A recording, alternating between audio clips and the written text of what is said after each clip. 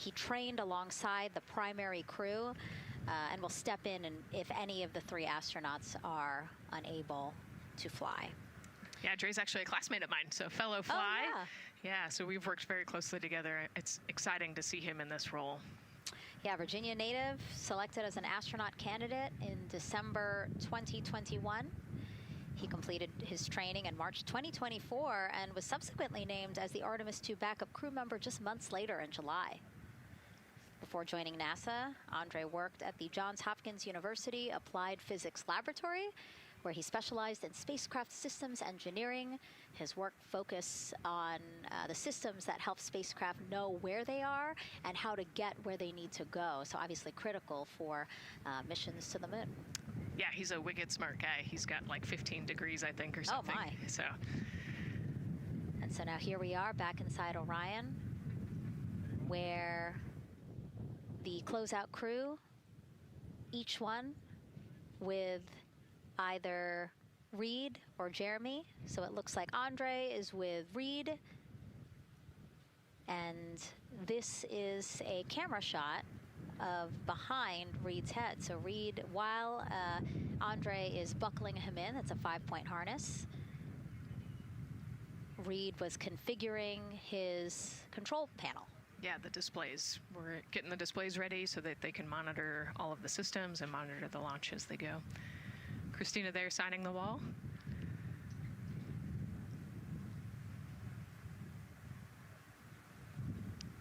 Got to put away the pen.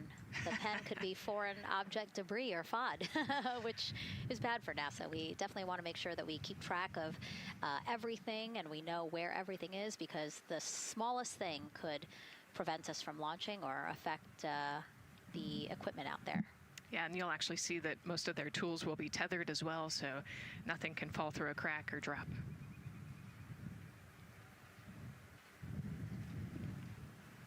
And so as soon as Jeremy and Reed are good to go in their seats and connected to their communication umbilicals, as Daryl had said before, we will start hearing the loops, the audio mission loops, specifically Orion to Earth 1, which is the communication loop that the crew communicate on to the different teams supporting launch today.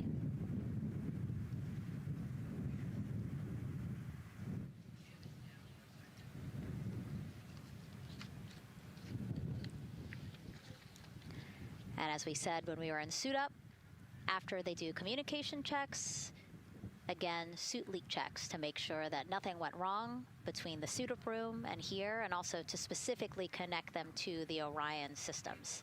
Yes, this will be an integrated test with Orion and the suits to make sure the entire system is working and ready for flight. And so you'll notice Reed and when Victor sits down, Reed and Victor are the only ones with the display panels in front of them. Jeremy and Christina will actually share a personal computer device, and that will be on Jeremy's leg, and that's how they'll continue to follow along with telemetry and data.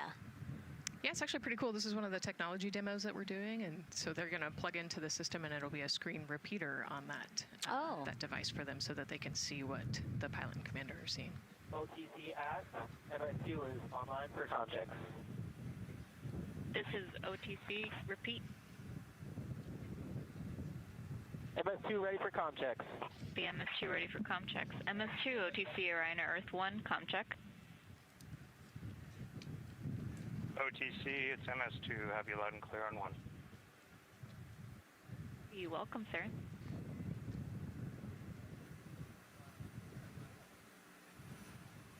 And so that was the Orion test conductor speaking with Jeremy Hansen, again, mission specialist 2 for this mission. So his communication check over, you heard him say 1, Orion to Earth 1, has been completed, a successful test.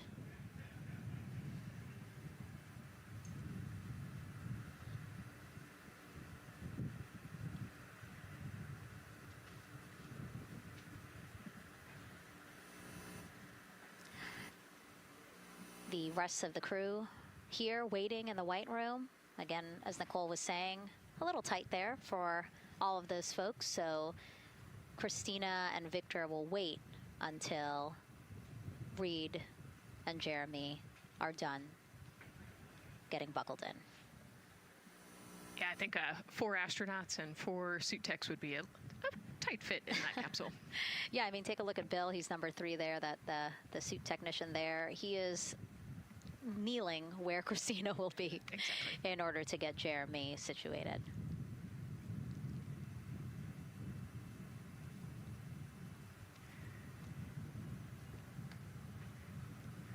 OTC asked, commander's ready for comm checks. OTC copies. Commander. NTD, MESCO 212 with comm check. NTD, have you loud and clear here as well. I'll catch FTS on 194, thank you. Commander, OTC Orion Earth 1. OTC, CDR has you loud and clear. Good comm. Welcome, sir. And there you have it, a successful comm check with Commander Reed Wiseman. And so... And CDR, NTD on Orion Earth 1 for comm check. It's very much, I got you loud and clear, NTD. And good to have you on board. Good luck today.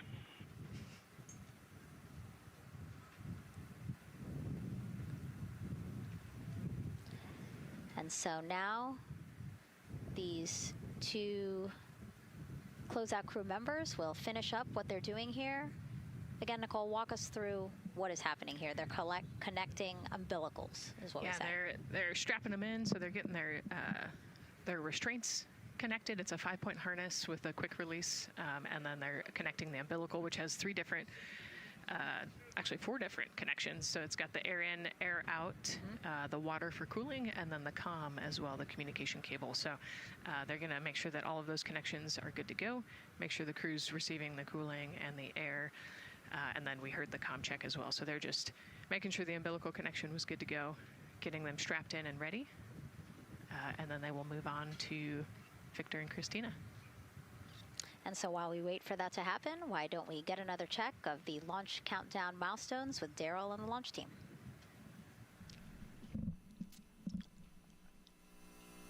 All right, welcome back into the firing room 1 here, where some of the launch team is having some pizza that was brought by the administrator. That was nice of Administrator Jared Isaacman to bring that by for the launch team to enjoy. We're L-minus 3 hours and 44 minutes and counting as you can see the crew ingressing into the spacecraft. There are a number of things that are happening on the timeline. Of course, the closeout crew, they liken themselves to like an F1 pit crew, working quickly, methodically, carefully, as they go through their procedures to get the astronauts ingressed. Overall, there's a little bit of timeline pressure, right? There's only a certain amount of time as you see the astronauts going into Orion, only a certain amount of time that they can spend on their backs. They will be there for a few hours, right? So we're sitting at 2:40 p.m. Eastern time, and the window opens at 6:24 p.m. Eastern time and runs until 8:24 p.m. Eastern time. So 4 or 5 hours or more on their backs, and then they'll hopefully lift off for a launch. So of course the crew is mindful of the time. They don't want to slip into the window if they don't have to, and so they're keeping a tight lock on the margin, the amount of time that they're working there. And there's a heart from Christina Cook. Great to see that as she gets ready to get into the Orion spacecraft, one that they named Integrity. It certainly fits this crew from what I've observed. Now, right now, the rocket's tanks, they're in what's called replenish mode. So another factor for this closeout crew is, and the crew themselves, this is a fully tanked, almost ready to go rocket. It's got all the propellant it needs to go to the moon. It's just a matter of getting the astronauts in, getting them configured, and getting all the energy systems, bringing them all online in order to launch this rocket. As they sit there, there is propellant boil-off that's happening. All tanks are at 100%, but the propellant, which is liquid oxygen and liquid hydrogen, those two propellants are minus 423 for hydrogen and minus 297 for the liquid oxygen. They are boiling right now. They've been boiling the entire time they've been in the tank. And that is vented out, as you can see. When we look to a wider shot of the rocket, you can see the venting and the little wisp of clouds that are coming out from the top of the rocket in the middle part of the rocket. And that is because just like you boil water on your stove, those propellants are boiling. Of course, their boiling point is much lower than water, and so it doesn't take much for them to boil. But just as if you were to leave your pot of water on the stove and just leave it there, what would happen? Well, it would completely boil off, and all the water would be gone. Basically turned into water vapor inside your house. Well, it's the same case here. So we are continually replenishing the rocket with propellant, liquid hydrogen and oxygen, running from those propellant lines that you see there going into the rocket. So that continues to go well. Overall look from the launch team here, this has been a very smooth countdown so far.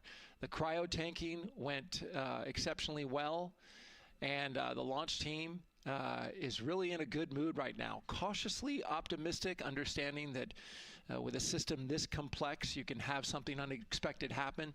But to this point, the firing room is really encouraged by what they've seen so far, and are especially excited to see these astronauts getting inside the spacecraft. L-minus 3 hours and 40 minutes and counting until we open up that window for launch. For now, we'll send it back to Megan and Nicole.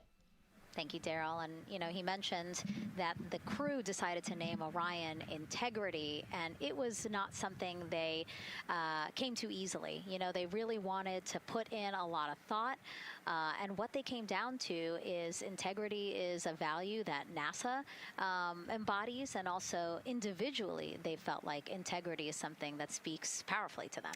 Yeah, and I think the other part of integrity, it just represents the humility and the professionalism behind the entire team that built this rocket and got us here today. And so it's a fitting name for this capsule.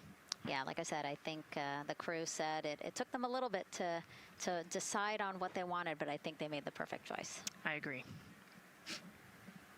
And so as the countdown to launch continues, we are reminded that this is an agency-wide effort to make today's launch attempt possible. We invited people across our NASA family to wish our crew a safe journey. Go Team Artemis! Go Team Artemis! 3, 2, 1, blast off! Have a great flight. Godspeed. We'll get you around the moon and home. If I had a message for the crew, be safe, to have fun, to remember that we're all down here rooting for them. I want to wish my friend and former student, Victor Glover, and the entire Artemis team best wishes and a successful flight. Have fun. Take some really cool pictures. Can't wait to see you when you get back. From the Earth to Sky team connecting NASA science to public lands, go Artemis. We will see you in the Pacific, and you can count on us being there. Greetings from NASA Langley's historic gantry facility, where Neil learned to land on the moon and Orion learned how to swim. We are with you all the way to splashdown. Let's go fly from the Orion Human Engineering team. Woo! Like a full moon, your future is bright. Have a safe journey from the multimedia team in Cleveland, Ohio. We hope to see you guys back safely in San Diego, maybe singing some karaoke. Yeah, right, maybe. He knows exactly what he wants to do. After, he's like, yep, karaoke. I love that people submitted videos. This is something that we actually asked as part of the broadcast. We were like, you know what, I think it'll be really fun. And the overwhelming amount of people who wanted to record something for the crew was really heartwarming. Yeah, this is the first time in over half a century that we're sending people back to the moon, and everybody is excited about it. Kindergarten to congressmen and all over the world, everyone is ready for today and excited to see this launch. And so here we are again, still inside Orion with the closeout team, putting some final touches on, it looks like Victor's configuration there. Again, making sure that his harness is set and that he's connected to cooling, he's connected to communications, and he's connected to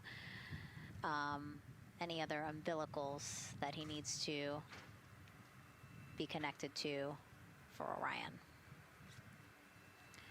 Again, we are sharing so much information with you, and we hope you find it educational and fun. But we do know you guys still have some questions, so why don't we take another one now? Tell us what the moon is like! So cute. That wasn't a question. That was a demand. Nicole, you tell her what the moon is like. Oh, man, that was so cute. Oh, man, the moon is really cool, right? So it's a lot of like gray and white and kind of shades of gray. It is something that doesn't have wind or rain or rivers or an atmosphere. And so we like to say Christina said it earlier, it's the witness plate to the universe. And, you know, it has all these impact craters because it's not protected. Things hit it all the time. Meteoroids, asteroids, all sorts of things hit the moon and create these impact craters. That's part of what we want to go and look at and learn about on the moon. It can tell us a lot about the age of the universe and the age of the moon. You know, it's 4.5 billion years old, and we can learn a lot from just looking at the regolith or the dirt that is on the moon. Well, thank you for that question, and thank you for that answer. She was cuter, Nicole. I agree. And then earlier today, we wanted to ask you, what do you want to know about living in Orion? And we told you to pick between what the crew eats, how they sleep, how they fly the vehicle, and how free time is spent. And the winner, most of you wanted to know how to fly the vehicle. And we are going to be doing that. Yes, we are. You know, that's a great question, and actually part of what we're going to go do. So the rocket is fairly automated, right? There's a countdown, and the whole system knows when it needs to ignite the engines. But we are going to do some manual piloting throughout this mission.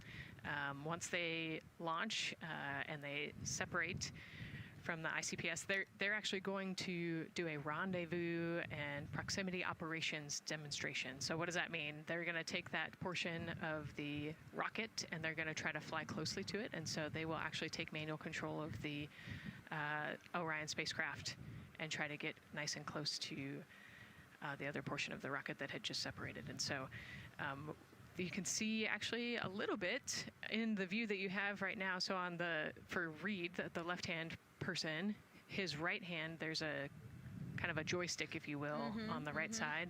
And then on the left side, there's something similar. And so they've got, you know, translational and rotational hand controllers in order to command the rocket in different axes. Yeah, it's really exciting. I mean, Victor said it himself, like one thing that he's really looking forward to is piloting Orion manually. So we'll get to see that during our continuous coverage. Again, we are covering this entire mission. We started with tanking, and we will go all the way through splashdown, so you will see what Nicole was just talking about, that proximity ops demonstration, where the crew will pilot Orion manually. And so, speaking of their 10-day mission, why don't we take a closer look at the crew's home away from home for the next 10 days. Here's Megan Carter again from the KSC Visitor Complex. All right, thanks, Megan. Yeah, it's getting real out there, so I am going to bring you back to the moon board so I can show you just a few things about the Orion. Obviously, it is going to be very compact, sitting up there on top of the SLS rocket. Very compact, like I mentioned, over 355,000 pieces. So let me show you a couple key components, starting with these three fairing panels right there. When the rocket blasts off, obviously it is going to get very fast. MS1, it's going to get on Orion Earth 1 for ComCheck. Windy, and so we have these three fairing panels in place to help protect our astronauts. I am also going to take you into a little bit closer look and talk about the LAS, or the Launch Abort System. This is the one piece that is going to be in place to protect the astronauts should something happen to go wrong in the first few minutes of launch. They can actually hit those abort motors, and these can activate within milliseconds, basically faster than you can even blink, and that is going to pull the crew and the crew capsule away from any danger. Earth. Now, obviously, we hope that those are not needed, and if that is the case, then about 3.5 minutes into flight, the LAS and those fairing panels will actually activate and jettison away. They'll fall away from the rocket because at that point, the crew can actually abort the spacecraft safely by themselves. Now, we've talked a lot about the crew capsule right here. This is where they are going to spend the duration of their flight. We're going to talk a lot more about that one in just a little bit, but for now, let me jump down here to the service module. This is the one, we're going to think of this as the powerhouse for the spacecraft. It's pretty much going to provide them with almost everything that they need for the entire mission. Temperature control, removing the carbon dioxide, providing them with oxygen, so much more. You can also do course corrections and things like that. So super quick breakdown, but as you can see, all of these components together are going to make the spacecraft one that is built not just to fly, but to protect, sustain, and bring those astronauts home. All right, lots more to come, but let's see where we are with the crew. Back over to you, Megan. Hey, thanks so much, Megan. A lot of useful information there, and we did want to point out that you did hear over and the PLT NTD on Orion to Earth 1 for ComCheck.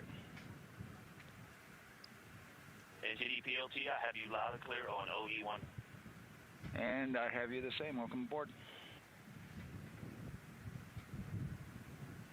And so, again, we are now hearing mission audio loops, specifically the Orion to Earth 1 loop, the communication channel for the crew. Successful comm checks by both Victor and Christina. CDR, OTC Orion to Earth 1.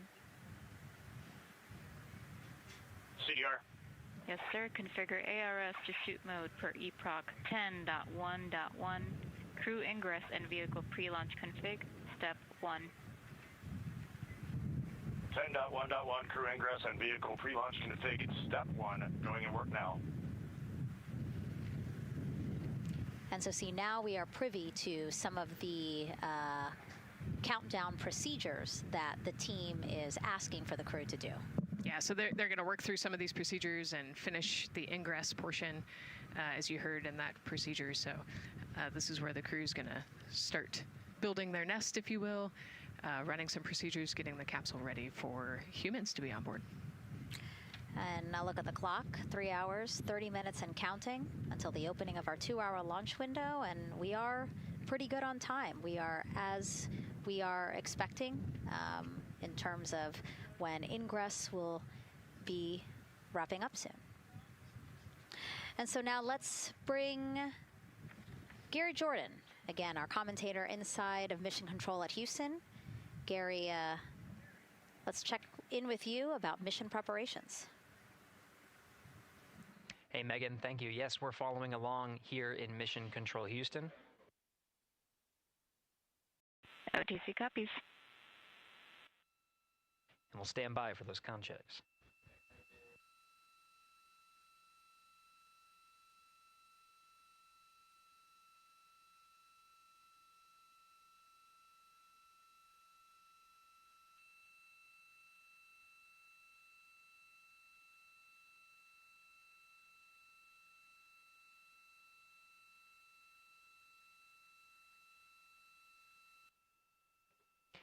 And again, we're waiting for those comm checks.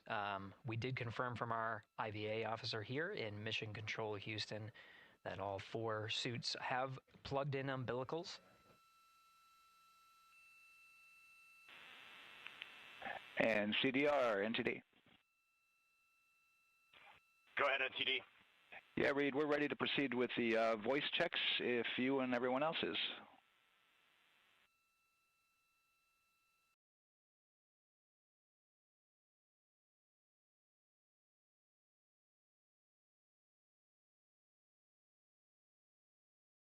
NTD, integrity crew is ready for voice checks. I copy that. And integrity for the entire crew, ComCheck on Orion to Earth 1. CDR. PLT. MS1. MS2. Good ComCheck by all. NTD moving to Orion to Earth 2.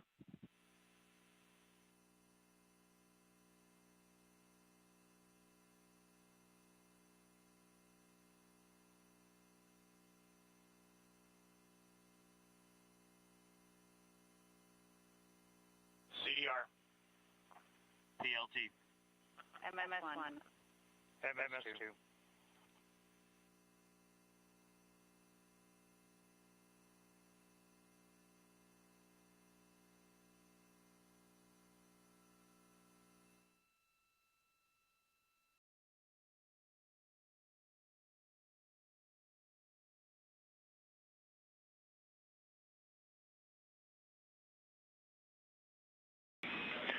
Integrity Houston on Orion to Earth 1. Voice check for the entire crew.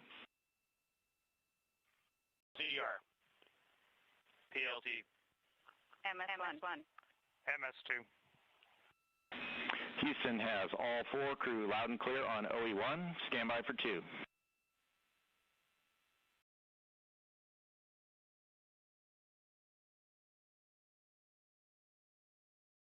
Your initial word was broken.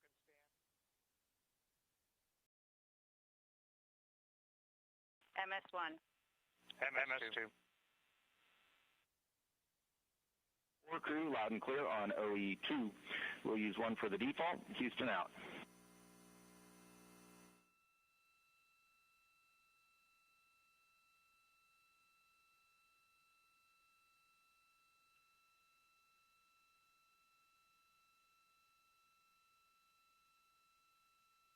And CDR, NTD? CDR. Yeah, we're going to go ahead and we're going to clear a couple of those messages on your screen here. Just want to give you a heads up that you'll see that. Copy all.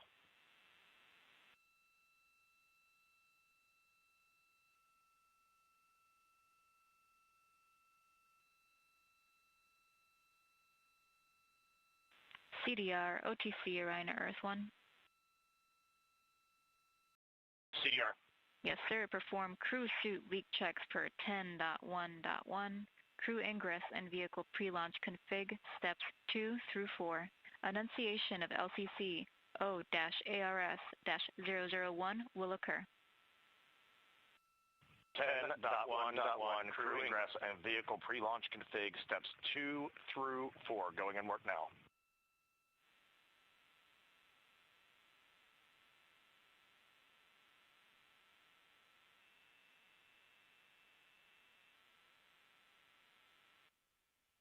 This is Mission Control Houston. We are following along as the 4 crew members of Artemis II work through their voice checks, then the umbilical connections and various pathways to get communications from all of the... refresh on your screen. CDR. Yes, sir. We're going to look to do a quick refresh on your screen if you guys are okay with that. Okay, firm, just let us know when we can continue in 10.1.1. We'll go hands off.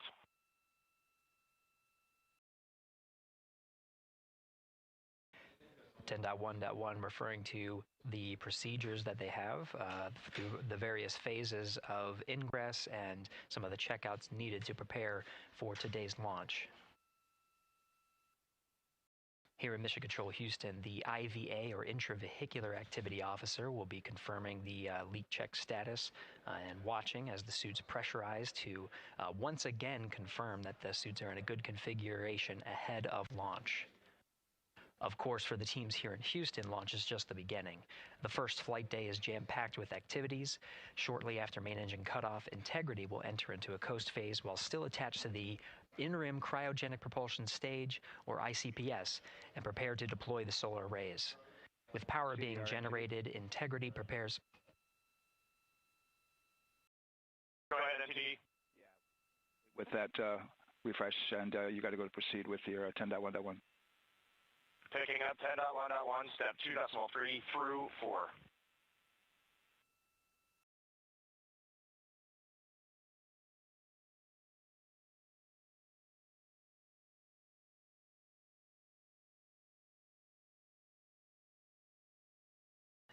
Picking up the procedures, the crew again working through the various steps to prepare for launch, standing by for seat.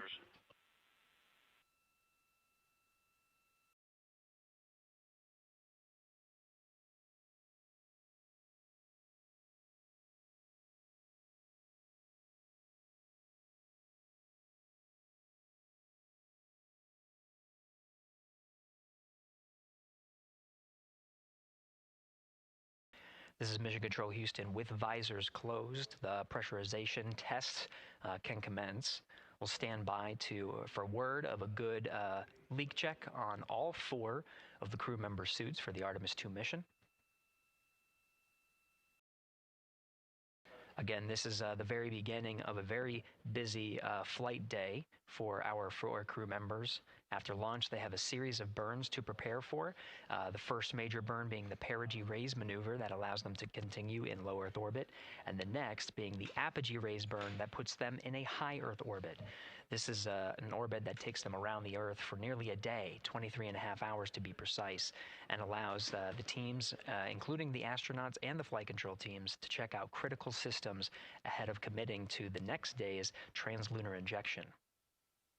But before they even call it a day, Integrity will separate from the ICPS, and the crew will command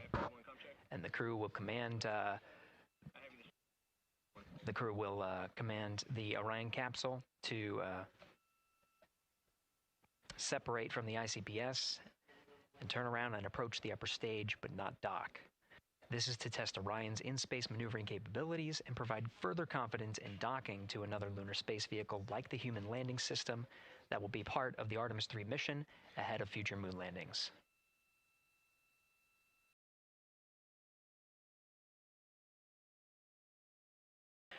These are just a few of the highlights of the very first of 10 flight days as we await for confirmation of good leak checks inside the capsule Integrity. And there's a lot more to this mission. A reminder that this is, of course, a test flight. The purpose here is to demonstrate procedures, systems, and life inside Orion on a mission around the moon for the first time, and give further confidence in the capabilities that are charting a return to the lunar surface.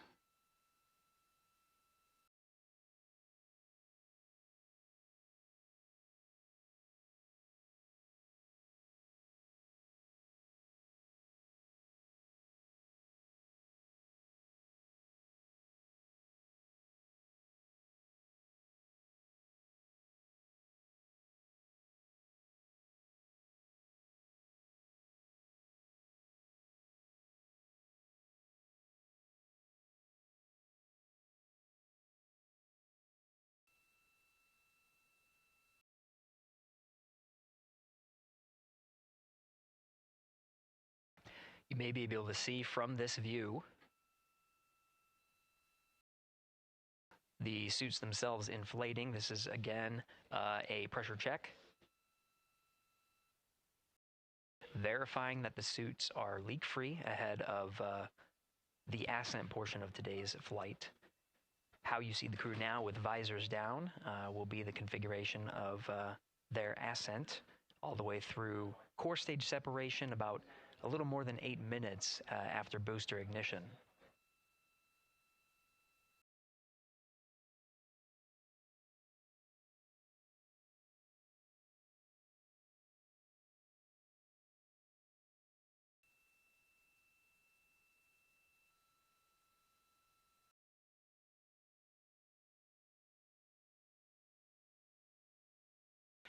All right, here in Mission Control Houston, we are continuing to follow along, standing by for confirmation of good leak checks. In the meantime, there are no showstoppers here in Mission Control Houston, and we continue to monitor the countdown to launch. Megan, we'll send it back to you over at the Space Coast. Hey, Gary, thank you so much. Yeah, as we wait for confirmation of a successful leak check for all 4 astronauts, why don't we go back to Daryl, again, who has been following along with the launch countdown as we inch closer to the opening of our 2-hour launch window. All right, thank you, Megan. And yes, getting some good communication. It's great to hear from the crew inside, even though it is as simple as a comm check.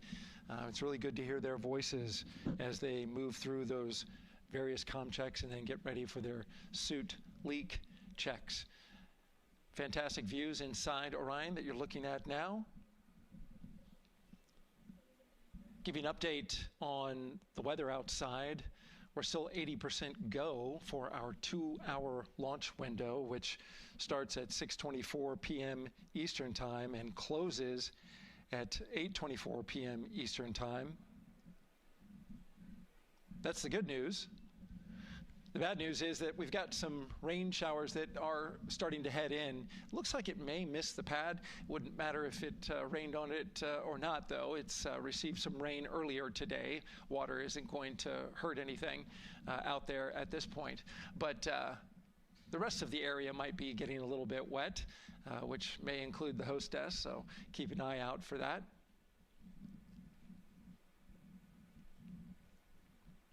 As we're watching with the astronauts inside the Orion Integrity spacecraft, you'll be hearing more and more from them, especially Christina Cook, who is mission specialist number 1.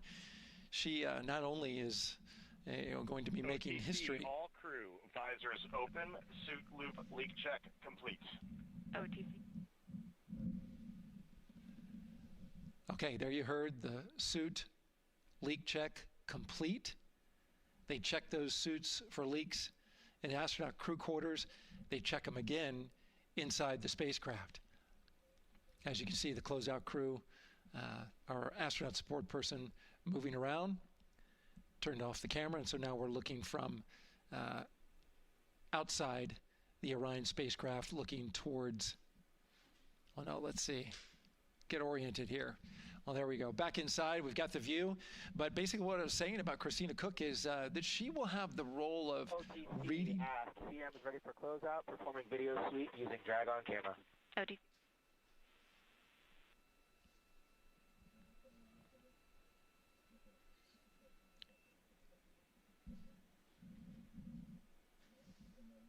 She will have the role of reading out a pressure reading that tells the team that... and CDR or NTD? Go ahead, NTD. Yeah, we're going to do another cleanup on those suit leak check messages that we got from since we're done with that now. Integrity copies. Yeah.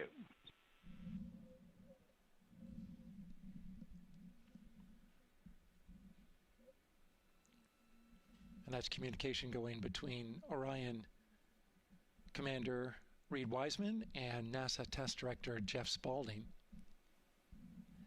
As I was saying, Christina Cook will be reading measurements from the counterbalance assist arm. So you're going to hear her be asked by the NASA Test Director to read that.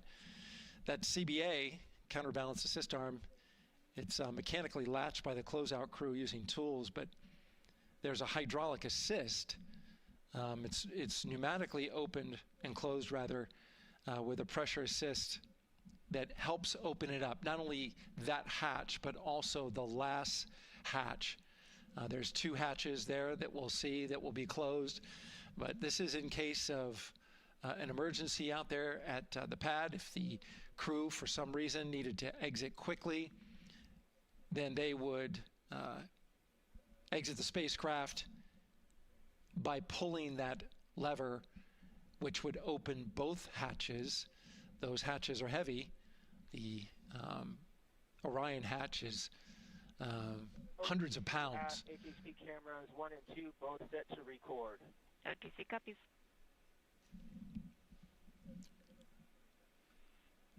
And just an update on the launch countdown, continuing to monitor the team's communications here in Firing Room 1.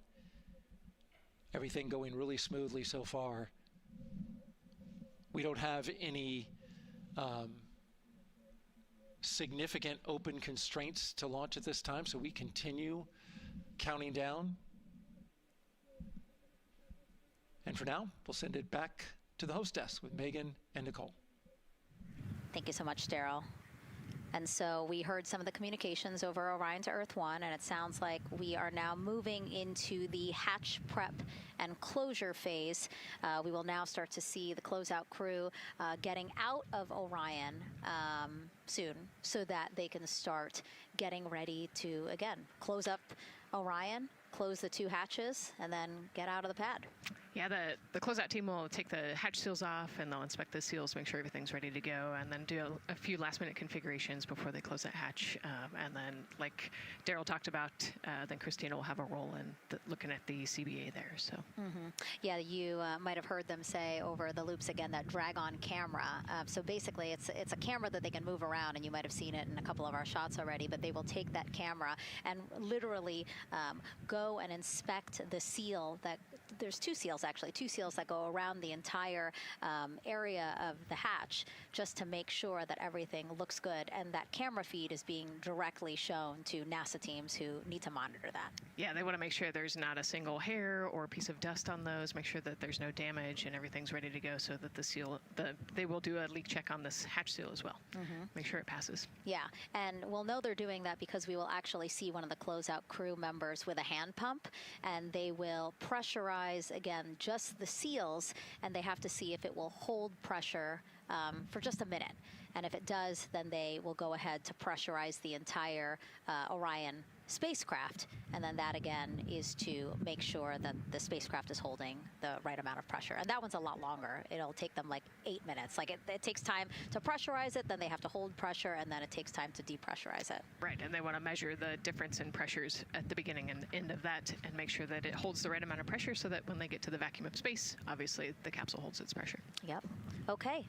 Well, again, as we continue to watch operations that are happening at the pad inside of Orion, why don't we go over to Banana Creek? It's one of our viewing locations here at Kennedy Space Center. They will have a spectacular view, and we actually have NASA's Leah Martin there chatting with a big group of people surrounded by a lot of folks on bleachers there. Hey, Megan, yeah, tons of people out here today, thousands of people gathering at Banana Creek to enjoy NASA's next big mission and humanity's next great leap today. It's a gorgeous day, and I'm joined here actually by some people who are probably the only people on center who are a little bit more excited than me to see this rocket lift off. Where are you from, and why are you here? So we're from the University of Tennessee, Knoxville. We're a group of 7 aerospace senior engineering students traveling here with Josh Dobbs, former quarterback of the University of Tennessee, with his extraordinary Dobbs Foundation. Now, you were actually telling me a little bit earlier, you're here local, you're from Orlando. What's it like being an aerospace engineer and then having the opportunity to come back here to the Space Coast and see this mission lift off today? It is absolutely amazing. I feel like the little 9-year-old girl inside me is so excited. Like, I'm from around here. I grew up watching launches in my backyard, and so this seems like such a full circle happy moment for me.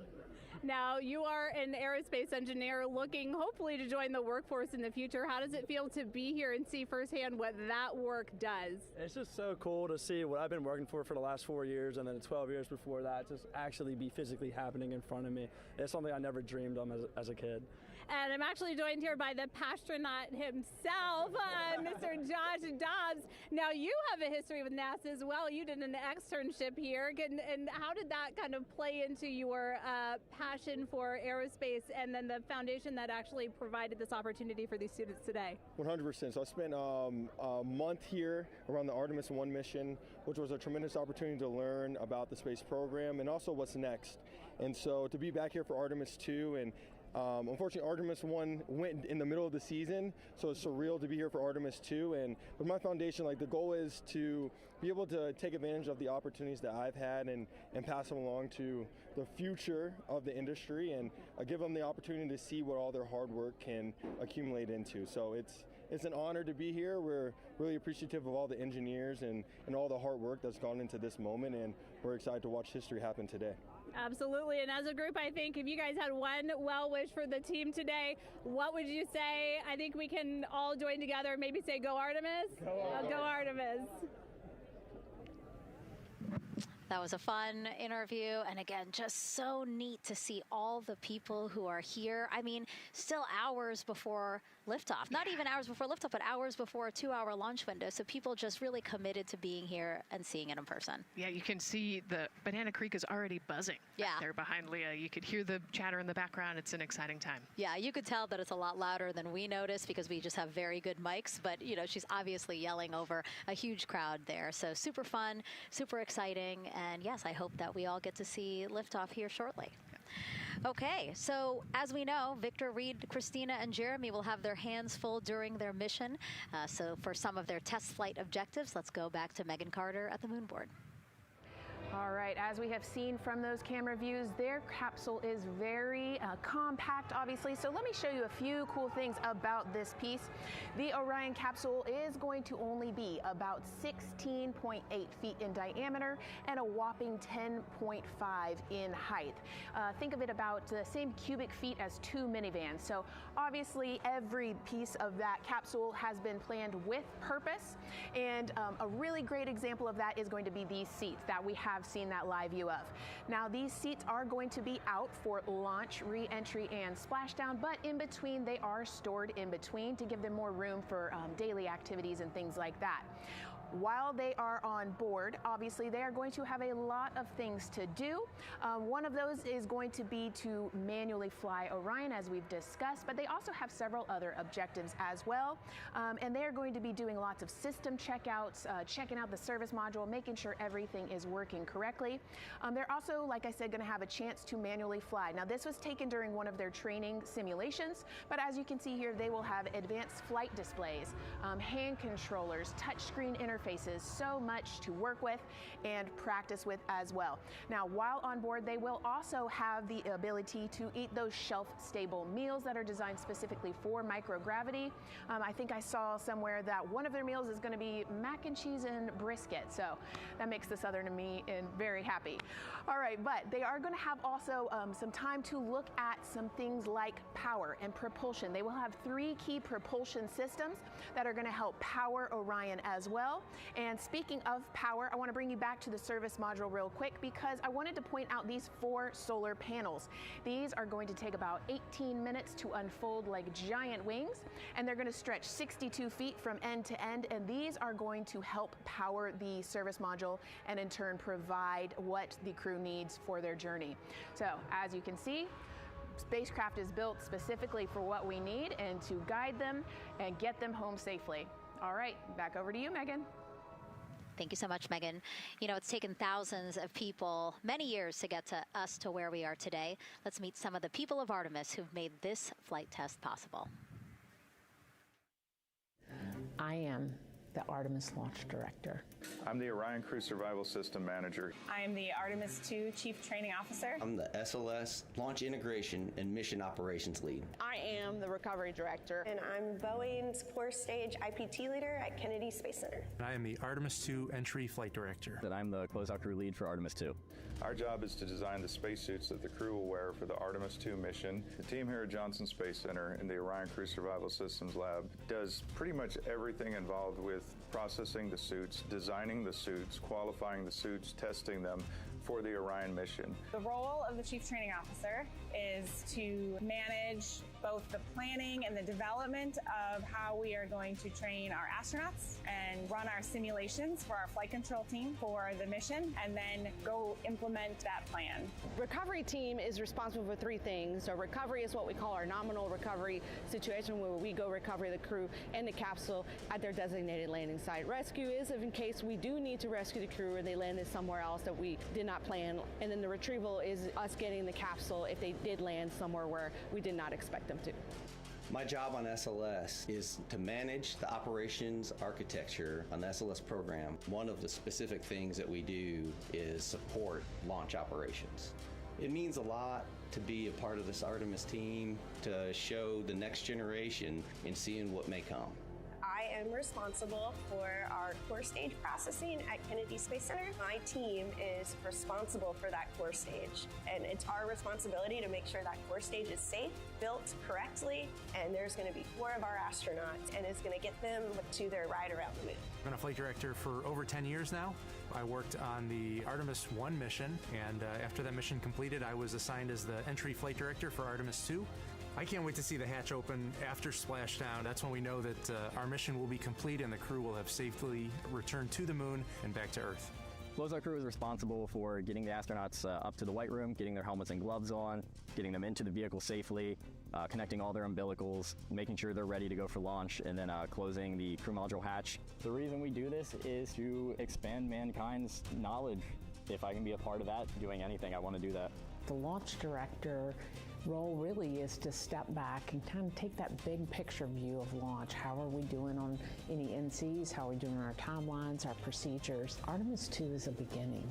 It's going to inspire a new generation. It's going to uncover science. It's going to serve as a pathway to places that we have never been before. And to meet more people of Artemis, you can head to the link we're going to put up on your screen there. Just, again, really nice to see all the faces that have put in the work, the time, the hours, the dedication to get us to today. Yeah, so many professionals that worked so hard on this mission.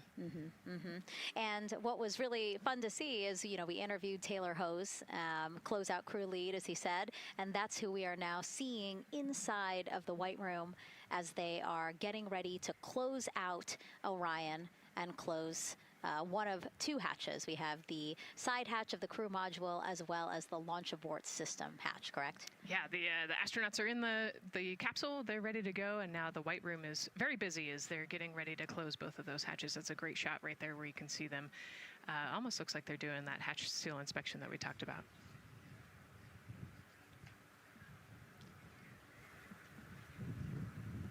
And so, Nicole, as we continue to see them get ready to close that smaller hatch, again, the crew module side hatch, let's take some questions now. Sounds good. A lot has changed since Apollo, and I have a few questions about what's next. What part of the moon are we exploring through Artemis, and what are some of the key points that NASA needs to consider when planning missions like this? Were you expecting to see Scarlett Johansson? I think that took you. Yeah, I mean, took you aback. We've talked about this, but everybody has an interest in this mission. You know, it's humanity trying to explore and go back to the moon. And I love this question. You know, what part of the moon are we going to? You know, eventually we want to get to the polar regions, the South Pole specifically. We think that there are volatiles there, so water ice, something that can be harnessed as a resource as we create the permanent base on the moon and then try to get onto Mars. But getting to the moon is a tricky mission. You know, we're going further than we have in a long time, and you know, on the International Space Station we're 250 miles from the Earth, and so we're pretty close. We resupply that spacecraft pretty often with cargo missions, but the further and further you get away from Earth, the more you have to think about the lack of cargo, the comm delay. You know, there's a communication delay the further away you get, and so there are different and unique problems as we continue to explore further and further out into the solar system. And there is so much to learn about the moon, so it's no surprise that yes, even though our goal is to have a moon base at the lunar South Pole, the lunar South Pole is not the main focus of this lunar flyby. So instead, the crew is going to be focused on observing the far side of the moon. So this is actually an animation of what teams expect the moon to look like if the crew launches today. So this is, of course, the side that faces the moon, and this is the far side of the moon, which when, again, the crew does their lunar flyby on flight day 6, we are expecting this will be their view.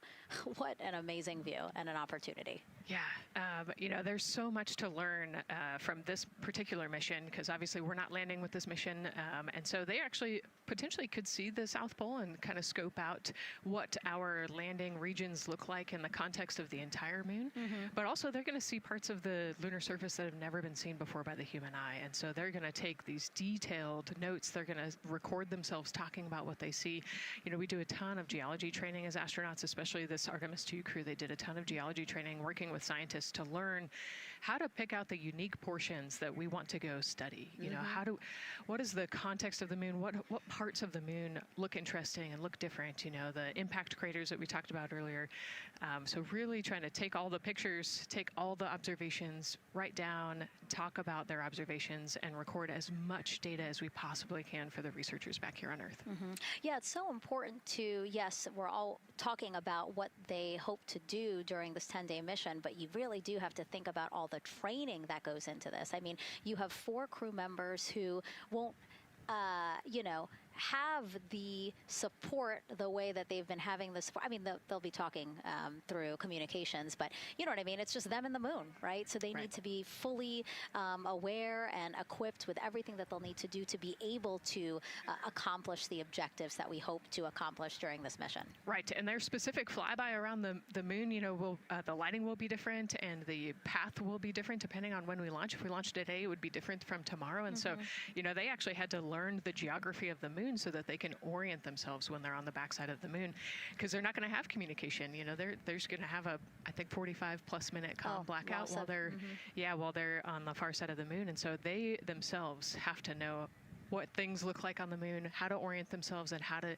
get the data that we're looking for. Yeah, really ambitious mission. Excited to be here at the start of it. All right, so another check of the clock, 2 hours, 57 minutes, and counting to the opening of our 2-hour launch window for Artemis II. This pivotal test flight comes 250 years after America began its journey as a nation. As we celebrate that milestone, a special live performance now of our national anthem by singer Ann Wilson.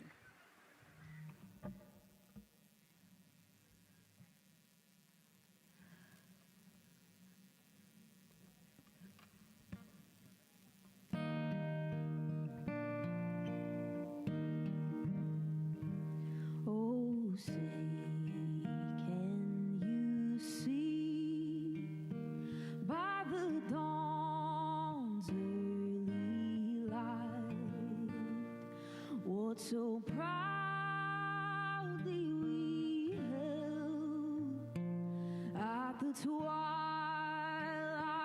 last gleaming, whose broad stripes and bright stars through the perilous fight, o'er the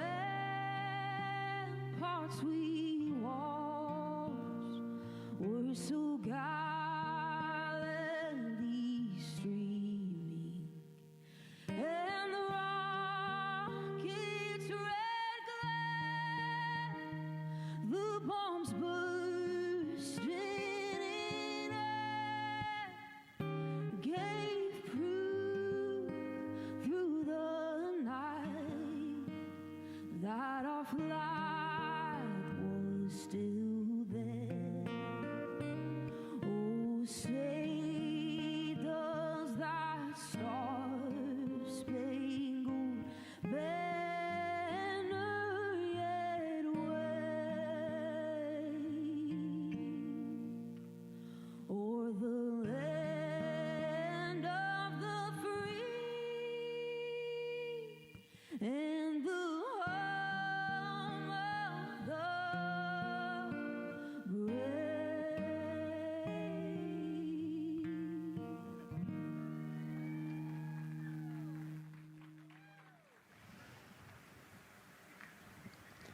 A beautiful rendition. Honestly, I'm a little emotional, a little speechless. Yeah, that was gorgeous. Yeah. I mean, again, we are a nation of explorers, a nation of curious minds, and to see us again 250 years after our Declaration of Independence was signed to when we are trying to return to the moon for the first time in more than 50 years, really powerful. Yeah, leading the way back to the moon. It's exciting.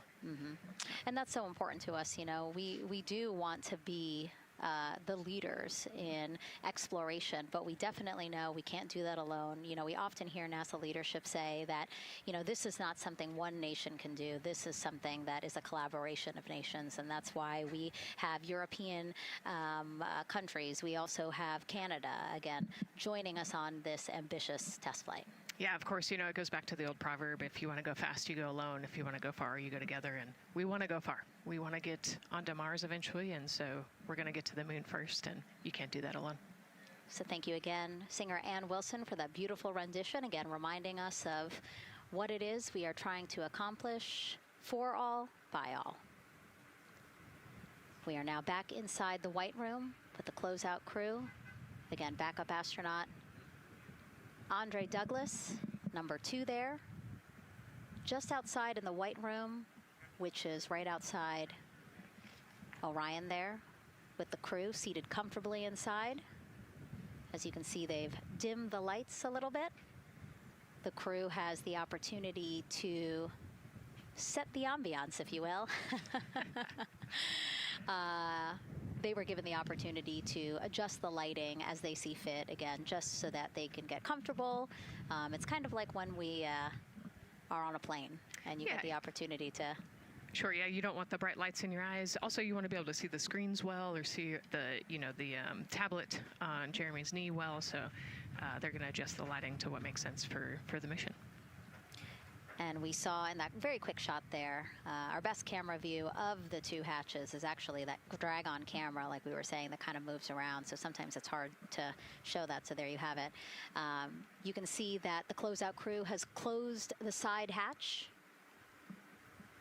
And so right now, that's a panel that they have to close out in order to then close the next hatch, which is the launch abort system hatch.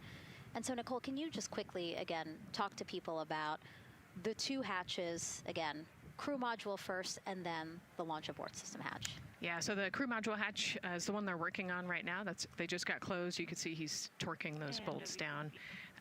And that is the hatch that completes the Orion capsule.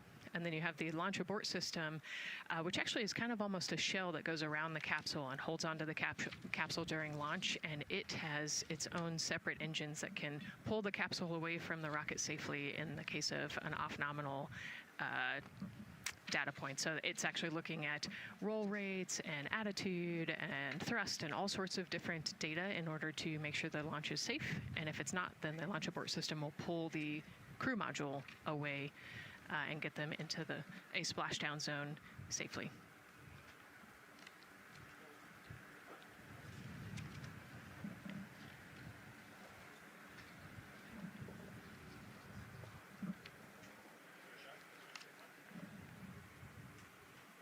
And as we wait for the crew to complete closing that side hatch of the crew module, let's head over back to Banana Creek, where we have Leah Martin standing by with the person who designed this mission's zero gravity indicator, named RISE. It was second grader Lucas Yee from California. Hey, Leah.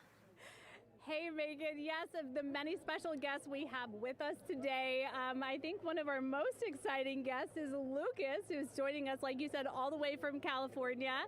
He and his family actually worked this as a group project to design the zero gravity indicator. Lucas, can you tell us a little bit about your design? Yeah. So you named him RISE. Can you tell me why you picked that name? It was very remote, representing the Artemis II launch and Earthrise. And yeah, that's pretty much it. So were you really excited to find out that you won the competition and that your zero gravity indicator would be going to space? Yeah. So how does it feel? We're actually just across the river right now from Artemis. We can see it from where we're standing. How does it feel to know that design you created is actually currently on that rocket just a couple hours away from going to space? Really, really, really, really, really, really, really surprised and very happy. And very happy. Now, Mom, you were telling me on the way over here that it was kind of hitting you what was happening. Tell me a little bit about that. It's definitely very surreal to be here in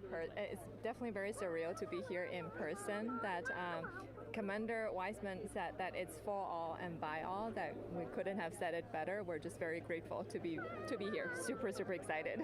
And we're so excited to have you here too. Now, Oliver, this is your first launch too, is that right? Yeah, that's right. And how does it feel to be here just a little bit away from watching the first group of astronauts in your lifetime on their way to the moon? It feels like very, very happy and surprised. So if you had one word of encouragement or something to say to the crew who's sitting on that rocket right now, what would you say?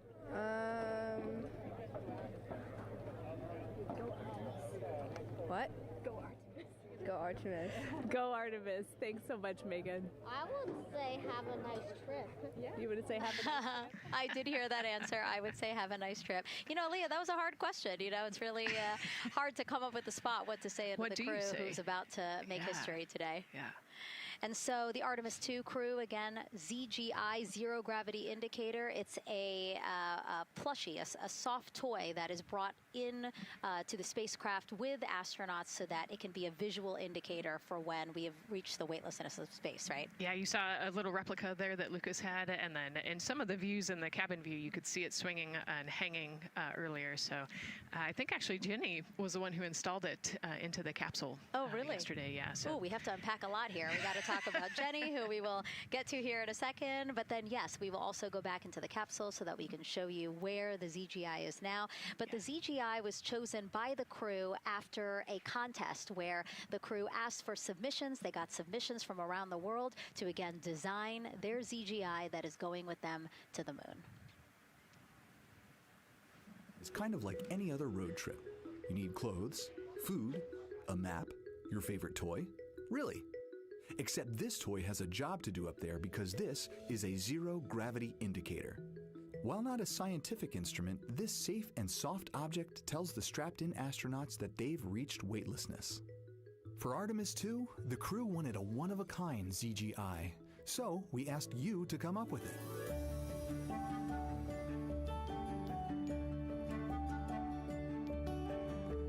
Thanks everyone for sending in your entries from around the world. Over 2,600 of you submitted.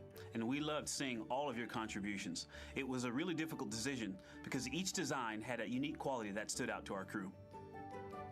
In the end, we were able to narrow it down to a top 5 from Finland, Canada, Peru, and 2 from the United States, Kansas and California. In the end, we went with one called Rise. It was a design inspired by the Earthrise photo taken on Apollo 8, which is very special to our crew.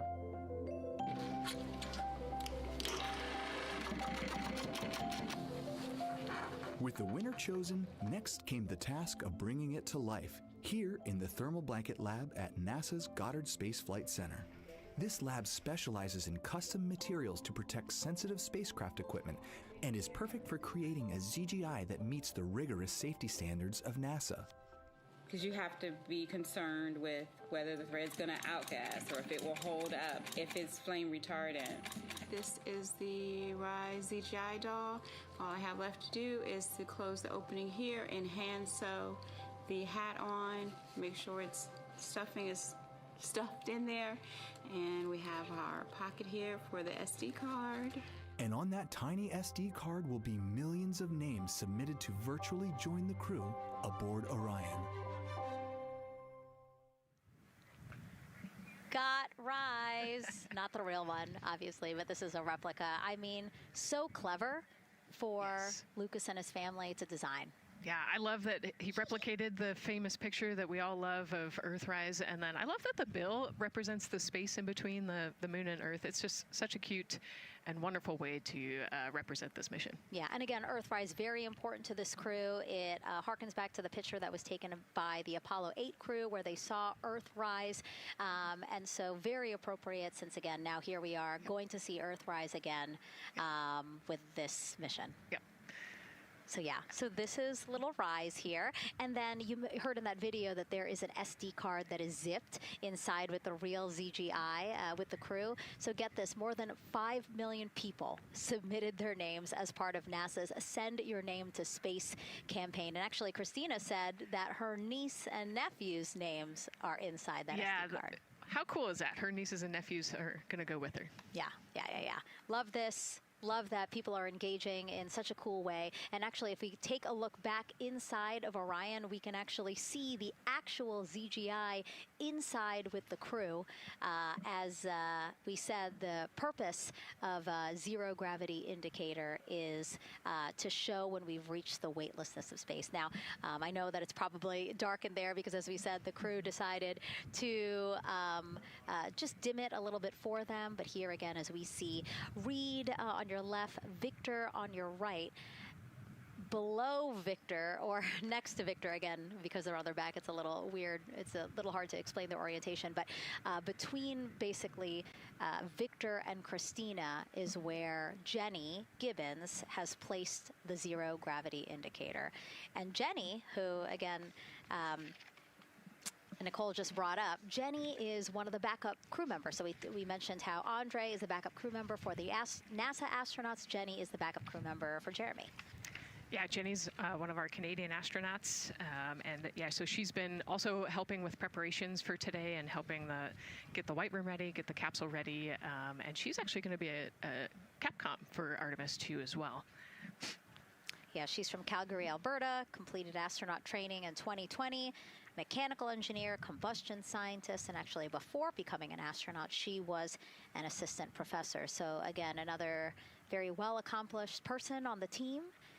And I know the Artemis II crew has really enjoyed working alongside both Andre and Jenny. Yeah, actually, Jenny was our EBQ mentor when I went through our ASCANner initial training, so she helped us with all of our spacewalk training, which was kind of cool as well. Okay, and there we have Andre again, number 2, with the rest of the closeout crew team there. Why don't we get another check with Daryl and see how the launch countdown is going.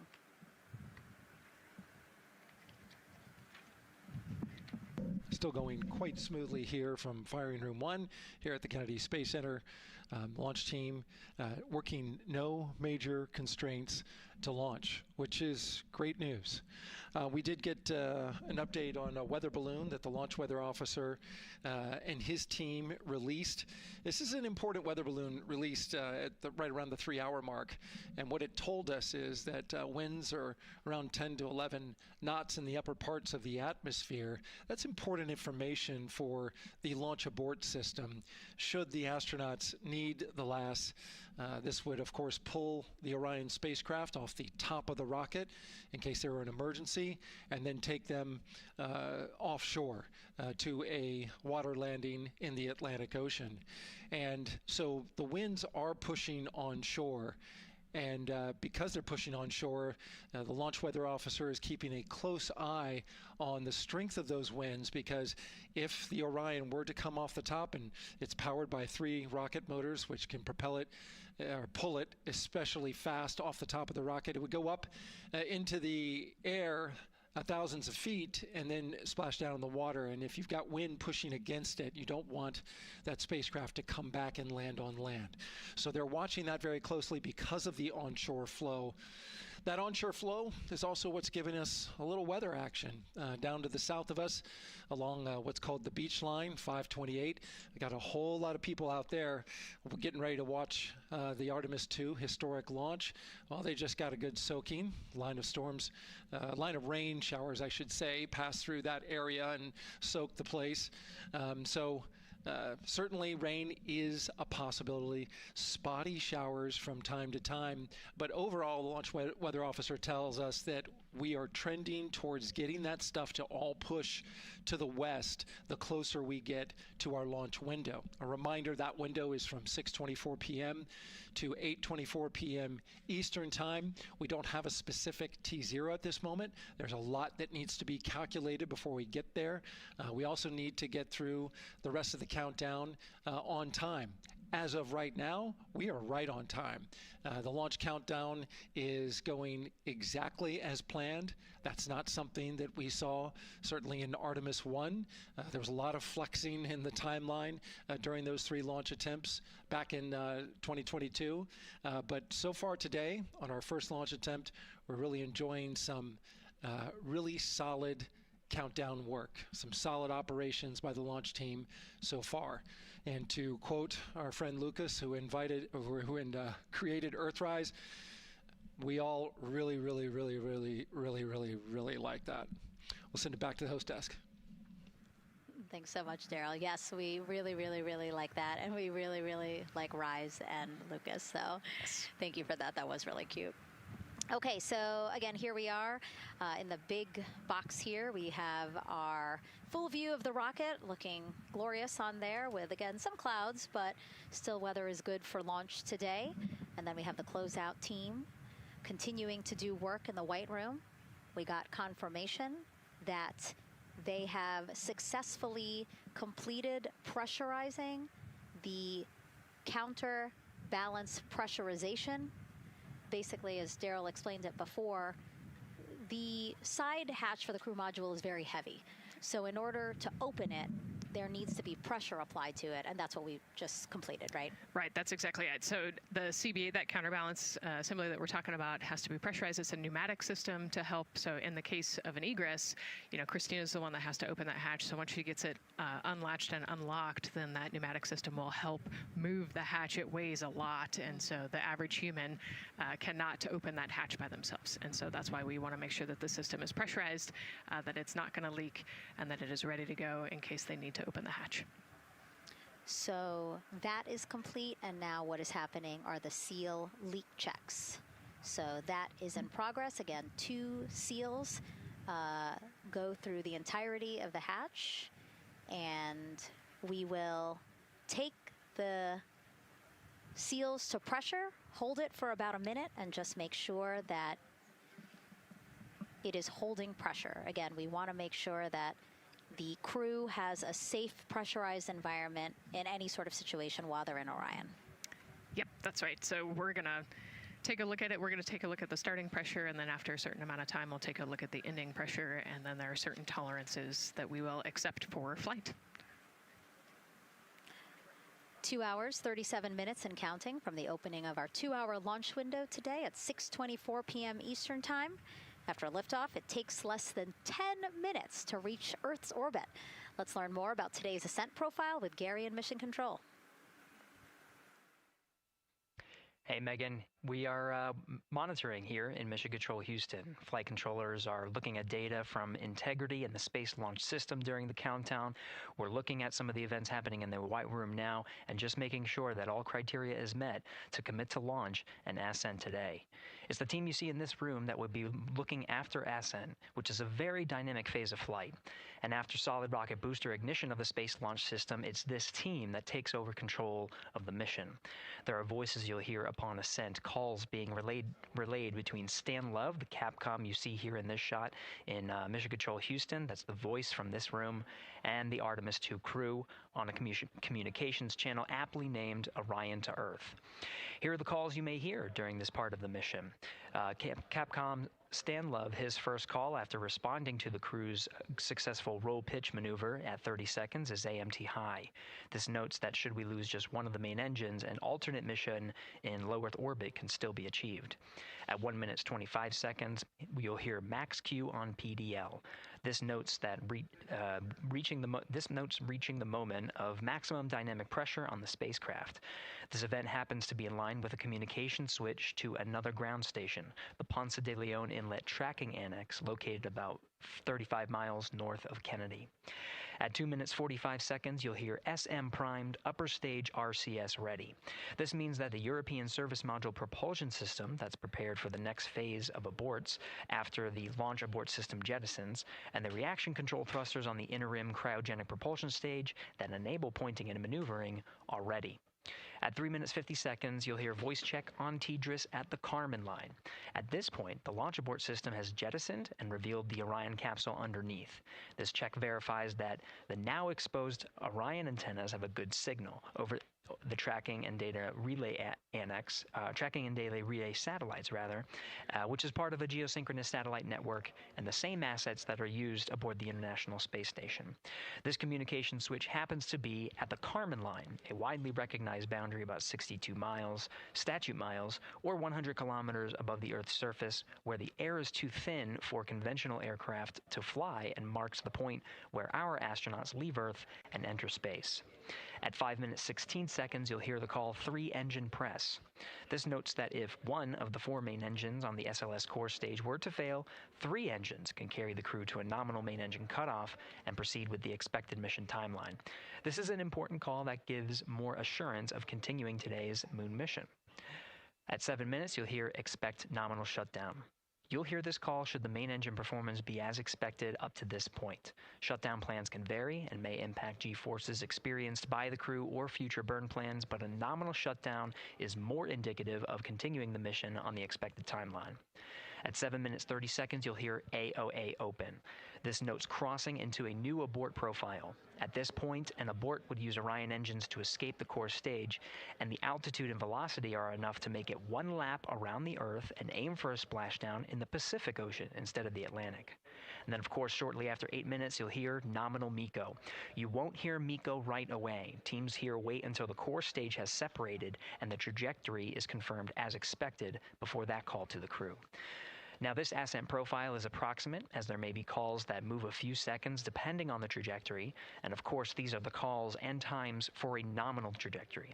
Teams in this room have been training extensively to prepare for any and all scenarios, and they are confident and ready to take this crew into space today. In today's pre-brief, the flight director, Judd Freeling, expressed his confidence to the team, citing the hundreds of simulations to prepare for this very moment. These are the calls you'll hear during ascent less than 3 hours from now, but now we'll turn our attention to the countdown to launch and send it back to you, Megan, at the Space Coast. Thanks so much, Gary. Now, one of today's 4 astronauts, of course, Canadian Space Agency astronaut Jeremy Hansen. Let's go now to Jasmine with her next guest.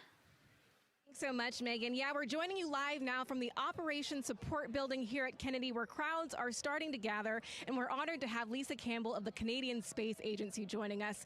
Lisa, Jeremy Hansen is about to make history as the first Canadian to venture to the moon. What does that milestone mean for your agency? Thanks so much, Jasmine. It's wonderful to be here. It's such a special moment, both for our astronaut colleague Jeremy Hansen, but also for Canada. We're here because of decades of public investment in space robotics, in space collaboration, and so for our country, we're very proud. He's so ready. He's been waiting for this his whole life, preparing, training, and he's a wonderful example of Canada. Yeah, and that's a perfect way to capture Jeremy. He really has been prepping for this his whole life. This will be his first space flight. So what has it been like watching him become part of this Artemis II crew? Well, as I mentioned to you, I've known Jeremy since 2020, and he's a colonel, a fighter pilot, a father, and he really is a very dedicated, passionate human being. So both for him to realize this goal of being an astronaut and flying, he also is hopeful that witnessing that will raise awareness about the value of a space program, of the benefits here on Earth, of exploring the universe and our place in it. Wow, that's beautifully said. And really, this international collaboration has been going on for quite some time now. We've worked together in low Earth orbit and now going into deep space together. So why is it so important that we have these international partnerships? It makes us stronger. We can go faster and further together. Canada is one of the original signatories of the Artemis Accords, and Canada and the United States have been partnered for more than 60 years in space. Wow, that is phenomenal, Lisa. And this really is a team effort in many ways. We also have Jenny Gibbons. Yes. She'll be listening in on Capcom. What is her role going to be like? So Dr. Jenny Gibbons has been training all along as the Canadian backup with the Prime crew. Last night, she was in the Orion capsule checking out all of the communications, making sure all of the systems test out and work perfectly. And then she will be among the first Lunar Capcom, helping the astronauts navigate during their mission. Wow, Lisa, that is so exciting. Any final words for the nation of Canada before today's mission? Just, we are so proud, so excited, and we can't wait to welcome Jeremy home. Fantastic. Lisa Campbell, thank you so much for being here today. Thank you, Jasmine. Of course. And with that, let's get back to NASA's Megan Cruz. And right now,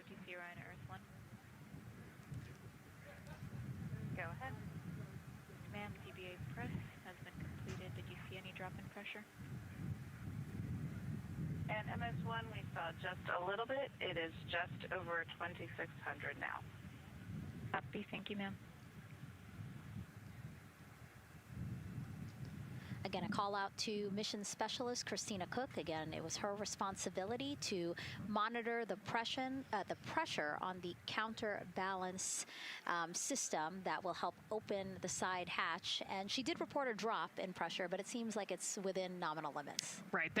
They might have had a small drop, but you know, we have a starting pressure and an ending pressure, and as long as the difference isn't too high, then we will take that. And the engineers know exactly what they're looking at for in terms of that delta pressure.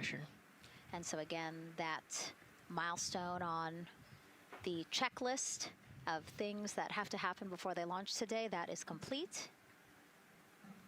The crew, again, still inside comfortably as the closeout crew team work to close the side hatch.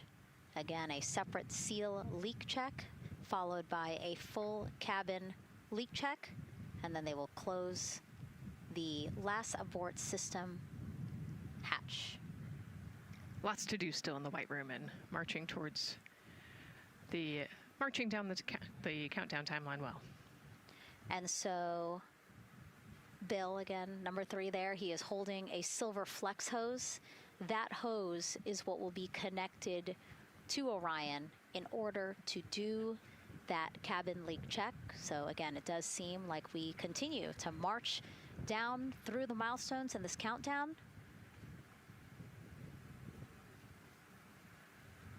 Hopefully lifting off today within our 2-hour launch window that opens at 6:24 p.m. Now, right now, people inside the Kennedy Space Center Visitors Complex are learning about this mission.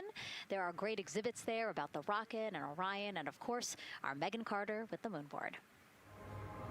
All right, Megan and Nicole, yeah, you mentioned that checklist before launch. That checklist is going to continue during the mission, as well as there are several vital objectives that we are hoping to accomplish with this mission. So we've talked about the rocket. We've talked a little bit about Orion. Obviously, during Artemis I, we had that test flight, and there were no humans on board. That is our one big difference for this one, and we are going to have that crew this time. So what are they going to be up to during this mission? Let me tell you just a little bit. Now, for Artemis I, like I mentioned, we were really focused on the SLS, making sure it had the power and capabilities that we needed. We were also checking out the Orion spacecraft in deep space environments, making sure that it was good to go. Now for Artemis II, we are going to be taking the testing for Orion to the next level by adding that human component. So those test objectives are going to start even before launch. Like you mentioned, they are out there making their way through that checklist. But these objectives are going to start now, and that includes safety. So one really great example of safety is going to be something called the egress baskets. They're out there in the spacecraft, obviously, and should a situation happen to come up, they are going to have something called the egress baskets they can get in, and those are going to zip line them essentially down to the ground within seconds to safety. Another great example of those safety procedures are going to be the LAS, or the launch abort system that I mentioned earlier. Just a reminder, that's the one that can pull the crew and capsule away from any danger within a few minutes of into the launch. Now, those are just a couple quick examples, but our recovery teams have been training extensively, quite a lot, to make sure that they are ready and prepared for any challenging situation that could possibly arise. All right.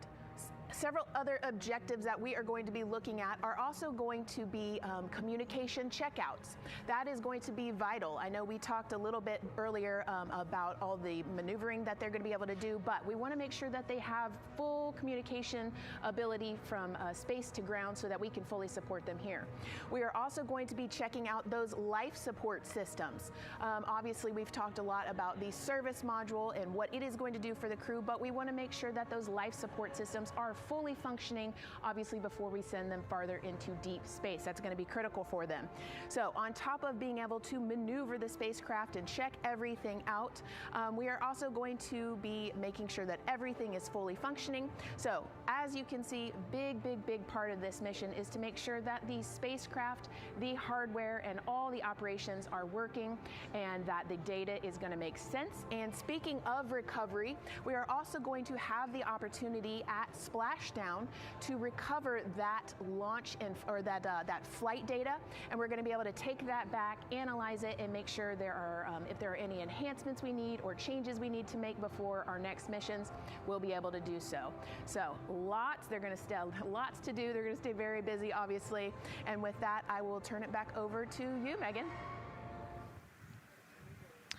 2 hours, 25 minutes and counting, and the crowd, check it out, continues to grow at our Banana Creek viewing location. They will have a great view of launch, and we will go back now to Leah Martin, who's standing with her next guests.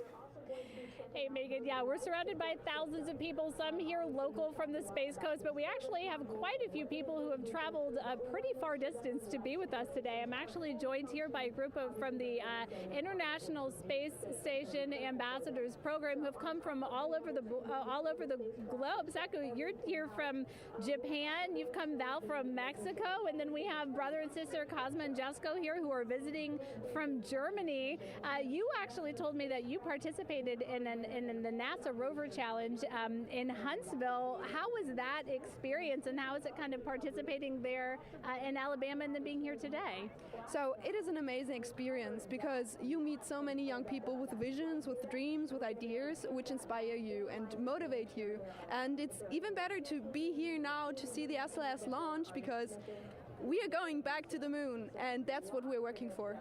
Absolutely. And, you know, the Artemis missions, we talked a lot about the Artemis Accords and this being an international effort. You were actually telling me, Saku, that you're interested in becoming an astronaut with JAXA, pursuing your PhD to be able to do that. Tell me a little bit about that. Yes, actually, I applied for the Japanese Aerospace Agency, the astronaut selection like 2 years ago, and then I didn't make it all the way, but I'm still working on it, and hopefully I can be at the launch pad sometime, and then I hope to go back to the moon and Mars, and yeah, I'm working on it.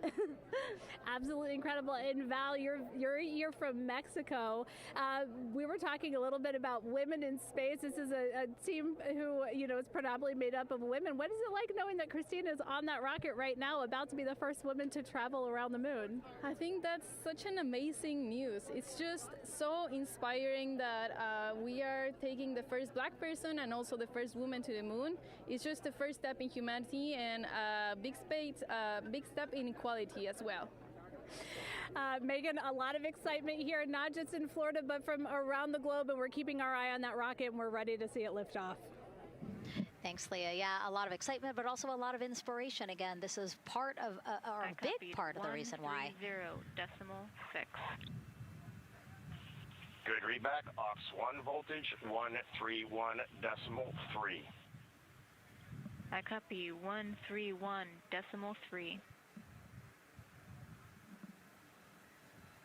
Again, those numbers you hear, they're referring to specific steps in the launch countdown that the crew have to step through in order to get us to launch today.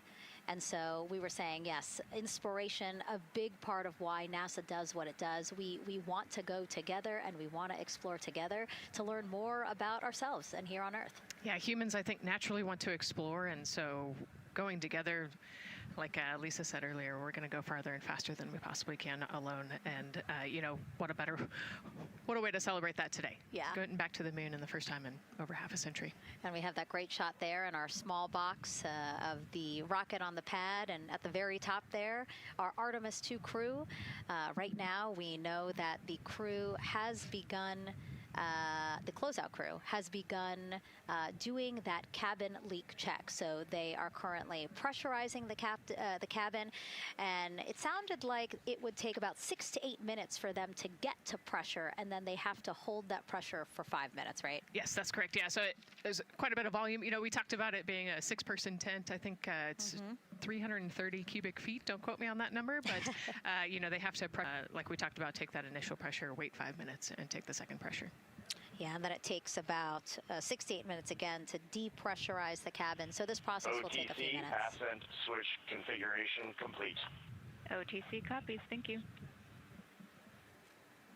And then after the cabin leak checks, then they will finally close the last abort system hatch. So again, chugging along in the countdown, really excited to, again, continue to hear the crew's voice inside Orion, stepping through all the procedures. Yes, it's exciting to hear them making progress, right? It's all good news hearing the crew talk to the ground and working together to get to the launch.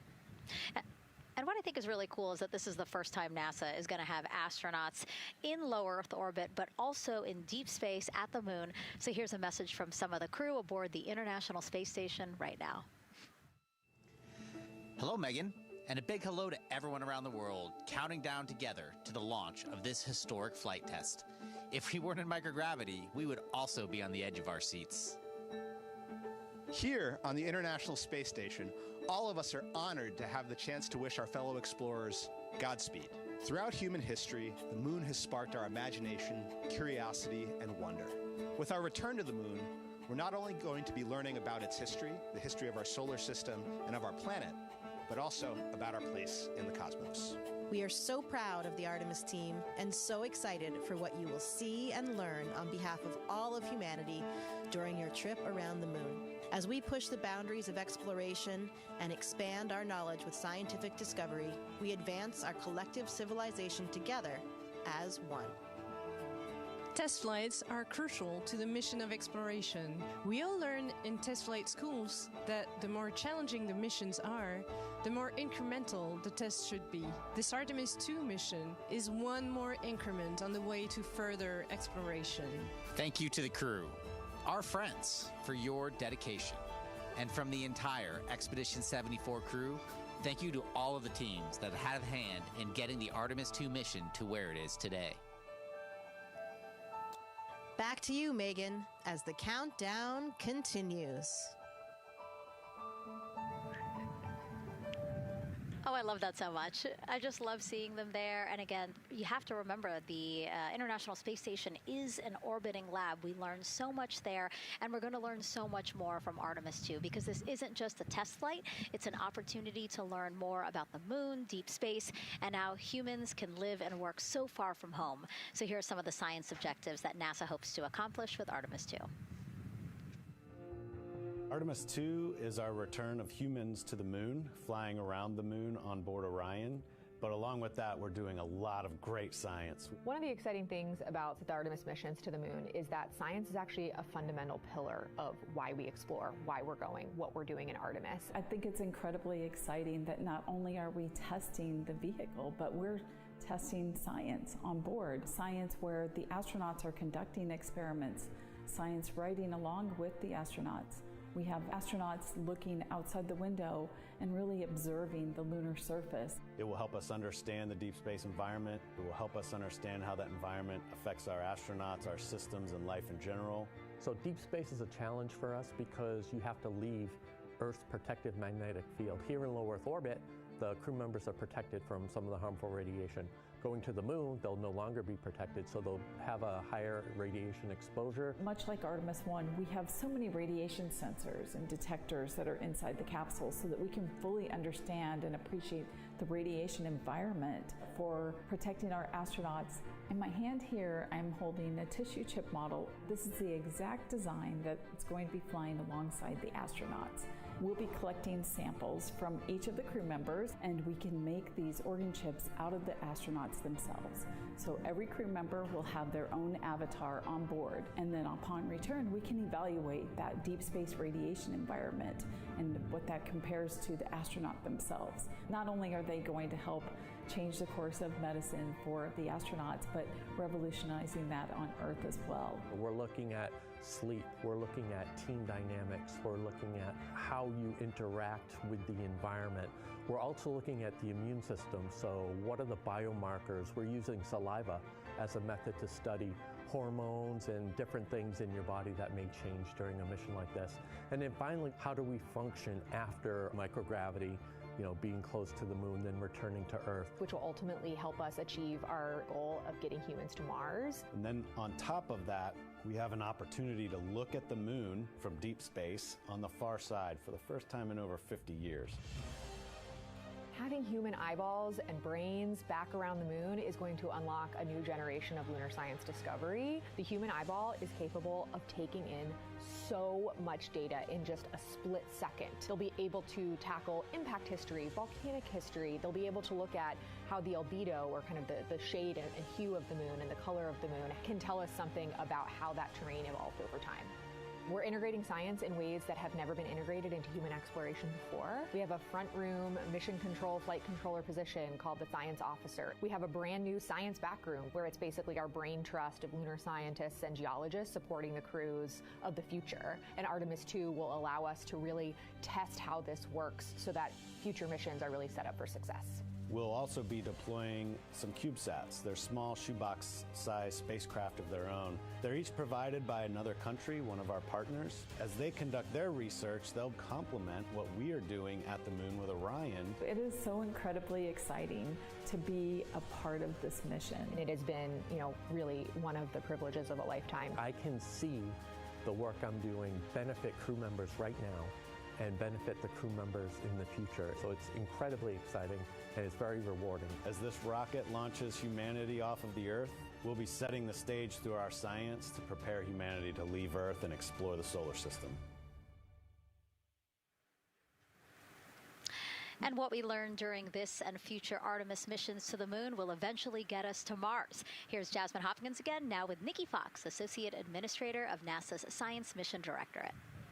Thanks so much, Megan. Yes, we're back on the balcony now, joined by Dr. Nikki Fox. Nikki, in this nearly 10-day mission, we are covering a lot of science from CubeSats to tissue chips. What are you most looking forward to learning?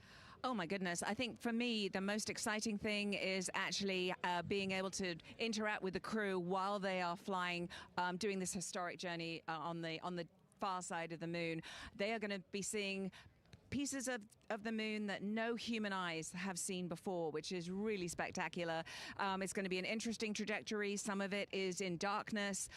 Then at the terminator, so in darkness, they'll be able to look for like impact flashes and things when micrometeorites pummel that poor moon. And then at the terminator, they can see shadows and interesting things, which kind of gives you depth perception. And then, of course, in the sunlit, picking out everyone's favorite craters. Also, if we launch today or tomorrow, they will see a total solar eclipse from the Orion capsule. How cool is that? That is very cool. We are thrilled for this Artemis II crew to be able to see the moon in a way that we've never seen before. What is so unique about that far side? Why are we going there? I mean, honestly, it's just, it is unique. It's very different to the near side of the moon. The actual sort of terrain, the morphology, it's very, very different. And so it will be very exciting to see that as we're going past that.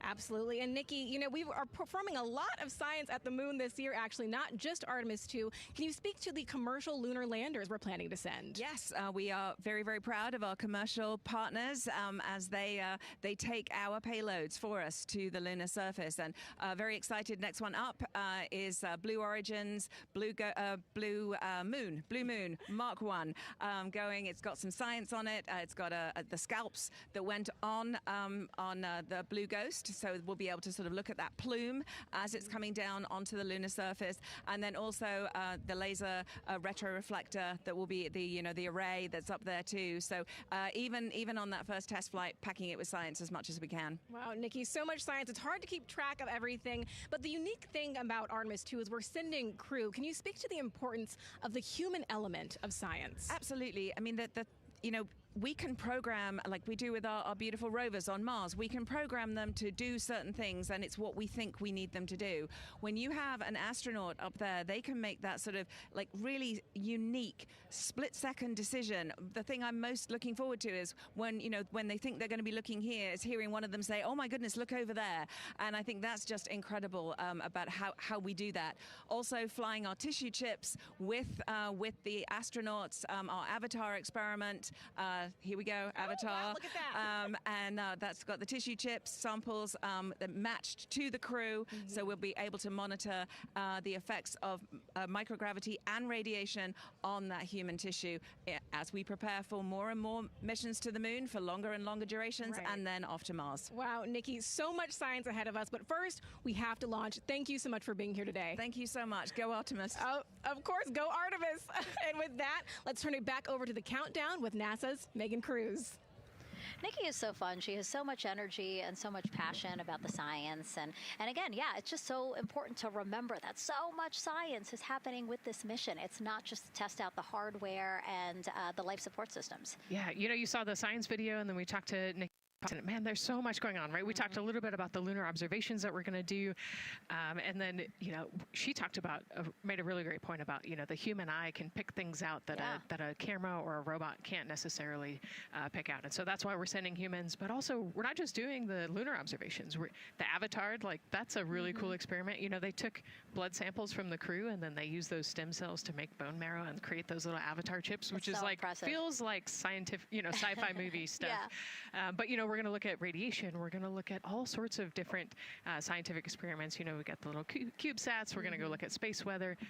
Lots going on. Yeah, even collecting some of the astronauts' saliva. You can learn a lot about the body through the saliva. So just really a lot in a small amount of time in a small capsule. Yeah, scientific discovery. That's why we go back to the moon. Yeah. And so, again, her energy just so Oh my God, I can't find the words. So wonderful. Awesome. I don't know why I couldn't find the word. So anyway, yeah, just really, again, thank you, Dr. Nikki Fox and Jasmine. And so Nicole, what about answering more questions? Let's do it. Okay, great. First one, what was the word I was trying to get at? No, I'm kidding. Let's have the first question up on the screen now.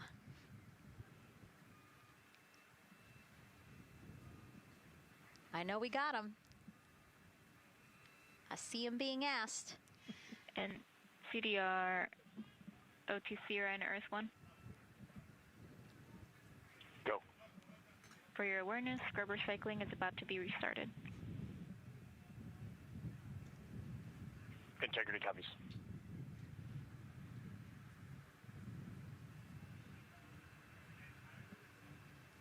All right, let's try that again. Can we get the next social question, please? What are the G-forces experienced by the Artemis astronauts during launch and reentry? Ooh, you know, these are actually pretty similar to, you know, a Dragon launch or a shuttle launch. You know, we have to accelerate to get out of the Earth's atmosphere, and then, you know, we talked about the secondary burns that they will do to get away from Earth. But, you know, for me personally, it kind of felt like we got slingshotted off the Earth is how I like to describe it. So, you know, you get set back in your seat and the G-forces are into your chest. CDR OTC Orion Earth 1. Go ahead. Cabin leak check complete. The cabin is going to be vented to flight pressure momentarily. Integrity copies. That's fantastic news. Yeah. Again, so the spacecraft is holding pressure as expected, and so now they will depressurize it, which will take about 6 to 8 minutes. Exciting. Yes.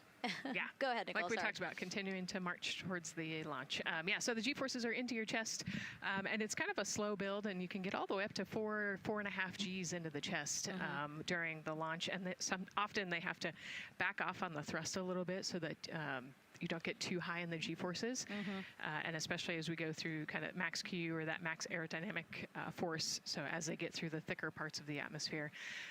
And then very similar G-forces on the way home, so slow, steady build up to about 4.5 Gs as the rocket actually decelerates. You know, you heard in one of the packages, when they come back, they're going to be going 7 miles a second. Gosh, that's and incredible. So you have to slow down somehow, and to do that, you have to actually, you know, when you brake in a car, you feel those G-forces, and so for the astronauts, it'll just be, again, into the chest based on the orientation.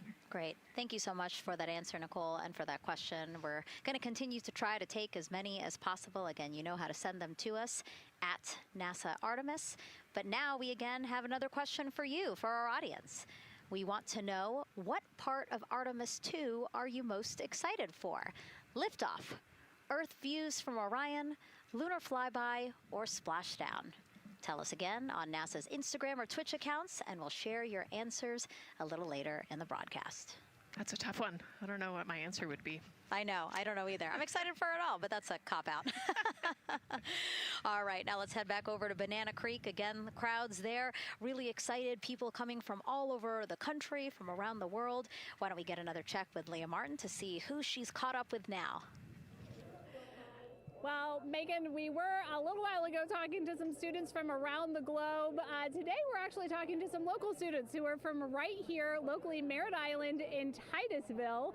We talk a lot about the Artemis generation and about the students who are going to become the next generation of dreamers, of engineers, of scientists and technologists. And I'm actually standing with a group of those students here today. Our local high school has actually implemented a really neat new program in the spirit of being able to create these pipelines for employment and engagement. Can you tell me a little bit about what Merritt Island High School is doing? Sure. Well, this is a new program, first of its kind here at Florida, and basically what we're studying is astronautics and aviation, kind of blended the two together. We have flight simulators in our lab, but students are also learning about engineering, aerospace engineering, and we're trying to make all kinds of pathways available for them, trying to give them opportunities to see which pathway they might want to be interested in. So, yeah, just a great opportunity for them to learn about space. We just finished doing a whole model rocket build where the students took CAD software, developed their own rockets, put them together, and launched them right from our school. So it was very exciting. incredible. And then another local high school, Titusville, you guys also have a similar but slightly different program. Yes, we do space mechatronics with advanced manufacturing, preparing students to build and manufacture things to automate, do automation to build things on Mars and things like that, or locally too. Now, you told me that you're actually trying to figure out a little bit what you want to do when you're done. You're a freshman in high school. What things are you learning in your class here that are really kind of tweaking your interest in the aeronautics field? So we're building a lot of things with like metal and how we're supposed to do it on the rockets. We're also doing computer programming, which would help with NASA and like programming and coding. Absolutely. And you were actually telling me that I think were telling me that you're interested in becoming a pilot. We talked a little bit about the pilot who is on board the rocket right now. How is this program preparing you for your future? I mean, it's teaching me everything that I know about aviation, and it's really inspiring that I get to learn it in a classroom, like locally as well. It's amazing. I love it. And then you were also telling me you're taking this class. What's the most interesting thing you've learned? I really like the whole design part of it, like actually like engineering, like because I want to be an engineer. Engineering the products we use when we build stuff, that's definitely my favorite part, learning how to use those kind of softwares. Absolutely. Well, Megan, when they're seasoned NASA employees, you'll be able to say that you saw them here first when they were still in high school. Back to you at the desk.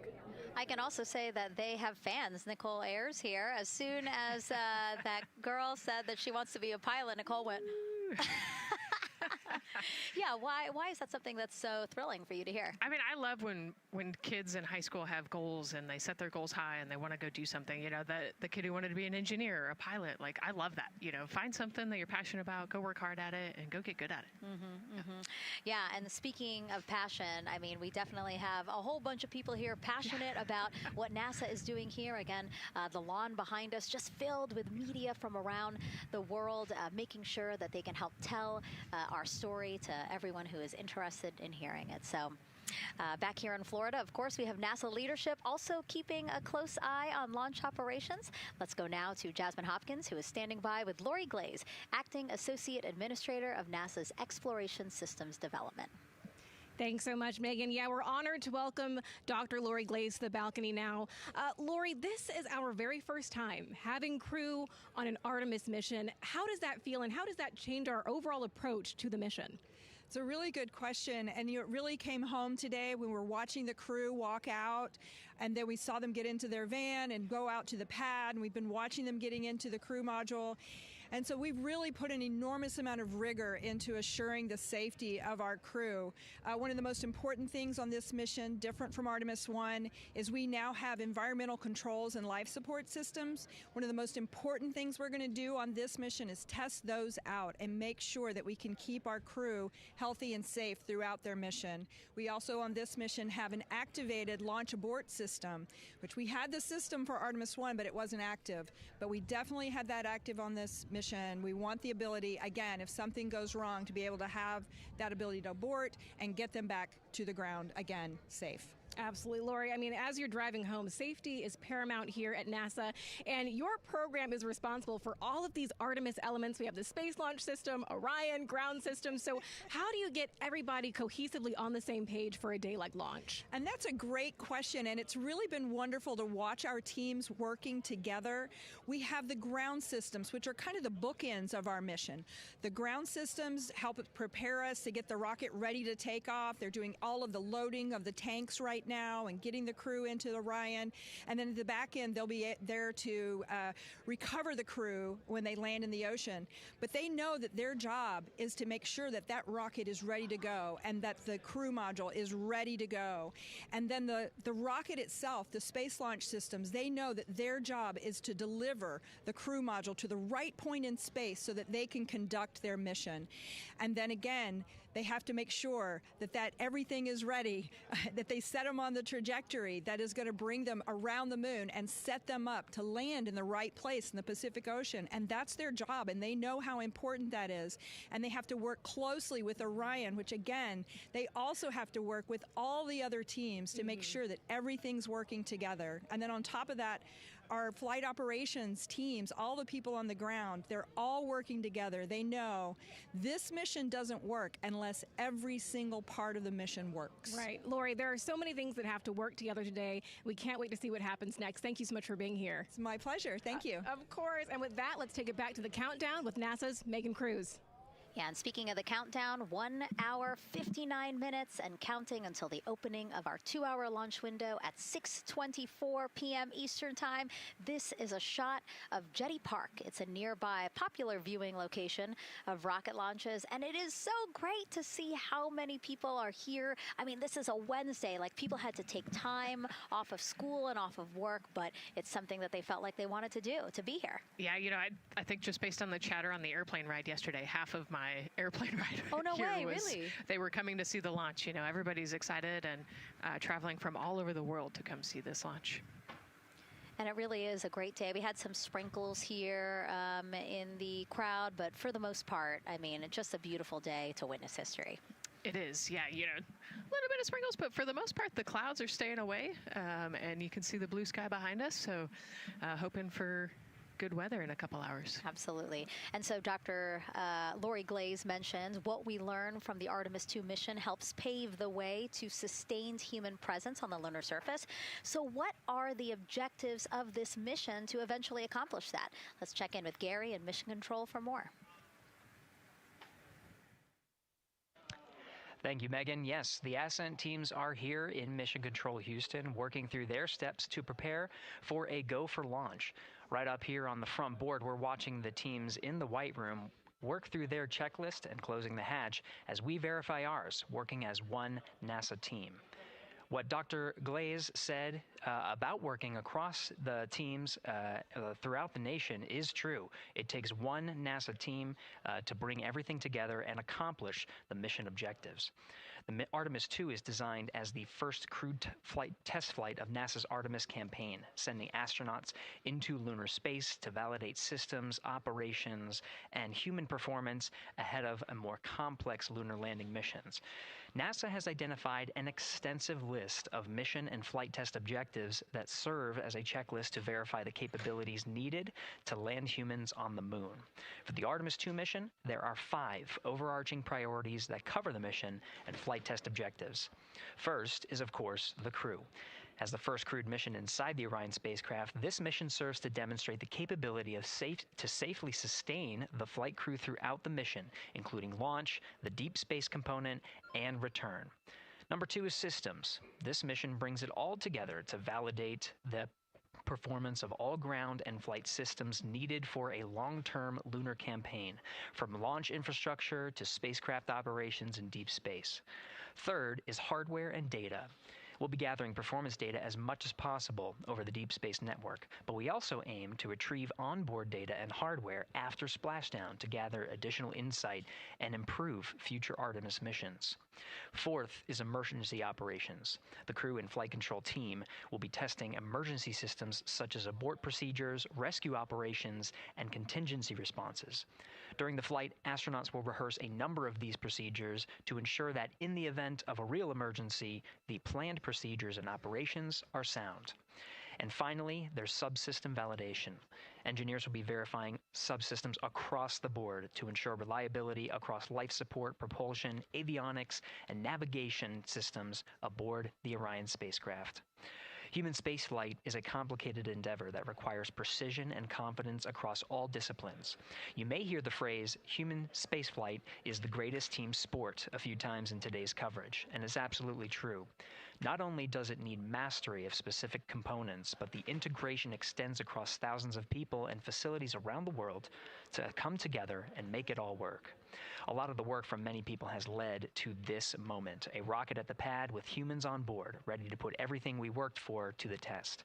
I'm certainly excited about it. The teams here in this room are looking forward to supporting the mission, and I hope those watching are as excited as we are.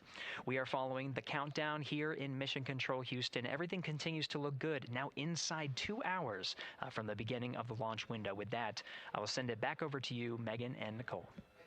Hey, Gary, thank you so much. We are getting word that the launch team is working something that we would like to give you an update on, so let's get on over to Daryl. All right, thank you, Megan. And we are live in Firing Room 1 here at the Launch Control Complex. Yes, we are currently not working any constraints with regards to the rocket or the ground systems. But the launch team has been made aware of an issue that the range is working. And currently they're monitoring that work that is going on over at the range. We understand that that issue is related to the flight termination system. Now, the flight termination system, just to give you a quick explainer, every rocket has a flight termination system. It's the system that the Eastern Range here uses in order to send a destruct signal to a rocket in case it veers off path. So it's a very critical, important safety component in terms of how the range keeps the public safe here. We understand that the flight termination system, they're working an issue. And so as they continue to work that issue, they've asked for some assistance from the launch team to help verify some of the work that they're doing on their FTS system. And this is where it gets a pretty unique situation here. The assistance they've asked for is to verify what's going on with their system. They want to check it to see that the work they're doing is okay. And in order to do that, the FTS console operator inside the firing room has been asked to help them verify it. And the way that they're going to do that, and the solution that he proposed to check and verify the system with the launch director, and she gave the approval, is to go get a piece of heritage equipment from inside the VAB that was used during the space shuttle program. And this equipment is able to receive commands by the range through the flight termination system. And so with this piece of equipment, this console operator who works FTS was granted permission to go go over to the VAB next door and get this equipment that he's very much aware of and used during the space shuttle era. And so that is in work right now. The bottom line of all this is, at this moment, the range is no-go. But that is not stopping us from moving forward in the countdown. We can continue to process and work the countdown.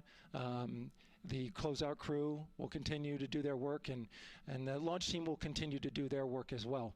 But we'll keep you updated on what happens in regards to, as far as my understanding goes, a pretty unique situation here with trying to bring resolution and kind of help out the situation that we're seeing at the range right now. And that's the latest here from the firing room. I'll send it back to Megan and Nicole out the host desk. Thank you, Daryl. Yes, very unique, but I think it speaks to the ingenuity of this team, right? To say, hey, we have this equipment at the VAB. Why don't we leverage it to try to solve this issue and work it? Yeah, what a great example of human creativity, right? We know this thing exists. Let's go solve this problem. We have time, like Daryl said, we're going to continue to march down the countdown. So we'll continue to get the rocket and the crew ready, but we still have that 2-hour window. So in the meantime, let's try to figure out what's happening with the range. And speaking of the range, what is the range for people who might not watch rocket launches with us often? Sure, yeah. So anytime that you launch a rocket, you have to clear the airspace, right, in the launch corridor. So where the rocket's flight path is going to go, you have to make sure that that whole airspace is clear. And so we actually have assets, the Space Force helps us out with this one, but, we want to make sure that there aren't airplanes in the way and there aren't other, maritime assets in the way or things like that. So that there's a whole group of people. We talked about, actually, Gary said it great, right? It's a huge team sport, and so there's a whole group here on the ground that is monitoring that launch corridor to make sure it's clear and ready to go. And so if they're having issues, then we definitely can't launch this rocket. We don't want to launch blind into a corridor that we can't see. Yeah, because as Daryl said, I mean, it is very important, the flight termination system, needing to activate it in case of an emergency. So yes, something that we will closely be monitoring throughout the countdown, and hopefully again won't be an issue, that they can fix this issue by going to the heritage hardware that's in the vehicle assembly building. Right, what a great idea. Okay, so again, under 2 hours from the opening of our 2-hour launch window, 6:24 p.m. Eastern Time. The crew, as you can see there, inside of Orion, relaxing, getting updates from the team, but also just getting in the right headspace for hopefully launch today. Let's learn a little more about each of them now. The moon, to me, it's the thing that connects me together with all the other humans in my life. I remember being a little kid lying in bed at night and just looking out at the moon in whatever phase it was in, and I was thinking, man, my friends that live like 20 miles away, they can probably look out and see that same exact moon. And then when I was in the Navy and I would look out at the moon and I'd be halfway around the planet, I would think, man, my brother can see that moon where he is, and he's halfway around the planet from where I am. To me, it's a connection of life on Earth. We can all look up and see that moon, and it's always changing. The moon is never the same 2 days in a row. I love that. My name is Reed Wiseman. I'm the commander of NASA's Artemis II mission around the moon. I grew up in a little town just north of Baltimore, Maryland, about 20 miles north of the city. There was a National Guard base nearby my house, and there were A-10 aircraft that would fly over every now and then. I just would look up at them and be like, man, I want to be up there. I want to go do that. And then my brother went to the Naval Academy, and I would go every year and watch the Blue Angels fly during commencement. And that just started to grow and grow and grow. For a while, I wanted to join the Air Force, and then I realized Navy flies as well, and they fly from ships in the middle of the ocean. And that was it, like, done deal for me. That is exactly what I wanted to do for my career. Flying is freedom to me, especially when you're in a jet aircraft coming off of an aircraft carrier in the middle of the Pacific Ocean. Nearest land is over 1,500 miles away. So when you come off of that aircraft carrier, you are truly just alone with yourself out there. It is a magical experience to be out there all by yourself in an aircraft over the Pacific. It's free. I think anybody who accomplishes something that they set their mind out to, there's no one thing that does it for them. It's a combination of everything. I mean, the way my parents raised me, the way my brother and I, the way our relationship developed over time, my friends, being in the marching band, going to college, setting my own course, learning how to live on my own, being mentored along the way, being, kept on the path to success, but being given the freedom to, make excursions and fail every now and then and regroup and carry on. I think all those things come together in the end to get you where you are. I've had to overcome, I'm a human being. I've had to overcome a lot of fears. I'm pretty scared of heights. I joked about that on the International Space Station, but it turns out I'm only scared like at the edge of a building. When you're up on the International Space Station, even though you're 250 miles up, I never had that feeling of falling or that I was, at risk up there. I just kind of loved the feeling of floating and looking down at Earth. There have been challenges all throughout my life. By far, the biggest challenge was losing my wife in 2020 to cancer, and now raising 2 daughters who are grown up now, but that's been the biggest challenge by far I've ever had to face. It is not easy. Being an only parent, trying to work a full-time job, and raising 2 kids is something that I think about every single day. I'm very proud of the work I've done. I haven't always done it well, but I've always shown up and tried as hard as I possibly can. I do wonder what it's going to be like when we are really far from Earth and can see it. The sensation of being so far away from everything that you know. I had that sensation on the space station the first time I got to sit in the cupola for a really long time. So I can only imagine what that's going to be like from 200,000 plus miles away. My name is Victor Glover, and I'm the pilot for NASA's Artemis II mission around the moon. When I was in 4th grade, I was 10 years old. And that's when the Challenger accident happened. And it helped me understand how the general public felt about the astronaut corps, right? Like, these are the people that we want to be. And that just gave me an easy thing to strive toward.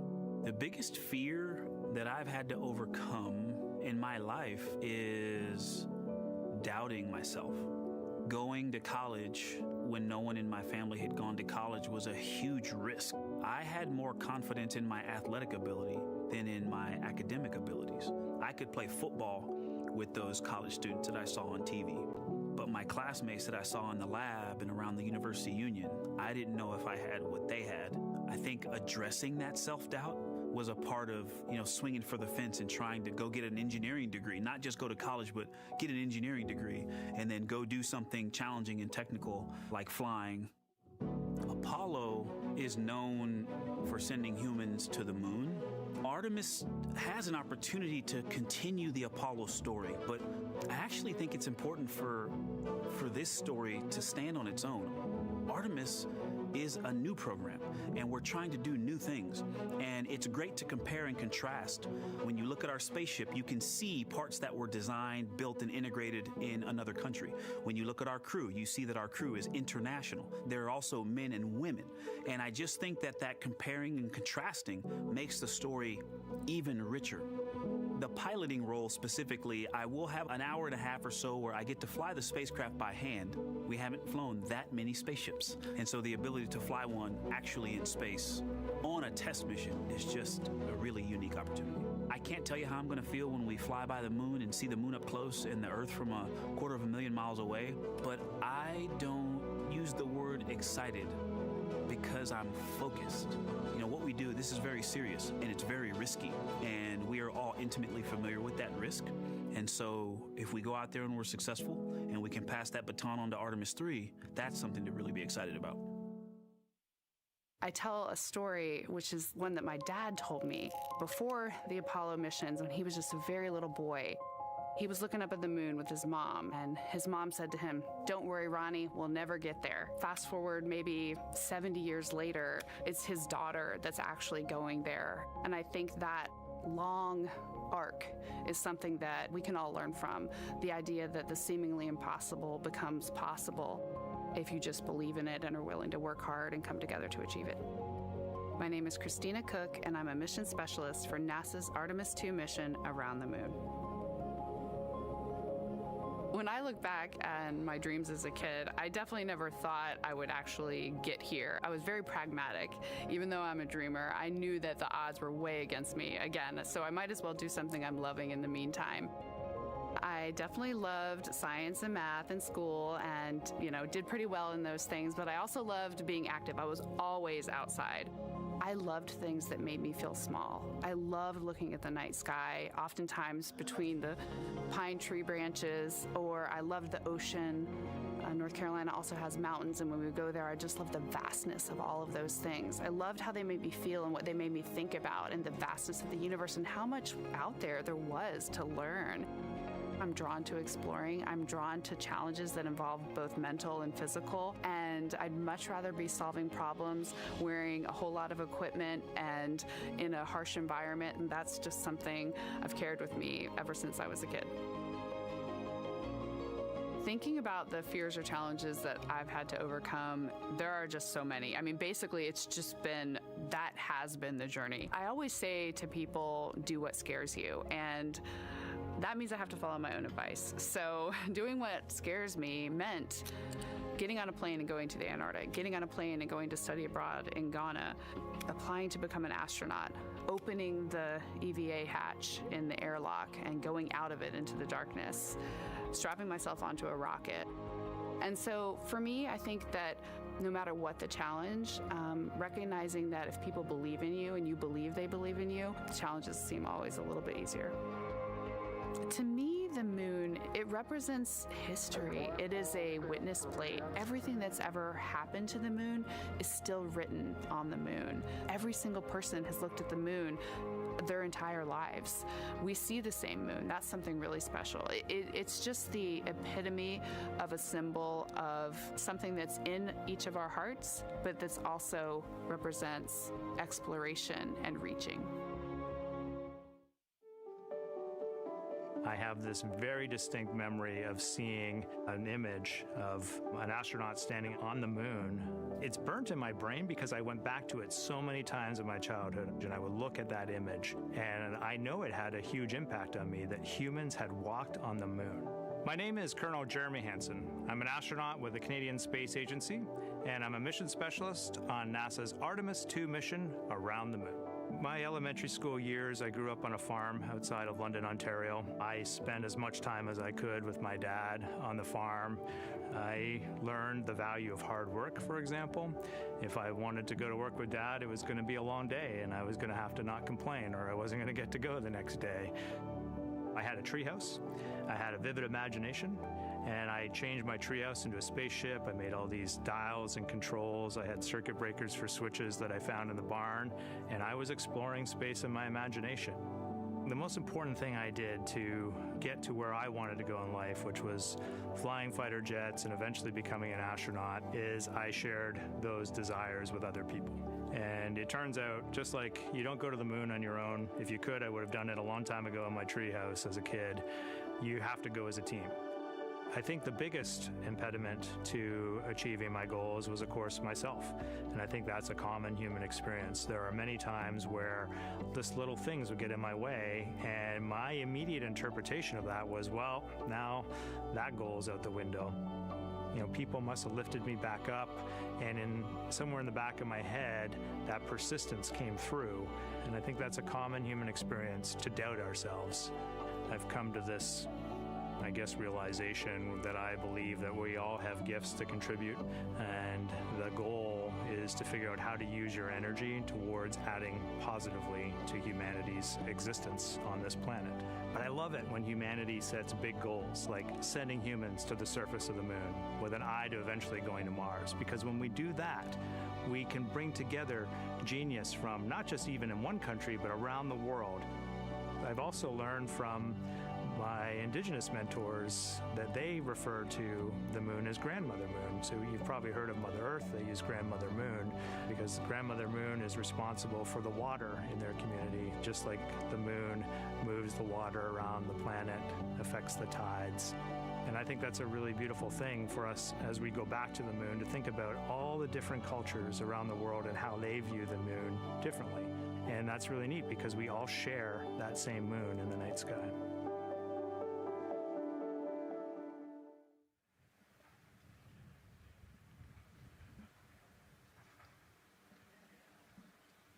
One hour, 38 minutes and counting until the opening of the Artemis II launch window today, 6:24 p.m. Eastern Time. And we are looking at the rocket and Orion out on the pad, historic launch pad 39B here at Kennedy Space Center. What a great view, Nicole. Yes, it is. You know, we can see the clouds out in front of us, but they are to the west. And you can see that there's some blue sky peeking through behind that rocket, which is good news. And more people continue to come on center here. About a couple of hours ago, folks with special passes to come on center were allowed to start driving on with family and friends. And of course, we have media growing by the moment here at the press site here at Kennedy Space Center, setting up their cameras, setting up tents, interviewing folks. Again, this great jib shot that we have from our camera here showing all the interest that we have here at the press site. And actually, even to the right of us, so camera left, no, sorry, the right of your screen, left of us, plenty of other people there, set up with their own tents, broadcasting to their own viewers. And so again, just really cool to see everybody wanting to share in this moment. Yeah, I mean, how many media tents we can see from here. It's a beautiful thing. Yeah. I think it's important to share this message with the whole world. Yeah. And so let's take a look now at people who are watching in other parts of the country. We have this shot here from the U.S. Space and Rocket Center in Huntsville, Alabama. Oh, man, look Just at that. kidding. Museum of Flight, Seattle, Washington. So sorry. Hello to you over there. Sorry, I thought that you were in Alabama.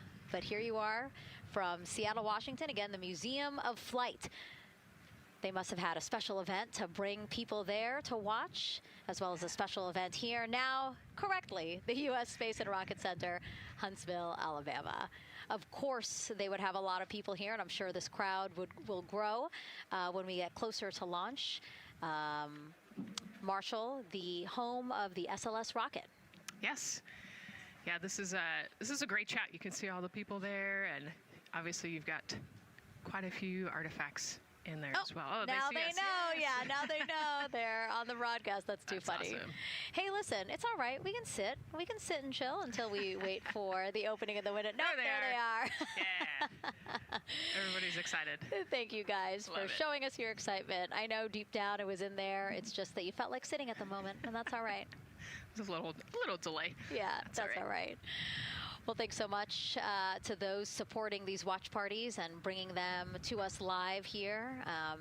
Actually, our video paths are taking quite a circuitous route to be able to bring those live views in from Seattle as well as Alabama, but we're glad that we can be able to share it with you in the broadcast now. And so why are we going to the moon? Why does NASA want to build a moon base there? Here's Megan Carter again with our moon board. All right, thank you, Megan. Yeah, so we are right around that hour-and-a-half mark, hopefully for that launch. It's going to be very exciting. So they are going to have a few days to be around the low Earth orbit, and then they'll be heading on to the moon. So yes, let's talk what will be happening.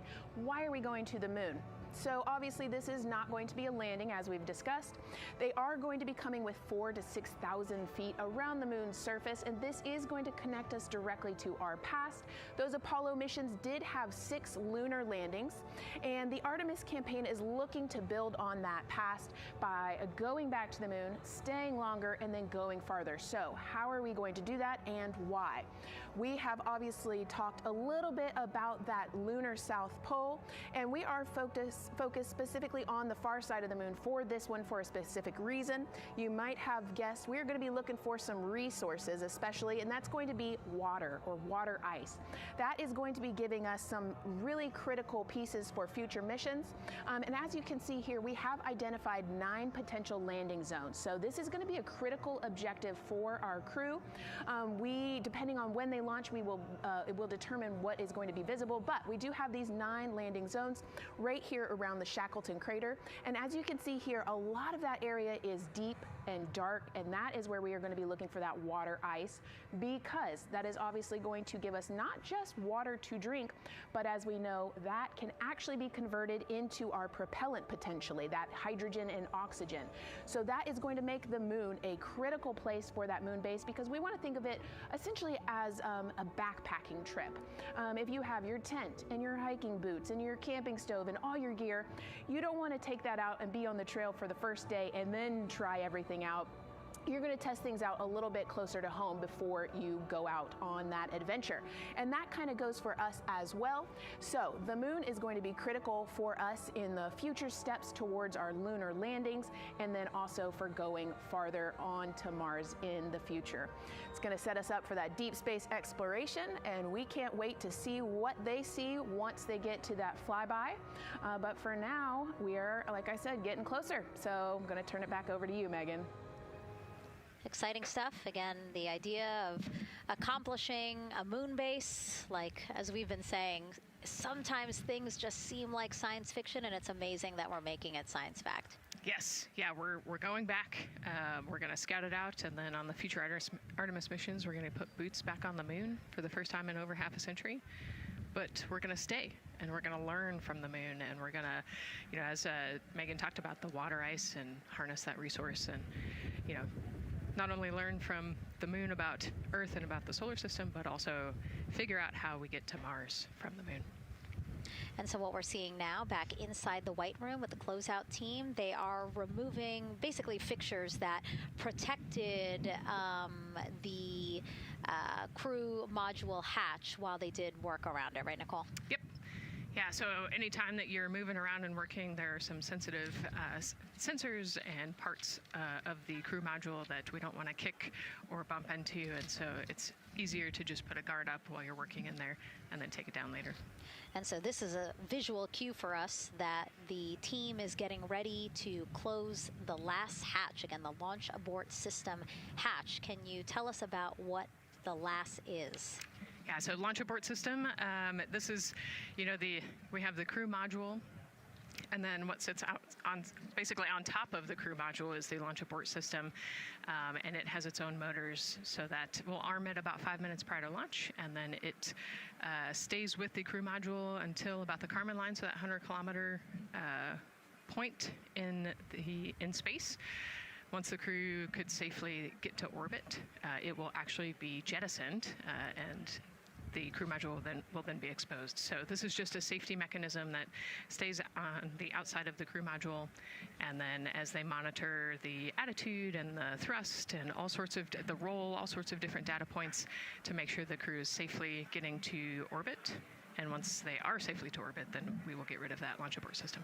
And it looks like they're putting all these parts that they're removing from around the crew module hatch into a bag because they have to take this out with them once they leave the pad, right? Yes, yeah, we don't want anything left up there in the white room, and especially because that crew access arm will move away from the capsule and the rocket, and so we want an empty white room, no FOD like we talked about, so that we can have a safe launch. And this orange tube that you see on the right side of your screen, that had been inside the crew module providing breathable air to the crew. And now again, with the crew module closed and them getting ready to close the second hatch, that has been removed and is out of the way. So again, the closeout crew can continue to do their work. Yeah, that's just a duct to provide some cooling air and some breathing air to the crew and the closeout crew while they're in there. That's actually a good point, yeah. And so as we continue to watch the crew prepare to close the launch abort system hatch, why don't we take a look at the crew's mission patch? Now, crews have designed their official mission patches since the Gemini 5 launch in 1965. Reed, Victor, Christina, and Jeremy, they really wanted to play on the abbreviation of Artemis II to all, signifying not only the second major flight of the Artemis program, but also a mission to explore for all, by all. The crew chose the iconic Earthrise photo for a reason. It was taken by the Apollo 8 crew in 1968, the first crew to ever fly around the moon. The mission was to prove teams then were ready to land on the moon the same way Artemis II hopes to fly around the moon ahead of a lunar landing with Artemis IV. This time, as we've been saying throughout the broadcast, to stay on the moon and pave the way to Mars. Yeah, we talk about incremental steps, right? And so Artemis II is very similar to Apollo 8 in terms of that increment. They're going to fly around the moon and set up the rest of the Artemis program for landing on the moon, but also with a nod towards the fact that we do this for all humanity. And I love the thoughtfulness and how much they, how much importance they put on their patch design. Another camera angle of inside the Orion spacecraft. I was going to say, we might be able to see Rise, but I think it's right behind Reed's foot there. And so to orient people again, so basically we have Christina in your upper right hand, Christina in your upper left hand corner. Then you have Jeremy below her. And then the feet you're seeing, those are Reed's feet.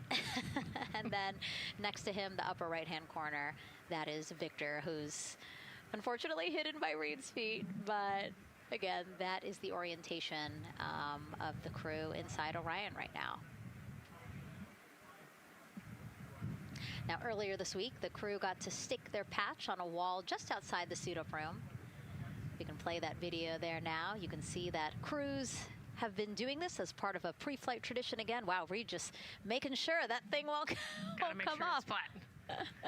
And so now Victor is signing there, followed by Christina, and then Jeremy.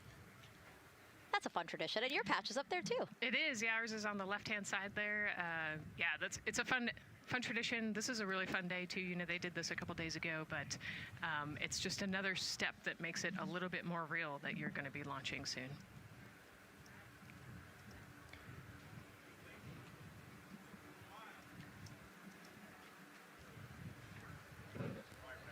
Again, we talked a little bit about this before. The basically like a computer there on Jeremy's leg, a way for him to just check out the data, see some of the data that also Reed and Victor are getting to see, but in those much bigger displays for Orion. Right, yeah, it's basically a tablet on his leg, and it's actually plugged into a cord nearby that allows him to have a screen repeater so he can see what they're looking at.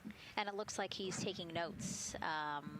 Can you talk a little bit about what that is? It's part of, all of them have like a little procedural book, right? Right, yeah, so they have what we call a knee board, and they'll have blank pages to take notes on. They might have a cue card or procedures, or they can be kind of custom built to what each crew member wants for their knee board.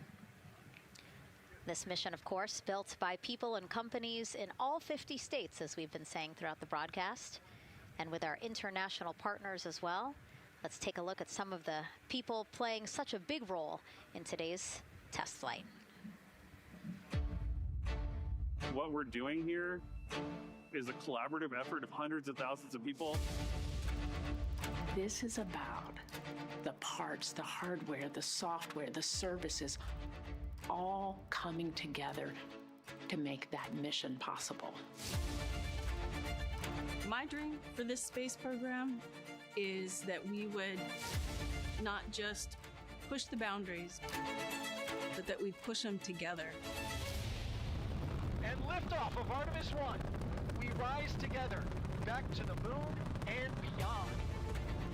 It takes a team to do great things.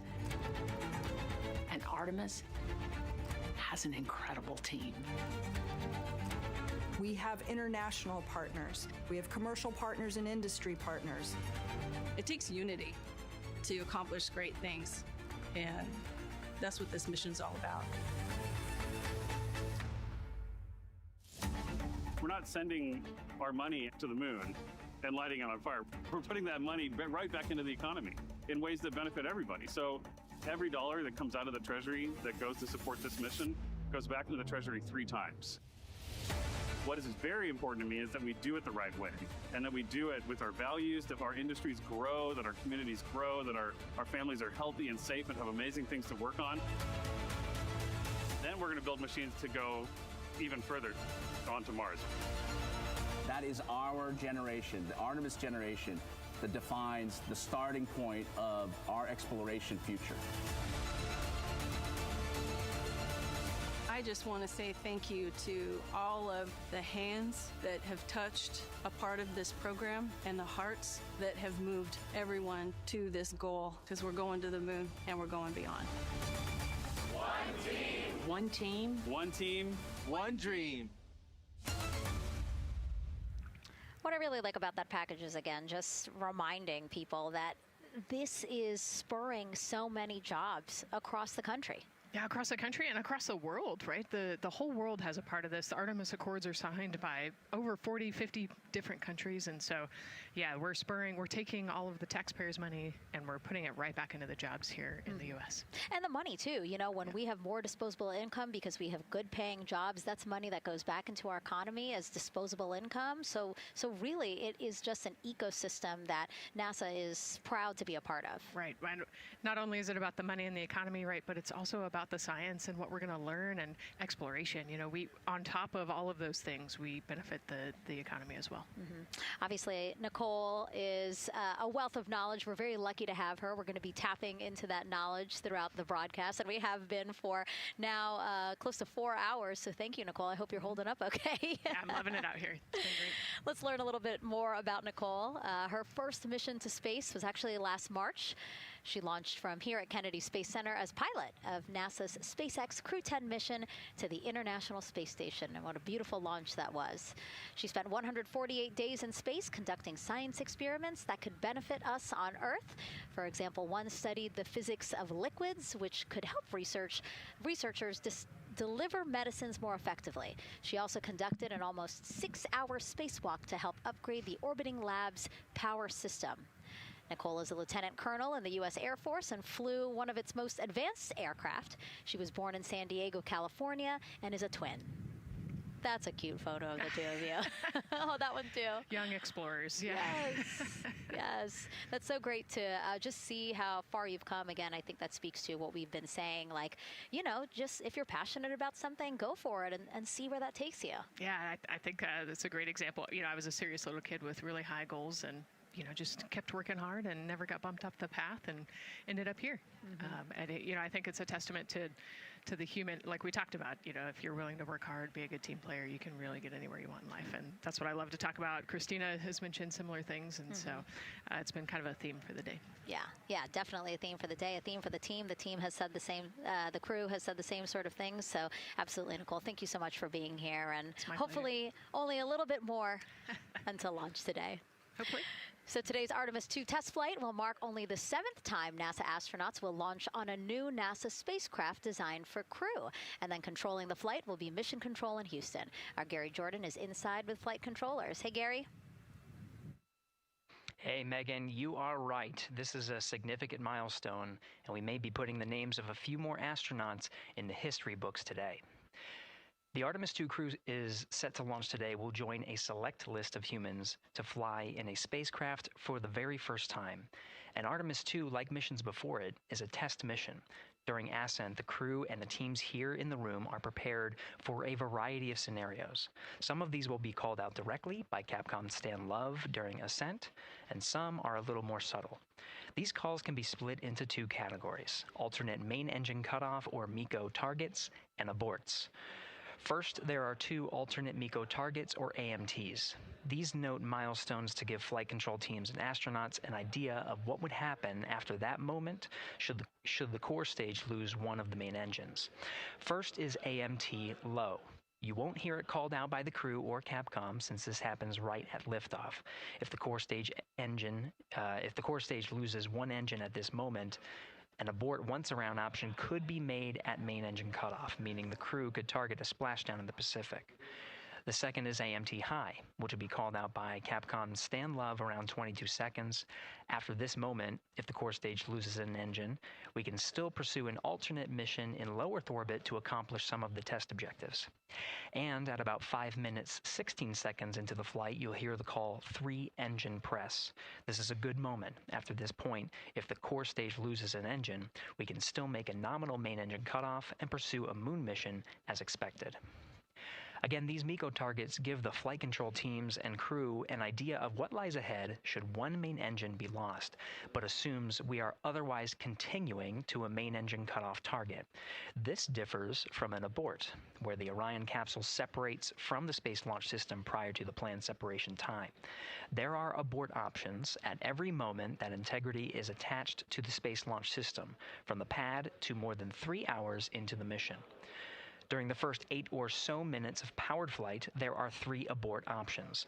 First is the use of the launch abort system, which you see at the very top of the rocket, and here in the White Room where the hatch is open and teams are working to close it.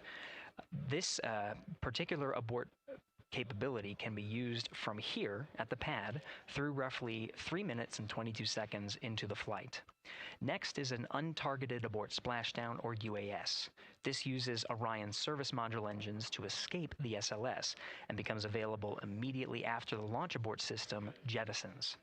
Third is an abort once around, or AOA. You'll hear Capcom Stan Love call AOA open around 7 minutes 30 seconds into the flight. This also uses the service module engines, but the burn profile is a bit different to aim for a splashdown in the Pacific after one trip around the Earth. NASA's expedited recovery teams are staged off the coast of San Diego to get to the crew and integrity quickly for this abort option. An AOA option continues to be available until solar arrays are deployed on the Orion service module a little more than 30 minutes into the mission. At this point, an abort to orbit, or ATO option, becomes available until separation from the upper stage around 3 hours and 23 minutes. Mission profiles can vary depending on when an ATO is executed in that window, but with power being drawn from solar arrays, it buys more time for astronauts and flight control teams to make decisions and stay in Earth orbit, return for a splashdown, or continue to the moon.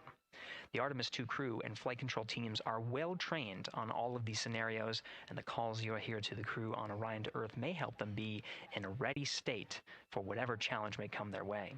At this time, we're not tracking any significant issues here in mission control in Houston, Texas. That would be showstoppers for today's launch. We're continuing to, of course, monitor the countdown along the way and make sure all systems are go for when we reach T0. With that, I'll send it back to you, Megan, at the Kennedy Space Center. All right, we are ready for another reading if you are ready over there. Yes, sir. CBA is steady at 2,600 PSI. All right. Copy that. And you know, the more times we ask you to do that, the closer we get to launch. So that's a good thing. Copy.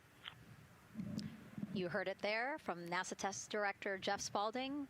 The more that they keep on asking her how the pressure is holding in the counterbalance assembly mechanism is a good thing, because it means we are getting closer to launch. So that's amazing news over the loops that we just heard on Orion to Earth 1. Again, that communication channel with the crew. But now I want to get back over to Daryl with the launch team. He has an update now on the flight termination system that the team was tracking. All right. Thank you very much, Megan. And we're getting an update now from the launch team as we speak.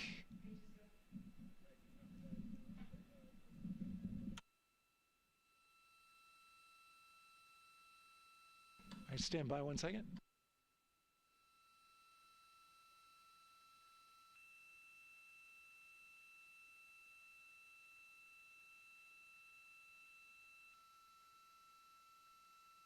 Okay. Sorry about that. We're just getting an update, in fact, about what I was about to report out on the range. And the good news is the range is go. So we reported that they were working to verify their equipment regarding the FTS system.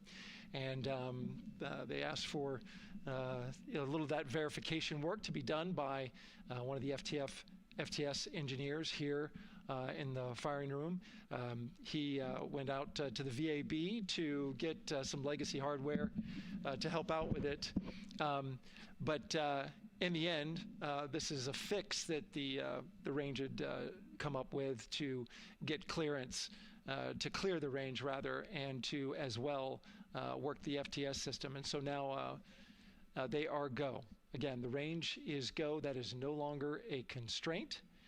And so you combine that with the fact that the rocket and the ground systems here also working, no constraints, clear board here is great news. So again, the range is green, and we're continuing to work through the countdown.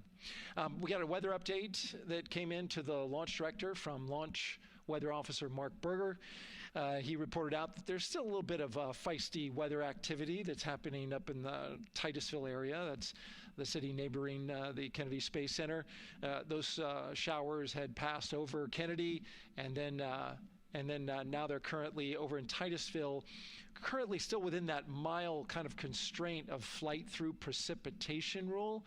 But we're still far enough from the window that it looks like it won't be an issue. And in fact, we're seeing some good sunlight now breaking through onto the launch pad. As you can see, it's actually shining on the other side of the rocket here. But to the west, we're starting to see some of that clearing that was forecast. And so the launch weather officer held his forecast for 80% go for flight during our launch window tonight, which, as a reminder, is 6:24 p.m. Eastern Time until 8:24 p.m. Eastern Time.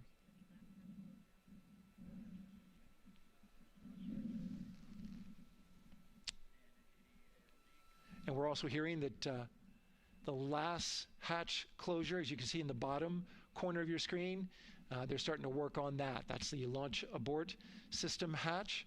There are two hatches, the crew hatch and the launch abort system hatch. And the closeout crew that you see right there, right on time with their work as they go to shut. And you can see it in motion right now, that launch abort system hatch. That's the latest from the firing room. We'll send it back to the host desk. Thank you so much, Daryl. Great news all around.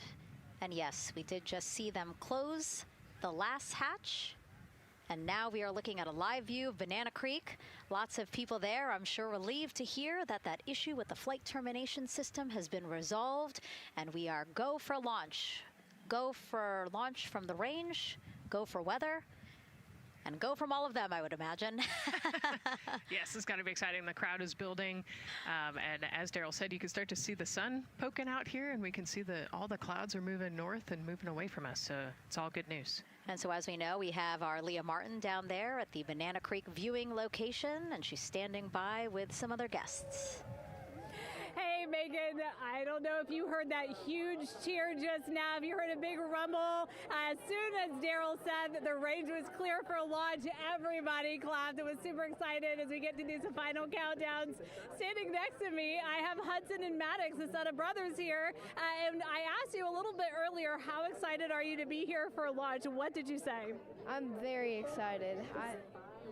It's our mom's birthday, and, you know, not a better way to celebrate right now. I asked you on a scale of 1 to 10, how excited are you? Would you say? 11.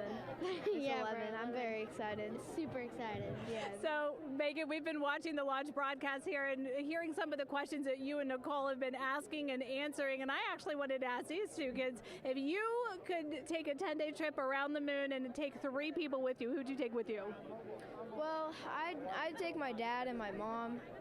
And I mean, I don't know, probably my best friend. I'd just say one of my friends, you know. Oh, one of your friends. So brother got left out. Who would you take? That was just what I was thinking. My dad and my mom and my best friend. That's a pretty good answer. Your brother can get his own trip to space, right? Yeah. So I'm actually joined here also by Dad. Now, you were sharing with me that a lot of the work that you've been doing over the last several months has been prepping the launch teams, our engineering teams, our ground systems teams to get ready for launch, to be mindful and to be in this moment. How does it feel to be standing here knowing that the people you've worked so closely with are doing what they're passionate about, or doing what they were born to do, moments away from launching this rocket? I mean, this is an exceptionally happy moment for us and all of us and the people that are, about to take off on this historic trip here. And I'm grateful to know that we've helped in some way, shape, or form to help them stay steady and calm, in such an exciting time within the agency. And so to just be here and witness it and know that, they've got some tools to help them stay calm and steady is everything to us. So. Fantastic. Well, Megan, we are standing by ready to go, and we're ready to cheer this team on. Thanks so much, guys. And yes, Leo, we did hear that cheer. That was very exciting. I think the vibe over there is they're celebrating, they're having fun. And here, once they heard that we're go for launch, everybody had to run back to the camera and work. It's a little bit of a different vibe, but I definitely think that people are excited, especially as we see now live inside of the White Room at the launch pad. The closeout crew has closed the launch abort system hatch. You saw there, we took it live. Took a lot of them, I think all of them, except for one. I think it took 3 or 4 of them to push that hatch door close, and then they felt around the perimeter of the door to make sure that everything was sitting just right. Right, yeah, we talked about how heavy the crew module hatch is. This hatch is just as heavy probably, and so, they're working the closure here. And working those connections, and you can see, there's still 3, 4, 5 people that we can see in the White Room. It takes a lot of people to get these hatches closed and this rocket ready to launch. Mm-hmm. And so the next step in the countdown is that this team will start closing out the White Room. So basically disconnecting things, stowing things, making sure that when they leave, there is nothing that isn't supposed to be there. And really, then at that point, it's just all 4 of the crew member, Victor, Reed, Christina, and Jeremy by themselves at the top of the launch pad. Yeah, and then eventually that crew access arm will move away, and then it'll really just be them up on top of that rocket. Mm-hmm. Yeah, your eyes lit up when I said that. That's exciting. It is. It is. Yeah, we had a moment, we talked a little bit about my fear of heights, but most of our crew is afraid of heights. And so there was a moment where I realized that it was just us, 100 and some odd feet up and no crew access arm, and may or may not have said something that made everybody go, huh. Were you wondering to yourself, how did I get here? We're pretty far up. That crew, again, bringing that drag-on camera. That camera is a handheld camera that is a live look for teams who are remotely watching these operations closely. Again, verifying that things are as they should be before the crew starts, the closeout crew starts leaving the white room. You see them checking their procedures. You can see they're covering the ends of those hoses. That's to protect those hoses from FOD, so we don't want any dirt or anything to get into those while we transport them and stow them. So you can see Andre there working to close out the hoses as well while they're cleaning up the white room. And so they'll tape that close. You just saw number 5. Number 5 holding some tools. Again, we'll stow those away. You have to account for everything. Obviously, you know, they did have tools out. They did have procedures, paper, notes out. Like, all of that has to go. Yes, and you can even see on number 3's hat, he's got a string that's connected to his suit there. That's, again, just to make sure that we don't lose anything. If, you know, gust of wind or you get knocked or something, you don't want to lose a single thing in the white room. So everything is tethered, everything is accounted for, and everything is protected. The crew now, another live view of them inside Orion. Jeremy, Christina, and Reed and Victor on the right side of your screen. What do you think they're thinking right now, Nicole? Oh man, just over an hour to launch.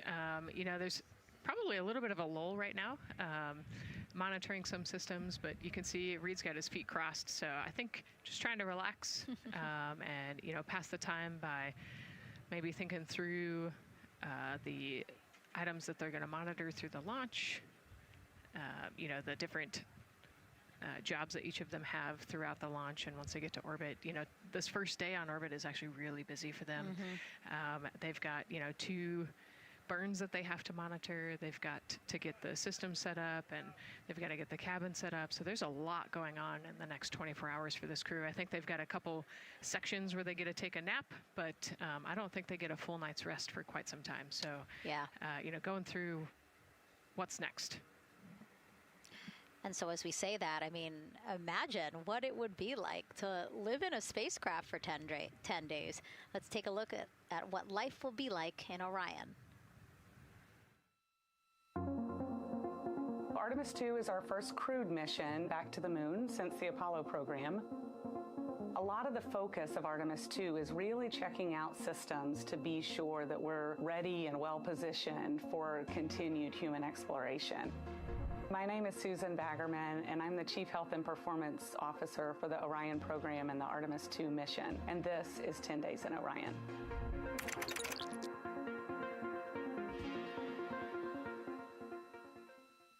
For this mission, the crew will launch in the Orion spacecraft on top of the Space Launch System rocket, or the SLS rocket. Once they've launched and achieved orbit, they'll continue on checking out many of the different critical Orion systems, check out some of the critical medical systems, and be sure that we understand how the crew would do that successfully within the volume of Orion. We also have, of course, systems to feed the crew. They have a potable water dispenser that they'll check out. And then we also have a food warmer, kind of looks like a suitcase that the crew can use to heat their food.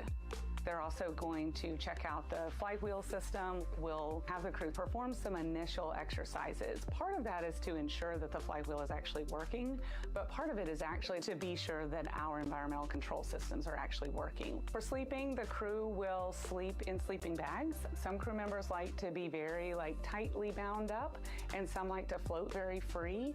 They'll use the toilet for the first time and be sure that it's able to flush. While they're on their journey, they'll do some testing that they quickly don their suit just to be sure that we would be ready in the future for an emergency. They'll also check out our radiation shelter. If we were to have a solar particle event, we would be asking them to take stowage out of the stowage bay and put it in some specific locations on the vehicle, basically for it to serve as shielding.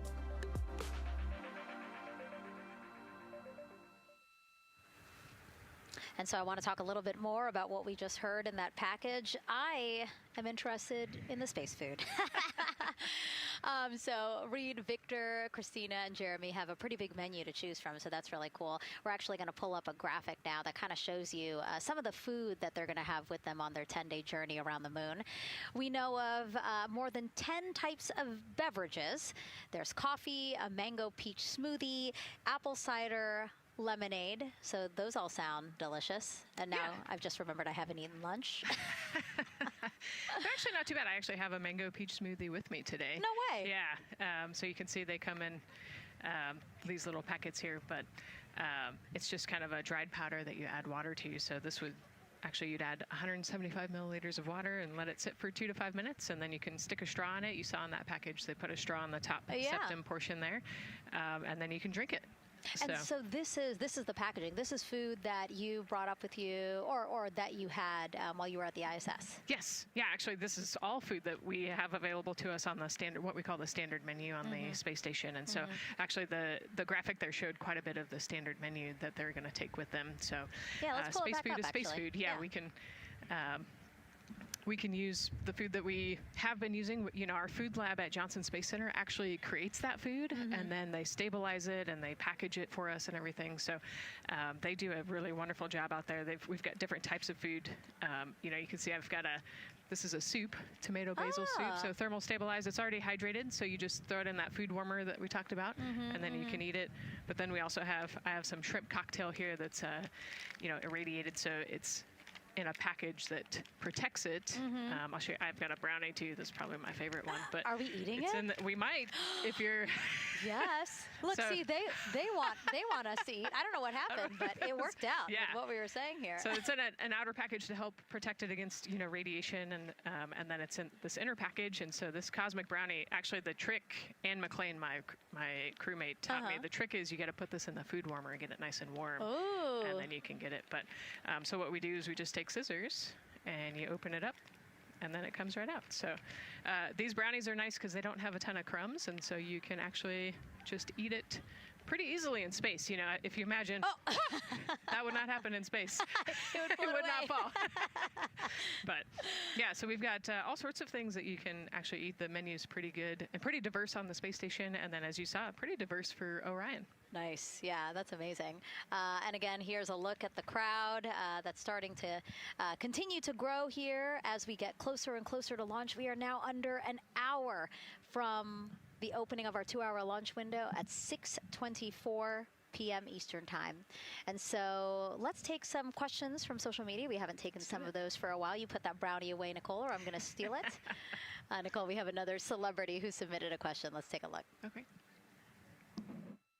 A quick question for the Artemis crew. What food from Earth would you bring with you into space? And why would it be lasagna? Because that's the greatest food. Again, not really a question. Yeah. Because he was like, it's lasagna. It's got to be lasagna. You know, there is lasagna on Space Station, and it wasn't too bad. Probably not my favorite food of all, but yeah, lasagna's not a bad option. It's a high-calorie meal. If you're trying to, you know, carb load for a spacewalk or something, it's a great option. Yeah, I remember Christina saying that her favorite food on the menu, and actually, she was saying that she was getting in trouble because people kept on saying, you can't eat mac and cheese every day, Christina. You know, we mentioned the mac and cheese and brisket earlier. Man, I would put those two on a tortilla. That would be great. That sounds delicious, delicious. Well, thank you so much, everyone, for sending in those questions. For everyone from a 5-year-old that we got a question from to all the way to Roy Woods Jr. there, a comedian. So thank you so much.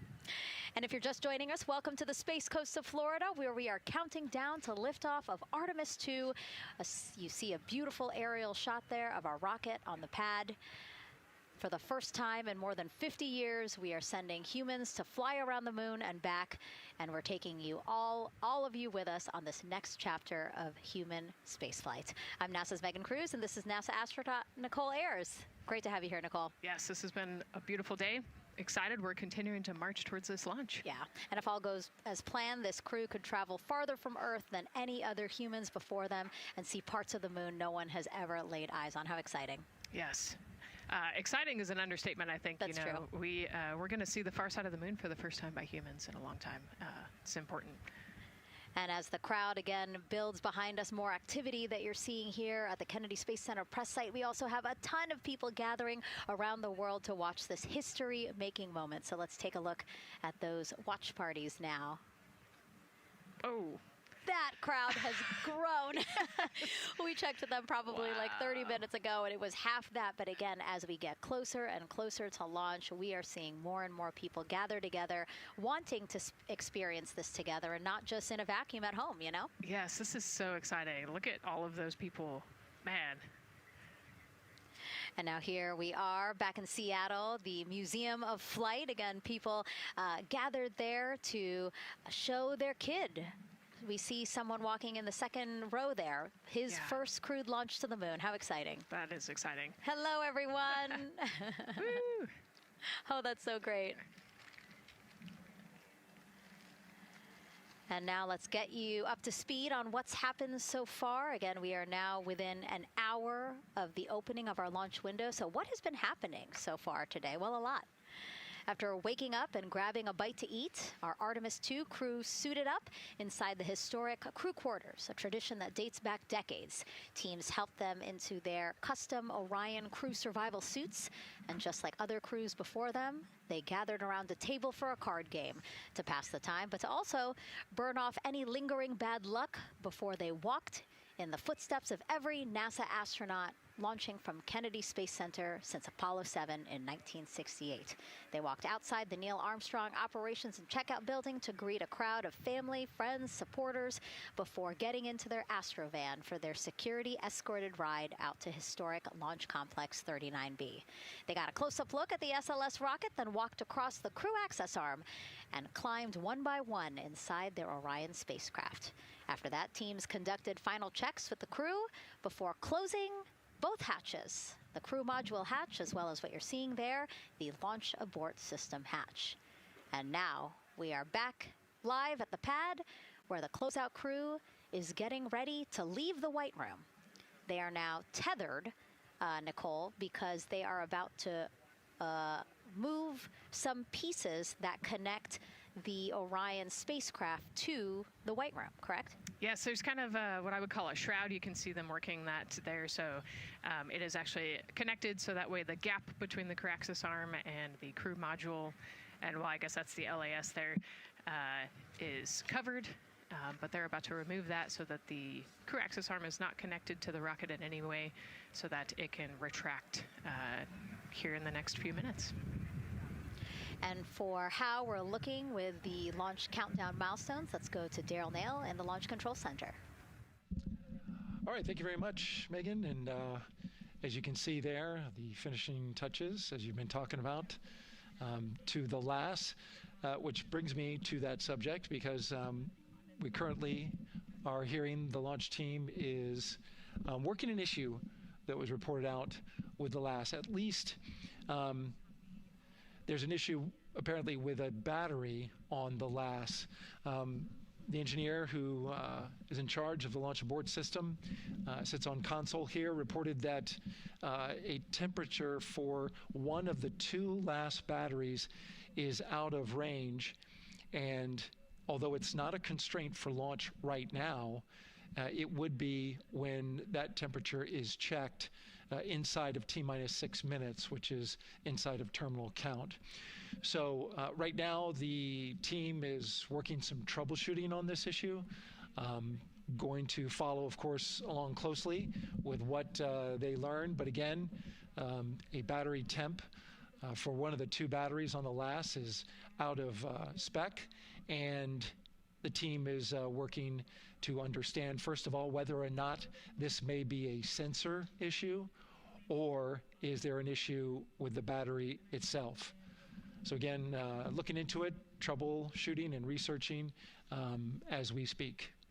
With regards to the weather, we did get some good news there. Launch Weather Officer Mark Berger reporting to the launch director that the weather chances have now improved for the window. We are up to 90% go, which is great news. Again, 90% go. That is up from the 80% that we started when we had the first weather forecasts come out officially 3 days ago. And so that is great. And for anybody who's here in the launch area knows that is certainly viewable. They can see that by just looking up. So we're getting some good clearing as forecast. And then just a reminder for those people who are watching the launch from the nearby area that if you're watching on an internet-enabled device, just remember that there may be a little bit of a delay. Can't tell you how much of a delay, but since it's on an internet device, sometimes this broadcast might be a little behind what you're actually seeing. So just keep that in mind as you are watching. Don't wait till the last second to run outside if you're inside your RV or your camper or your house. That's the latest here from the firing room. Of course, we'll keep track of that last battery issue. We'll send it back now to Megan and Nicole at the host desk. Two of them there had to be tethered to the inside of the white room, because obviously now we have detached the white room from the Orion spacecraft. Yes, that view is quite something. Yeah, spectacular. Yep. Oh, no, I'm sorry. I forgot. Nicole's scared of heights. An astronaut afraid of heights is actually not uncommon, as we've learned today. But yes, so obviously, again, things proceeding as we march closer to the opening of our 2-hour launch window at 6:24 p.m. Eastern Time. Again, the closeout crew just finishing up those last couple of things they have to do before leaving the white room and then leaving the pad, leaving only the 4 Artemis II crew members inside the spacecraft by themselves at the pad. Yeah, and then we'll be curious to follow the battery issue on the LAS as well. I think sometimes it's just a sensor issue, sometimes it's a battery issue. So hopefully they figure that out quickly. Mm-hmm. And so if we can take a shot of the crew inside the capsule, if one's available, why don't we talk a little bit more about each of them? So we have Artemis II Commander Reed Wiseman, Baltimore native, and he's actually, you see his feet in that shot there from inside Orion. He's been in space once before as flight engineer for Expedition 41 aboard the International Space Station from May through November 2014. During the 165-day mission, Reed and his crewmates completed more than 300 science experiments in areas like human physiology, medicine, physical science, earth science, as well as astrophysics. They actually set a milestone for station science by completing a record 82 research hours in a single week. He also served as chief of NASA's astronaut office from December 2020 to December 2022. His 2 daughters were out to wave goodbye to him as he made his way to the launch pad. And again, there's Reed's feet. Reed is the one sitting in the seat to the right, closest to our camera there. So looks like he's relaxed by the body language of his feet. Yeah, I think they're kind of in a holding pattern, if you will, or a waiting period. So it makes sense that he's a little bit relaxed. He's also kind of just a relaxed person in general. He's wicked smart, but has a demeanor that keeps everybody calm. And so I think we're seeing that here today. And so in this shot, Reed is the one sitting on the left, and to his right, Artemis II pilot Victor Glover. NASA selected the California native as an astronaut in 2013, and at the time he was actually serving as a legislative fellow in the United States Senate. His first trip to space, November 2020, pilot of NASA's SpaceX Crew 1 mission. That was the first operational mission of NASA's Commercial Crew program, which resumed launching American rockets from American soil to the International Space Station since the end of the shuttle program. Victor is a U.S. Navy captain and naval aviator who served as a test pilot, racking up more than 3,500 flight hours in more than 40 different aircraft. So again, he probably feels pretty at home in the pilot seat of Artemis II. Yeah, I think he does. He got to say goodbye to his wife and 4 kids. Again, those were the family that he had here at Kennedy Space Center before the 4 of them drove out to the pad. Yeah, and you can see there, we talked about Victor's energy earlier, and you can see him working through, pushing some buttons on the displays. Looked like he was pulling up a procedure, so he's following along and ready to go, looks like. And then mission specialist Christina Cook, sitting on the upper left-hand corner of the screen there, native of Grand Rapids, Michigan. Was selected to the astronaut corps in 2013, same class as Victor. Served as flight engineer on the International Space Station from March 2019 to February 2020. During that time, she set a record for the longest single spaceflight by a woman with a total of 328 consecutive days in space. How cool. She also participated in the first ever all-female spacewalk. And before becoming an astronaut, Christina helped build space science instruments and led scientific fieldwork in some of the most remote environments on the planet. Her hobbies include surfing, rock climbing, and community CDR, service, yoga, and photography. Go ahead, NCD. There's a couple of suppressed overvolt messages. We're going to go ahead and clear those off your screen. We see them and we copy. All right. NASA test director. We're still working here, trying to get through everything. So we're getting close, and then trying to talk that other issue that we just picked up a little bit ago. But I think work-wise, we're doing really well. Sounds good, NCD. We're doing great on board. Glad to hear it. NASA test director giving an update to the crew. Some messages flashed on their displays. Just wanted to say that they didn't have to worry about that. We're going to clear that. And that also just reassuring the crew, again, that they are tracking and working the issue with the launch abort system battery. Yeah. All right. And then first-time flyer, Canadian Space Agency astronaut Jeremy Hansen will fly to the moon as mission specialist on the Artemis II mission. The London, Ontario native selected as an astronaut in 2009. After that, he worked as Capcom at NASA's Mission Control Center in Houston.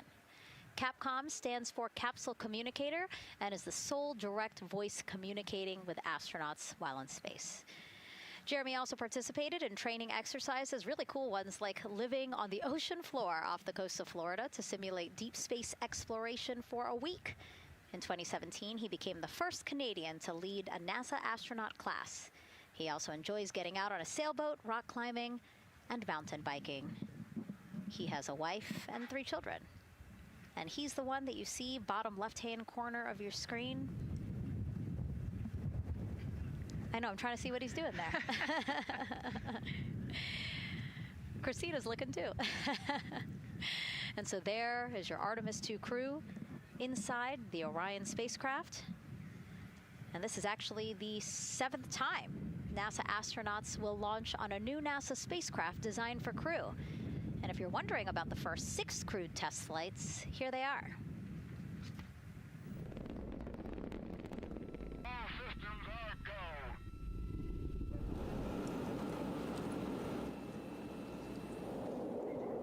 Gemini 3, Gus Grissom, John Young, March 23, 1965. Apollo 7, Wally Schirra, Don Isley, Walt Cunningham, October 11, 1968. Space Transportation System, or STS-1, John Young, Robert Crippen, April 12, 1981. Then NASA's SpaceX Demo 2, Doug Hurley, Bob Behnken, May 30th, 2020, followed by NASA's Boeing crew flight tests. Butch Wilmore, Sonny Williams, June 5th, 2024. And now, Artemis II with Reed, Victor, Christina, and Jeremy. It is really surprising, honestly, to hear that through all these decades, through all these launches we've had, this is only our 7th new vehicle that we're testing for crew. Yeah, you know, we have so many different missions that we think about and we talk about, but really 7 vehicles that we've tested and that we're flying. You know, I like to think of spaceflight really as a permanent test, right? We have, you know, hundreds of missions or so. You know, an airplane that gets tested and then flown has thousands of data points. And so really spaceflight is always going to be in the test field. And I think it's important to remember that, especially as we put humans on rockets that we never have before, or for the 7th time we start a new vehicle and a new mission. Just getting word now that White Room closeouts are complete. And so the closeout crew is preparing to leave the pad. It's exciting stuff. We are making good time, and the closeout crew is doing really well. 41 minutes, 43 seconds and counting until the opening of our window. And Artemis II is a 10-day mission that will send the 4-person crew on a journey around the moon and back to Earth. It will be a critical step towards future lunar and Mars missions.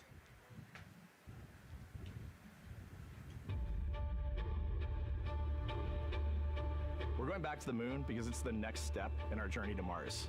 We need to go explore the moon. There's vast regions of unexplored areas with the coldest, darkest places in our solar system.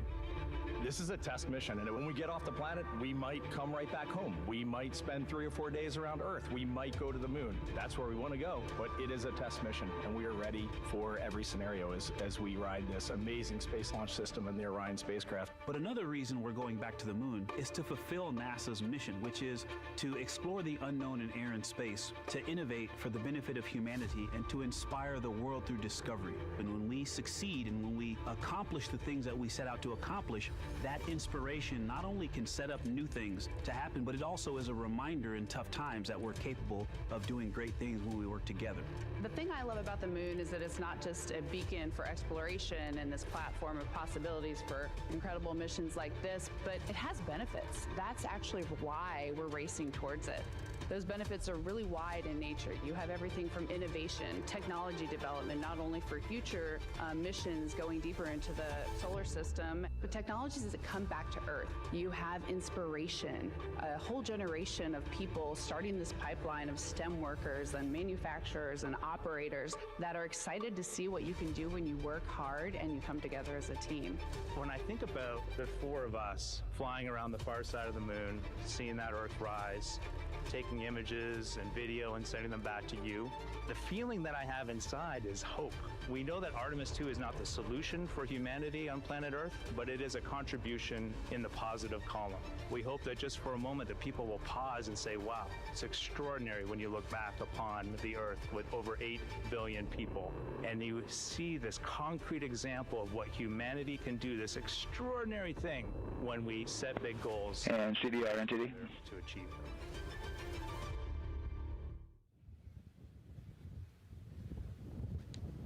And so Mission Control Houston will control the flight of Orion after a liftoff here at Kennedy Space Center.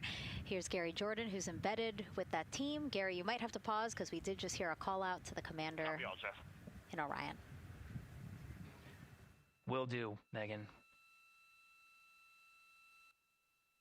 I think that was Commander Reed Wiseman responding to prepare for some of the next steps. We are now holding at the T-minus 10-minute hold.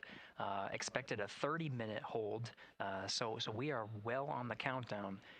We are well on the timeline to meet this L- time and launch towards the beginning of the window, but continuing to track progress along the way. Again, I'm here with the Artemis II flight control teams in Mission Control Houston. The team in the room behind me has been monitoring the countdown and verifying their own mission-specific launch criteria of the Space Launch System, the Orion spacecraft integrity, and its crew. During the final poll before launch, if all looks good from each of the flight controllers in this room, Flight Director Judd Freeling will report a go for launch from Houston Flight. Upon liftoff, teams here take control of the mission and communicate with the crew while they fly on the Space Launch System. This phase of flight is highly dynamic, and each console position has a dedicated and important role of looking after critical systems. You'll hear calls from Capcom and NASA astronaut Stan Love in this room to the Artemis II crew as milestones are reached during the more than 8 minutes of powered flight on the core stage. Liftoff and ascent are just the beginning. This room will be staffed around the clock over the next 10 days to oversee every moment of the mission through splashdown. Here from the Johnson Space Center, we'll be streaming the mission live 24/7 so anyone can follow the crew's journey, take peeks inside the spacecraft, and share the experience of a lunar flyby with astronauts looking down at the moon's surface. Teams here have been rehearsing tirelessly in simulations to throw every conceivable and inconceivable scenario their way. We are ready and eager to begin the Artemis II mission. Still milestones to come as we continue the countdown, but we'll be right back with you during the ascent phase of today's flight. With that, Megan, I will send it back over to you at the Space Coast. So much, Gary. Under 37 minutes until the opening of our 2-hour launch window, 6:24 p.m. Eastern. I've never been more excited for a time. But why don't we send it back over to Megan Carter with the moon board to learn more about what happens after ascent. Absolutely. I am definitely also getting excited. Things feel like they're starting to pick up a little pace here. A lot is about to happen within the first 10 minutes of launch, but what happens after those first 10 minutes? Let me take you over here to my mission map so we can kind of jump ahead and let me explain a few things. So, our main engine cutoff is going to stand for MECO, and that is essentially where the rocket's job is done, and it is then going to turn the propulsion duties over to our ICPS. That stands for Interim Cryogenic Propulsion Stage.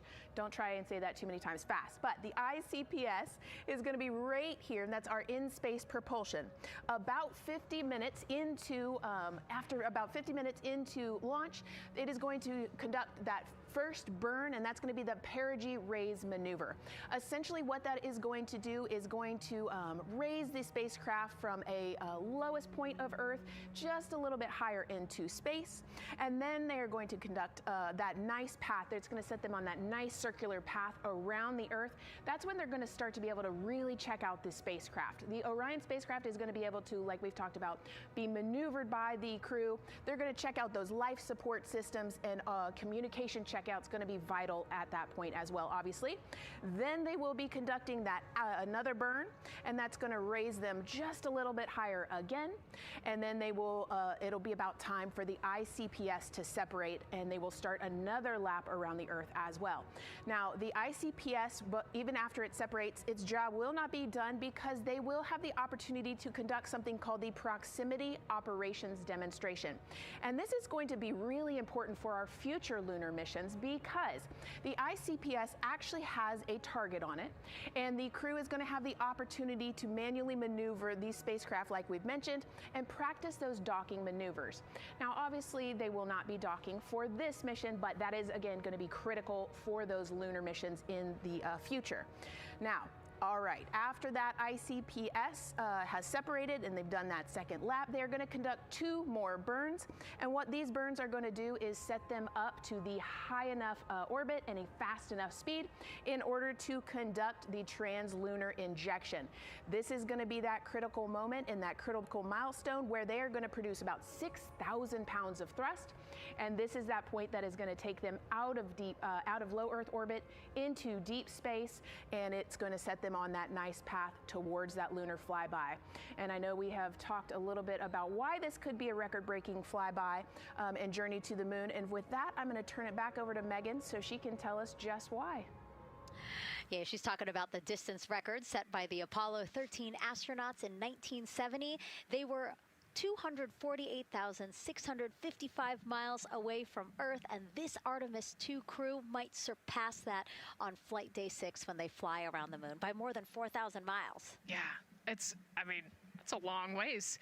It's tough to fathom 250,000 miles from Earth, right? I mean, space, the space station is only 250 miles, and so we're going, I don't want to do the public math, but we're going much further than that.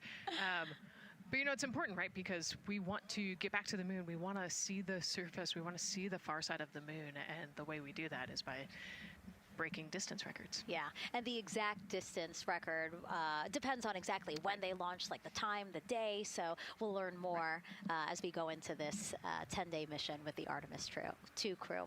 But here we are, 32 minutes, 50 seconds and counting from the opening of our launch window. Feels really, really surreal here as more and more people come to gather on the press site lawn here at Kennedy Space Center. Why don't we take a look at this video that we have here? Some familiar faces who wanted to wish our Artemis II crew a safe journey. Reed, Victor, Christina, and Jeremy, you are the real deal. You're flying to the moon for all of us, and we are in awe. You're the true heroes. You are not just astronauts. You are pioneers, venturing deeper into the unknown. But you are not alone. We will be all cheering you on from planet Earth. Hey, I'm Victor Wembanyama, and I play basketball in the NBA. But I'm not only interested in shooting hoops. I'm also interested in shooting stars, dark matter, and all other types of astronomical phenomenon.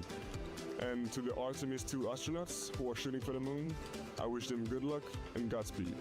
Hi everybody, I'm Ryan Gosling and I play a biologist who goes to space to save the planet in the film Project Hail Mary. But the Artemis II astronauts are going to space for real and they will travel farther from Earth than any humans in history. Sending all our best wishes to the Artemis II crew. I just want to say how proud I am of each of you and how inspired you make me. But it's not just about me. Your mission is going to inspire future generations of scientists, engineers, athletes, and dreamers to do something that they never thought possible. Hey, it's Roy Wood Jr., and I want to wish the Artemis II crew a happy and safe journey to the moon, well, around the moon, to go around. I know what you're doing. You got to look for a parking space. This is to go around the moon, make sure somewhere to park, and then you park journey. Good luck. It's actually a really good way to explain what how this mission builds. Again, we are hoping to land astronauts on the surface of the moon in maybe 2 years. So yes, we are looking around the moon on this lunar flyby mission to see where we might park. Thank you, Roy Wood Jr. Okay, and as we look at this live view of the rocket on the pad, there is a spectacular place here at Kennedy Space Center to watch launch from, and that's the Banana Creek viewing area. Why don't we go back there where the crowd is excited, and Leah has the best assignment ever, talking to people who are super excited about being here for Artemis II. Oh my gosh, Megan, you talk about the excitement being palpable. I'm telling you, everybody here on pins and needles as we get just about half an hour away from launch. I've been walking around talking to people, and I'm just struck again and again by how many people are here from across the agency. I want to introduce you to just a small portion of the people across NASA who have been supporting this mission. Patty Ortiz, NASA Armstrong Flight Research Center, Orion program. Orion. Kathy Graves, Glenn Research Center, Office of STEM Engagement. David Alexander, NASA Glenn Research Center, Office of STEM Engagement. Jennifer Becerra, Johnson Space Center, the Office of STEM Engagement. Here we go, right back here. Where are you from? I'm from NASA Glenn Research Center, Joseph Pinakides. Joseph, here we go. Wes Furman from APL. Maria Arredondo from Headquarters, Next Gen STEM. Mark Robinson, Stennis Space Center, Commercial Space. Amira Flores, Armstrong, Office of the STEM Engagement. Molly Kearns, NASA Glenn, Space Communications and Navigation. Matthew Pierce, Goddard Institute for Space Studies in New York City. Here we go, and right over here. Lauren Ring, Ames Research Center, Data Integration. So we're coming together. We're one big NASA team, one big NASA family, and we have one major message before we launch tonight. Okay, guys, what are we going to say? 1, 2, 3. Go Army!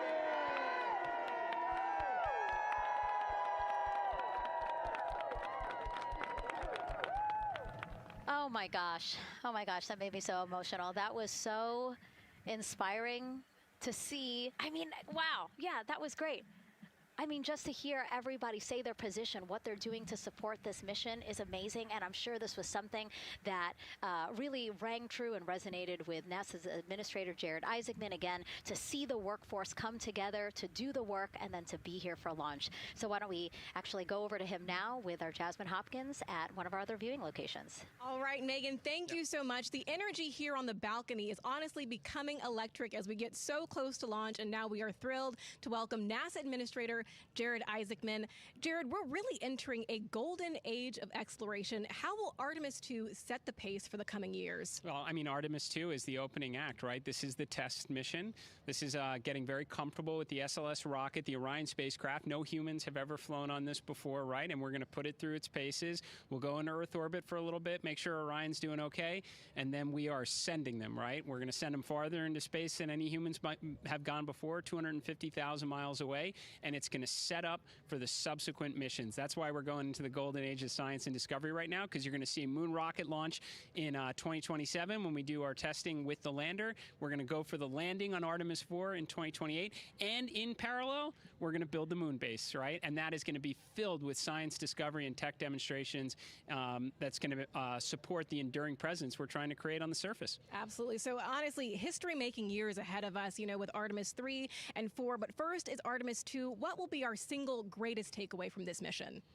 Well, I'll tell you, I mean, after ignition, to me, the moment that I'm going to be most excited for is splashdown. There's no question about that. Good shoots coming down off the West Coast. But look, I think the takeaway from this is gaining extreme comfort in the Orion spacecraft, right? I mean, this is very different than what we've done for more than a half century, right? I mean, the velocities that spacecraft is going to re-enter at, it's going to be new territory for us. We want to get our arms around that completely. So I would say the performance of SLS plus Orion is everything on this one. We want to make sure we do it in as a safe way as we possibly can, understanding what we are undertaking right here, bring our crew back, learn as much as we can from the vehicle, set up for Artemis III in 2027. Right, and Administrator, we've actually had a pretty young audience today here, some kids running around the balcony. How do you hope Artemis II inspires that next generation? You know, I talk about this all the time. Like, one of our overarching KPIs that we should always be tracking is the number of people living and working in space. Well, you know what's another strong number 2 on that one?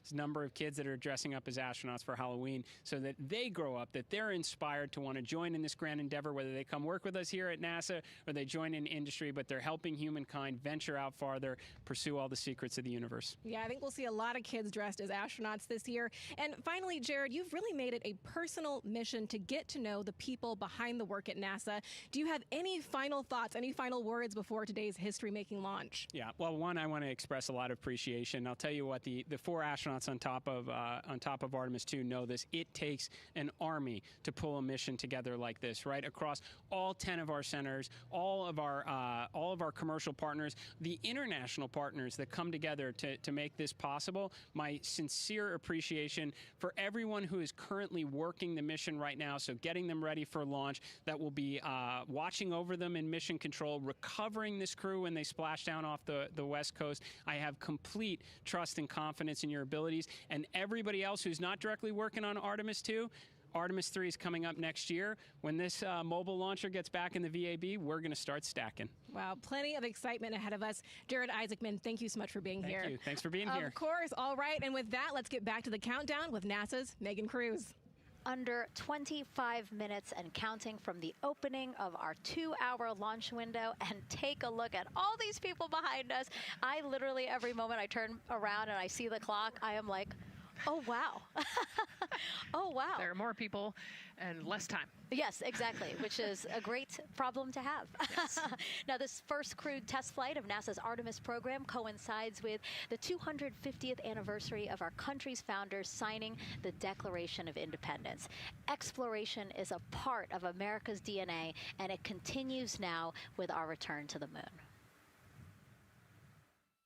250 years ago, 13 colonies laid the foundation for the greatest and most enduring democracy in the history of the world. One driven by courage, faith, and freedom. From that moment, we became a nation defined not by where we stood, but by how far we were willing to go. We conquered vast frontiers, invented tools that shaped a modern world. We found light in the dark, and we rose from the earth. Faster, higher, farther. We pushed beyond the sky and into the unknown. We carried our courage into the cosmos, and we planted the American flag on the moon, the defining achievement of American superiority in space. Today, our curiosity stretches farther than ever. American robots search ancient rivers on Mars. New telescopes unfold to glimpse the first stars. And a new generation prepares to return to the moon, this time to stay. For 250 years, America has carried the light of humanity forward. But American exceptionalism isn't inherited, it's earned. Our greatness comes not only from what we've done, but what we're still determined to discover. Because in every era, across every horizon, America is at its best when it's reaching for something greater. America celebrates 250 years, and we are leading the world into the future.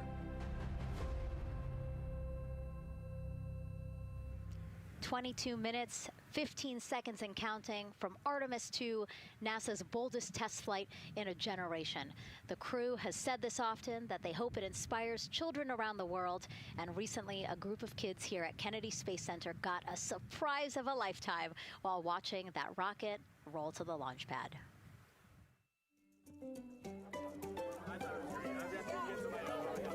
So tell me what color it is.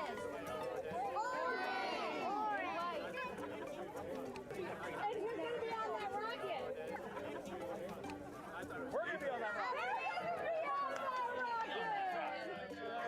I could make it a little bit longer. Did you see it? Okay, so everybody's looking at the rocket because it is kind of cool and impressive. One of the coolest things happening over there right now, though, is it's on top of a giant tractor. Doesn't all food come in like tubes? It's in these like little plastic bags. You have to like rehydrate it. Sushi. There's not. I haven't seen sushi in space. It's probably hard to keep that back. Deconstructed sushi mashed together. My favorite part was this one little girl. She had a question. She had patiently held her hand for a long time, and Christina turns to her and says, "Okay, what's your question?" She just goes, "I forgot." It was like, that's a perfect little kid moment. I just love. Wait, are you my mother's cats too, astronauts? What? Say that again? Never mind. It is really hard to say. Go Artemis! These two? Yeah. You can put it on yeah. There you go. I like your dabbing astronaut back there. It's just so fun to see the enthusiasm, the energy, and a little bit of chaos. 3, 2, 1. Wasn't that so cute? I love kids and their excitement and, you know, even just being real. Like, I don't remember what I was I know, he ask. goes, but I'm glad you're here. Now here we are, Space Center Houston. The crowd has exponentially grown throughout the day. We started showing you live shots from in there probably an hour ago. And now take a look at all the people there getting ready to witness history together. It's something really special to be able to witness something like this together. Yeah, you know, we've heard from celebrities and officials and kids, and, you know, it's amazing. People from all around the world came here today to Florida to watch, so it's something, it's hard to put into words, just how much support for this mission we're seeing today. And great news, too. Remember, the team was tracking an issue with the launch abort system battery. They appear to have cleared that issue, so we are go for launch. Yes, it's exciting.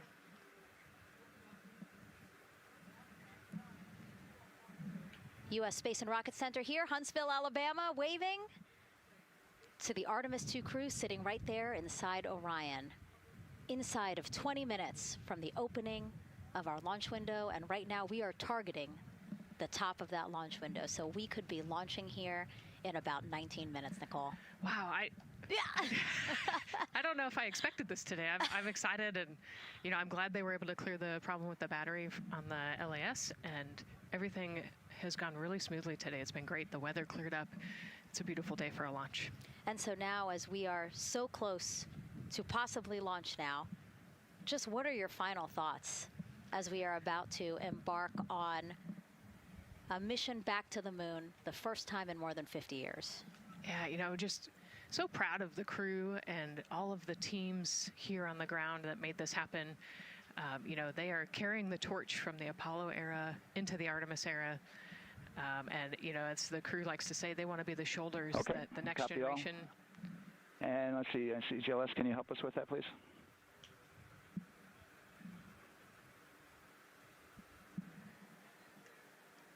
They want to be the crew wants to be the shoulders that the next generation can climb on. 001.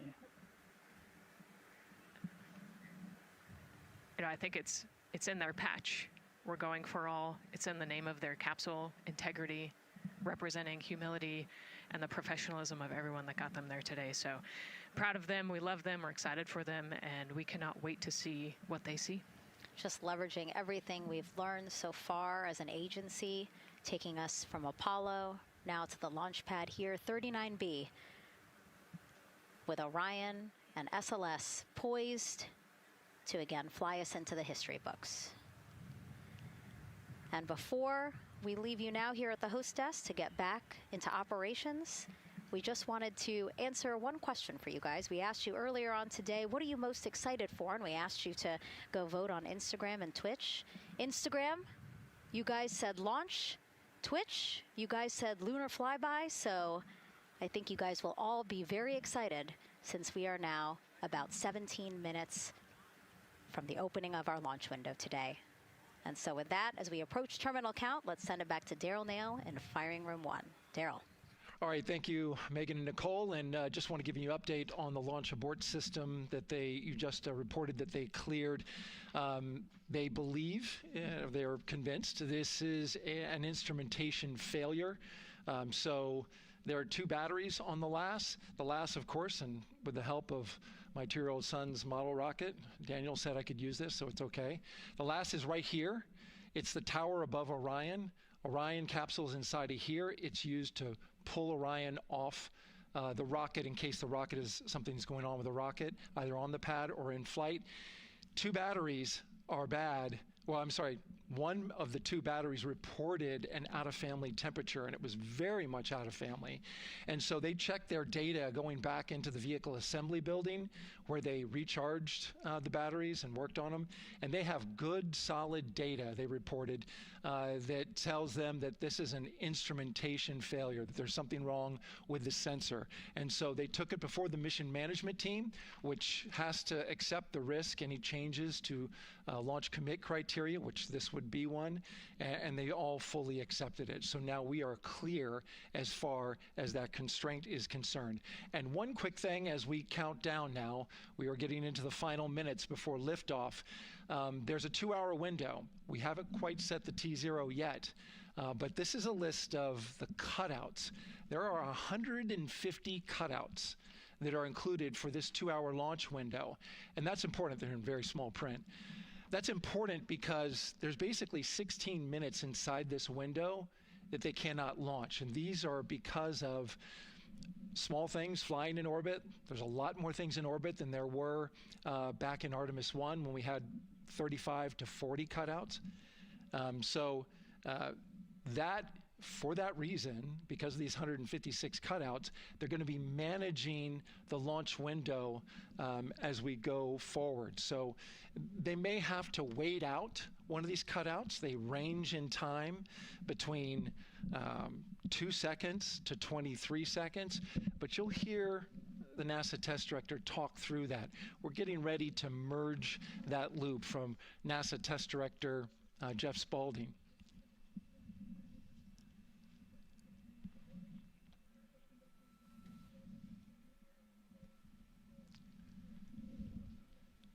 And so now I'm listening to the launch team get ready to merge their operational channel.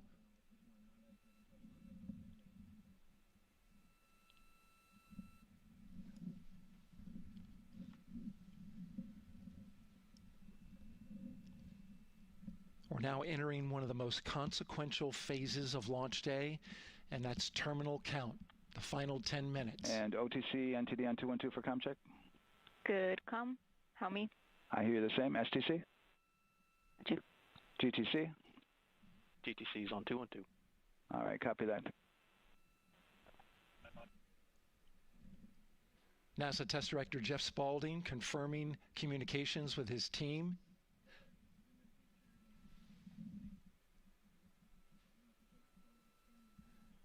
There will be 2 polls that we'll hear.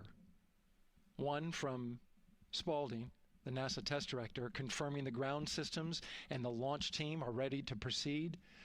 At this point, we have a clear board, no constraints, but we need confirmation from each individual on the NASA Test Director team. So we'll hear him poll his team. The other poll that we're waiting for is the poll from Launch Director Charlie Blackwell Thompson, who will take that final status from NASA management before giving the go to come out of a hold. And you're seeing the clock count down at L-12 minutes. CCL, OTC, Orion, RS1. CCL. Yes, sir. Reconfigure ARS primary loop ISO valves. Copy, that's in work. And CDR, OTC, Orion, Earth 1. Go. ARS loop ISO valves are being closed at this time.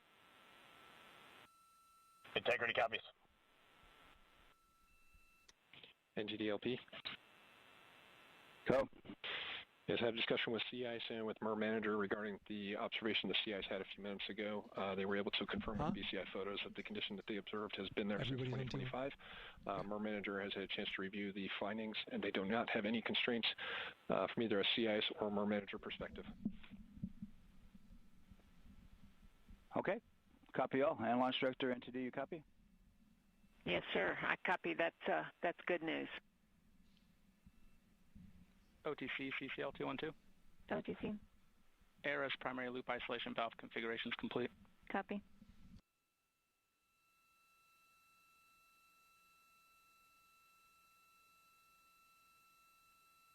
And CGLS NTD, cancel pending, please. GLS copies, and that's complete. All right, and for all personnel, we got a little bit more work to do before we pick up the clock, and we're about a little over a minute from getting to T-minus 10 minutes, but we've canceled the resume time there, and then we'll pick it up after we get through all of our work and anything else that we need to do to get through the remainder of count. So we'll continue working that to get to our T0 today. So when we get to about 50 seconds from now, we'll extend that hold. CVSE OTC. CVSE 400-290, looking to verify that we are configured for ascent. Yep, give me about 2 more minutes. I'm going to start CMA2 streaming. Copy. NTD, COSE, hold requested. Copy that. I have an LCC violation of O-CT-004, S-band transponder anomaly. This was a transient LCC violation, so transponder 1 had a demodulated SNR estimate that went down to 2 dBm when it should have been between 10 and 13. It is now back up to 12, but we did lose that for just a moment.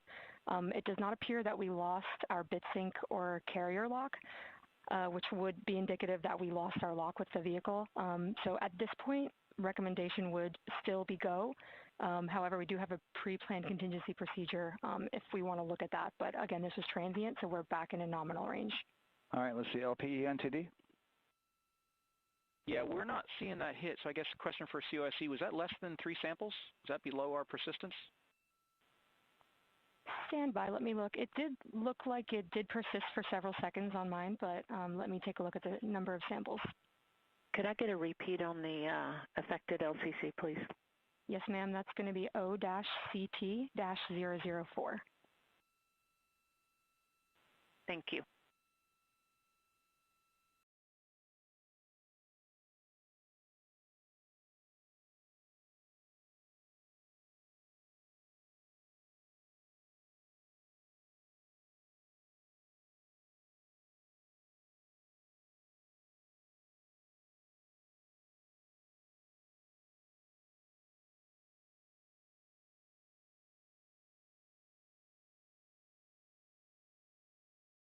Yeah, us taking a look at the data right here, looks like that was a single sample. Yeah, copy that. RFTS does report that they also lost lock for about 5 seconds. So I would love to ask KUS and see if they also lost lock with the vehicle for any extended amount of period.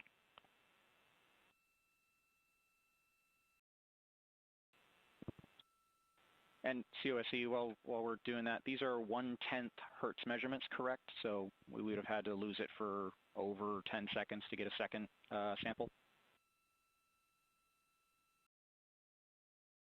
Yes, sir, that's correct. It is 1/10 hertz. Yeah, so from our perspective, the allowance is effectively up to 30 seconds, up to 3 samples based on the 1/10 hertz. This is not an LCC violation, I believe. Yes, sir. I would agree with that at this point. Copy that. We're checking with KUS on 232. I don't think they have 212 access. We're trying to verify, but it sounds like they have a loss of lock as well. About 2 seconds. Okay. And I guess for both KUS and COSE, do we have lock now? That's affirmed. We do have lock for COSE.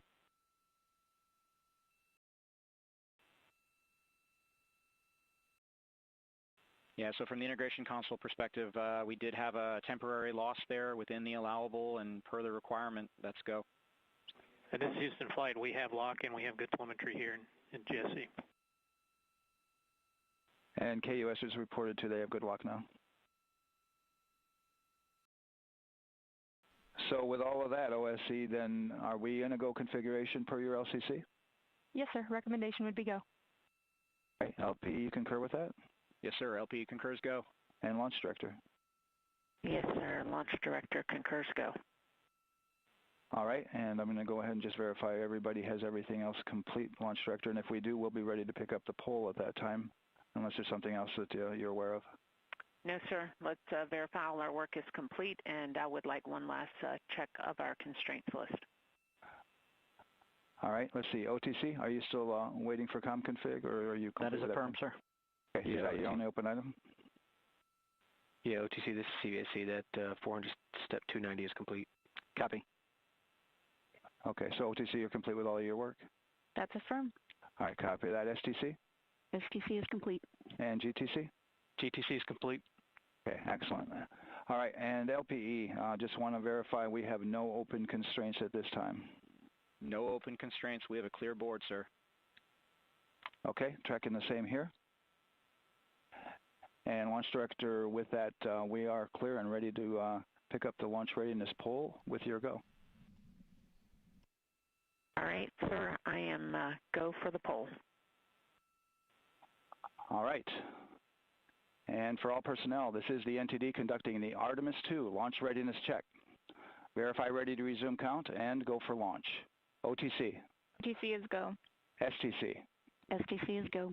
GTC. C's go. MCO. CO is go. Safety Console. The Safety Console is go. LPE. LPE's go. RTD. RTD's go.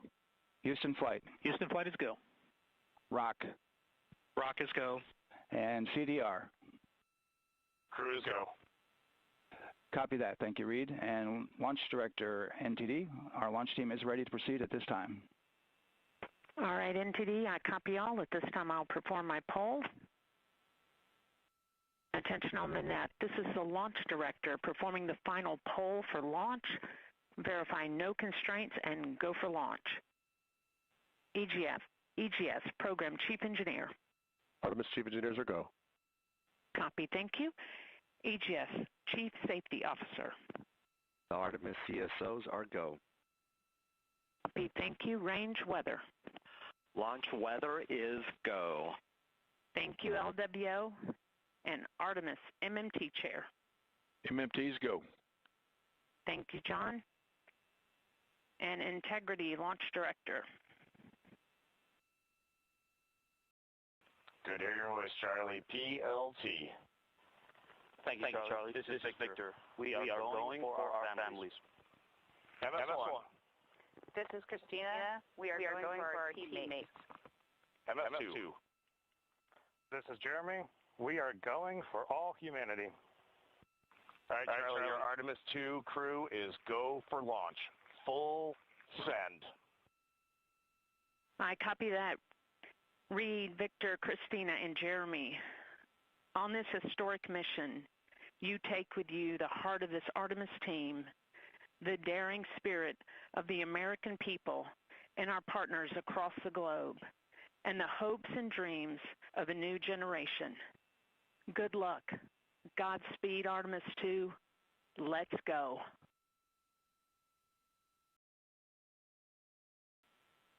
And NTD Launch Director. Go ahead, Launch Director. Yes, sir. You have a go to proceed with countdown. Copy that. I'll put it in work. CDR, NTD. Go. Figure risers and initiate short purge per your EPROC 10.1.1, steps 8 and 9. 10.1.1, 8 and 9 going to work. Copy. CVSC NTD, start and verify recordings of our Orion cameras. Copy. Okay. Well, there you heard it. RSR NTD. RSR. They're getting ready to start terminal count. AR rotation enable at this time, please. It's currently at T-minus 10 minutes. Once we wrap up this last bit of work. SNA arm rotation enabled complete. We're going to start that clock. Copy that. Thank you. Integrity crew, close and lock visors.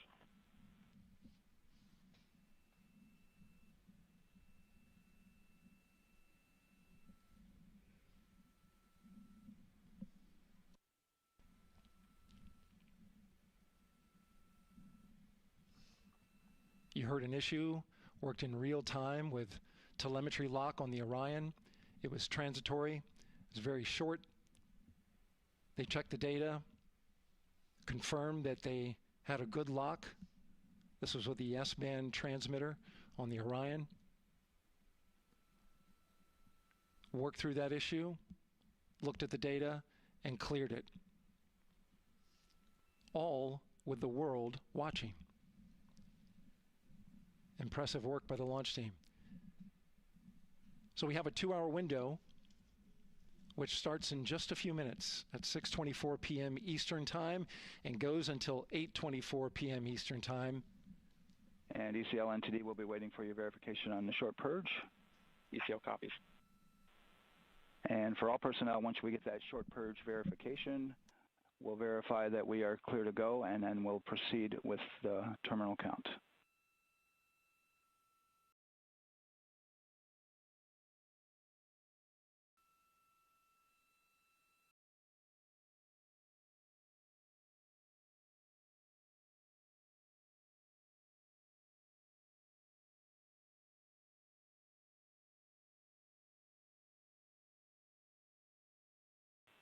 ECL time estimate? About a minute. Copy.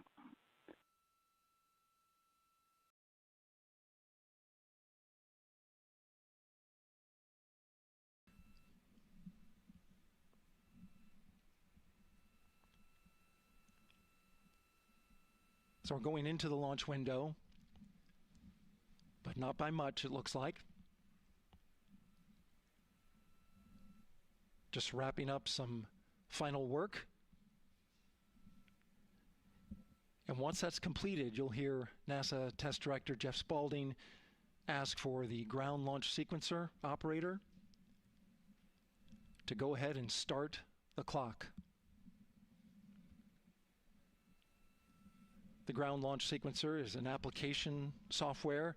It runs on top of the launch control system in the firing room. Acts like a conductor of an orchestra, executing hundreds of commands in precise order and timing. It's all autonomous. NTD CCL 212, short purge initiation is verified. All right, copy that, and we're verifying our constraints.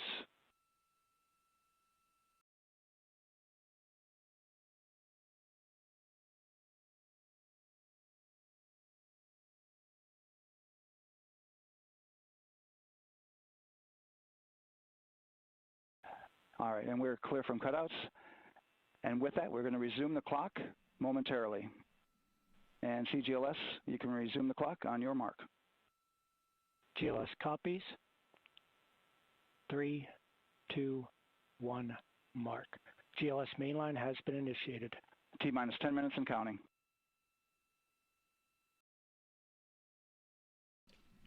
And that begins terminal count. Our new T0 is 6:35 p.m. Eastern Time. 6:35 p.m. Eastern Time. We are now counting down to liftoff of Artemis II.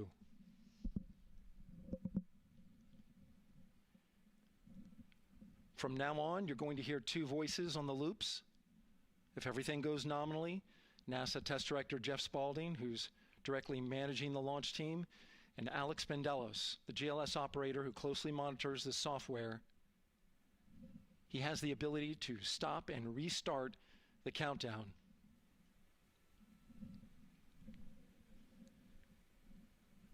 A lot of people ask about whether there's a launch button. There certainly is not. Flight and Rock, our new T0 is 22:35:12.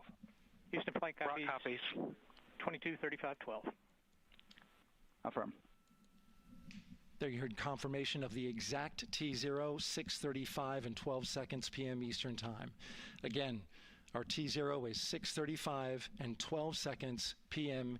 Eastern Time. But as I was saying, there's no launch button. This is autonomous.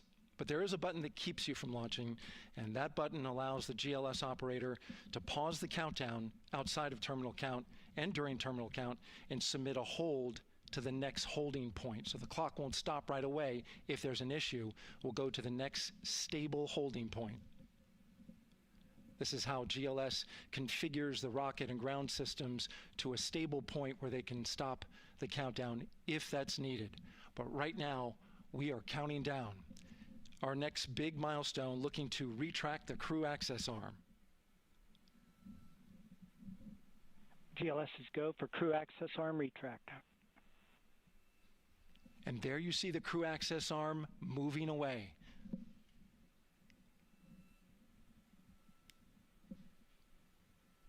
That's the path that the astronauts took to ingress into the rocket.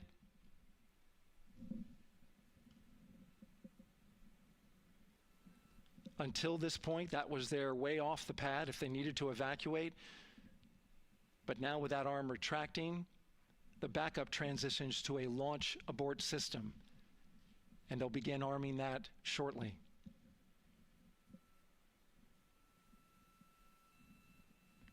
Of course, the launch abort system, great shot there of the crew access arm retracting away. The launch abort system is the tower at the top, and that's what would pull Orion and its crew off the top of the rocket in case of an emergency, whether it's on the ground or in flight. This is critical safety hardware that protects the lives of the astronauts.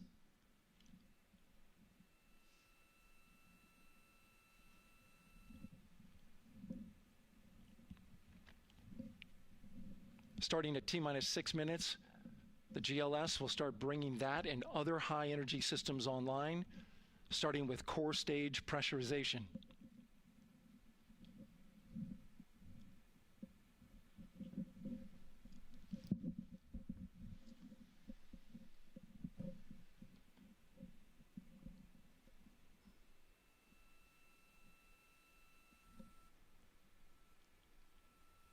Weather is 90% go.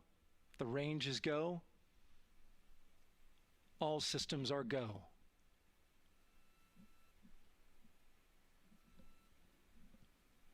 GLS is go for core stage tank pressurization. That means the replenish valve for the liquid hydrogen tank has now closed, and that tank is beginning to pressurize to flight levels because that hydrogen is naturally boiling inside the tank.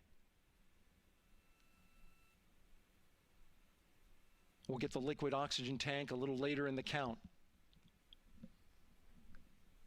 Now the team is waiting for verification that, if needed, the Artemis II crew could use the launch abort system to pull Orion safely off the top of the rocket in an emergency.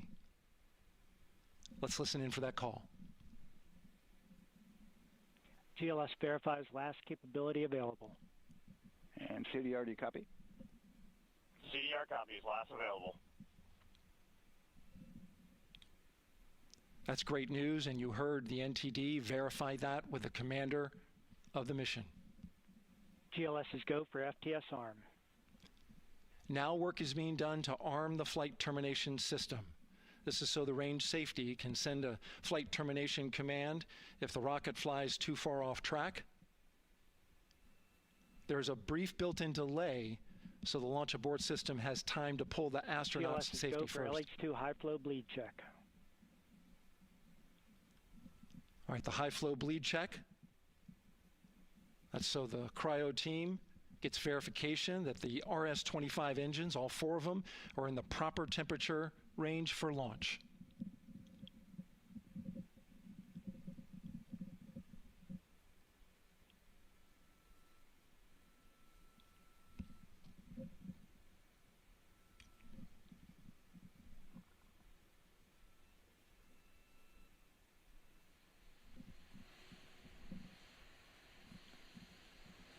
GLS is go for core stage APU start. Core stage APUs start. Those are auxiliary power units, high-speed turbines which provide pressure to hydraulic pumps that steer the RS-25 engines. We're going to see a gimbal test a little later at T-minus 2 minutes and 30 seconds. This is what allows that to happen.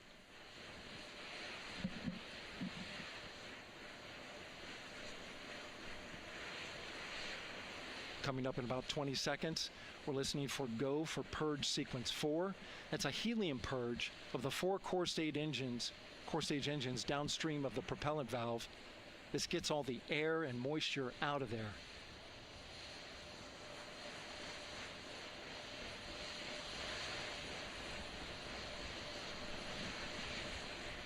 GLS is go for purge sequence 4. Moving through the milestones. All is looking good.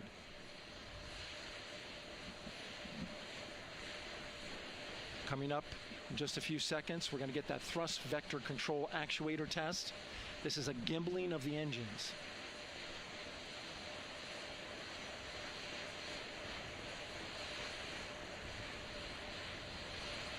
There are the 4 RS-25s, 3 of them Shuttle Heritage, 1 of them built from shuttle parts. And there you see them moving.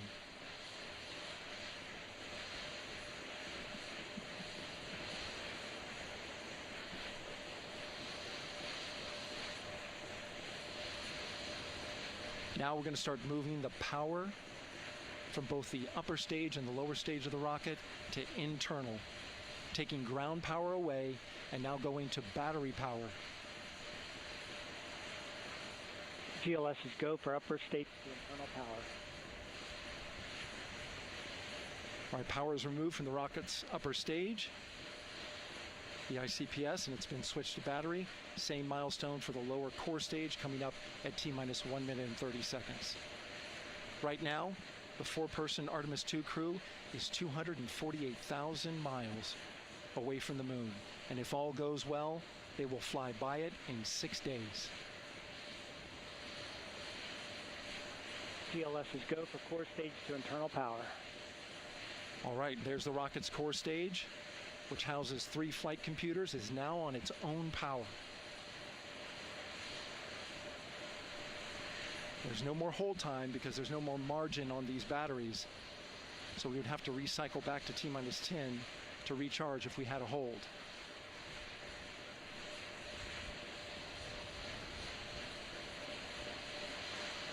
One minute.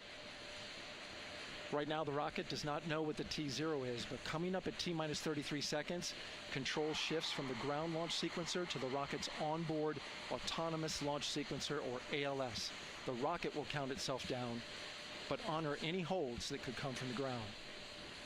Now, shortly after liftoff, Houston will take control of the rocket, and my colleague Gary Jordan will take over commentary.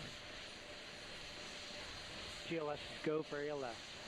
Great call out. The rocket is on its own. 4 brave explorers ready to ride the most powerful rocket NASA has ever launched.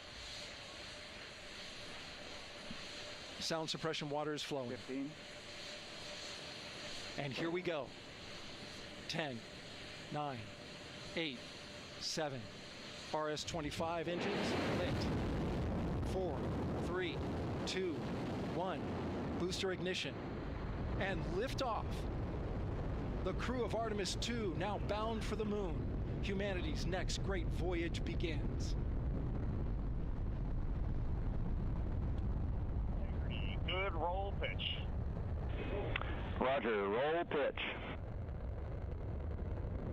Houston now controlling the flight of integrity on the Artemis II mission around the moon. Integrity, AMT high. AMT high. On time passing 30 seconds into the flights. Integrity passes the alternate beacon. Target milestone. Mission Control Houston seeing good performance on the 4 main engines. Space Launch System core stage. Integrity, 3 miles in altitude. Traveling more than 1,200 miles per hour.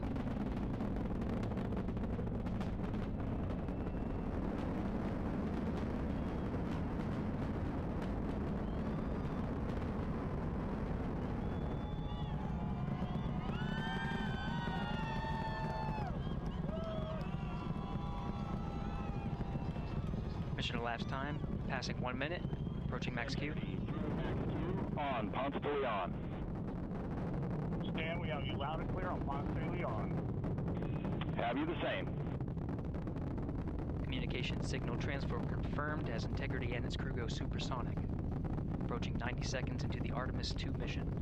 Integrity is 14 miles in altitude, 8 miles downrange, traveling more than 2,600 miles per hour.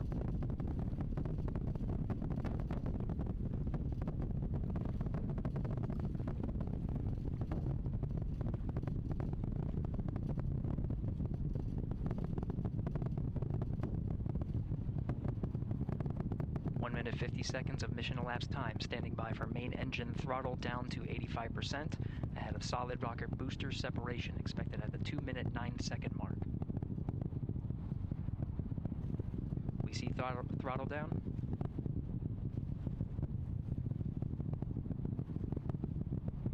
Confirmed separation. Main engine's throttling up, guidance converged.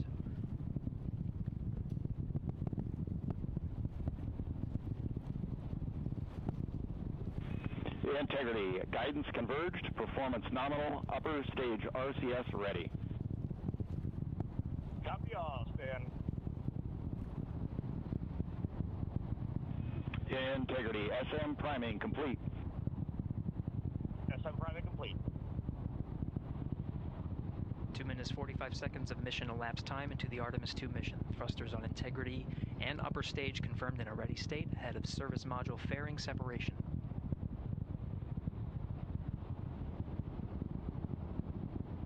3 minutes into the flight. Integrity, 49 miles in altitude, 78 miles downrange, now passing 5,000 miles per hour.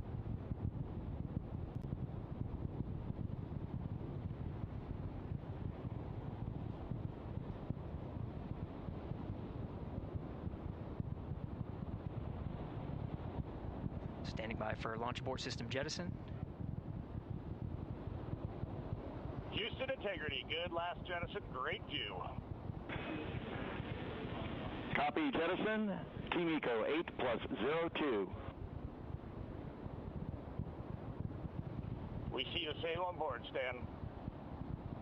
And Houston has you loud and clear on Tidris at the Kármán line. Outstanding, Stan, we have you the same. 3 minutes 50 seconds into the flight of Artemis II, Wiseman, Glover, Cook, and Hansen cross the boundary to space with good comm checks. GPS signals acquired after last jettison now working on internal checks to verify accuracy. Flight Dynamics Officer analyzed the time of main engine cutoff, confirmed at 8 minutes 2 seconds, time of MECO.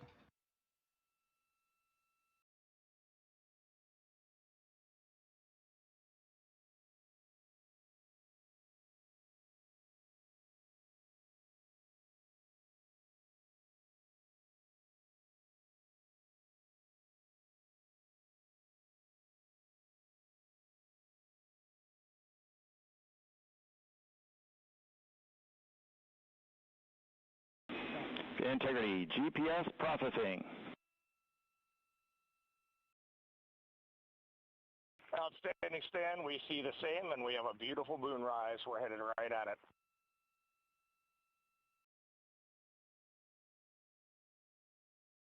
Approaching 5 minutes into the flight, Commander Reed Wiseman confirms he has visuals of his destination. GPS guidance, navigation, and control software finishes internal checks and sends to navigation channels. Integrity, 3 engine press. 3 engine press.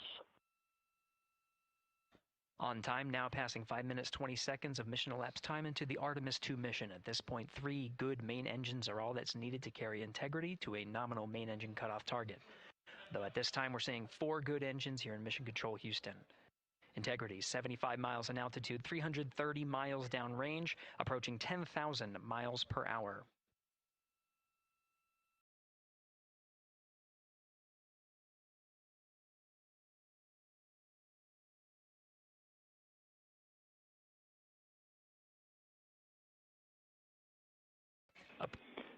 Integrity, looking good at 6 minutes. Same on board, Stan. Good trajectory and engine performance. Booster officer will soon report the shutdown plan to Flight Director Judd Friedling, expected at the 7-minute mark. Integrity, 78 miles in altitude, 460 miles downrange. Integrity, expect nominal shutdown. Integrity copies, nominal shutdown.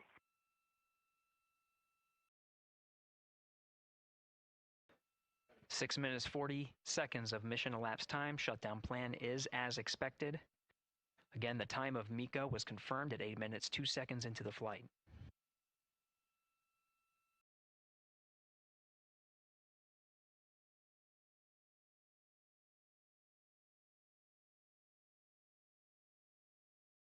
Seven minutes of mission elapsed time.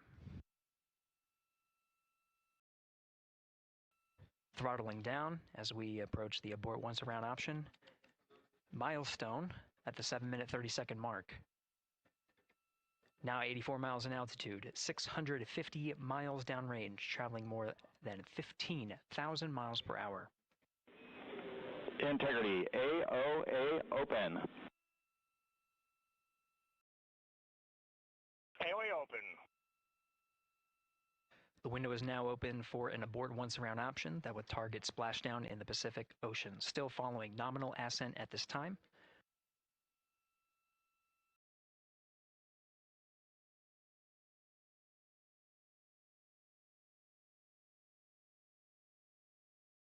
About 10 seconds remaining until the main engine cutoff of the Space Launch System core stage. Standing by for confirmation of MECO and core stage separation.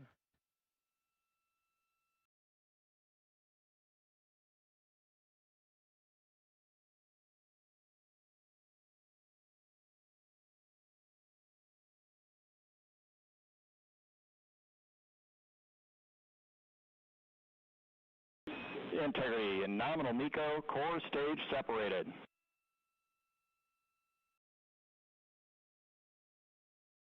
We see the same on board, Stan.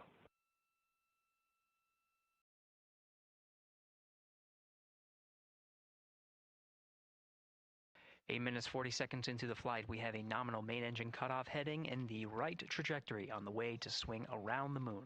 Core stage has separated, done its job. The Space Launch System upper stage, the interim cryogenic propulsion stage, or ICPS, still attached to the Orion spacecraft.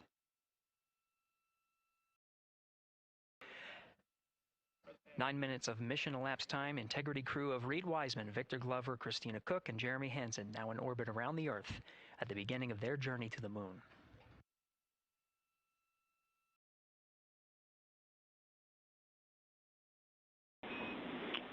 Integrity Houston, looking ahead to PRM numbers so far per the pad.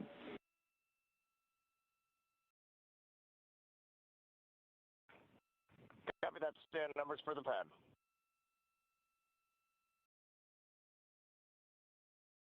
Capcom Stan Loves now reminding the crew that the perigee raise maneuver time of ignition is as expected prior to booster ignition. That time being 49 minutes, 50 seconds of mission elapsed time.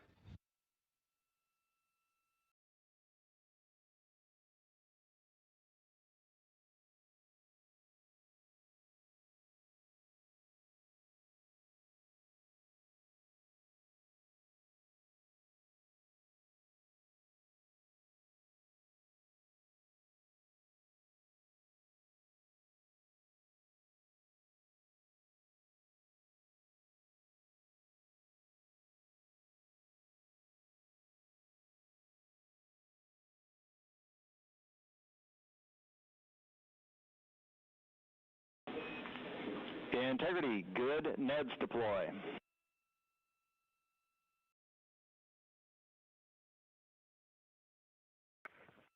Copy that, Stan. Good, Neds.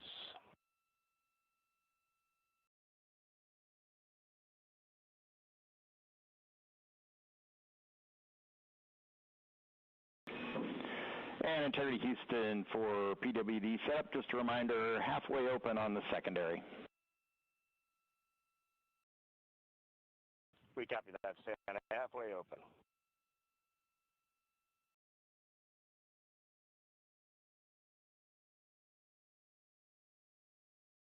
Passing 11 minutes of mission elapsed time. overhearing the conversation between Capcom Stan Love and Commander Reed Wiseman, already passing some milestones. We have a good nozzle extension deployment system. That is confirmed, complete. We also have the visors are confirmed up, now past the dynamic phase of flight, that is ascent. Their launch and entry suits that provided them an extra layer of protection. Now not as needed. They're going to raise those visors. And later in today's mission, they will begin to egress or get out of the suits to begin some of their initial tasks of activating some of the systems aboard in the Integrity spacecraft.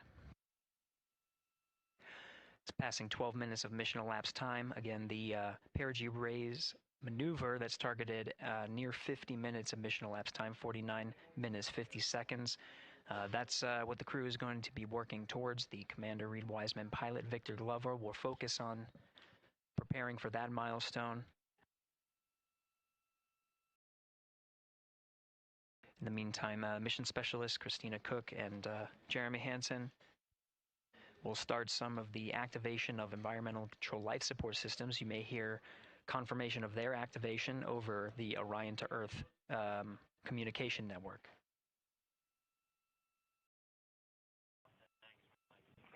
Houston, C3 aux power back in auto. Copy C3 aux, and we're 2 minutes to maneuver.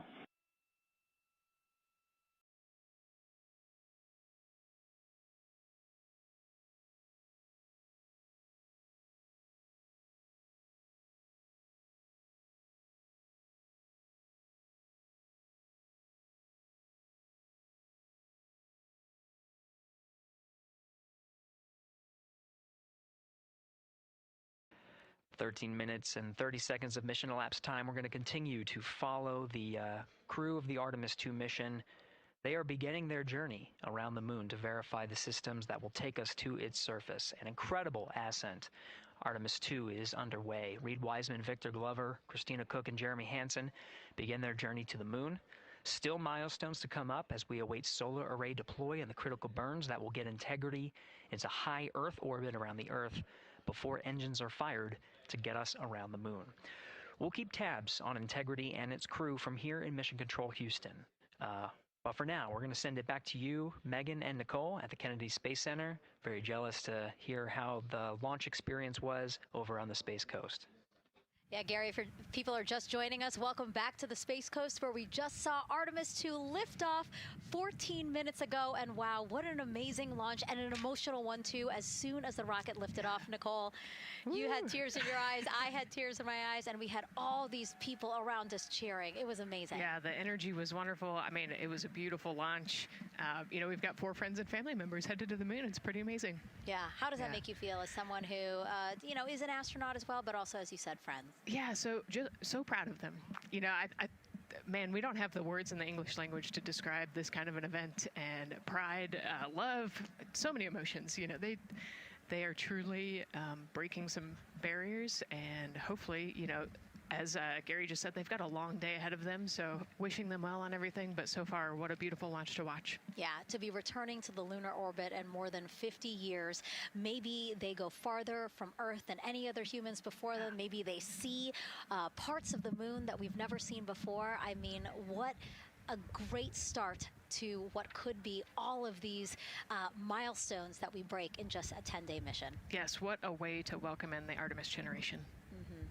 Yeah, how do you feel? I mean, we saw some beautiful shots we were covering of course, the rocket, of course, the Earth falling away as we continued up into our ascent, but also some of those crowd shots where we saw young and old, just emotional, overcome by this history-making moment. Man, we are going back to the moon for all, and we saw that today. We saw that in all the crowds. And yeah, you guys just saw that view, the sunrise or sunset, I guess. They just made it over the crest of the Earth, and you could see the sun peeking over. One of my favorite views from space. And I can't imagine what they're looking at now, and I can't wait to see what they're looking at in about 5 or 6 days. Yeah, and you know, I know a lot of people are like, you know what, I'm surprised this launched on the first try, because we know, like any little thing, we have to be keeping safety in mind, and we want to make sure we're ready to go. But we were ready to go, and I think it surprised a lot of people.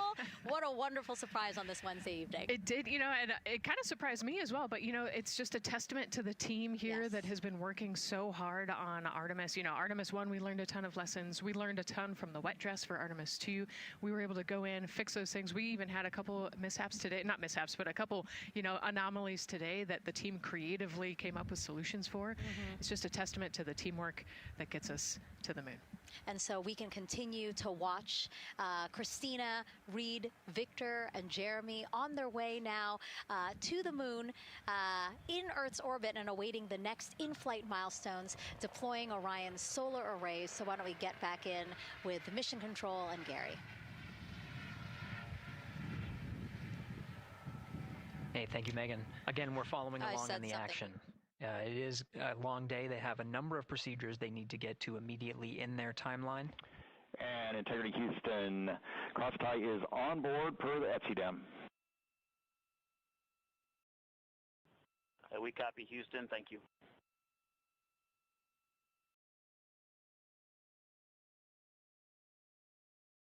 Crosstie referring to flight controllers here initiating a connection between some of the batteries aboard the Orion spacecraft, allowing for an even distribution of power. This is the flight control teams that took us through ascent of the Artemis II mission today. Right now we're, as you see, passing 18 minutes of mission elapsed time. The Orion spacecraft Integrity and the interim cryogenic propulsion system are maneuvering tail to sun. It is in this orientation, this attitude. Integrity anywhere until not momentary prop caution.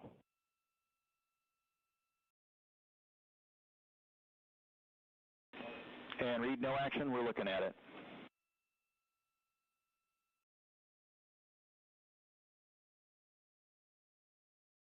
Commander Reed Wiseman verifying what is being routed to his displays aboard Integrity. Propulsion engineer confirming that no action is needed at this time. They're pressing through with their nominal procedures to prepare for the perigee raise maneuver. And of course, the solar array wing deploy ahead of that. The solar wing deploy is a critical milestone. We'll continue to have our coverage follow the mission until that deployment. A successful launch is just the beginning. The deployment of the solar arrays and successful confirmation that those solar array wings are drawing power is a significant milestone, and says to the flight control teams that we will continue on today's mission. Power needs to be drawn to continue through some of the next milestones. Until then, the AOA open option that was called up upon ascent, the aboard once around, is the current option, and abort to orbit option ATO will be switched to a preferred mode at the time that the solar array wings are deployed and latched. It gives the flight control teams a little bit more flexibility.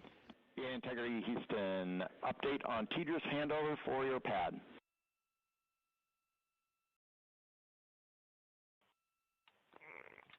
Give us just 1 minute. And Stan, you can read it. Ike is ready to copy. Roger. TDRS handover east to west expected 1 second earlier at 5:1 minutes 26 seconds.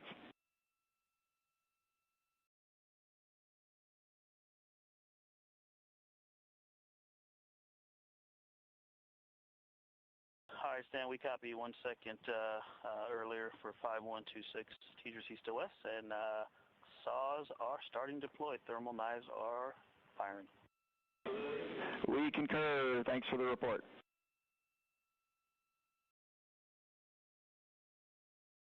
Read back of the reports that you just heard on the Orion to Earth network. Integrity has maneuvered tail to sun. The RL-10 nozzle on the end of the ICPS is pointed towards the sun, and the solar array deployment sequence has begun. With the deployment confirmed, It'll be several minutes until they are what is called in a latched position. Once they are latched and confirmed to be drawing power, they can switch the mode to ATO and continue along the mission. The teacher's handover at the pad, that message meant the crew was provided some preliminary numbers of when to expect handovers between the tracking and data relay satellites. Currently orbiting Earth at an altitude of 545 statute miles above the Earth, they are in a near-Earth network communication system. The tracking and data relay satellites, geosynchronous satellites that are stationed about 23,000 miles above the Earth.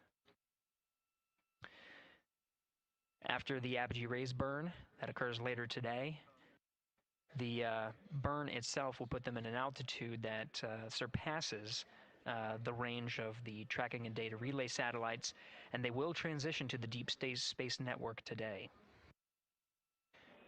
And integrity for prop messages, we see 2 temperature measurements right near the line. It's that momentary message you saw earlier. We're going to suppress those.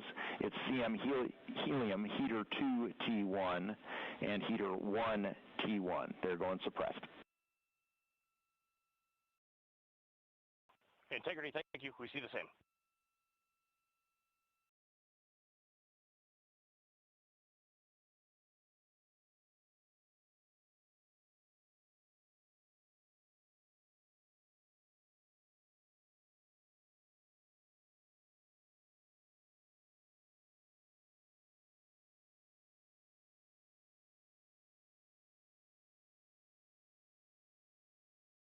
This is Mission Control Houston, passing 23 minutes of mission elapsed time into the Artemis II mission.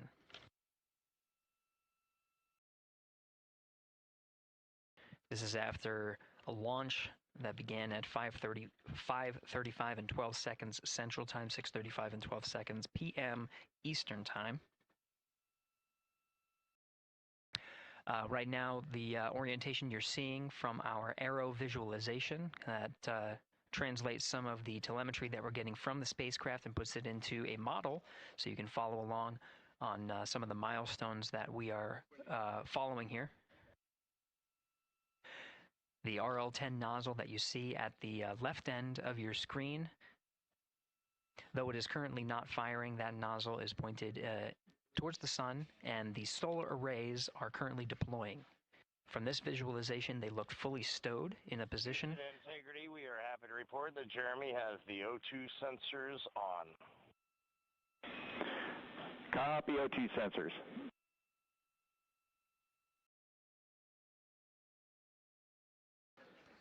Again, Commander Reed Wiseman and pilot Victor Glover overseeing the deployment of the solar arrays. And we'll follow the attitude maneuver changes ahead of the first burn of the ICPS engine, the perigee raise maneuver. Integrity Houston, we see 4 saws deployed and latched, ready for ATO preferred. Yeah, we're almost there in the procedure stand, and we see the same thing. And Integrity Houston, we are seeing a 7-second miscompare between the MET on Orion and ICPS. We'd like you to read us the MET from your center status bar and for the ICPS on StackSum.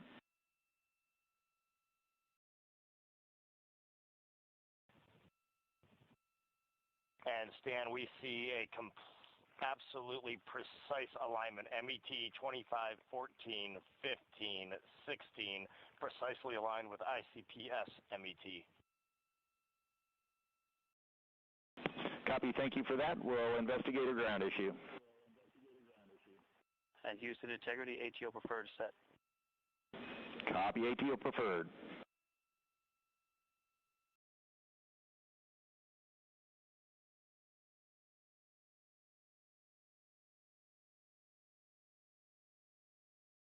This is Mission Control Houston, 25 minutes, 45 seconds into the flight of Artemis II.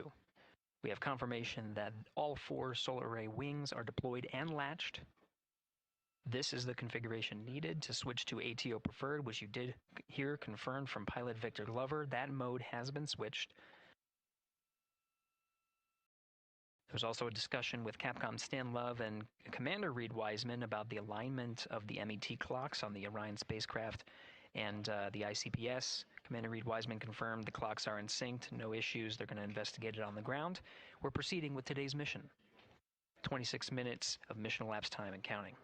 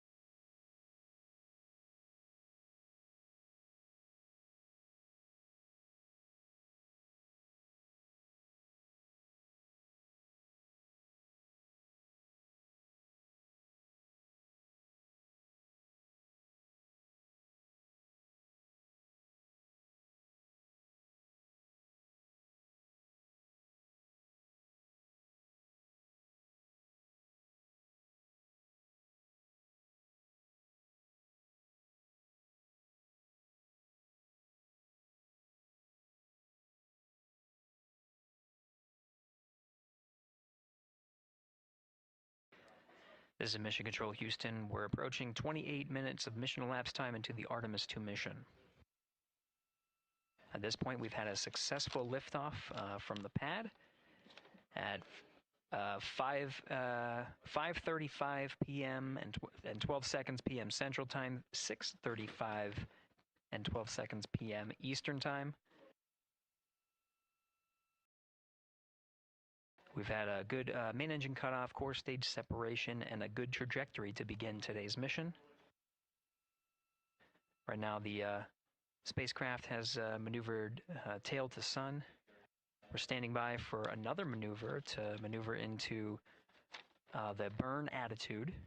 This is where the RL-10 engine of the ICPS is pointed in the correct orientation for the perigee raise maneuver. We did hear confirmation that the perigee raise maneuver time of ignition has been confirmed per the pad, which means it was the predicted time prior to liftoff. Integrity for GNC, we're taking channel 1 to unfiltered and to BFS. Okay, Stan, we're watching. Go ahead.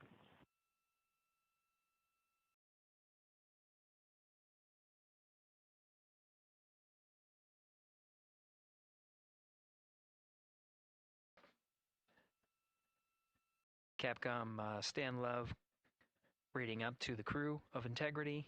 They will switch the navigation source from channel 1, standing by for confirmation that that switch has occurred. Pilot Victor Glover will receive confirmation when, and as at least watching to confirm that that switch has occurred. Again, the perigee raise maneuver that we're heading towards, not too long from now, we're actually inside 20 minutes at this time from the time of ignition of the perigee raise maneuver. We did have a successful deployment and latched of all 4 solar array wings. This is the configuration needed to commit to the perigee raise maneuver. Of course, flight controllers here in Mission Control Houston will continue to evaluate that everything is good before committing to that burn. The perigee raise maneuver does raise the perigee, the lowest point in the orbit, from 15 to 100 nautical miles. The 100 nautical mile mark is needed to continue in low Earth orbit and hit the target for the apogee raise burn. That will put them in a high Earth orbit for the remainder of the day and set them up for the right position to execute the translunar injection and head to the moon tomorrow. The burn duration of the perigee raise maneuver is 26 seconds. A relatively short burn, but it does raise the perigee and do the job to get into the correct position before firing that main engine on the ICPS. The pad had a TDRS handover. This is the tracking and data relay satellites. East to west, they are geosynchronous satellites that are positioned around the globe.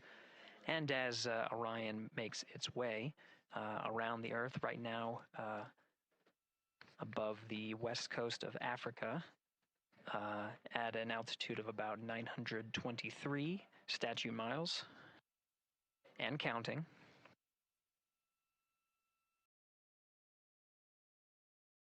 The perigee raise maneuver is not executed at the perigee. It is rather executed on the, actually closer to the apogee. But what it does is it raises the perigee on the other end of the orbit to 100 nautical miles.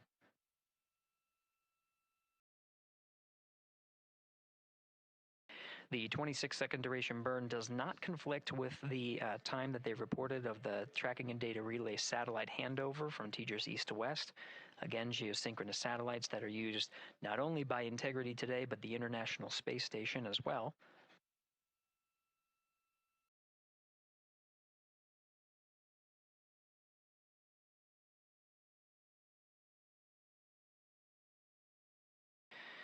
That time of handover is 51 minutes, 26 seconds. Plenty of margin before the perigee raise maneuver cutoff happens, and the trajectory is analyzed to see whether it was a good burn. A good burn means that the burn was performed as expected and sets the trajectory on course for that 100 nautical mile perigee target mark.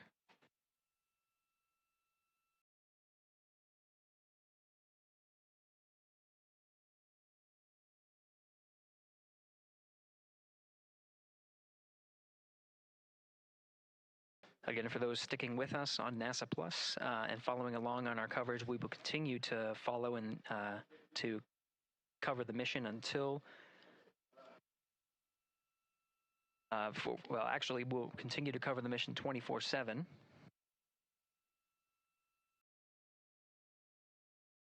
But we'll wrap up our coverage here shortly.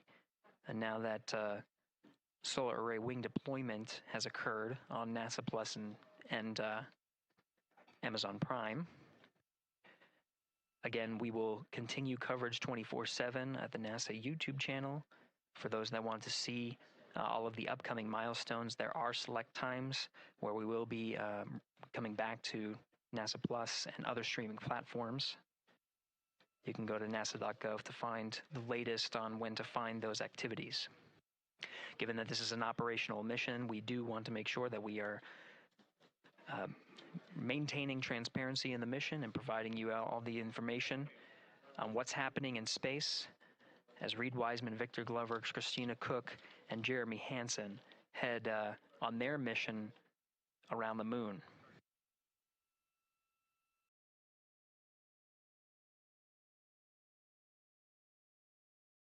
Inside Integrity at this time, again, the solar array wings have deployed. The Integrity is maneuvering to its burn attitude ahead of the execution of the perigee raise maneuver. Overseeing these steps is primarily done by Commander Reed Wiseman and pilot Victor Glover. Mission specialist Christina Cook and Jeremy Hansen focusing on some of the system activation inside of Orion, namely the environmental and control and life support systems. The activation and checkout of some of these critical systems are very important to continuing on the mission, making sure that those systems are in a good condition and in a reliable condition to provide the necessary environmental and control needs of the crew, with humans on board through the duration of the mission that extends 10 flight days.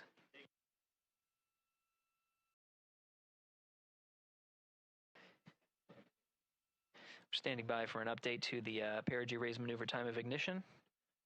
Should be read up to the crew very shortly. Integrity Houston, updated PRM numbers when you're ready to copy. All right, Houston, we are ready to copy. TIG is 2 seconds earlier at 4 9er minutes, 48 seconds.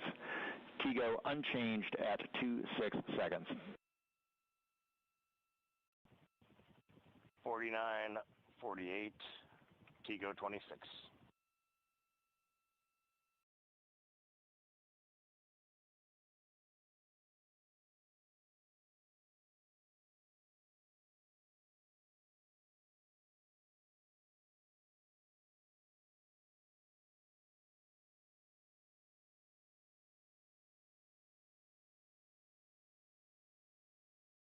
This is Mission Control Houston. With that update, we are approaching a little more than 13 minutes from the time of ignition of the perigee raise maneuver. That time, updated to be 2 seconds earlier, was 49 minutes 50 seconds of mission elapsed time.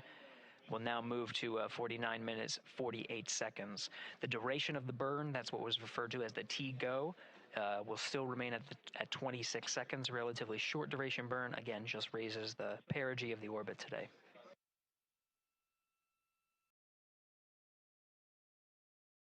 Making sure they hit the mark on that time of ignition is the primary concern of Commander Reed Wiseman and pilot Victor Glover. Mission Specialist Christina Cook and Jeremy Hansen inside activating those environmental control and life support systems.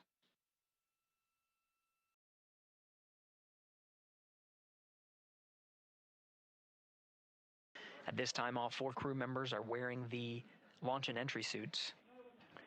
Integrity Houston, for Optimus on the PCD, we have time update instructions when you're ready.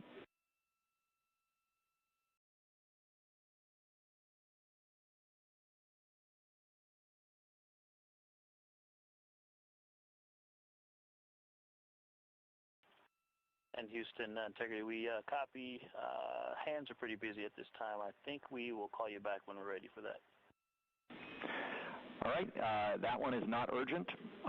2 minutes to maneuver to PRM attitude.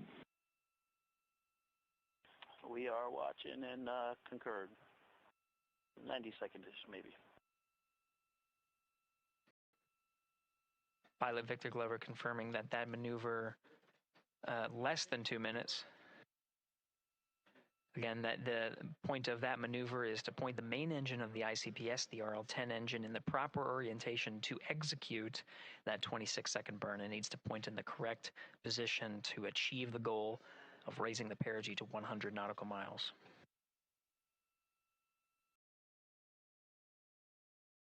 You heard some of the environmental control system activations over Orion to Earth. Jeremy Hansen activated the O2 sensors. They'll be measuring the cabin of Orion.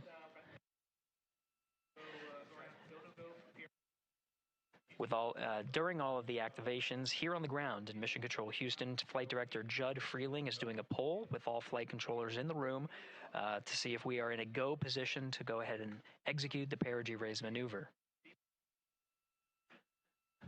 Once concluded, Stan Love will report it back up to the crew, and we'll stand by for that.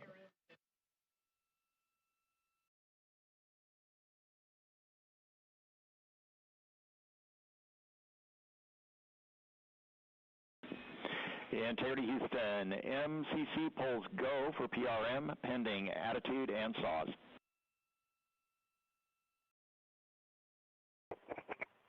Hey, we copy. MCC is go. Maneuver starting.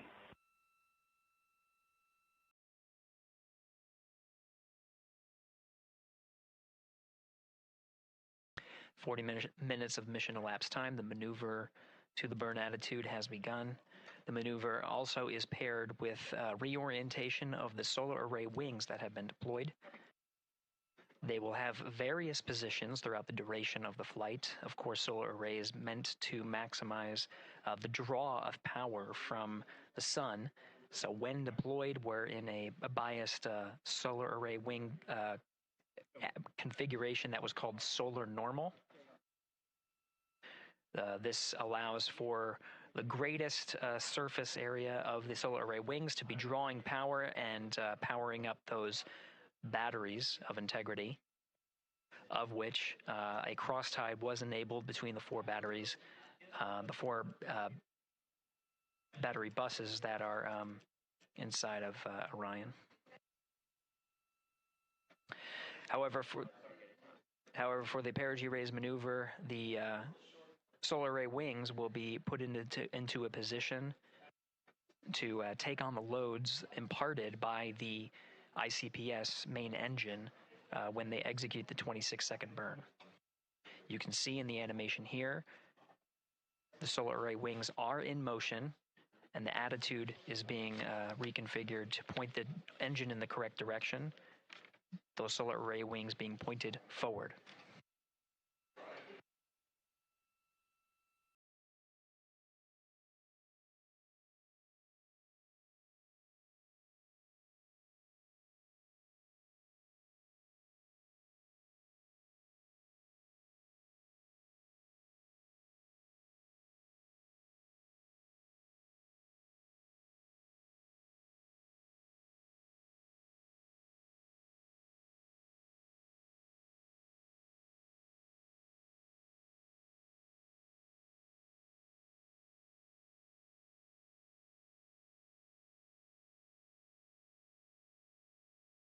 You're getting a live look inside the Artemis II mission flight control room. The team you see here oversaw the ascent of our 4 astronauts inside Integrity, launching at 6:35 and 12 seconds p.m. Eastern Time. Now again, this room will be occupied 24 hours a day, 7 days a week, with flight controllers shifting on 3 shifts to oversee 24/7 operations of Artemis II while in flight. We will cover that live on the NASA YouTube channel, and we'll be covering that around the clock as we begin to wrap up our coverage here on NASA Plus. Before I do want to send it over to our colleagues at the Kennedy Space Center. And to my colleagues, it was a pleasure to join the teams at the Kennedy Space Center and be a part of such a historic launch. Here in Houston, again, we're turning our attention to the mission. And for now, we'll say farewell and thank you to our colleagues there for today's launch coverage. We'll see you again soon for Splashdown. This is Mission Control Houston, sending it back over to Megan and Nicole at the host desk. Thank you, Gary. And yes, it was such a pleasure to be a part of this historic mission that started right here at Kennedy Space Center. It was such an amazing sight to be a part of. And now, as Reed Wiseman, Victor Glover, Christina Cook, and Jeremy Hansen begin their journey, we here at the Kennedy Space Center are about to wrap our broadcasts. We'll, of course, though, have 24/7 coverage with our colleagues at Johnson Space Center starting as soon as we sign off, so don't worry. You can follow along our 4 astronauts every minute of their nearly 10-day journey to the moon and back. Nicole, I'll definitely be watching it, and I'm sure you will, too. Yes, of course. You know, they just started, right? The launch was beautiful. This was a historic day. They're on their way back to the moon for the first time in over half a century, but they've got a lot of work ahead of them, and so we're excited to see what they have to do and excited to test out the Orion spacecraft. Mm-hmm. This is a test flight after all, and we're excited to see what we can learn from this mission. Mm-hmm. Very humbling, inspiring. It was really amazing to be a part of this, and I'm so glad that so many people joined along by either watching here in person or watching online. And of course, Nicole, thank you so much for sitting through this, answering questions, adding so much context and information that really brought a lot out of what we saw today. Oh man, I had a blast. You're a rock star. You're a professional. This was great. Oh, you're great. So this was a wonderful day. Well, again, thank you so much, and thank you to you for watching at home. You know, tonight we didn't just launch a rocket, we launched the next chapter of human exploration. Our Artemis II crew now on their way back to the moon, and we're taking you with us. So thank you again for watching, and go Artemis II.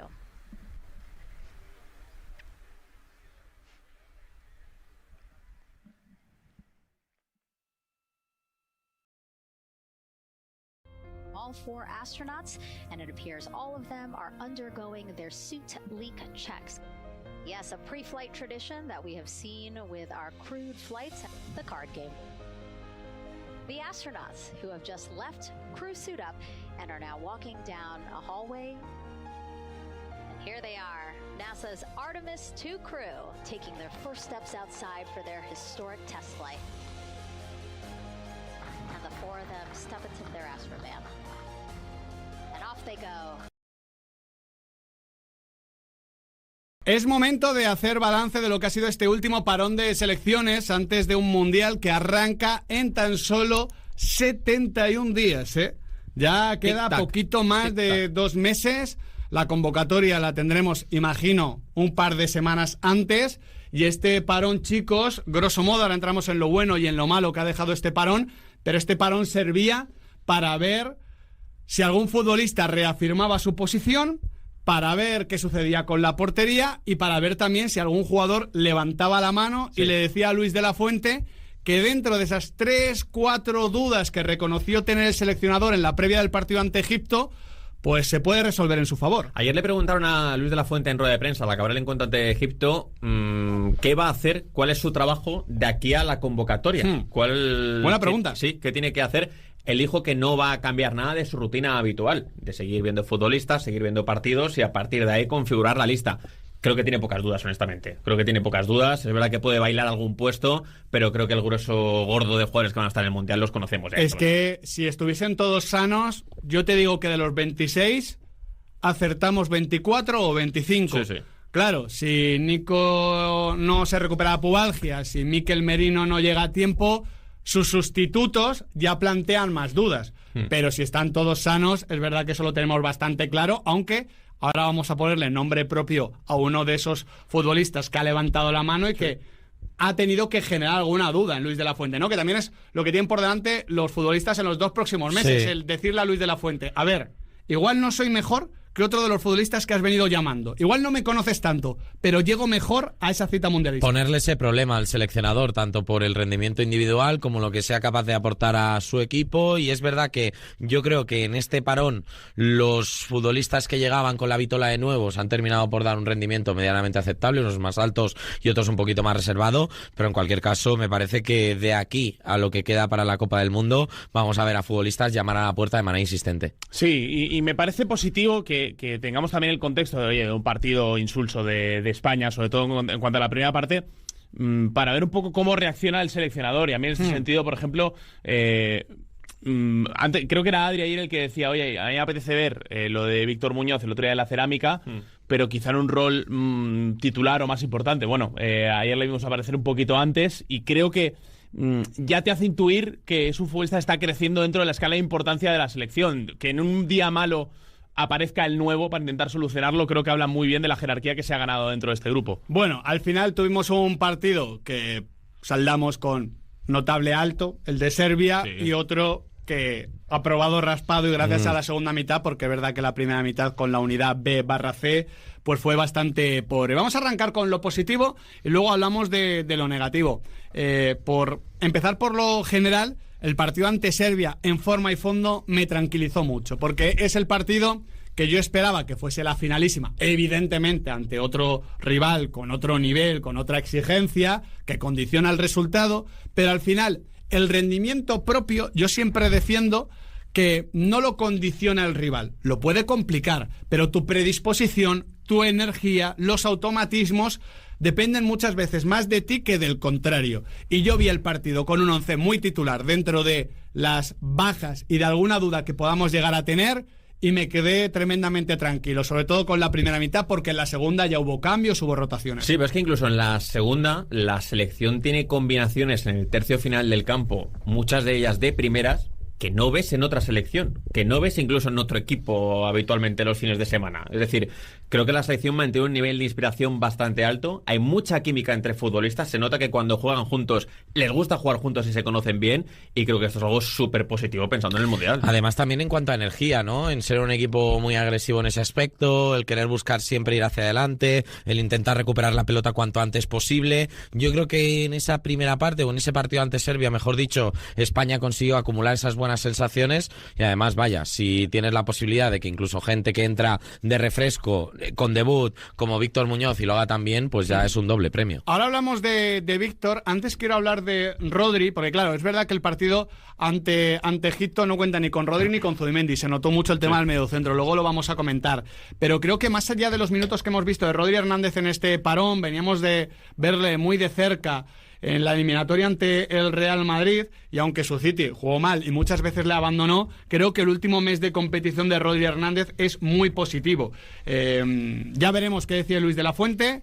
La sensación que tenemos ahora es que Rodri vuelve a estar por delante de Martín Zubimendi, pero a mí me parece que lo positivo, Nahuel, es que esa sea una duda. Que no esté obligado Luis de la Fuente a poner a Martín Zubimendi, que nos genera cero duda, cero miedo, pero hombre, mucho mejor si Rodri pelea, si incluso está mejor y tienes la variante de Zubimendi desde el banquillo, ya sea para relevar a Rodri, ya sea para complementarlo en un 2+1, que no hemos visto todavía, pero que vete tú a saber si en un partido concreto del Mundial podemos llegar a ver. A ver, yo el 2+1 no lo veo, creo que si no lo hemos visto en cuando iban coincidiendo, prácticamente ya después de la retirada de 2+1, Busquets. por cierto, me refiero a Rodri más Zubimendi, porque realmente España con Luis de la Fuente siempre es 2+1. Son dos en la base y uno en la media punta, pero claro, no es lo mismo un doble pivote que Fabián o Pedri al lado del 5. Sí, entonces, bueno, yo creo que a Rodri con Zubimendi no lo vamos a ver. Teníamos la sensación de que Rodri iba a ir sí o sí. Yo creo que es una muy buena noticia que esté para competir por el puesto de titular. Creo que en el partido de Villarreal opta por alternativas más consolidadas dentro de lo que es la dinámica de la selección, con Cucurella en el lateral, con Unai en la portería, con Rodri en el pivote en lugar de Zubimendi. No sé si esto es un indicativo de, oye, voy a darle continuidad a los futbolistas que han sido muy importantes dentro del ciclo y me voy a esperar a hacer los cambios de cara más a la previa del Mundial. Dices que no lo sabes, pero creo que lo intuyes. Porque yo tengo dudas, Yo creo que Luis de la Fuente pega que Rodri esté por delante de Zubimendi y que Aymeric Laporte esté por delante del central que tú quieras poner. Yo con Laporte lo tengo más claro, con Rodri me gustaría verlo, porque creo que el nivel de Zubimendi plantea, oye, yo creo que un debate muy lícito. Sí, sobre todo en el tema de Rodri por una cuestión de jerarquía, de carácter, de personalidad. Creemos que no va a estar Carvajal, que no va a llegar a tiempo para el Mundial. Rodri tiene un Balón de Oro. Y un Balón de Oro en una Copa del Mundo debe pesar mucho. Ya vimos de lo que fue capaz en la última Eurocopa, que se salió en el torneo. Y si está Rodri... Y el brazalete. Claro, es que hay una cosa que creo que tiene Rodri y no tiene Zubimendi. Además, creo que es complicado que lo tenga Martín Zubimendi, que me parece, de verdad, es que me parece un pelotero brutal. Rodri proyecta. No sé si me explico. Sí. Rodri proyecta esa jerarquía, esos galones, esa grandeza, ese saber estar, que a esta selección no le sobra, aunque también digo una cosa, no le falta, porque es verdad lo que dice Adri Alex de que ya no está Carvajal, o parece que no va a estar, no está Álvaro Morata, que es verdad que siempre ha estado peleado con la grandeza, pero era importante para el grupo, pero es que hay chicos muy jóvenes que no me generan ninguna duda en cuanto a liderazgo, personalidad y demás, yendo a los casos más evidentes, Pedri y Lamine Yamal. Pero es que aparte hay una serie de futbolistas que llegan a este Mundial, que esto me parece importantísimo, en su momento ideal, jugadores de 27, 28, 29 años, que es la base muchas veces de los equipos campeones, como Marc Cucurella, como Marcos Llorente o como Mikel Oyarzabal. También aquí podríamos añadir evidentemente a Mikel Merino y al propio Rodri Hernández, porque muchos son de la generación 96, 95 y tal, que te van a sostener eso. Es que Mikel Oyarzabal, vale, no es lo que era Dani Carvajal para la selección española, evidentemente, y lo normal es que igual nunca lo sea, pero Mikel Oyarzabal para la Real Sociedad es que te diría más que es más que lo que es Dani Carvajal para el Real Madrid. No digo que, claro, los títulos están ahí, pero que Mikel Oyarzabal es todo en la Real Sociedad. Entonces, no hay que explicarle a Mikel Oyarzabal cómo tirar del carro. Sí, yo creo que puede ser ese tipo de futbolista que guíe muchas veces al grupo en ese momento en el que las cosas vayan un poco torcidas. Yo recuerdo ese momento de Suiza, ¿no? Como la selección española parecía que podía caerse y cómo esos pesos pesados dieron un paso hacia adelante. Y yo ahí a Rodri me lo creo mucho, tanto en lo futbolístico como en lo grupal. Mikel, además, sigue con su idilio goleador, now, y esto no es un tema menor. Que siga jugando y siga viendo portería con una facilidad que a veces asusta, porque los 2 goles son... el segundo ya ni lo celebra, que es un gol por la escuadra, prácticamente. No sé, me transmite una tranquilidad Mikel Oyarzabal, me deja tan tranquilo tener un delantero así muchos años después. Y es que no hace tanto que se ha consolidado Oyarzabal como titular de la selección. Yo recuerdo el año pasado en la eliminatoria de cuartos de la Nations contra Holanda que había ciertas dudas en la previa del partido. Primero porque creo que Oyarzabal ha dado claros pasos adelante en el último año y medio en el fútbol de clubes, ¿no? Con la Real Sociedad. Y segundo porque creo que ha dado siempre la sensación Oyarzabal de, como es un 9 atípico para la selección, como que siempre tenía que pedir permiso para estar ahí. Sí. Creo que el rendimiento y el nivel goleador ha callado cualquier tipo de debate. Me parece una de las grandes noticias de la selección, que no tenía muy claro cómo iba a ser el post-Morata y que ha encontrado en el dorsal 21 un futbolista totalmente diferencial. ¿Es la gran noticia de este ciclo? Sí, seguro. Y la racha es una barbaridad. Son 5 partidos seguidos marcando de Mikel Oyarzabal está a un gol de igualar el récord de David Villa, que son 6, y son 10 partidos seguidos marcando o asistiendo. Sí. Es que es una barbaridad. A ver, esa goleadora, pero entre él, o sea, Mikel es causa y consecuencia, porque es verdad que ante Egipto se ha roto la racha, pero España lleva 14 partidos al menos marcando 2 goles. Es que España no se atasca, y creo que es conveniente decir esto después de un 0-0, porque es que lo hemos venido viendo, porque en esa racha hay partidos ante Países Bajos, ante Francia, ante Portugal, luego ante selecciones menores, algunas de ellas, ojo, que van a estar en el Mundial, por ejemplo, ante Turquía 2 veces, y se les golea. Quiero decir, España no va a ir carente de pólvora, por segunda línea y por tu delantero centro, que sé que Mikel todavía, para mucha gente, no es ese jugador de cifras, pero es que hay que rendirse ante la evidencia. Luego, otro tema. Aquí va un poquito de la mano, pero voy a comenzar con la novedad. Víctor Muñoz. Ante Serbia en derecha, ante Egipto en las 2 bandas, pero empieza en izquierda, porque cuando entra Jeremy Pino vuelve a pasar a la derecha. Creo que muestra que tiene un rol en esta selección, que hay un espacio para Víctor Muñoz, que encima puede ocupar los 3 carriles, lo cual hace que ese rol tenga más sentido, porque un día tienes que hacer descansar al extremo, otro día al delantero, otro día, esperemos que no, al extremo derecho, puede entrar Víctor Muñoz en cualquier momento, y además es que sumo ante Serbia en contexto de espacios y ante Egipto en contexto de ataque posicional. Creo que Víctor Muñoz, que yo, ojo, no le metía en mi convocatoria porque tenía alguna opción por delante como era Alberto Moleiro, creo que Víctor Muñoz se ha ganado estar. Va a estar, yo creo que va a estar. Fíjate que yo era más favorable a la convocatoria de Jan Virgili, por una cosa de contextos. Me parecía que podía sumar más con balón al pie, pero es que creo que lo que nos ha demostrado Víctor Muñoz en los contextos en los que se ha movido la selección española, como bien señalabas, tanto espacio como en estático, ha terminado por, yo creo que tirar todas las dudas por tierra, y me parecería una sorpresa que no estuviera en la lista de Luis de la Fuente. Yo creo que la clave con estos futbolistas, y esto a veces cuesta explicarlo, sobre todo cuando se hace una convocatoria, no es lo mismo jugar en un equipo que no siente la presión de un país o que juega partidos de una... trascendencia diferente. Sí, trascendencia diferente y componente mediático inferior, que hacerlo ya con la selección, aunque sean 2 amistosos.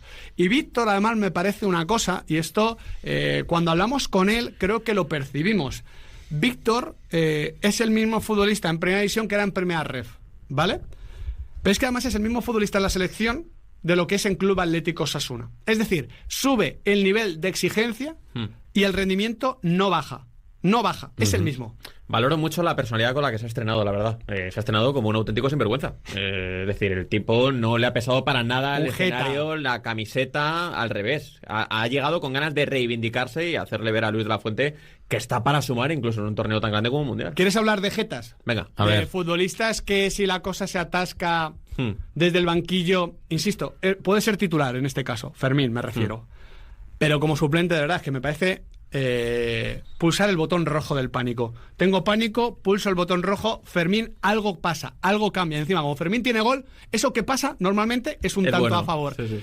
Ojalá llegue Mikel Merino bien, ojalá llegue Fabián bien, porque eso además te permite tener quizás el mejor centrocampista / media punta suplente de la Copa del Mundo, que sería Fermín. Lo ha demostrado de nuevo, aporta una barbaridad. Y es que se nota tanto su presencia. Algo que me encanta de Fermín es que no da nunca un balón por perdido. Es que ayer jugaba el amistoso como si fuese una eliminatoria. Que el tipo iba a todos los balones, se llevó varias patadas, seguía jugando, seguía peleando. Eso me gusta mucho y claro, si además a esto le sumamos la facilidad que tiene para ver portería cuando pisa los metros finales, es un recurso que puede ser ganador en un mundial. Es algo que han definido mucho de él, de su capacidad de pelea, de brega, de insistencia, de energía para terminar llegando donde ha llegado, ¿no? Y yo creo que además ha sido un compensador dentro del equipo de la selección española. Oye, que la MIN va más hacia adentro, yo voy hacia allí. Oye, que la izquierda necesita a alguien que ataque esta posición, pues voy para allá. Oye, que la frontal tal, ahí está Fermín. Y me parece que es muy útil dentro del contexto en el que se va a mover España en la Copa del Mundo. Sí, al final estamos viendo una selección,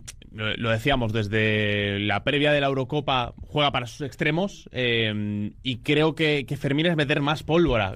Me parece complicado meterle como titular, porque creo que le puede quitar cierta continuidad al juego, pero me parece redoblar la apuesta de apostar por la profundidad, de generar espacios y tiempo a 2 extremos que se suelen meter mucho por dentro. Creo que es un complemento ideal y, bueno, un poquito la cerilla que tiene Luis de la Fuente en el banquillo. Y a mí me parece además un cambio ganador, ganando y perdiendo. porque no todos los cambios son de este estilo. Sí. A veces hay algunos que tú te los crees mucho en contextos adversos, otros en contextos favorables. Creo que en el caso de Fermín es un combo. Última cosa positiva, la gestión de los minutos de Luis de la Fuente. Me ha gustado. Creo que ha sacrificado algún resultado como el de Egipto y algún gol más en pos de hacer descansar. Han jugado todos. Me ha gustado la gestión de los minutos. Creo que es sencillo, pero como a veces se lo hemos criticado o hemos sido escépticos con, oye, de verdad en este partido X jugador que juega 3 competiciones se tiene que chupar los 90 minutos y los 180 en la convocatoria. 100%. Creo que el reparto ha estado bastante bien. Sí. Y te diría que me ha gustado la gestión de la portería en este sentido. Fíjate que yo era de los que mantenía y mantengo que ahora mismo Joan García es mejor portero y por tanto recurriría al mejor portero en un mundial, pero creo que Luis de la Fuente nos ha hecho saber a todos quién es su número 1 y quién es a partir de ahí... Y el 2. El 2, claro. Y el 3... Yo creo que desde el momento en el que hace la convocatoria va a ser Joan, pero la verdad es que estoy bastante perdido al respecto. Es decir, me parece positivo que haya sido coherente consigo mismo y haya mantenido su decisión y se la haya hecho saber a todo el mundo. Lo que menos nos ha gustado, a ver. Si vamos a un nombre propio now, vamos con uno de los nuestros, tuyo y mío, bueno, de todos, ¿no? Pero que a nosotros nos gusta especialmente, Dani Olmo. Su valor en clave selección fue mayúsculo en la Eurocopa, siempre ha aportado una barbaridad en clave selección. Y es que no está del todo fino. Es verdad que ayer le toca un centro del campo raro de narices. O sea, yo defiendo la gestión de los minutos de Luis de la Fuente. Ahora bien, un sin Dios. Lo de Soler en la base, Fornás, La lesión de Zubimendi aquí yo creo que le fastidia un poco el plan de lo que era el parón. Sí. Pero, quiero decir, le toca bailar con el centro del campo más feo a Dani Olmo. Ojo, si Fornals quiere ir al Mundial o quería ir al Mundial... Claro. Tenía que ser el futbolista que fuera capaz de suplir a Aleix y decir, oye, yo en un momento dado puedo ser el tercer pivote. Y creo que es otra cosa. Le estaba costando en el Betis en el día a día, empezó muy bien cuando dio ese paso atrás y en las últimas jornadas también en el Fútbol Club le estaba costando ahí. El tema es que Dani Olmo, que es uno de los fijos, y yo creo que, entre comillas, no puede pasar nada para que no lo sea, me está dejando congelado. Sí, porque yo tengo la sensación de que cada vez es más un futbolista de jugadas, pero que le cuesta mucho darle continuidad al juego. Está muy bien, por ejemplo, en la acción del tercer gol el otro día. Siempre ha sido esto, pero como que lo está extremando, ¿no? Sí. Está participando muy poquito de lo que es el juego. Tiene momentos geniales. Un control orientado de Dani Olmo puede darle la vuelta a una jugada como un calcetín. Pero se está quedando muy limitado a eso y yo no sé si es una cuestión de confianza, una cuestión física. Creo que de fútbol no es, porque me parece un futbolista brillante y le hemos visto rendir a un gran nivel, sobre todo en el contexto de la selección, y hace tiempo que tampoco con España le vemos a ese nivel. Sí, de acuerdo con lo que estáis comentando y preocupado porque no ves que le esté dando la vuelta en este sentido. Yo planteaba como reto en este parón, oye, jugadores que llegaban un poquito más bajos de confianza, de forma, consiguiesen dar la vuelta a la dinámica. Olmo creo que no lo ha hecho. Ferran creo que tampoco ha terminado de dar la vuelta a la tortilla. Va en algo. Sí, a mí ante Serbia me gustó. Pero tampoco una locura. Pero sabemos lo bueno que Baena. Pero sí, creo que me marcho con las mismas dudas con ellos que de las que tenía antes del parón. Sí, yo creo que el tema del 9 suplente es algo que se puede alargar bastante, y que puede ser una de esas situaciones que es verdad que con un Mikel Merino sano te preocupa menos, porque Mikel Merino te ocupaba en el área, tiene capacidad para llegar al gol, se estaba relacionando muy bien. Claro, muy bien con la posibilidad de perforar redes, pero ostras, el rendimiento de Borja, de Ferran, a mí me deja un poco frío. Sobre todo porque se marchan de vacío. A mí Borja, por ejemplo, cuando entró, es verdad que ya el contexto era más favorable, creo que tuvo varios movimientos de espaldas, que es lo suyo, bien. Pero... Y Ferran ante Serbia también, que por ejemplo tiene el taconazo a Víctor Muñoz. Sí, pero como que ninguno... Claro, o sea, esto que decimos de Mikel, de que no baja el pistón, ¿vale? En el tema del 9 suplente, sí, es verdad que ahí España puede tener alternativas. Dani Olmo como falso 9 sería una, Víctor Muñoz para estirar sería otra, pero creo que la combinación ganadora es el Oyarzábal-Ferran. A mí es la combinación que me parece ganadora, porque me encanta Oyarzábal de titular, hace un gran desgaste porque curra como un animal... Sí. Y Ferran, para esos minutos de más caos, de estirar, de ser agresivo, me encaja. ¿Que tienes que remontar un partido? Pues es que igual no tienes ni que meter a Ferran ni a Borja, es que tienes que meter a Mikel Merino de punta. No sé, eso sí que me genera un poquito de intranquilidad. Luego, por último, más detalle del parón, que de la trascendencia que va a tener. Sí que es verdad que ayer vimos ante Egipto lo que se nota tener un mediocentro o no. Es decir, esto, claro, como si no está Rodri, Balón de Oro, tenemos a Martín Zubimendi, que si no es el 2 es el 3, y si no es el 3 es el 4, del mundo, me refiero, en esa demarcación, pues no lo percibimos. Pero yo ayer en la primera parte, chicos, me sentí como de otra selección. Como de una de esas selecciones que no tiene el mediocentro, que dices, a ver, sí, que hay buenos jugadores, pero esto es un sin Dios. Brasil, ¿no? Sí, un sin Dios, porque a veces Egipto te quitó la pelota y con un medio centro, pues España tiró mal la presión, no fue ordenado, perdió mal la pelota, progresaba el centro del campo fatal, era un caos. Me sentí huérfano. Sí. Te sentiste como el aficionado del Real Madrid, ¿no? Jornada tras jornada, los fines de semana, diciendo, oye, aquí quién pasa la... Sí, pero al menos estaba Tchouaméni. Es que ayer no había nadie. Que es ahí lo que decía Nau, de que creo que con Aleix García esto se hubiese notado bastante menos. Sí, un faro, un futbolista sobre el que apoyarte, que dirija el juego, y es verdad que ayer eso se notó bastante. Ya que sacaba antes Nau el nombre, a mí me gustó un poco más que a él ante Serbia, pero Fornals ayer ante Egipto me dejó bastante frío, creo que no fue capaz él de liderar esas posiciones en el centro del campo, y pensaba honestamente que ya estaba preparado para este reto, porque con el Betis lo hayamos visto y me dejó un poco frío. Sí que es verdad que los últimos meses, últimas semanas de Fornals son de haber bajado un poquito el nivel, y yo creo que la selección no ha sido capaz de levantarlo. En cualquier caso veremos, porque si hay una posición en la que hay dudas es precisamente esa. Al final... yo creo que tiene la confianza en su mejor momento. Creo que esta convocatoria era un poco raro. De hecho, yo esperaba a Aleix en lugar de Fornals. En cambio, sí que me esperaba lo de Soler, más por las bajas de Merino y de Fabián, porque creo que Soler demuestra también en el partido de ayer el tipo de jugador que es, aunque no puede brillar demasiado, pero de pisar mucha área y mostrar todo el gol que está, que está aportando en la Real Sociedad y que tuvo en su día en el Valencia. Pero lo de Fornals, con respecto a Aleix García, yo es una posición que veo peligrar de cara a la lista definitiva. Bueno, es un parón más, con una victoria y un empate, la sensación de que seguimos sintiéndonos uno de los favoritos porque lo demostramos sobre el terreno de juego. No ha habido lesiones, ha habido una buena noticia, sobre todo como noticia, carácter nuevo, quiero decir, lo de Fermín no lo es, que es el tema de Víctor Muñoz. Jugadores clave siguen en un buen nivel. Cuando hemos tenido que jugar con la unidad A, hemos controlado todo lo que pasaba en el partido. Bueno, creo que a veces hay parones de selecciones que hay que saldar con esto, cumpliendo con el expediente, porque lo importante, como decíamos al principio, llega en 71 días.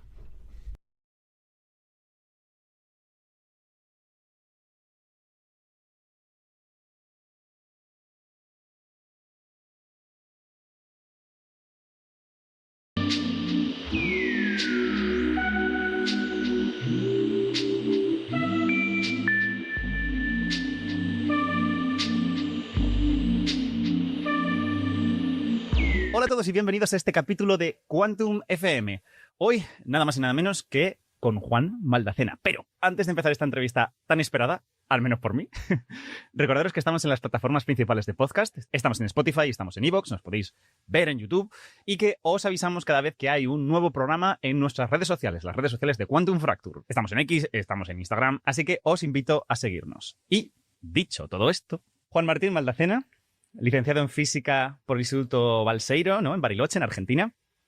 Has estado en un montón de universidades estadounidenses muy prestigiosas, Harvard entre ellas, y ahora eres investigador permanente en el Instituto de Estudios Avanzados de Princeton, una de estas catedrales, ¿no?, de la ciencia, con nombres en los que ha estado Gödel, Oppenheimer, Einstein, ¿no?, uno de estos lugares que son prácticamente mitológicos. Podría nombrar una cantidad enorme de premios que tienes, pero yo creo que al final lo que destila más verdad son las cifras. En tu campo eres uno de los científicos más citados. Yo creo que aquí estaremos todos de acuerdo que es uno de estos nombres, ¿no? Tu nombre es uno de esos nombres que va a estar en los libros de historia de la física. Yo creo que no solo para los argentinos, yo creo que para todos los hispanohablantes, todo un orgullo, si a mí me preguntan. Así que, Juan, muchísimas gracias. Es un honor. Muchas gracias por esta entrevista. Bueno, muchas gracias. Espero no haberme pasado demasiado, pero yo creo firmemente en todo lo dicho. Mira, quiero empezar por aquí porque sí que me gustaría hablar de muchas líneas de tu trabajo. Tenemos solo una hora, eso es un poco lo malo, pero vamos a empezar por aquí. ¿De dónde surge esa chispa por la física? ¿Por qué no otra ciencia? ¿Por qué precisamente la física? Bueno, desde que era chico a mí me gustaba ayudar a mi papá a arreglar cosas. Mi papá era alguien que era muy le interesaba mucho la tecnología y o sea, arreglar el auto, lavar ropas. Y eso me hizo interesar por la tecnología primariamente. Y después al terminar el secundario había leído algún libro de física de divulgación y me empezó a interesar un poco más aprender sobre las leyes de la física, sobre las cuales se basaba la tecnología. Y bueno, eso me llevó a pensar, bueno, quizás vamos a ver de qué se trata esto de la física. Y empecé la carrera de física en la Universidad de Buenos Aires. Y después continué en el Instituto Balseiro, que vos habías mencionado, que es un lugar en Bariloche. Y bueno, después al terminar decidí, bueno, sigo con esto, ¿no? Bueno, sí me gustó la física. No estaba claro en ese momento si era algo que podía tener salida laboral o que se podía hacer bien con la física. Pero bueno, después continué la carrera académica haciendo un doctorado. Hice el doctorado en Estados Unidos, en la Universidad de Princeton, y bueno, y ahí seguí investigando en la física, ¿no? O sea que fue algo un poco gradual de tratar de descubrir de qué se trataba. ¿No hubo ningún punto de inflexión en el que tú dijeras, esto de la investigación, esto que hacen los científicos, esto de la investigación científica, es esto, me encanta, ¿no? ¿Hubo algún momento así? Sí, o sea, al principio comenzó con una idea un poco más amplia en el sentido de decir, bueno, ahora aprendo las leyes de la física, después tendré la oportunidad de hacer tecnologías mejores para el futuro, etcétera, como que estaba todo más unido. Cuando uno se va adentrando en estas cosas, uno ve que, bueno, el campo es mucho más grande y como que uno se tiene que dedicar a una parte muy específica, ¿no? Y en este caso es la parte de la investigación que, en el caso mío, no es una aplicación muy aplicada que va a tener impacto en la tecnología. O sea, a pesar de que entré a la física a través de la tecnología, estoy en el área de la física que está más alejada de la tecnología. También te quería preguntar un poco por este salto, que puede ser un poco alocado. No quiero hacer menos a los investigadores del Balseiro, ¿no? Pero este salto, ¿no? En tu doctorado de repente de saltar de Bariloche a Princeton, ¿cómo sucedió ese salto? Bueno, ahí uno se postula para las universidades, como cualquier otro, y se ve que mis profesores deben haber escrito buenas cartas de recomendación. Después de los años hablé con algunos de los que me admitieron aquí en Princeton. Y me dijeron, sí, teníamos a este de Bariloche, un lugar que no conocíamos. Y, sí, es un poco arriesgado, pero bueno, tratemos a ver qué pasa. Vaya, así que una apuesta. Sí. Fíjate, bueno, evidentemente no ha salido mal. Vamos a saltar a la ciencia directamente, ¿no? Yo creo que hay que empezar por donde hay que empezar, ¿no? Y es esta idea del principio holográfico. ¿Podrías contarnos un poco en qué consiste esta idea? Bueno, el principio holográfico es acerca de la gravedad y la gravedad cuántica, o sea, considerando la gravedad es la teoría que usamos para describir el espacio-tiempo. O mejor dicho, la gravedad de Einstein se basa en la idea de que el espacio-tiempo es dinámico. Entonces eso es lo que usamos ahora para describir la expansión del universo, los agujeros negros, y es la teoría moderna de la gravedad. Eso es la gravedad clásica. Es una teoría clásica. A distancias muy pequeñas esperamos que haya una nueva teoría de la gravedad, que es la gravedad cuántica, que incorpora los principios de la mecánica cuántica. O sea, el tiempo, como cualquier sistema dinámico, también tiene que ser sujeto al principio de incertidumbre, por ejemplo. O sea, el espacio-tiempo no puede tener una forma determinada y una, por ejemplo, velocidad de expansión determinada, ¿no? Tiene que o tener una o la otra. Ese principio de incertidumbre solo es importante a distancias muy pequeñas, distancias sumamente pequeñas, tan pequeñas que no las podemos ver hoy en día. Eso es un poco de qué se trata la gravedad cuántica, es entender cómo es el espacio-tiempo en ese momento, y lo más interesante que queremos entender usando esta gravedad cuántica es el principio del Big Bang, donde todo el universo era muy pequeño y donde esos efectos creemos que serían importantes. También sería importante para entender el interior de los agujeros negros. Esas son razones para estudiar la gravedad cuántica. El principio holográfico está relacionado un poco con ciertos aspectos cuánticos de los agujeros negros. Entonces antes de hablar de qué se trata, voy a hablar un poco sobre los agujeros negros. Adelante. Nos va a ayudar a tratar de entender de qué se trata. Los agujeros negros son una predicción de la gravedad clásica, de la teoría de Einstein. Si uno pone mucha materia en una pequeña región, se forma este agujero negro, que es una configuración del espacio-tiempo, en donde el espacio-tiempo se divide en dos partes. Una parte donde si uno está en esa región del espacio-tiempo, uno puede enviar señales al exterior, y una parte adentro que colapsa en una llamada singularidad.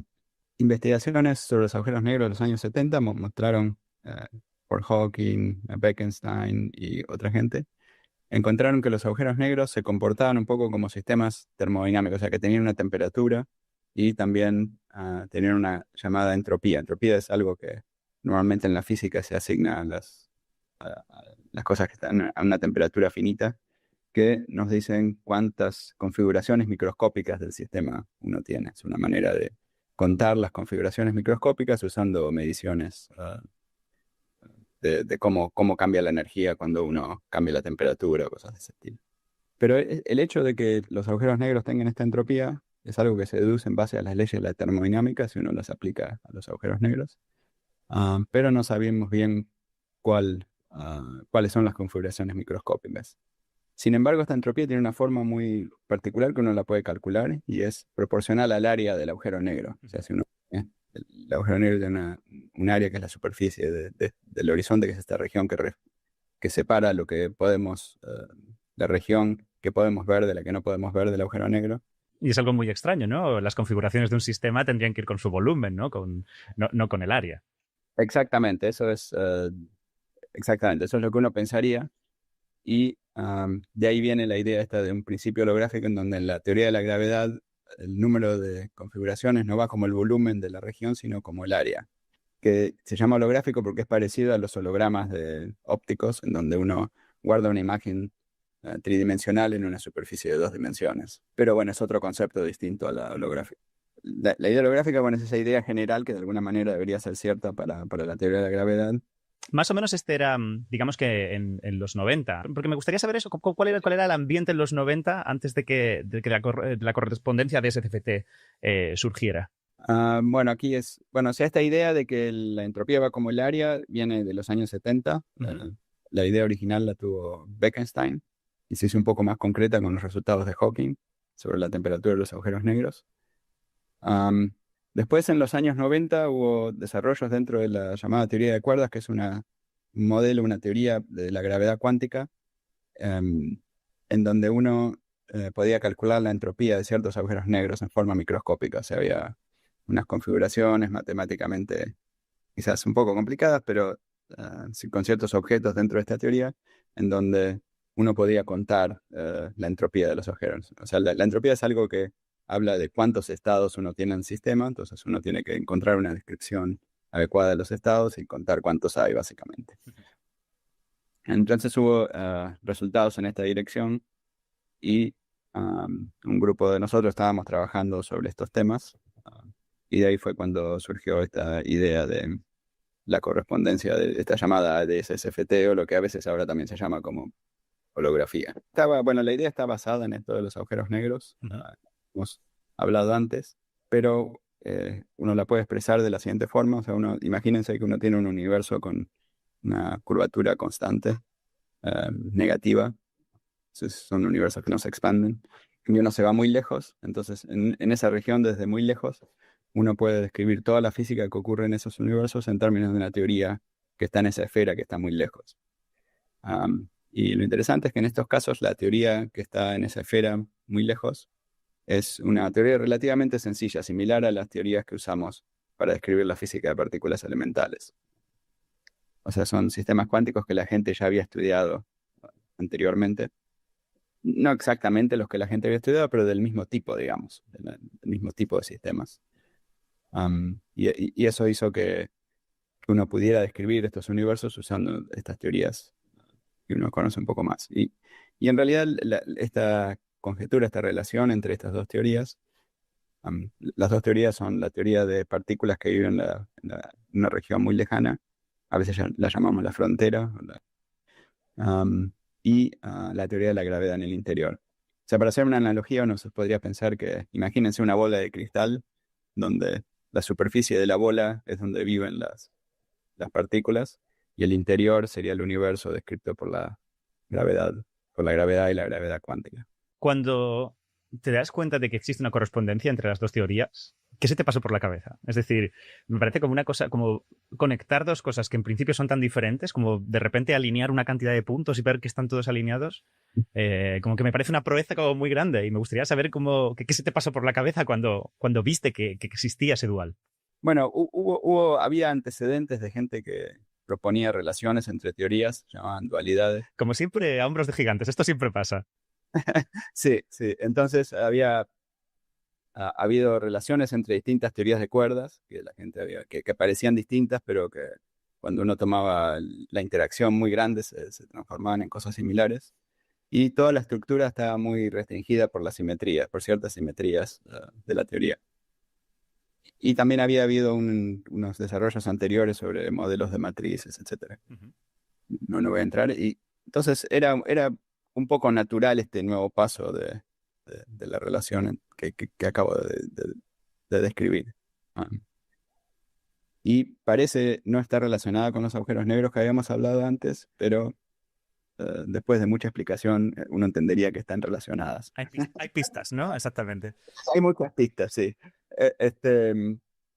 Entonces sí era un paso, digamos, progresivo y natural en ese momento. Que se basó mucho en todos los desarrollos de la teoría de las cuerdas de los años 90. ¿Te acuerdas del momento en el que te diste cuenta? ¿O fue una cosa que se fue construyendo poco a poco?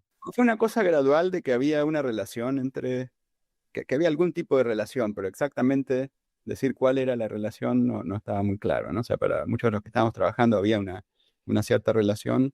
Y un momento crucial fue darme cuenta que los dos lados tenían una cierta simetría y que eso básicamente determinaba cuál debía ser el tipo de relación que uno debía tener, ¿no? Que eran las dos cosas que estaban relacionadas.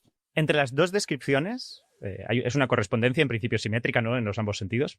Pero ¿hay alguna pista que nos haga pensar, o hay algo que nos haga pensar que una de las dos descripciones, o bien la que está en anti de Sitter, o bien alguna es más fundamental que la otra?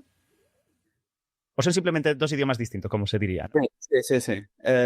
Bueno, uno de los lados está mejor definido, creemos. Vale. O sea, el lado de la física de partículas creemos que está mejor definido, en el sentido de que creemos que esas teorías tienen sentido matemático. O sea, los matemáticos no están convencidos de que está bien definida, pero para los físicos creemos que sí está definida.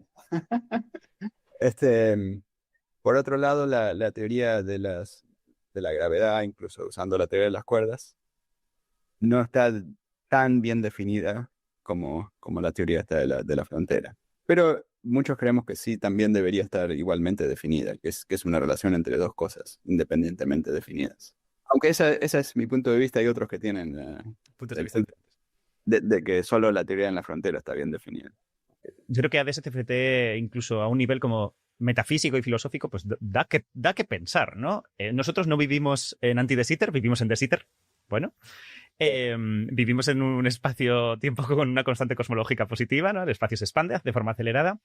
Y he descubierto hace poco que hay gente que está intentando buscar ese DSCFT, ¿no? Esa conexión que podría haber entre de Sitter y CFT. ¿Nos podrías hablar un poco de ella? Sí. En cierto sentido, en ADS-CFT uno hizo un pequeño error de signo. Uno se equivocó. Porque sí, la constante cosmológica es negativa en el caso de anti-de Sitter, y eso hace que sea un universo que se expande, pero no en la dirección temporal, sino que se expande en la dirección radial. Ese es el tipo de anti-de Sitter. Pero, como bien decías, nuestro universo se expande en la dirección temporal, y desde ese punto de vista la correspondencia que sería más natural, es decir, mirar al universo no en una región muy distante, sino en una región muy futura, digamos, en el futuro grande, cuando se ha expandido mucho, y que ahí debería haber una teoría de estadística, digamos, sin tiempo, que está definida en 3 dimensiones espaciales sin el tiempo, y que esa teoría estadística nos diría las probabilidades de encontrar el universo en esa... Qué bonito, o sea, qué bonito. En vez de la frontera ser una frontera, por así decirlo, espacial, es una frontera temporal, es en el futuro. Sí, es en el futuro. Entonces, desde el futuro uno se supone que habría una teoría puramente definida y que nos permitiría calcular las probabilidades de ver eso en el futuro. En cierto sentido, cuando uno mira el universo pasado, especialmente en el llamado periodo inflacionario, después del periodo inflacionario, o sea, hay una región en el tiempo, digamos, una era en la expansión del universo que se cree que en donde el universo era muy cercano a de Sitter, muy cercano a tener una constante cosmológica fija, digamos. Está bien que iba bajando, y en un momento esa fase terminó. Se llama la teoría de la inflación, si alguno la escuchó, si no la escuchó no importa, pero el tema es que cuando miramos a ese universo muy temprano, nosotros somos como ese observador que puede ver esa región espacial, y estamos midiendo relaciones estadísticas dentro de esa región. Cuando miramos las llamadas fluctuaciones primordiales, o sea, nuestro universo no es exactamente uniforme, sino que tiene pequeñas inhomogeneidades. Y esas pequeñas inhomogeneidades se cree que se produjeron durante esta fase de la inflación. Y en cierto sentido uno está mirando estas inhomogeneidades en una superficie espacial, y estamos midiendo la estadística de estas inhomogeneidades a través de medir la estadística de las fluctuaciones de la radiación cósmica de fondo y también la distribución de galaxias, etc. O sea, hay muchas maneras de medirlo. O sea que somos este observador que puede medir estas relaciones en el universo temprano, y midiendo estas fluctuaciones y midiendo su estadística, uno puede ver qué ocurrió en el universo temprano, si hubo partículas que colisionaban. ¿Sí? Pues por ahora solo se ven las fluctuaciones sin ninguna otra información, ¿no? Pero en principio hay más información ahí. Entonces, de SSFT, lo que diría es que hay dos maneras de calcular eso. Una es pensando en la expansión del universo y cómo se generaron estas fluctuaciones a través de efectos cuánticos. Esa es una manera. Y la otra manera es decir que hay una teoría estadística en 3 dimensiones, puramente en 3 dimensiones, que también nos permitiría calcularlo. A nivel teórico, DSCFT ha sido una cosa, bueno, ha sido un modelo que, por así decirlo, se está resistiendo, que es prolífico. ¿Cuál es el estado ahora mismo de intentar encontrar una correspondencia de este tipo con nuestro universo? Sí, el caso de De Sitter podría perfectamente ser cierto, pero no hemos encontrado ejemplos que describan una gravedad parecida a la gravedad de Einstein. O sea, hay un ejemplo donde es una teoría exótica de la gravedad con un número infinito de partículas, que bueno, no sabemos si es un caso especial o si es un ejemplo similar a otros que podría llegar a ver.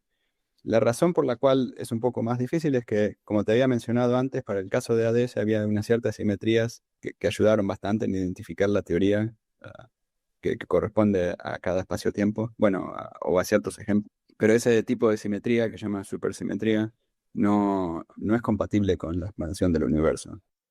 Mira. Pero eso es simplemente, parece ser una cosa técnica, en el sentido de decir, bueno, en el caso de antes de Sitter uno puede encontrar la teoría fácilmente, pero no en el otro, ¿no? O sea, que no tenemos las técnicas actualmente útiles para el caso de Sitter. Ese es mi punto de vista. Más allá del evidente interés teórico que tiene ADS-CFT, ¿esta correspondencia tiene, por así decirlo, alguna aplicación práctica?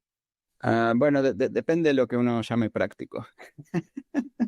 Yo creo que tiene aplicaciones prácticas, y por práctico significa teóricos que trabajan en temas más prácticos, ¿no? Vale, bueno. Por ejemplo, puede haber un teórico que trate de entender sistemas altamente interactuantes de materia condensada, ¿no? Uno tiene electrones que interactúan fuertemente.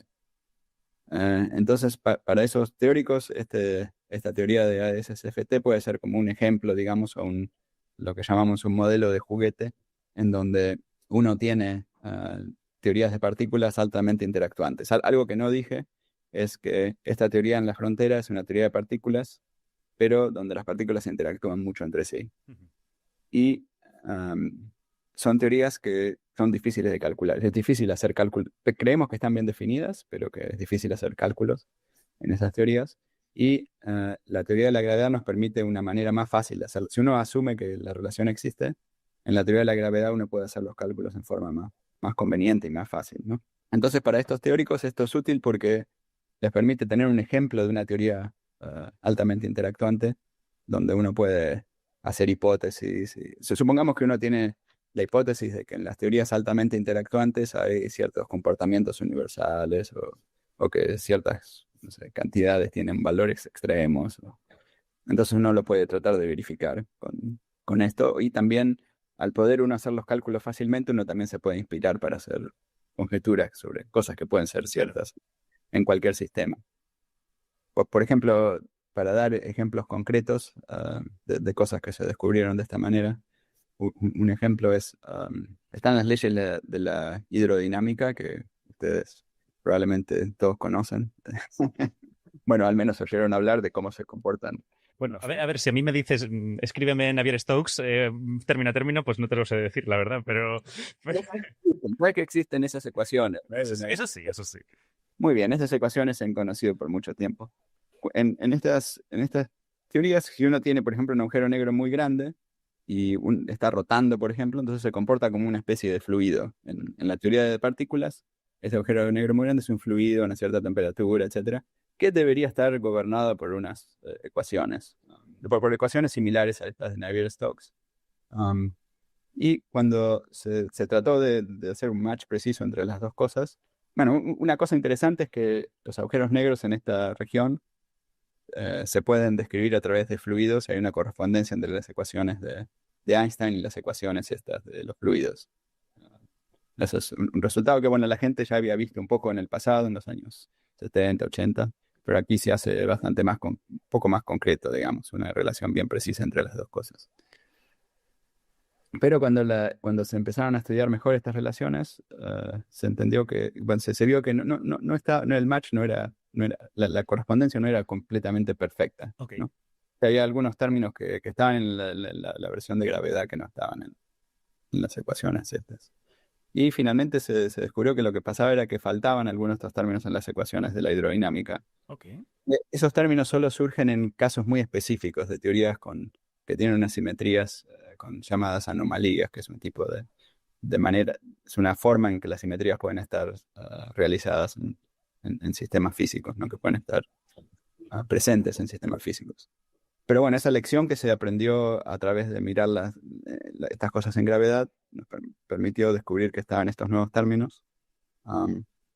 Y ese hecho de que están estos nuevos términos es válido también para teorías que no tienen relación con la gravedad. Entonces fue una lección general que se aprendió a través de estudiar esto. Eso es una manera en que uno puede tener una aplicación llamada práctica, ¿no? O sea, el resultado final es que tenemos unas ecuaciones mejores ahora para la hidrodinámica que lo que teníamos antes, que con aplicación más general, que bueno, se descubrió a través de pensar en estos temas. Sí, a lo mejor es aplicación en dos pasos, ¿no? Nueva ciencia, se descubre nueva ciencia que dará lugar a nuevas aplicaciones.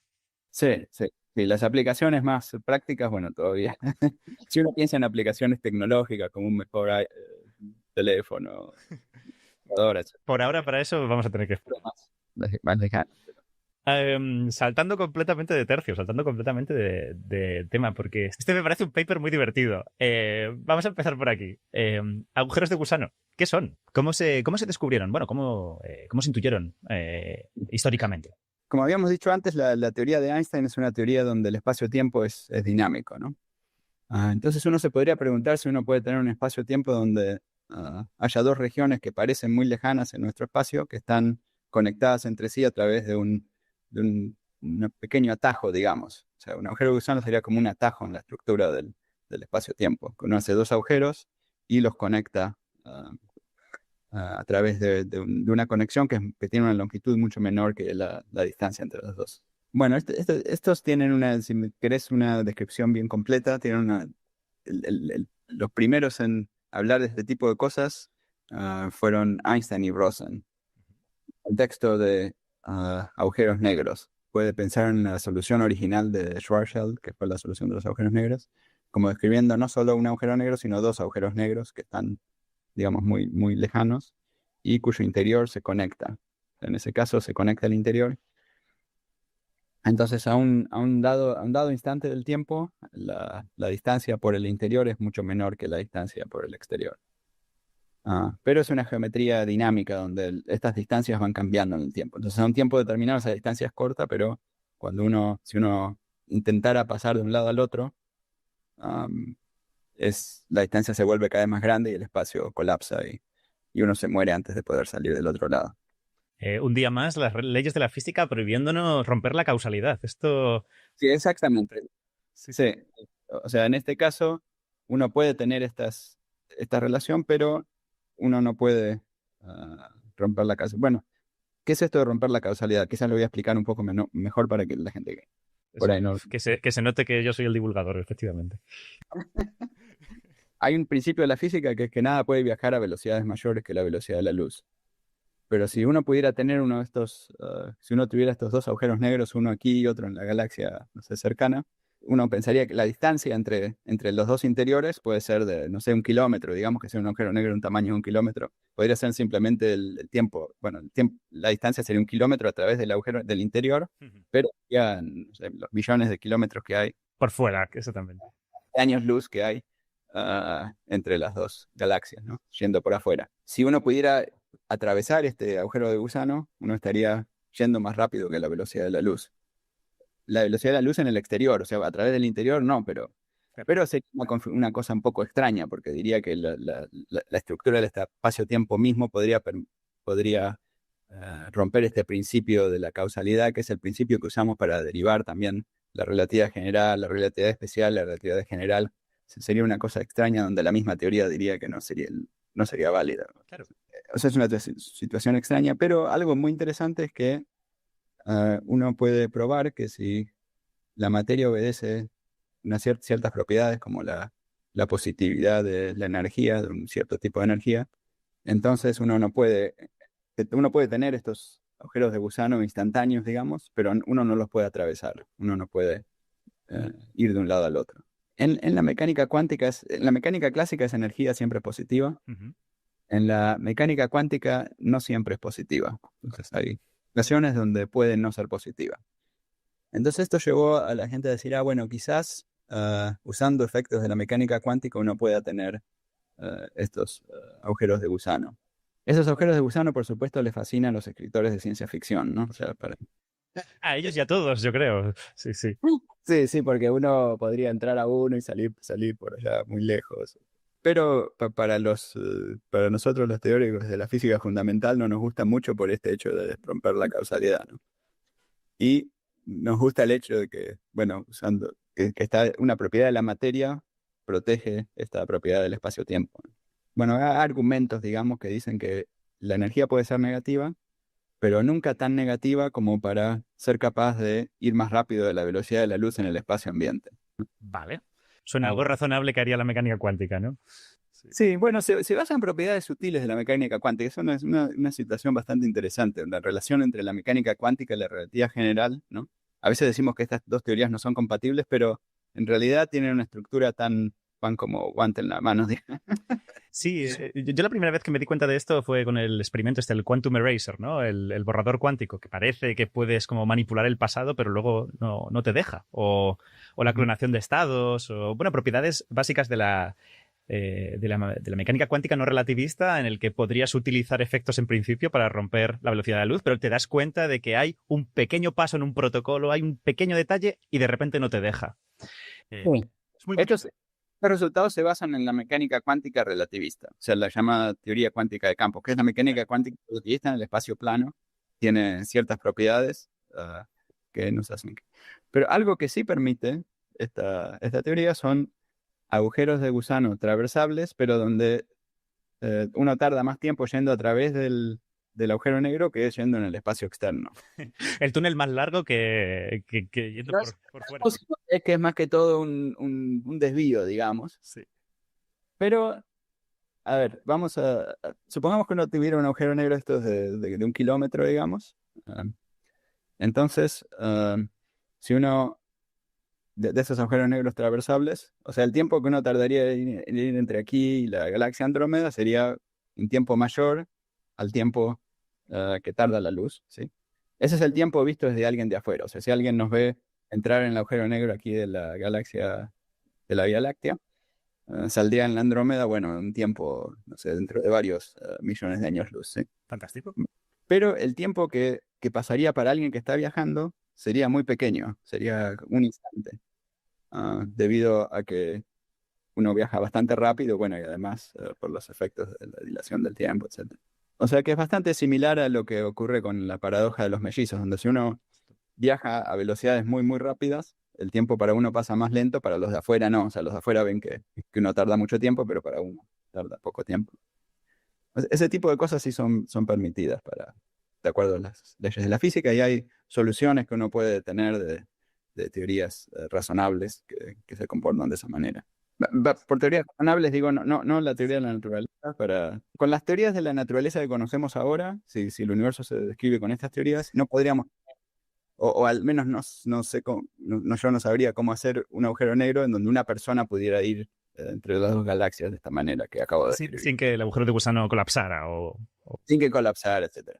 Pero sí, en principio existen soluciones donde podría haber agujeros de gusano microscópicos con estas propiedades. Vale. Eso tiene un interés teórico. Pero... O podría haber extensiones de la teoría. Si uno se imagina una teoría muy loca de cómo sería la materia oscura, etc., pero que no es la teoría por ahí más probable, ciertamente no la más probable, en ese caso sí podría existir estos agujeros negros que acabo de describir. Aún así, aunque a lo mejor no son del todo realistas estas soluciones, al menos por lo que todavía conocemos, ¿por qué siguen siendo los agujeros de gusano tan importantes en la física teórica? Aparecen en muchas partes. El interés popular por ellos es por la ciencia ficción. Desde luego. Creo. Ese es el interés popular y por ahí es la razón por la cual siempre estos temas aparecen siempre en las noticias, etc. Sin embargo, en los últimos años hubo un interés muy teórico sobre soluciones similares. No para viajar más rápido que el tiempo ni nada, sino para entender aspectos de la relatividad general, ¿no? O sea, trata de entender cómo la información sale de los agujeros negros o cuál es la entropía, digamos, de la radiación que sale de los agujeros negros. Resulta que para obtener los resultados correctos es importante considerar soluciones de esta forma parecida a los agujeros de gusano, que tienen una llamada topología distinta a la topología del espacio-tiempo. O sea, cuando uno hace este agujero, cuando uno conecta estas dos regiones, uno termina con un espacio que los matemáticos dirían que tiene otra topología, que tiene otra forma, ¿no? Otra forma característica. Los descubrimientos más recientes es que para entender mejor las propiedades de agujeros negros es importante considerar todos esos espacios. Porque en la mecánica cuántica, cuando uno considera la evolución de un sistema, uno no tiene que considerar simplemente la evolución clásica del sistema, sino uno que tiene que hacer una especie de suma sobre todas las evoluciones posibles. Eso a veces se describe para la óptica, por ejemplo, en forma de ondas, donde uno no va solo a través de la trayectoria clásica, sino que uno explora todas las otras posibles trayectorias. Y lo mismo se espera que sea cierto para la teoría de la gravedad, donde esas trayectorias son distintos espacio-tiempo que no obedecen las ecuaciones de Einstein, pero uno suma sobre todos ellos. Y la idea es que esta suma tiene que incluir también espacios donde el espacio se divide en dos partes y después se vuelve a juntar, etc. Esos serían los espacios con otras topologías que están relacionados a estos agujeros de gusano. Y estos han sido importantes para entender cosas de ciertas propiedades de los agujeros negros. Y de hecho ahora es un tema bastante candente de tratar de entender bien los efectos debidos a estas distintas topologías. Giro curioso que va a dar esto. Si Juan Maldacena atravesara con éxito uno de estos agujeros negros que no son atravesables, rompiera efectivamente la causalidad y volviera de nuevo a ese primer día que entró a una facultad de física, ¿ese Juan Maldacena volvería a escoger aportar a gravedad cuántica? O a lo mejor, no sé, le llamarían mucho más todas las novedades que hay en cosmología, o le llamarían más esa infinidad de pequeños problemas que hay siempre en física de materiales, física de la materia condensada. Bueno, yo creo que sí volvería a hacer lo mismo. Volvería a hacer lo mismo. No me arrepiento de nada. Demasiado clásico soy, demasiado clásico, ¿no? Pero sí también me interesan los otros temas, ¿no? La cosmología ha tenido una época de oro ahora en los últimos 20, 30 años. Y de hecho he hecho pequeños trabajos sobre cosmología también. Y sí, también la materia condensada hoy en día tiene muchas aplicaciones, y hay muchos, de nuevo, aspectos topológicos que son la misma palabra que usé anteriormente, pero que son importantes por ahí para construir mejores computadoras cuánticas o materiales que tienen propiedades interesantes. También hay una época muy, muy interesante y activa. Y también con muchas otras áreas de la física, ¿no? De todos modos, siempre se puede, incluso estando en un campo diferente, aunque sea indirectamente, siempre se puede aportar al resto. Sí, siempre es interesante ver qué ocurre en otros campos, porque siempre en distintos campos hay ideas que surgen, digamos, ideas que por ahí surgen a través de pensar de problemas de la física en esos campos que después se pueden aplicar al resto de los campos, ¿no? Eso es lo lindo de la física, es que hay ideas muy universales que se pueden ir aplicando a distintos campos, en cada campo por ahí de una manera un poquito distinta. Hay una unidad en toda la física, en toda la ciencia en principio. Prácticamente como los mismos problemas, las mismas estructuras, pero con entidades diferentes. Exactamente, sí. Hemos hablado de Einstein-Rosen, hemos hablado de ER, pero creo que ahora tenemos que hablar de EPR. No sé si nos podrías contar un poco qué es estas tres siglas. EPR significan Einstein, Podolsky, Rosen, que escribieron un paper en 1935 donde mostraron que la mecánica cuántica tenía una propiedad exótica, que ahora se llama entrelazamiento cuántico, que es una propiedad cuántica muy importante y que creemos que hace que la cuántica sea fundamentalmente distinta de la física clásica. De hecho, una de las ideas de Einstein y Rosen era que esa propiedad era tan rara que uno no la iba a poder explicar a través de una física clásica subyacente, digamos, porque estaba la idea de que por ahí la mecánica cuántica es medio exótica, pero hay una física clásica más sencilla, y quizás a través de ciertas estadísticas, etcétera, uno tiene la mecánica cuántica. Pero después en los años, no me acuerdo si eran 60 o 70, un físico llamado John Bell encontró que uno podía demostrar un teorema que decía que la física clásica no podía explicar las propiedades del entrelazamiento. El entrelazamiento es un tipo de correlación que tenemos entre dos sistemas. O sea, tenemos dos sistemas cuánticos con variables cuánticas, y estas variables cuánticas están correlacionadas de una manera un poco más fuerte que las variables clásicas. Para que haya entrelazamiento, las variables tienen que ser variables que están sujetas al principio de incertidumbre. O sea, tenemos aquí una posición y un momento, y aquí una posición y un momento, y están relacionadas de manera tal de que si uno mide la posición acá, uno sabe la posición de aquí, y si uno mide el momento de acá, está correlacionado con el momento de aquí, a pesar de que la posición y el momento no pueden ser definidas al mismo tiempo en cada lado, ¿no? Básicamente esa es la idea. Este es el entrelazamiento cuántico, fundamental para las computadoras cuánticas, importante para el comportamiento cuántico de los materiales, etc. Entonces ahora volvamos a Einstein y Rosen, o sea, los dos agujeros negros. La idea es que esa solución de Einstein y Rosen, que es una conexión clásica del espacio-tiempo entre dos regiones o dos agujeros negros, sería igual o surgiría por tener dos agujeros negros que cada uno de ellos tiene un número de estados cuánticos relacionados con la entropía de cada agujero negro y que están correlacionados o entrelazados entre sí. O sea que esa conexión clásica de las geometrías surge a través del entrelazamiento cuántico de estos dos agujeros negros. Hay algunas aclaraciones. No estoy diciendo que los agujeros negros son entrelazamientos. Por supuesto que no. Sería difícil producir dos agujeros negros que estén entrelazados. No solo tienen que estar entrelazados, sino entrelazados en un estado cuántico particular. Claro. Y si están en este estado cuántico particular, lo podemos describir con esta geometría de Einstein y Rosen. Realmente es una idea divertida. ¿Qué tendríamos que tener? Como un montón de pares de Bell, ¿no? Y como los dividimos en dos partes y los colapsamos, ¿no? O algo así. Sí, algo así. Esa manera de hacerlo no funciona. Vale, genial, pues no. Produciría quizás un agujero, un puente de estos de Einstein y Rosen, pero sería muy largo y no sería exactamente con la geometría de Einstein y Rosen. Vale. Sí, una manera más práctica sería tener dos agujeros negros, uno los sostiene en un cierto lado, los sostiene sin que se atraigan, y uno pone una pequeña interacción entre ellos y eventualmente se formaría este estado. Algo que debería enfatizar mucho es que los agujeros negros que se producen en nuestro universo no están entrelazados entre sí. Se producen a través de un estado que tiene poca entropía. ¿En qué momento, tanto tú como Saskia, nos dais cuenta de esta relación entre estas dos cosas? Bueno, parece que prácticamente todo el rato estamos hablando de Maldacena descubre relaciones entre cosas insospechadas, ¿no? Aquí también es el otro caso. ¿Cómo surgió eso?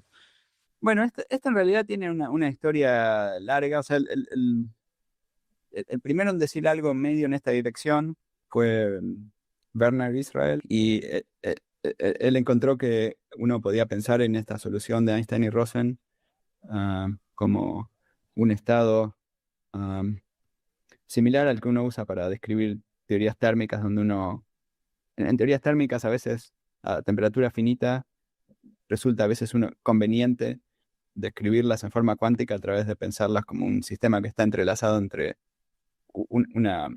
la teoría que uno está interesada, o el sistema que uno está interesado y una copia adicional, digamos. Y eso suele ser útil para pensar en estos sistemas. Como quizás una estrategia matemática. Y bueno, con Sasken lo que hicimos fue como tratar de generalizar esta idea, no solo para esta solución, sino para pensar un poco sobre unas paradojas de agujeros negros, Altmary y otros. Que a veces se llama como el Firewall Paradox. Hace unos 10 años más o menos hubo una nueva manera de pensar en la paradoja de la información de los agujeros negros. Esta idea de la relación entre Einstein y Rosen, y Einstein, Podolsky, Rosen, y R = EPR. Entonces, nos permitía pensar en esta paradoja en una forma interesante. Y también propusimos de que por ahí, en cierto sentido, esta conexión geométrica quizás estaba dada para cualquier sistema. Esa sí era una conjetura más. Y no tan bien definida porque no sabemos bien cómo definir la gravedad cuántica cuando la entropía es muy pequeña, para espacios-tiempos muy, muy chiquitos. Esta idea, ¿no?, de que R es igual a EPR, ¿esto es algo aplicable solamente a agujeros negros? ¿O siempre que yo tenga, al revés, ¿no? Siempre que yo tenga entrelazamiento es porque de algún modo hay un agujero de gusano conectándolos? La entendemos mejor para el caso donde hay agujeros negros. Vale. Quizás haya una conexión para cualquier sistema, pero en ese caso sería una conexión donde la geometría sería muy, muy cuántica y no la sabemos describir. O sea, no tiene una descripción adicional. O sea, es más como... O sea, R = EPR es más como una aspiración o un eslogan, más que una correspondencia muy específica. Comprendo. Ahora me toca a mí, idea alocada. La gente se va a volver loca con las siglas. Dentro de ADS-CFT, digamos que hay trazas de R = EPR. Te lo digo en este sentido metafísico, ¿no? Porque en el fondo, ¿no?, dentro de la frontera, digamos que una dimensión física, una dimensión espacial, se ha vaporizado, no está. O mejor dicho, en el bulk, ¿no?, en el interior, ha aparecido una nueva dimensión física. R = EPR, de algún modo, nos está hablando sobre cómo el espacio puede estar conectado con el entrelazamiento, o hasta qué punto el espacio puede ser, ¿no? O sugiere esta idea de que el espacio puede ser una cosa que emerge del entrelazamiento. ¿Hay alguna conexión entre estas dos ideas? ¿No? Me parece interesante. Bueno, sí, definitivamente. Hay una relación muy estrecha entre las dos cosas. Y esto surge quizás en forma más natural si uno piensa en la teoría en la frontera y la divide en pequeñas regiones. Entonces uno se pregunta si estas pequeñas regiones están entrelazadas entre sí o no. Y efectivamente en una teoría cuántica de campos hay un entrelazamiento entre distintas regiones, que puede ser mayor o menor, depende de la geometría de la región y cuán cerca están unas de otras. La cantidad de entrelazamiento que hay entre las regiones se puede calcular a través de una fórmula muy interesante que fue descubierta por dos físicos japoneses, Ryu Takayanagi, que nos dicen que la cantidad de entrelazamiento es proporcional al área de una cierta superficie que uno puede tener en el interior del espacio-tiempo. Entonces es una relación entre las propiedades del entrelazamiento y la geometría del espacio-tiempo. Por eso es que decimos normalmente que la geometría de alguna manera emerge o está relacionada íntimamente con el entrelazamiento.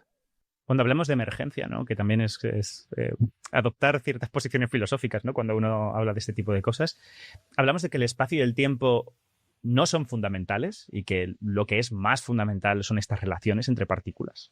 Sí, efectivamente. Este concepto de emergencia es fundamental para la física, fundamental en, por ejemplo, la teoría para entender cómo la física que vemos todos los días surge de la física de las partículas elementales, ¿no? De entender por qué, no sé, el agua es líquida, el hielo es sólido, etcétera, son todas propiedades emergentes, porque los metales brillan, etcétera. La idea, de nuevo, es que si tenemos como vos bien dijiste, esta teoría en la frontera, el espacio-tiempo parece ser algo emergente del entrelazamiento que hay si uno cambia las propiedades del entrelazamiento en la frontera, uno cambiaría la geometría del espacio-tiempo. Y uno puede entender más o menos cómo esto ocurre. Así que Sí, desde este punto de vista parecería ser que es más fundamental la teoría en la frontera. Y aquí creo que viene la pregunta que más me apetecía hacerte. ¿Y todo esto no te perturba? Siempre me he preguntado ¿qué piensa Juan Maldacena cuando camina sobre el espacio? ¿Pensará en algún momento, wow, es que a lo mejor este espacio no es real, a lo mejor lo que es real es un montón de partículas en alguna frontera distante y eso es lo que es real? Sí, a veces me pregunto si uno pasa de un lugar al otro a través de un proceso de, sí, de entrelazamiento, etcétera. Pero en realidad yo creo que quizás sea un poco prematuro pensar en estas aplicaciones filosóficas hasta que entendamos mejor cómo describirlo de distintas maneras, ¿no? Y ver hasta qué punto una descripción es más fundamental que la otra. Y, lo que sí es probable que sea cierto es que de alguna manera el tiempo mismo sea una propiedad emergente. Que eso sea importante para entender la singularidad del principio del Big Bang, o sea, al principio del universo. Pero bueno, cómo eso va a ocurrir y todo no es algo que entendamos, pero eso es en cierto sentido uno de los objetivos principales de todo este tipo de investigaciones. Me parece una posición bastante sabia. Por último, me gustaría hablar un poco más sobre caos y sobre tus investigaciones más recientes. Sobre todo esta idea como de caos cuántico. ¿Cómo se diferencia esta idea de el caos cuántico y el caos clásico? ¿Tienen una diferencia? Tienen una diferencia, pero son bastante parecidos, digamos. El caos clásico es que uno tiene un sistema y, por ejemplo, de muchas partículas, y uno modifica un poquito la posición de una partícula y al cabo de un rato largo del tiempo, si el sistema es caótico, uno va a ver que todas las demás partículas están en otro lugar muy distinto de lo que hubieran estado si uno no hubiera hecho esa modificación. En la mecánica cuántica algo muy similar aparece, pero uno tiene que pensar en operadores cuánticos. O sea, digamos que en la mecánica clásica uno puede pensar en dos posiciones de dos partículas que están lejos una de la otra. Entonces uno las puede cambiar en forma independiente. En la mecánica cuántica hay algo parecido, que son estos dos llamados operadores, que si son sistemas si son dos partículas distantes, estos dos llamados operadores, no importa el orden en que uno los aplique, si uno mide primero uno, después el otro, etc. No importa. Pero si uno tiene un sistema cuántico, un sistema caótico, si uno mira este mismo operador, pero después de un tiempo muy grande, ya van a dejar de ser independientes. De ser, de importar el orden empieza a importar. Es porque básicamente es similar a lo que pasa en la física clásica, cuando uno cambia una posición, cambian todo el resto. Entonces estos operadores se vuelven muy complicados y actúan sobre todas las partículas. Ese es el caos cuántico. Bueno, eso es una medida del caos cuántico. Hay otras medidas. Una cosa muy interesante de estos modelos que habéis desarrollado, ¿no? Es demostrar que los agujeros negros son los sistemas que tienen el caos más permitido o más caóticos permitidos. Claro, exactamente. Que me parece muy interesante porque siempre los agujeros negros son como los que baten algún récord, ¿no? Son cosas muy extremas. Extraer la mayor cantidad de energía, ¿no? A través del proceso Penrose. Exactamente. Sí. Pero me resulta algo contradictorio, por mi ignorancia, que los agujeros negros nos muestren cuál es la máxima información, ¿no? que puede almacenar una cierta región del espacio, pero a la vez sean los más caóticos. ¿Cómo esas dos cosas, ¿no? Mayor información y más caóticos, cómo eso se...? Son dos cosas distintas porque la información es una propiedad estática, digamos. ¿Cuánto podemos meter dentro del agujero negro? Y el caos es una propiedad dinámica de qué pasa con esa información a medida que pasa el tiempo, ¿no? Entonces es como tener, no sé, un fluido que te dice, bueno, han dado tiempo en una cierta entropía, pero cuando ocurre el tiempo el fluido se mezcla y se vuelve caótico, digamos, esa es la idea. Sí, efectivamente uno puede definir una cierta cantidad que nos dice qué tan rápido crece este caos. Un sistema de partículas que no interactúan entre sí crecería muy lento, y un sistema donde todas interactúan mucho crece más rápido.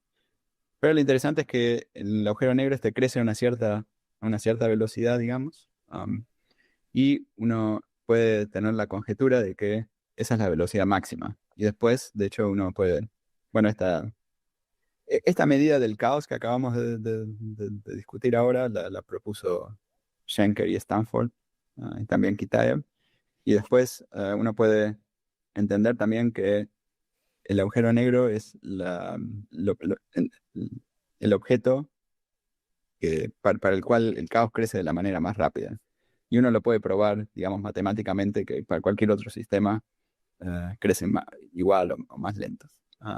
Y bueno, uno puede entender que esta es una propiedad extrema. Este es otro ejemplo donde uno uno puede usar los agujeros negros para entender propiedades genéricas de otros materiales, ¿no? O sea, el hecho de que si uno tiene un sistema, no sé, de átomos en un laboratorio, etcétera, esta medida del caos también va a tener un ritmo de crecimiento que va a ser menor que la de un agujero negro. Es una propiedad que, bueno, es cierta también para esos materiales, ¿no? Y que uno la pudo entender gracias a estudiar agujeros negros.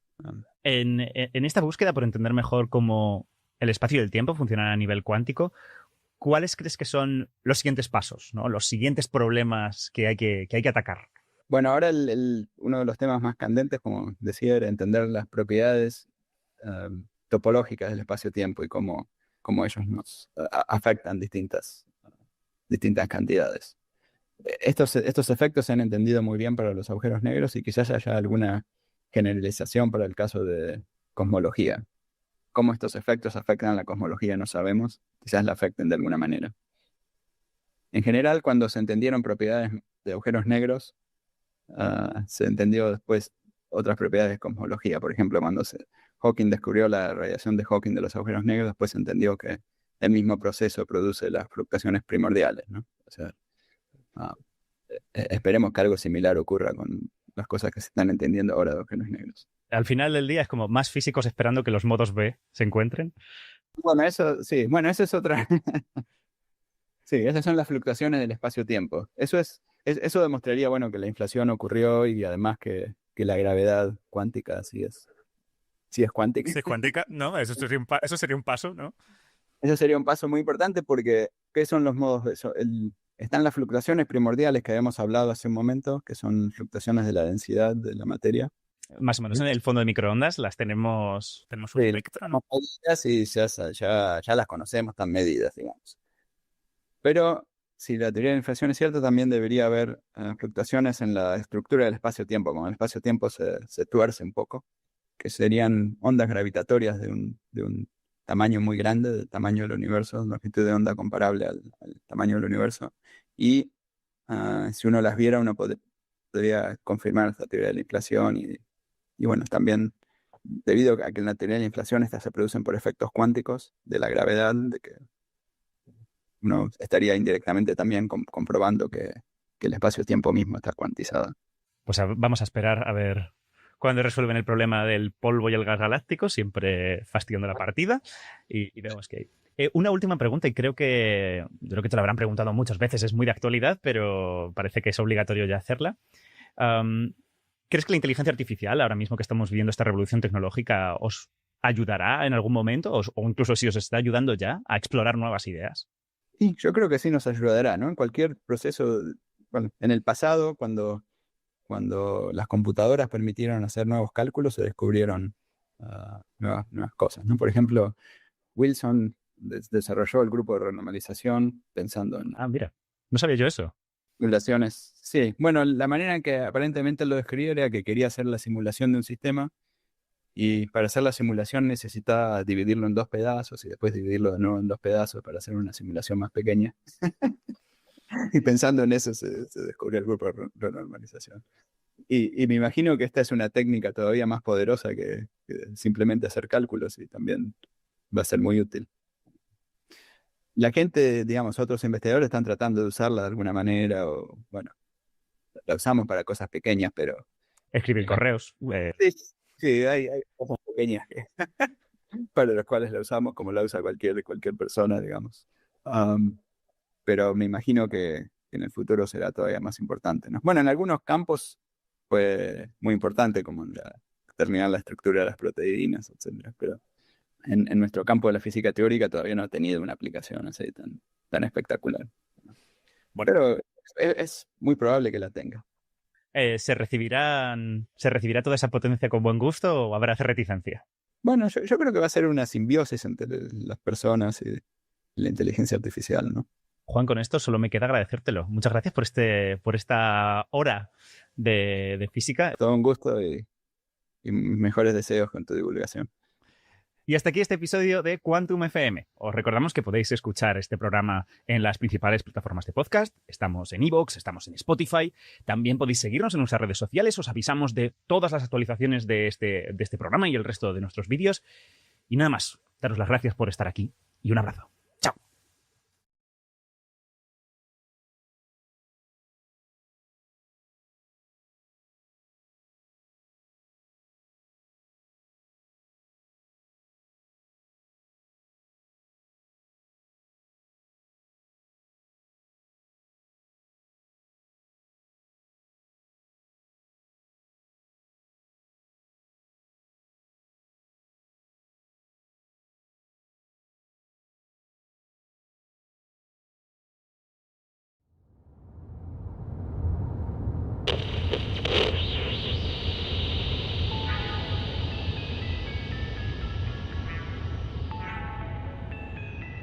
Ni se te ocurra tocar ese dial, porque estás escuchando en el 104.7 Quantum FM, tu emisora favorita para disfrutar de los grandes éxitos del universo.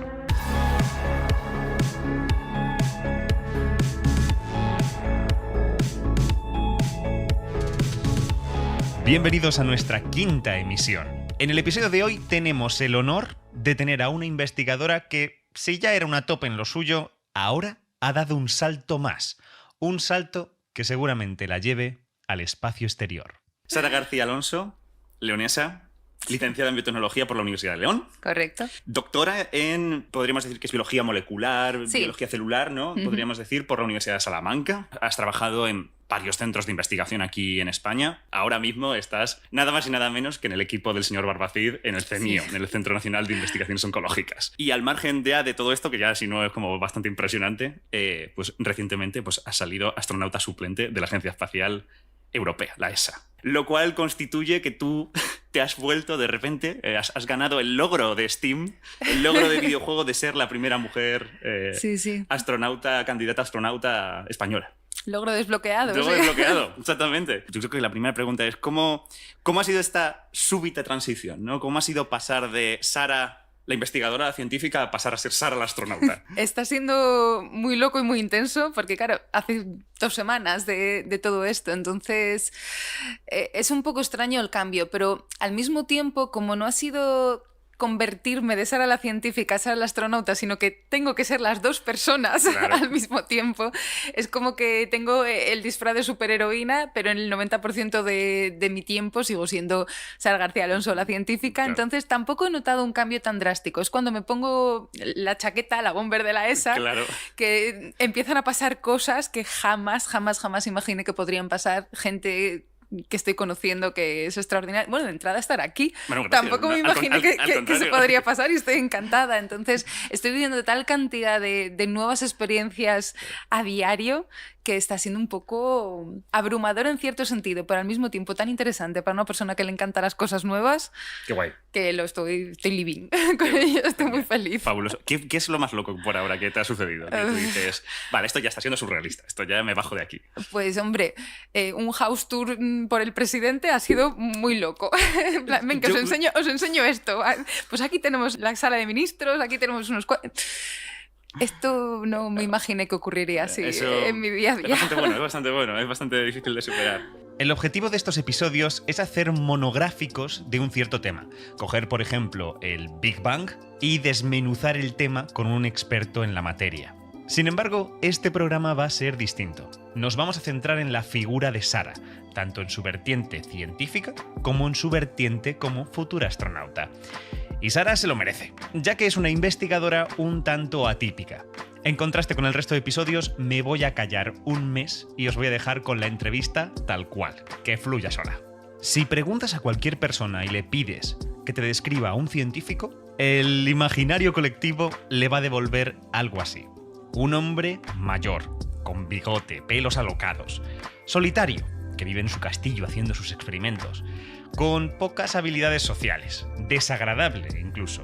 Y por supuesto, un sabelotodo, un repipi, una persona con un ego como una catedral de grande. Sara no podría alejarse más de todo esto. Os dejaré que lo descubráis a lo largo de este podcast. En las distancias cortas, Sara es divertida, es humilde y, ojo que voy con un regionalismo, es mazo enrollada. Honestamente, es una tía muy guay y me parece un lujo que nos represente internacionalmente.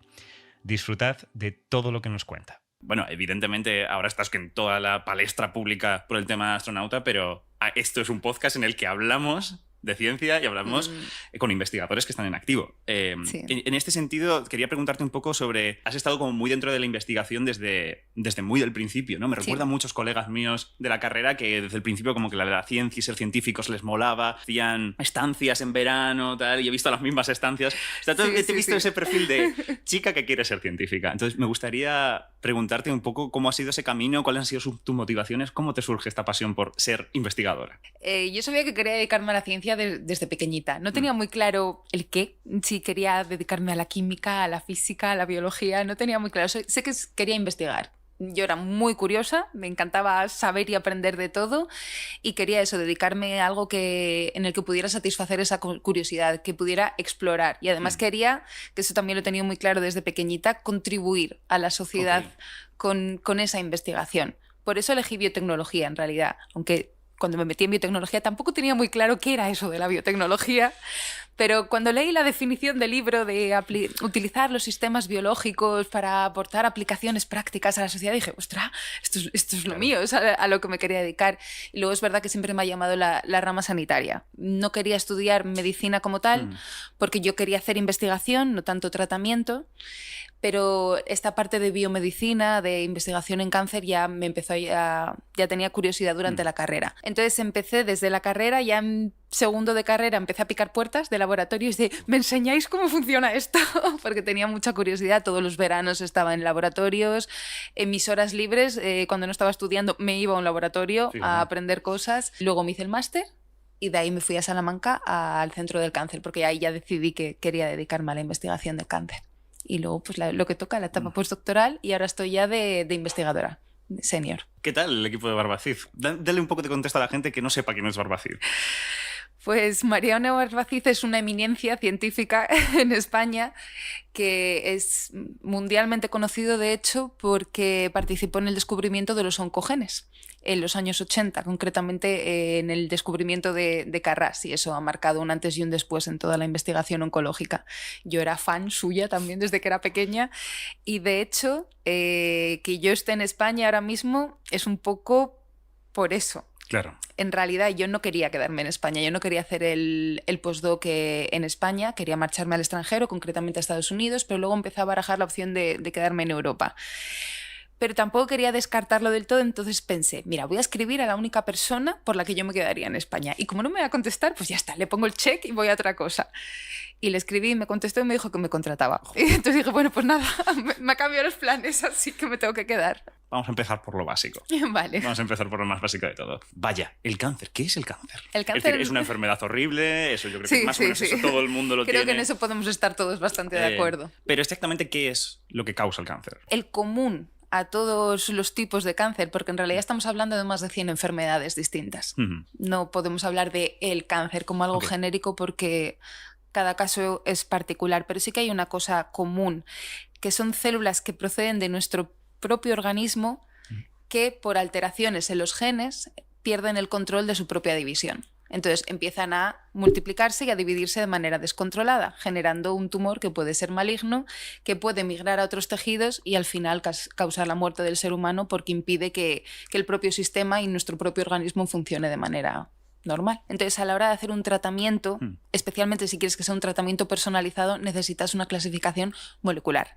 Necesitas saber qué tiene alterado ese tumor para saber qué le puedes dar y que pueda responder, a no ser que quieras un tratamiento genérico, como la quimioterapia. Claro. La quimioterapia, en principio, y pongo comillas y matizo, pero en principio podría valer para cualquier tipo de cáncer, porque la quimioterapia lo que ataca son células que se dividen.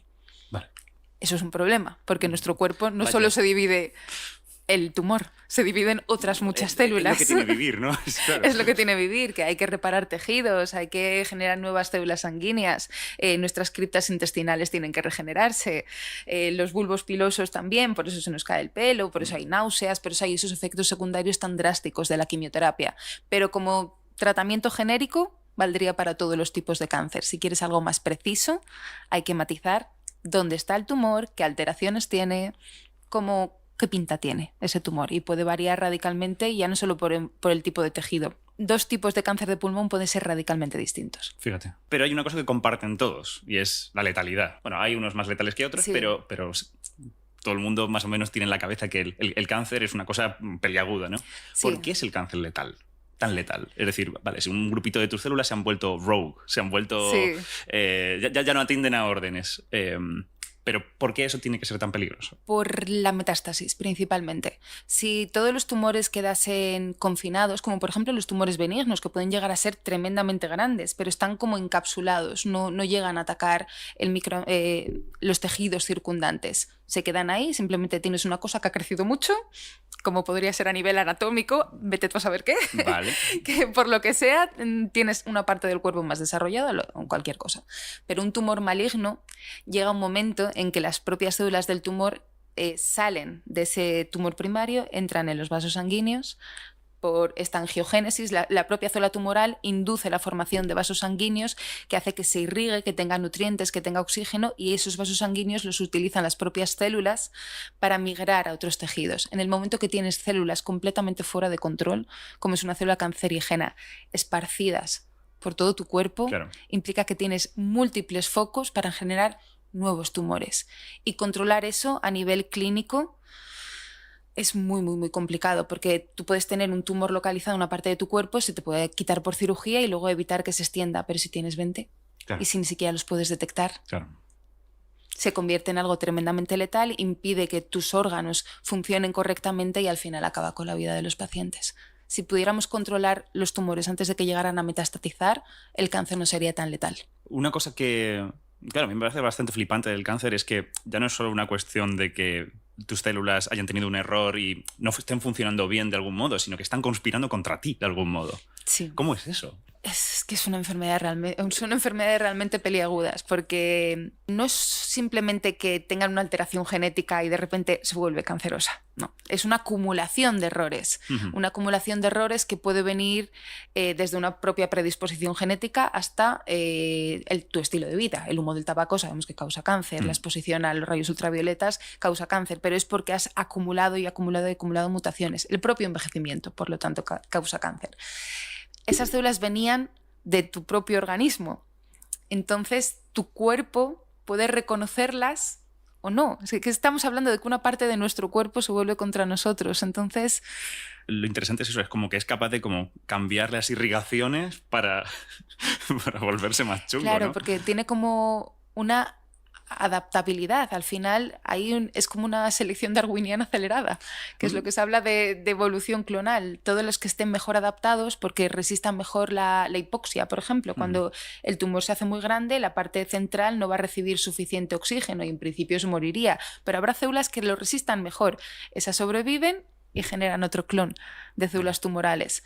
Todas las que puedan sobrevivir con menos cantidad de nutrientes sobrevive, claro, y se sigue expandiendo. Al final, lo que aguanta nuestro cuerpo es lo peor de lo peor. Claro. Lo mejor para el cáncer, lo peor para nosotros. Eso es una evolución acelerada, por eso también es complicado. Claro, porque el cáncer al final tiene una presión, en este sentido, ¿no?, de pensarlo de forma evolutiva, ¿no? Hay una presión, sí. Y esa presión es un poco porque el sistema inmunitario no quiere eso, ¿no? El cuerpo se defiende frente al cáncer. Sí, el cuerpo se defiende, nuestro sistema inmune nos querría defender contra las células cancerosas, pero no nos olvidemos que esas células cancerosas proceden de nuestros tejidos, por lo tanto no son tan diferentes a nuestras propias células. No es como tener una infección vírica, una infección bacteriana, que eso lo detectamos fácilmente, esto no debería estar aquí, vamos a por ello. Es verdad que las células cancerosas, en el momento que se vuelven tumorales, tienen una serie de antígenos que se llaman, unas pequeñas moleculitas que empiezan a expresar en su superficie, que puede hacer que el sistema inmune las detecte. Pero es difícil, no es tan eficiente detectando células cancerosas como detectando otro tipo de patógenos, y luego estas células cancerosas tienen aparte otros mecanismos de defensa. Y es que contrarrestan esas moléculas que las hace pasar como yo en realidad soy normal pero no, sacan otras que bloquean a nuestro sistema inmune. Entonces, si al sistema inmune le cuesta detectar las células cancerosas, aunque puede hacerlo, cuando detecta una, esa célula cancerosa le engaña diciendo no, que soy normal. Claro.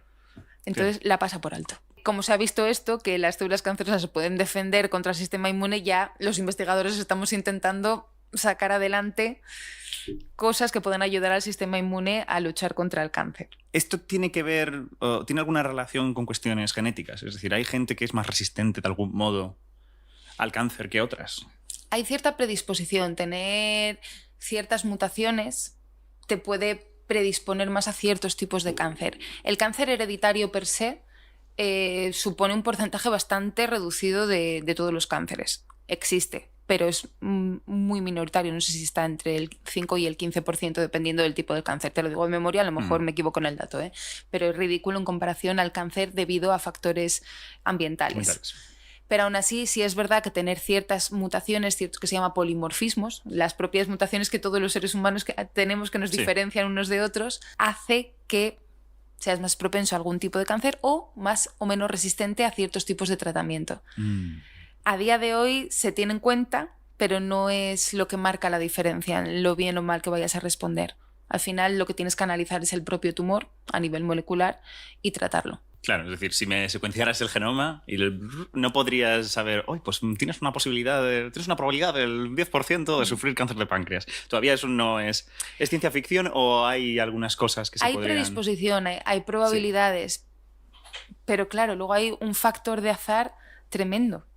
Porque tener predisposición es lo que su propio nombre indica, tienes predisposición, pero el tipo de vida que tú lleves, desde la ciudad en la que vives y la contaminación que respiras, hasta todo el deporte que haces o dejas de hacer, hasta tu dieta, hasta cómo estás a nivel psicológico, esos niveles de ansiedad que puedas o no tener y cómo va a afectar a tu sistema inmune, todo, absolutamente todo influye en el resultado final, tanto del tipo de cáncer que puedas o no desarrollar a cómo vas a responder al tratamiento. Es algo tremendamente complejo. Entonces sí, toda esa información es útil y hay que tenerla en cuenta, pero un dato por sí solo y de manera aislada no es concluyente. Claro. Entonces, si te haces un análisis genético y te dice tienes un 10% de probabilidades de tener cáncer de X, bueno, ok, me apunto el dato, pero ya está. Antes has mencionado un oncogen. Sí. Oncogen, un gen que está relacionado de algún tipo con el cáncer. ¿Qué es un oncogen? Un oncogen en realidad es un gen nuestro. Vale. Que cuando muta es como un proto-oncogen, que es un gen normal. Cuando muta se vuelve un oncogen. Para entenderlo así de una manera sencilla, a ver si puedo dar un símil, que suelo dar a veces en mis charlas divulgativas. Yo me imagino la célula como una especie de coche. Vale. Tienes un acelerador y tienes un freno. Entonces, en este caso, el símil representaría cuando la célula tiene que andar, tiene que dividirse y generar dos células hijas, y cuando no tiene que dividirse, tiene que parar o incluso suicidarse, porque hay mecanismos que si la célula no está correcta o ha acumulado daños en su genoma, es mejor que esa célula se quite de en medio a que transmita el daño a futuras generaciones. Entonces todo eso está perfectamente regulado. ¿Esos procesos están regulados, por así decirlo, centralmente de algún modo? Es decir, ¿hay una orden que se envía de tú, apoptosis, muere? ¿O realmente es como una cosa dinámica que sucede porque como unos sistemas de seguridad se triggerean? Sí, exacto. Hay varios sistemas de seguridad. Como es algo tan importante, hay varios proto-oncogenes y hay varios lo que se llaman genes supresores de tumores. Es decir, tienen que fallar muchas cosas para dar la orden de divídete o de suicídate. Vale. Entonces hay varios actores de tal manera que si uno falla, hayan sistemas de reemplazo, hay lo que se llaman checkpoints. Hay que pasar unos cuantos checkpoints antes de tomar la decisión central de nos dividimos, seguimos adelante o no. O abortamos misión, que esto no está bien. Entonces, en el símil, un proto-oncogen sería el acelerador. Vale. Y un gen supresor tumoral sería el freno. Vale. Las células reciben señales, igual que el coche dice tengo que andar en esta dirección, y tú vas regulando con el acelerador y el freno cuando tienes que andar y cuando no tienes que andar. ¿Qué pasa cuando acumulamos mutaciones en un proto-oncogen y se convierte en un oncogen? Que se nos rompe el acelerador. Un oncogen sería un acelerador que ya se queda trabado y entonces el coche acelera y no lo puedes parar de ninguna manera. Y un gen supresor tumoral que desaparece porque estos genes suelen tener una mutación que los inactiva. Es como romper el freno. Vale. Generalmente ocurren las dos cosas. Encima. Se te queda trabado el acelerador y rompes el freno, de tal manera que el coche anda. Es decir, la célula empieza a dividirse y ya no tiene ningún tipo de mecanismo de control que la haga parar. Entonces, los protooncogenes serían esos aceleradores y los genes supresores de tumores serían los frenos. Cuando ambos fallan, tenemos una célula cancerosa. Claro, supongo que alguien pensará, bueno, ¿habrá alguna manera de reparar el freno? Como son mutaciones que se han quedado en el propio ADN de la célula, se van transmitiendo a las células hijas. Claro. Entonces ya no hay forma. El resto de células que deriven de esa célula original van a tener también la mutación y por lo tanto van a ser cancerígenas. Voy a hacer una pequeña pausa aquí porque parece ser que tenemos una preguntita ya del público, ¿no, Amanda? ¿Qué es más necesario ahora mismo? ¿Ciencia básica sobre el cáncer o ciencia aplicada a los tratamientos? ¿Conocemos bien al cáncer y lo que nos falta son herramientas o necesitamos conocerlo mejor? Pregunta complicada, ¿eh? Ciencia básica, ciencia aplicada.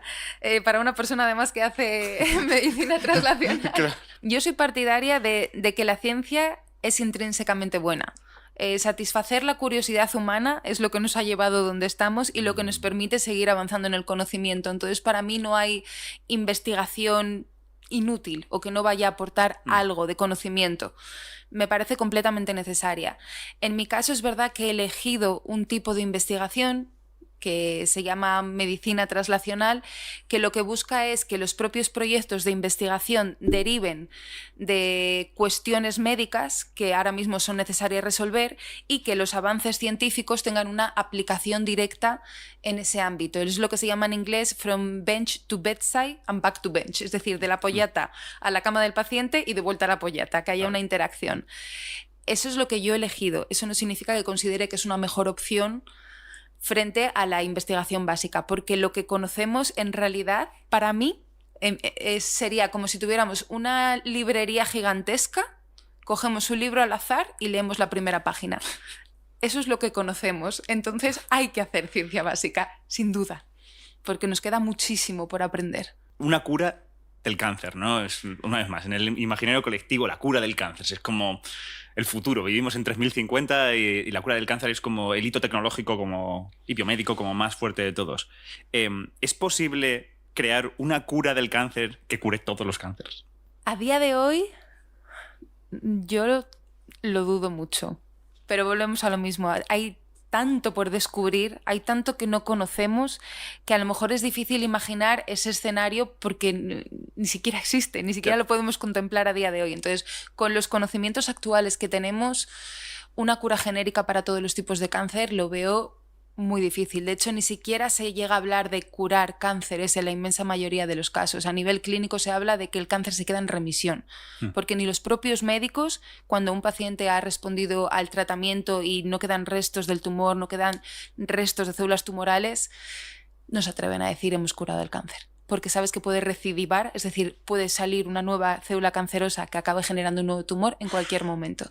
Entonces, si ya a día de hoy ni siquiera se habla de la posibilidad de curar como tal un tipo de cáncer, encontrar algo genérico, pero volvemos a lo mismo, por eso hay que hacer investigación, por eso hay que seguir ahondando en el conocimiento en todo tipo de disciplinas, además, ya no solo algo tan dirigido, porque nunca sabes qué conocimiento vas a poder aplicar en otro ámbito o en otro sector que te va a dar una nueva perspectiva. A lo mejor eso es lo que necesitamos, mirarlo desde un prisma completamente diferente que no se haya contemplado a día de hoy. Últimamente, pequeño spoiler para la gente, estamos preparando un vídeo aquí en Quantum Fracture sobre cuestiones de biofísica. Ajá. Y como hay físicos como que se aproximan a algunos problemas de biología desde el punto de vista físico y con sus herramientas. Y, por ejemplo, hay un equipo en la Universidad Autónoma que trabaja con virus, pero ellos no utilizan como el approach de me vas a matar, mátame si quieres, da igual. No pasa nada. En esta probeta vamos a generar, pues yo qué sé, millones y billones de virus y luego pues vamos a hacer básicamente estadística con todos esos millones de virus que tenemos en la probeta para poder entender cómo es ese virus, qué propiedades tiene, etc. Ellos directamente cogen un virus y utilizando un microscopio de fuerzas atómicas, ¿no? Pues como que lo van lo van como pinchando, etcétera, y así pueden... Y es un approach como que ni siquiera es... O sea, necesitas una tecnología nueva, como es un microscopio de fuerzas atómicas, que es una cosa dura, pero es como un approach diferente, no es el approach de vamos a hacerlo estadísticamente. No, vamos a ir partícula a partícula viéndolo. Como dato, la investigación que estoy realizando yo a día de hoy se basa en gran parte en eso, en técnicas biofísicas. Yo me fui a Copenhague a hacer criomicroscopía electrónica con un microscopio de haces de electrones. Y gracias a eso que hemos podido dar un avance bestial, que llevaban 30 años estancados en esta molécula, y esta investigación nos ha dado las pistas que necesitábamos para desarrollar nuevos fármacos. Y todo lo que estoy haciendo ahora se basa en técnicas biofísicas que voy aprendiendo sobre la marcha, porque mi conocimiento aquí era bastante escaso, pero es fascinante. De hecho, la criogen es una nueva herramienta tecnológica que está revolucionando la forma de avanzar en ciencia y se está aplicando muchísimo. Y la oncología es un ámbito. Es súper impresionante la resolución que tienen ahora los microscopios de barrido de electrones. O sea, los de electrones me parece una cosa completamente loca. Eso es una cosa que tenemos que cubrir y contar bien en el canal porque... Mi molécula ha llegado a 2,8 Armstrongs. 2,8 Armstrong. No está mal. Hostia, el píxel... Bueno, todavía se nota un poco el píxel, pero 2,8. Claro, también son buenas moléculas las que vosotros trabajáis, ¿no? Entonces es una resolución muy grande. Claro, ¿qué tamaño puede tener típicamente? Esta tiene unos 300 kilodaltons de peso molecular. Tamaño, ¿qué será esto? A ver, a escala de nanómetros. Miro la cámara y digo, ¿qué es un kilodalton? Bueno, choque de mundos. Muy bien. En la investigación del cáncer, ¿cuál dirías que ahora mismo es como el mayor reto? Que aquí, si te pones a ramificar, realmente hay retos en todas y cada una. Porque una de las cosas que me gusta de la investigación oncológica es casi como una disciplina en sí. Ves a investigadores que abarcan el problema desde puntos de vista desde la biofísica hasta gente mucho más molecular, modelos basados en otro tipo de organismos. Hay todo tipo de perspectivas y eso es fascinante en sí. Entonces, claro, hay retos a todos los niveles, hay retos a nivel de prevención, porque si realmente pudiésemos diagnosticar el cáncer a tiempo, y esto suena muy mainstream, pero con una cirugía curábamos los cánceres. Claro. Porque en el momento que tienes el tumor localizado, es quitarlo. Está.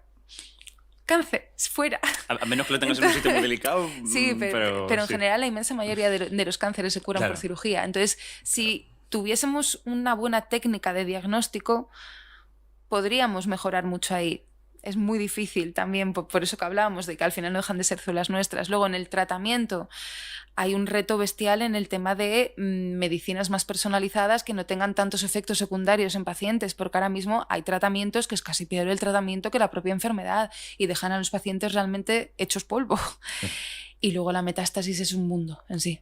Eso sí que es un reto muy difícil de abordar, porque además en el momento que un paciente tiene metástasis, ¿cómo lidias con eso cuando hay células cancerosas esparcidas por todo el cuerpo? Entonces, en todas las disciplinas hay grandes retos. No sabría cuál sería el prioritario a día de hoy. Probablemente cada investigador te dirá otra cosa diferente. Barrera para casa y te dirá que aquí está el mayor reto. Cada década, evidentemente, como hemos hablado, pues aparecen nuevas tecnologías que ayudan cada vez a entender mejor entre los nuevos microscopios, el STM, la FM, los microscopios de electrones y otras técnicas, ahora mismo reconstrucción de proteínas con inteligencia artificial. Esto lo vemos desde fuera, muy a posteriori, los que simplemente nos gusta la comunicación científica y nos gustan estas noticias. Pero tú que estás metido aquí dentro, ¿tú ves que hay alguna técnica, una tecnología como que está usando mucho la gente ahora o que está empezando a usar y tú dices, ¡buah, esto va a ser la leche! Esto va a ayudar un montón a resolver algunos problemas. Sí, hay varias, de hecho. Y la que estás mencionando, creo que va a revolucionar la forma de investigar muchas moléculas, que es precisamente estos microscopios de altísima resolución, como los microscopios de electrones, microscopios atómicos, que se basan en proteínas criogenizadas y te permiten resolver la estructura atómica con un nivel de detalle que, claro, luego es más fácil encontrar fármacos dirigidos o entender cómo esas moléculas interaccionan unas con otras. Esa tecnología, la tecnología de criomicroscopía electrónica, está cambiando el paradigma de muchas cosas. Es verdad que ahora con el AlphaFold de predicción de plegamiento de proteínas es como que se están haciendo la competencia un poco porque al final buscan lo mismo, entender la estructura tridimensional. Bueno, pero está bien, ¿no? Pero son complementarios. complementarias. Claro, está bien que lo teorices y luego lo compruebes en la vida real, ¿no? Como es, ¿no? Luego, el CRISPR ya ha revolucionado nuestras vidas y el ámbito de la oncología no va a ser diferente. Eso lo ha cambiado todo. O sea, tener esa herramienta de edición genética tan sencilla. Habrá gente que no sepa qué es CRISPR. ¿Podrías contar brevemente qué es? A ver, pero yo no me dedico a esto y tampoco quiero meter la pata. Pero de una manera sencilla, el CRISPR son unas tijeras moleculares dirigidas. Puedes hacer como un pack que incluye la tijera y la guía. Vale. Entonces, tú diseñas esa guía de tal manera que vaya a una región del genoma de la célula de turno, del ser humano, del organismo que quieras, a una zona en concreta. Entonces, en el momento que esa guía detecta por complementariedad dónde está su homólogo en el ADN, las tijeritas moleculares cortan. Y la célula tiene que reparar ese corte en el ADN. Si tú a la célula le das un molde que utilice de guía, de otra guía, lo repara utilizando eso que tú le has introducido. Es decir, si quieres hacer una pequeña modificación, imagínate que en ese gen hay una mutación en la célula que queremos reparar. Llevamos una guía y cortamos donde está la mutación y le damos el molde con la versión no mutada. Esa célula inmediatamente repara su ADN. O queremos eliminar un gen, por el motivo que sea. Lo cortamos y dejamos que se repare sin molde ninguno, de tal manera que el ADN de la célula lo pierde. Es decir, nos permite hacer un cortapega de una manera bastante sencilla y a gusto del consumidor. Entonces, claro, eso abre una infinidad de posibilidades en múltiples disciplinas. Claro. En vuestro caso, por ejemplo, ¿veríais como una aplicación clara en algo en concreto?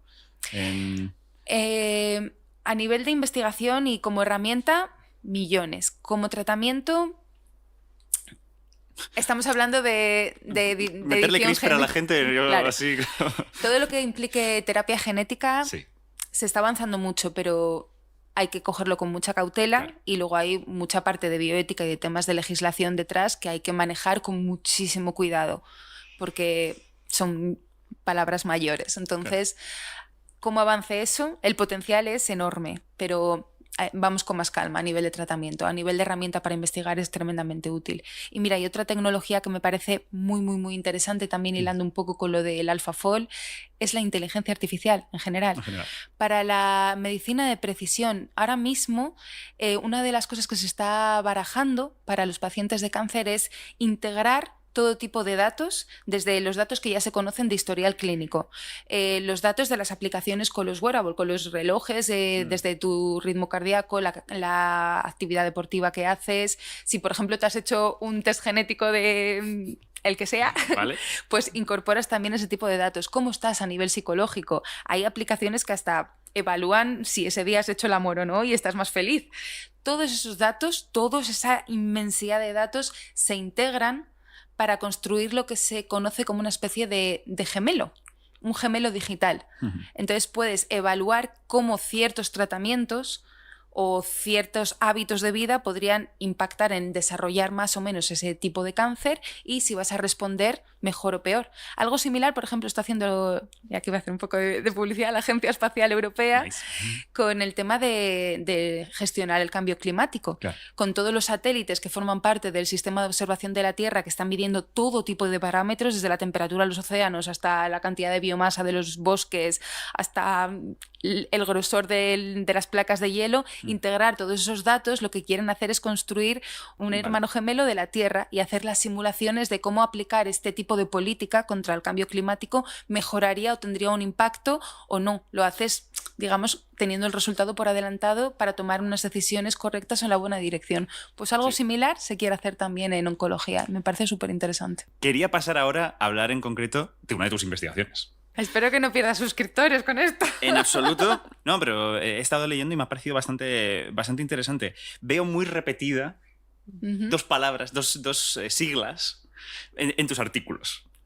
Una cosa que veo muy repetida es HER2+, HR2+.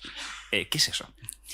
Mira, cuando hablábamos antes de la clasificación de tumores, esto es un tipo de tumor es un tipo de cáncer de mama que se caracteriza porque tiene, de ahí el más, una molécula que se llama HER2. Vale.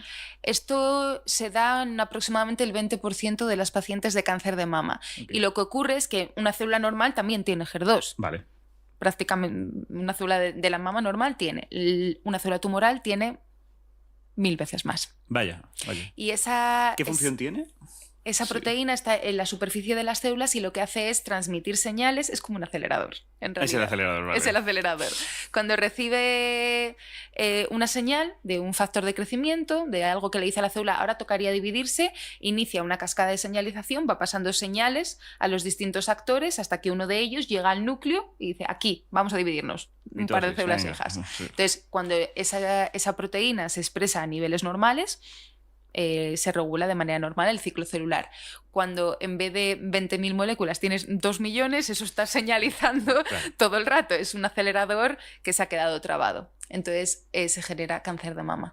Vosotros hablabais en estos artículos de combatir, bueno, este caso particular, con una molécula llamada DM1. Además, tenía como una descripción como muy curiosa de que es como un anticuerpo unido. Sí, cuéntanos, ¿qué es? Anticuerpo conjugado a fármacos. Es sobre lo que hice mi tesis doctoral en el Centro del Cáncer de Salamanca. Me centré mucho en este tema porque es como la digievolución de los anticuerpos monoclonales, que es un tratamiento que revolucionó muchísimo la terapia del cáncer hace unos años y consiste en utilizar anticuerpos como los que genera nuestra... Vamos a empezar por ahí. ¿Qué es un anticuerpo? ¿Qué es eso? Un anticuerpo es una proteína, así como la vemos en los dibujos con forma de Y. Okay. Entonces, la parte de arriba de la Y reconoce otra proteína que se llama antígeno de manera muy, muy, muy específica y se queda unida a ella. En el caso de nuestro sistema inmune es una forma de, por ejemplo, cuando tenemos una infección bacteriana, esa bacteria se queda cubierta por anticuerpos y otras células del sistema inmune reconocen esos anticuerpos y se tragan a la bacteria. Es como marcarla de algún modo. Sí, es para marcarla, efectivamente. Y los investigadores ya vieron una posible aplicación biotecnológica en utilizar el sistema inmune y pensaron, ¿y si generamos anticuerpos en una placa, en un laboratorio, contra lo que nosotros queramos? Claro. Y lo utilizamos para inyectárselos a un paciente y ir contra esta proteína, contra lo que sea, pues de esta manera se vio que como las células del cáncer de mama sobreexpresan esta proteína llamada HER2, si hacemos un anticuerpo que vaya contra esa proteína, va a unirse preferencialmente a las células del cáncer en lugar de las células normales, porque aunque también tengan esa proteína en su superficie, va a copar la inmensa mayoría de los anticuerpos la que lo sobreexpresa. Entonces, eso es lo que se conoce como una terapia dirigida, que a diferencia de lo que comentaba antes de la quimioterapia, no va contra todas las células que se dividen. En este caso es una terapia contra células que tengan mucho número de la molécula contra la que se ha diseñado ese anticuerpo. Aún así, eso no tiene efectos secundarios en el resto de las células porque al final sí se te va a enganchar. Claro, tiene muchos menos. Puede que alguna te esté bloqueando células normales y esas células no reaccionen todo lo bien que deberían, pero desde luego los efectos secundarios de una terapia dirigida son infinitamente menores. O sea, ¿en qué sentidos son mejores? Los clásicos efectos de diarreas, vómitos, pérdida de pelo, cansancio, malestar, todo eso no se da a ese nivel porque no es algo sistémico, no es algo que afecta a todas tus células, afecta solamente eso, a las células cancerosas. Claro. Entonces, si tú no estás atacando células sanas, el paciente va a responder mejor porque tú puedes prescindir de tu cáncer, de hecho es lo que desearías, prescindir de ese tumor, pero no puedes prescindir de células normales que están implicadas en tu sistema digestivo o en mantener tus células sanguíneas en unos números adecuados. Todo eso lo evitaríamos en gran medida con las terapias dirigidas. Y yo es algo que, por lo que abogo en realidad, por una medicina de precisión, por terapias dirigidas y por adaptarlas a la situación de cada uno de los pacientes. Entonces, volviendo al TDM1, originalmente se hizo este anticuerpo casero contra HER2 y se llamó trastuzumab, de ahí viene la T. Trastuzumab, la parte de MAB, MAB, es de monoclonal antibody. Vale. Todos los tratamientos que se basan en anticuerpos, que hay muchísimos aprobados en clínica a día de hoy, acaban en MAB. Son nombres rarísimos, pero es lo que hace que pesques que eso es un anticuerpo y no un fármaco normal de otro tipo. Siento meterte otra cuña aquí, pero ¿cómo se hace? Es decir, en un laboratorio, ¿cómo se pueden generar anticuerpos? O mejor dicho, en el cuerpo, ¿cómo se generan los anticuerpos? No, esto se hace in vitro, se hace fuera del cuerpo. Sí, sí. Lo que se hace es, bueno, se puede hacer de dos maneras. Yo en mi tesis doctoral, que yo siempre he sido muy de yo me lo guiso, yo me lo como, los anticuerpos los venden las casas comerciales, pero suelen ser muy caros. Entonces, yo, como a veces no funcionaba muy bien o no había presupuesto para comprar todos los anticuerpos que hacía falta, pues yo me los hacía yo a mí misma. Y esto se hace inmunizando conejos. Pides un trocito que mimetice la proteína contra la que tú quieres generar anticuerpos y luego le pones una serie de moléculas para que eso tenga las propiedades físico-químicas que son necesarias para que vaya por el torrente sanguíneo del conejo, y el propio conejo, por cómo funciona el sistema inmune de un ser vivo, va a generar los anticuerpos contra la proteína. Y yo le sacaba un poquito de sangre de la oreja y ahí, purificando los anticuerpos, tenía anticuerpos contra lo que quisiera, HER2 o la proteína de turno. Esos son policlonales. Eso quiere decir, voy a intentar mantener la diferencia, esto quiere decir que todos esos anticuerpos van a reconocer a HER2, pero que son muy diferentes entre ellos, que uno puede ser de color azul, por ejemplo, de color azul, de color verde, de color morado. Vale. Reconocen distintas partes de HER2. Un anticuerpo monoclonal solo reconoce una zona en concreto. Vale. Y eso se hace en un laboratorio fusionando unas células del sistema inmune con otras células productoras de anticuerpos, generando una cosa que se llama hibridoma. Es muy de ciencia ficción en realidad. Pero se hacen células, son cultivos celulares, cómo puedes generar los anticuerpos. Fíjate. Joder, qué interesante. O sea, me parece bastante de ciencia ficción lo de hibridar células. Adiós. Es un poco extraño. Entonces, pasando al TDM1. Sí, TDM1. Sí. Un anticuerpo monoclonal como tratamiento contra el cáncer funciona. Y ya te digo que en el caso, por ejemplo, de las pacientes de HER2, de cáncer de mama que expresan HER2, que fue el caso más significativo, mejoró radicalmente la tasa de supervivencia y la vida de las pacientes. Pero no deja de ser algo que te bloquea el acelerador, pero tampoco te destruye la célula. Simplemente intenta que si el acelerador se te ha quedado trabado, intenta como quitarle la traba. Claro. Pero bueno, no acaba con el coche, que sigue caminando, ¿sabes? Sí. A lo mejor hace que vaya más despacio. Entonces, esta evolución de los anticuerpos, lo que sería el TDM1, es trastuzumab en tansina. Eso es lo que significa en realidad. DM1 es una molécula que lo que es un citotóxico muy agresivo.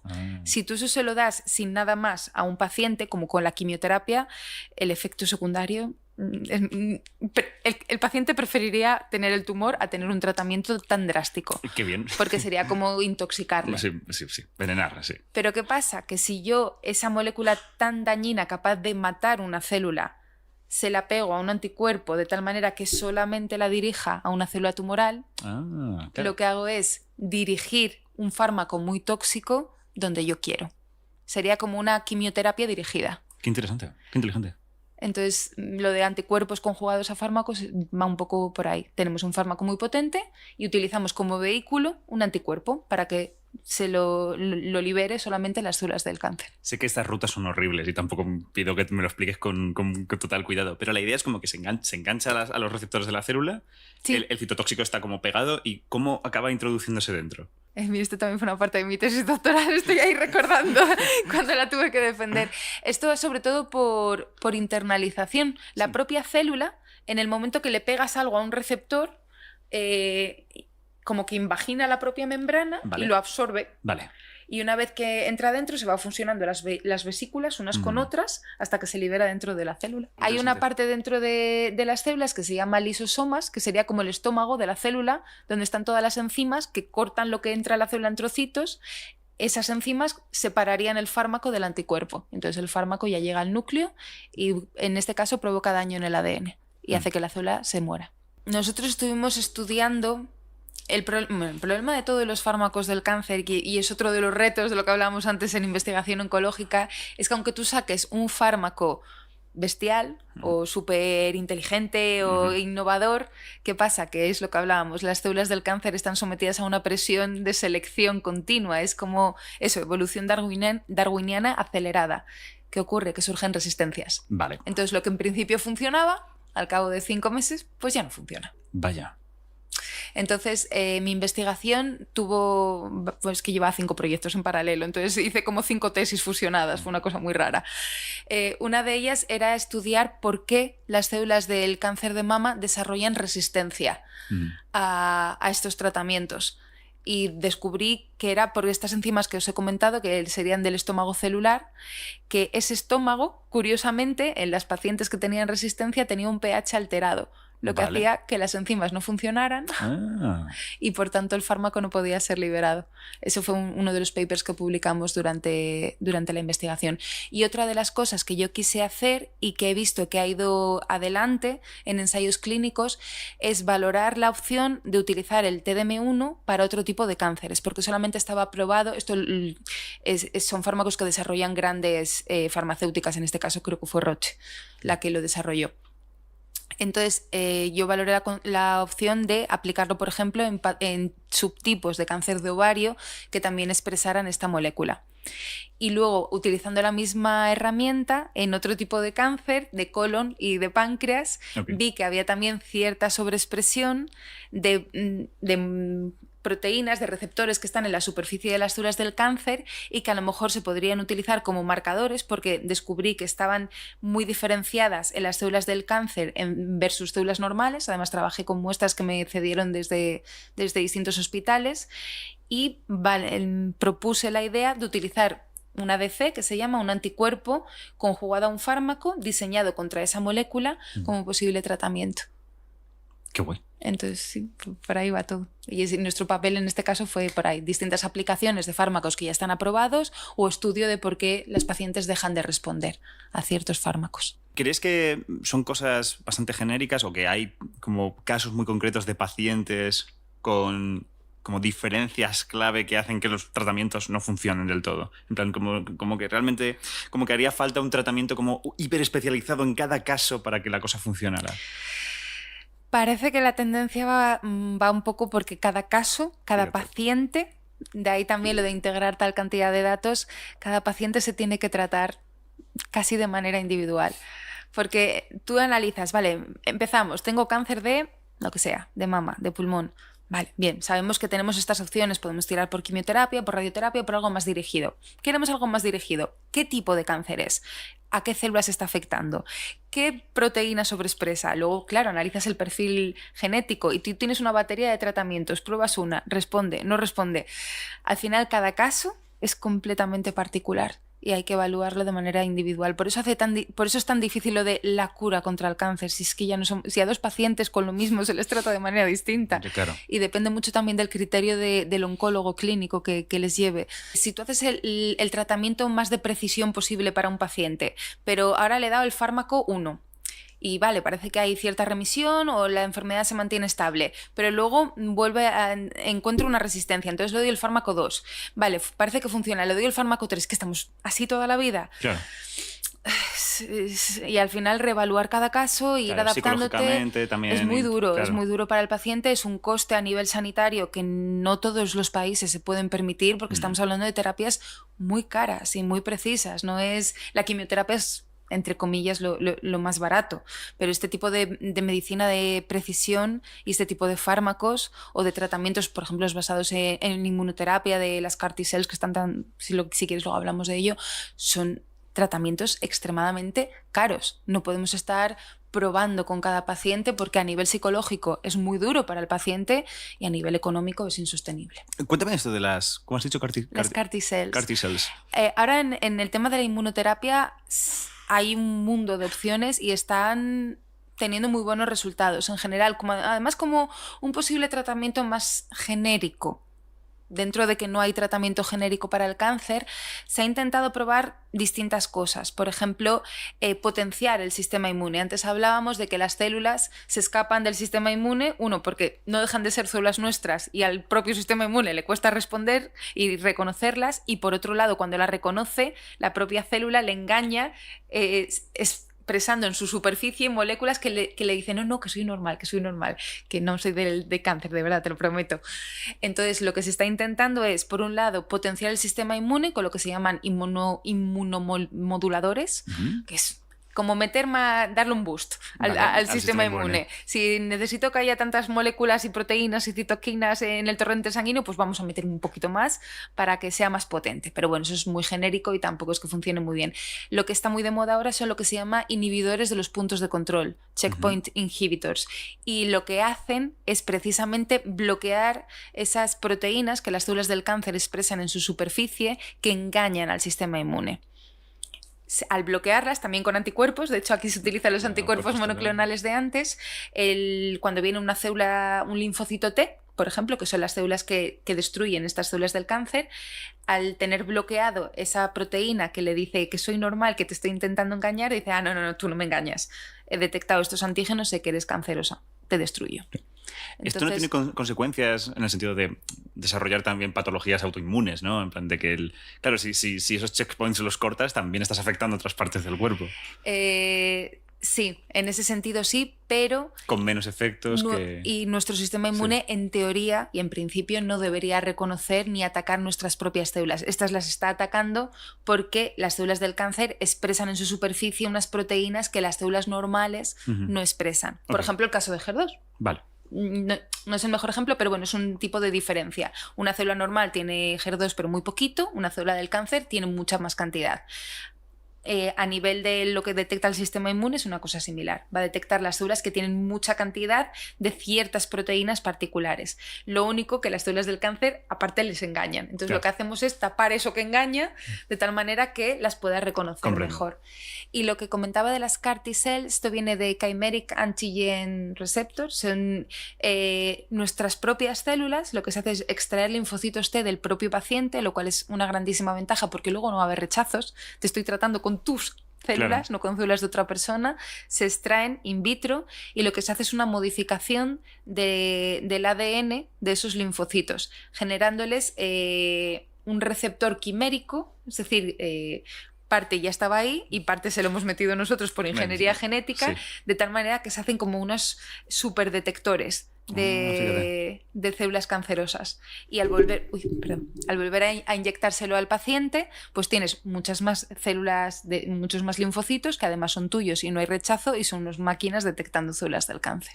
Ese tratamiento está funcionando tremendamente bien y es muy aplicable a muchos tipos de cáncer. Generalmente es para cánceres de la sangre, pero se puede aplicar también a tumores sólidos. ¿Cuál es el problema? Que es muy costoso a todos los niveles, a nivel técnico y a nivel económico.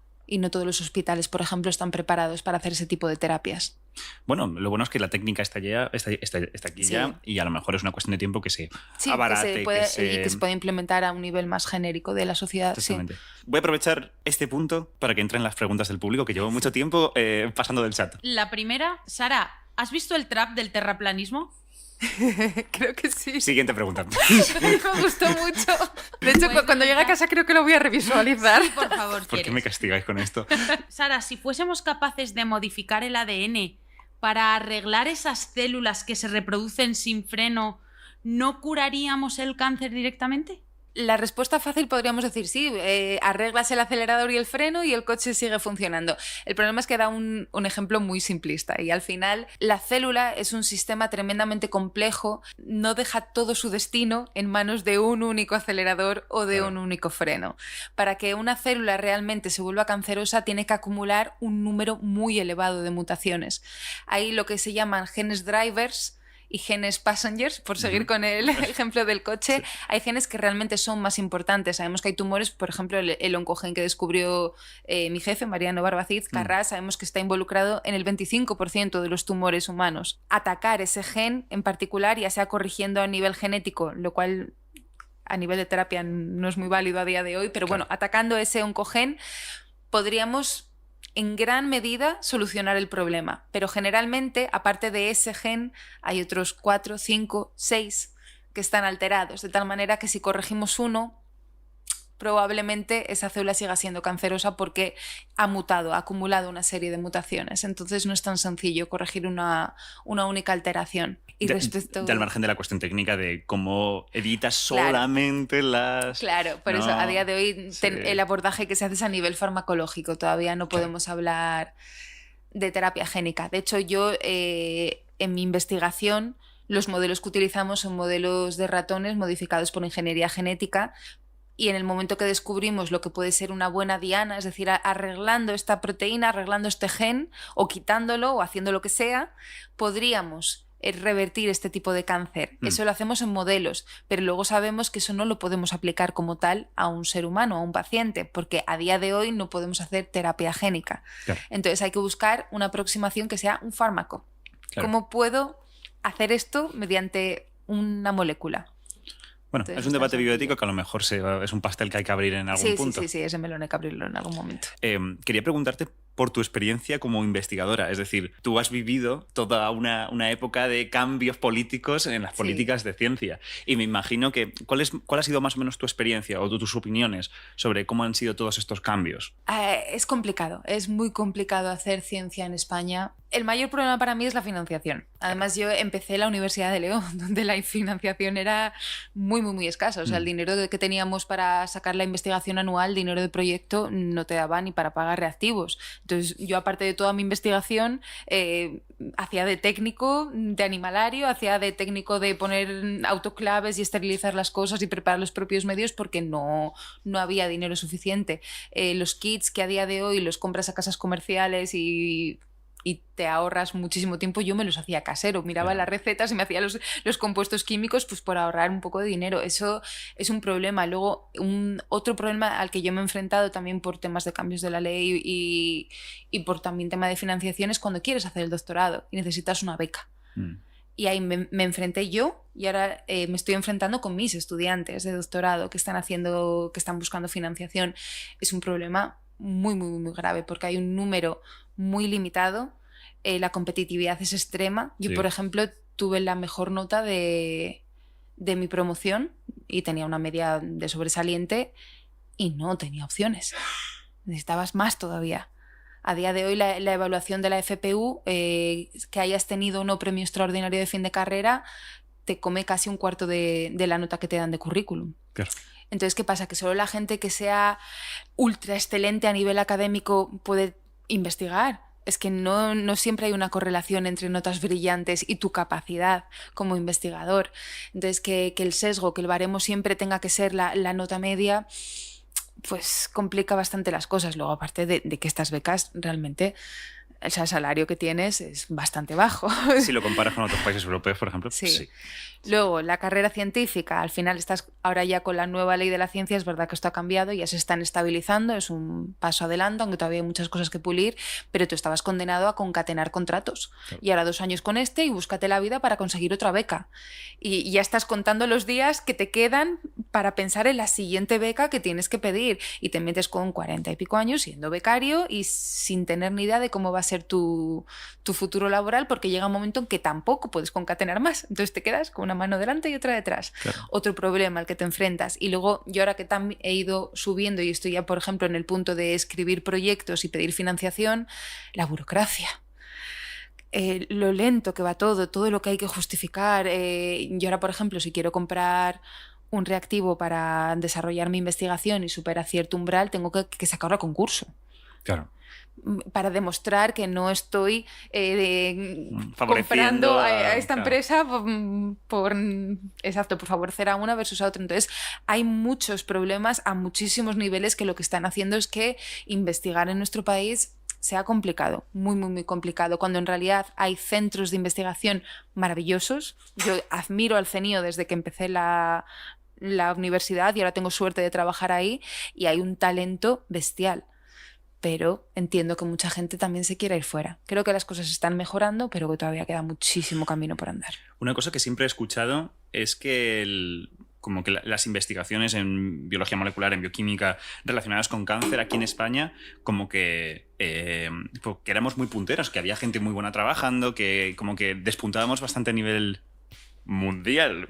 No sé si yo estoy equivocado. No sé qué piensas al respecto. Es como una idea como llevo plantada en la cabeza desde hace mucho tiempo. Sí, se hace muy, muy, muy buena investigación. Yo las cifras que conozco, que haré por hacer aquí en política de mi centro de investigación, pero por ejemplo el Centro Nacional de Investigaciones Oncológicas está, no sé si el primero o el segundo a nivel europeo de calidad de investigación en oncología, y está, no sé, bueno, en el top 10 mundial está, y es ciencia que se hace en España. La calidad de las publicaciones, el índice de impacto de las revistas está entre los mejores del mundo. Hay muchísimo talento y gente muy entregada además y con mucha vocación y que saca proyectos adelante incluso cuando no hay recursos. Claro. Entonces sí, somos bastante Esa es la lástima, ¿no? ¿Qué pasaría si sí hubiera recursos? Ya, buena pregunta. Claro. Buena pregunta. En ese sentido, con compañeros tuyos, pues no sé, que trabajan en Estados Unidos, en Europa, sé que también son mentalidades muy diferentes de hacer ciencia. Pero, por ejemplo, con los europeos tenemos un poco más feeling. Tú sí que notas que aquí, como que a nivel de recursos es como, mira este señor en Alemania que, no sé, la burocracia tiene 2 secretarias y 2 secretarios que le ayudan a hacer la burocracia y aquí me lo tengo que comer yo. Esto es pasarte el juego en modo extra difícil. Claro. Es muy complicado en comparación con... A ver, que al final la investigación está ahí y tiene sus retos per se, pero cuando tus circunstancias, eso a nivel burocrático, a nivel de gestión, a nivel logístico, te lo ponen fácil, pues puedes dedicarte a lo que es realmente importante, que es a diseñar buenos experimentos, diseñar buenos proyectos, analizar los resultados, sacar adelante, utilizar técnicas punteras que te facilitan la vida y aceleran el proceso. Estaría bien poder centrarnos en eso y a día de hoy aquí no podemos. Y en muchos otros centros de Europa sí que tienen esa cantidad de recursos. Qué curioso que todos los investigadores que vienen nos dicen lo mismo. Vaya, qué curioso. Nos quejamos mucho los investigadores. Nos quejamos mucho los investigadores, esto no puede ser. Pasando a un tema totalmente distinto, astronauta. Lo primero que me gustaría preguntarte es, ¿cómo se te ocurre esto? Es decir, ¿en qué momento tú dices, vamos a postular para ser astronauta de la ESA? La noticia fue febrero-marzo 2021. Vale. Y en realidad todo empezó con un WhatsApp de mi tía. Yo estaba desayunando y me manda un enlace a una noticia del país de la Agencia Espacial busca mujeres para ir a la Luna. Y yo lo miro en plan, entre las múltiples cosas que me manda, y dice, a ti que te gusta todo y que estás todo el día metida en movidas, seguro que esto te vendría bien, que además ya te gustaba el tema del espacio de niña. Y yo al principio pensé que era como una especie de broma, una fake news, yo qué sé, algo así. El caso es que entré en la página de la ESA y vi que efectivamente había una convocatoria para un puesto de astronauta que no salía desde 2008, cuando la antigua selección, o sea, estamos hablando de que han pasado 13 años hasta que vuelva a salir una oportunidad de trabajo de este calibre. Y dije, ostras, que contratan, o sea, que este es el proceso para llegar a ser astronauta. Yo pensé que no sé, que entrabas por contactos o algo, pero no, hay una oferta de trabajo con una descripción, con unas especificaciones, hasta el salario y el tipo de contrato que vas a tener y con unos requisitos que buscan. A mí me llamaba la atención. ¿A quién no le ha llamado la atención ser astronauta? A ver, seamos realistas. Es como... A mí no me ha llamado nunca la atención. Pero es como súper... Me gusta mucho el suelo. Me gusta demasiado el suelo. Pues mira, en mi caso lo que me llevó a postular fue precisamente que todas esas cosas que tenían que confluir, tanto lo que ellos buscaban como lo que ofrecía el trabajo en sí, para mí fue el match perfecto. Perfecto. Porque por primera vez en mi vida encontré con el trabajo que le ponía el check a toda mi lista de cosas que yo deseo en en el trabajo de mis sueños. No sabía que el resultado era astronauta, no lo sabía. Despertar en el espacio. Sí, pero sí que sabía que quería un trabajo que implicase investigación, que implicase ciencia y traer esos beneficios de la investigación a la sociedad, que implicase tecnología, que implicase estar en ambientes multidisciplinares con distintos tipos de mentalidades, que implicase trabajo en equipo, ambiente multicultural. Ya sí le puedo meter un poquito de aventura, entrenamiento de supervivencia en cuevas, bajo tierra, y luego ir al espacio, que es un sueño que yo sí que he tenido desde niña. Es como, Dios mío, esto es maravilloso, esto es un sueño. Y luego me puse a leer el perfil que buscaban, porque yo pensaba que siendo biotecnóloga no encajaría tampoco en lo que ellos querían, que tenías que ser o piloto o ingeniero aeroespacial, algo muy específico para dedicarte a esto. Pero las cualidades los requisitos básicos los cumplía, porque además yo tengo muchísima experiencia, tengo 12 años trabajando en laboratorios, entonces buscaban también un perfil operativo en ambientes un poco... De hecho, un laboratorio científico era uno de sus ideales de experiencia profesional. Entonces, ese tipo de cosas también las cumplía. Y la capacidad pues, de analizar gran cantidad de datos, de escribir informes, de trabajar en equipo, pero al mismo tiempo de liderar proyectos. Cumplía muchísimos de los requisitos que ellos pedían y fue en plan, tengo que intentarlo. Qué guay. Y me animé. Bueno, entonces, postulas y más o menos, ¿cómo se fueron tomando tus familiares en el proceso, tus compañeros de trabajo? Tardé mucho en decirlo. Tardaste en decirlo, Sí. en plan secreto. Sí. De hecho, hasta que no llegó la primera criba y me invitaron a Hamburgo, que yo ni me lo creía, cuando pasé la primera fase, recuerdo llorar y pegar gritos por la habitación, en plan, no me lo puedo creer, esto es una locura, un sueño. Pero al principio, sobre todo cuando vi que se habían presentado casi 23.000 personas, dije, las posibilidades son tan remotas y tan ridículas que tampoco voy a andar diciendo aquí a la gente, ay, me presento astronauta, porque, no sé, me sentía un poco infantil a lo mejor diciéndolo. No me parecía algo realista que pudiese llegar a conseguirlo. Entonces, en el trabajo no dije nada, porque sentía que si se lo decía a mi jefe era como decirle, Mariano, me he comprado el Euromillones, si me toca, dejo el labo, ¿vale? Claro, Espero que no te parezca mal. Claro, entonces, claro. Me imaginaba su cara en plan, ¿me interrumpes para esto? Pues ok, vale. Entonces Claro. no quería decírselo por eso. Claro, no había caído en ese dato, ¿no? En plan de que si te vuelves astronauta es tu nuevo trabajo y tienes que dejar el laboratorio. Exacto, entonces... Y a tus estudiantes de doctorado. Y a mis estudiantes de doctorado, sí. Tanto mi jefe como mis estudiantes están felicísimos de que me haya quedado en la reserva. No, pero hubiera sido impresionante. O sea, tus estudiantes de doctorado, o sea, hubieran tenido como la historia de doctorado que se quiebra mejor del mundo. Mi directora se fue al espacio. No pude terminar mi doctorado por eso. Exacto, entonces No, bueno, pero está ahora voy guay. a poder seguir con ellos. Y luego a mi familia pues tampoco se lo dije por eso, porque no quería que saltase la liebre por algo que a lo mejor se quedaba ahí. Claro. En plan, si empieza a pasar fases, pues sí, ya vamos hablando, pero de momento no. Y tampoco se lo dije ni a mi pareja, ¿eh? Tardé en decírselo y recuerdo un día que él estaba en plan súper romántico de, buah, es que eres mi proyecto de vida y te voy a seguir allá donde vayas, a no ser que te quieras ir a la luna. Y claro, me quedé así y dije, tenemos que hablar. Hay una cosa que no te he dicho y que creo que es el momento de contártela. Pero lo mantuve muy, muy en secreto en realidad. ¿Cuándo se lo contaste? ¿Cómo fue ese momento? ¿En qué fase estabas? Ahí es que estaba en el screening, por eso o sea, lo había solicitado, había postulado al puesto, pero ya está. Entonces no dije nada más. Vale. Cuando me invitaron a Hamburgo, Vale. sí que se lo dije a algunos a mis familiares más cercanos, también es una familia muy pequeñita, entonces tampoco pasa nada, y a mis amigos más cercanos, porque me pareció algo súper relevante. Claro, Yo claro. estaba feliz de haber pasado el primer screening porque era un corte muy drástico, Claro. o sea, de 23.000 a 1.500 Ya, claro. es un buen filtro, la verdad. Entonces ahí sí que empecé a compartirlo, pero tampoco con más gente. En mi trabajo se enteraron por la prensa. Pero a mi jefe se lo dije en la cuarta fase. Joder. Cuando ya Claro. tuve que faltar una semana en pleno mayo y aparte había dado su nombre en la solicitud Claro. de referencia. Claro. Digo, no vaya a ser que todavía le llaman de la Agencia Espacial Europea y se va a quedar con una cara de ¿qué me estás contando? Entonces ahí, como tenía que faltar una semana para ir a hacer las pruebas médicas, se lo dije. ¿Qué te dijo? Que ¿Qué te en dijo plan, Marino Morbati? No sabía que a ti te iban estas cosas. Pero bueno, tú eres lista y estás muy en forma, así que seguro que lo consigues. Bueno, gracias por el voto de confianza. Le pega decir eso. Le pega. Sí, sí. No, muy bien, fabuloso. Pero vamos, a poca gente más se lo dije. Fíjate. Y luego es eso, que las últimas fases ya literalmente no podía decírselo a nadie. Claro. Porque el director general me dijo, a nadie. O sea, a tu pareja, como mucho. Claro. También se lo dije a mis padres, pero me pensé si decírselo o no, ¿eh? Tardé varios días. Claro. El proceso en sí, estos 18 meses, a pesar de que han sido muy duros, han sido una experiencia que, de verdad, aunque no lo hubiera conseguido, aunque me hubiera quedado en la segunda, la tercera, la cuarta, la quinta, hubiera sido algo que es que me ha cambiado la vida. Claro. Es increíble. Te quería preguntar por eso. O sea, ¿cómo ha sido el proceso? Aquí, ha sido? no, que no falten detalles. O sea, quiero Vale, saberlo vale. todo. ¿Cómo son? ¿Cuántas fases había? ¿Cómo son? O sea, ¿qué Vale, habéis hecho? te ¿Qué os cuento. han hecho? Si me enrollo mucho, me lo dices. La primera fase era hacer la solicitud. Vale, Que rellenar un papel. Bien. No, eso puede parecer que en plan, va a echar esta ofertilla de trabajo a ver si cuela. Sí. No. Vale. No es tan sencillo. Yo empecé a preparar la solicitud en ¿Haría un febrero. sudoku? ¿O algo había un sudoku?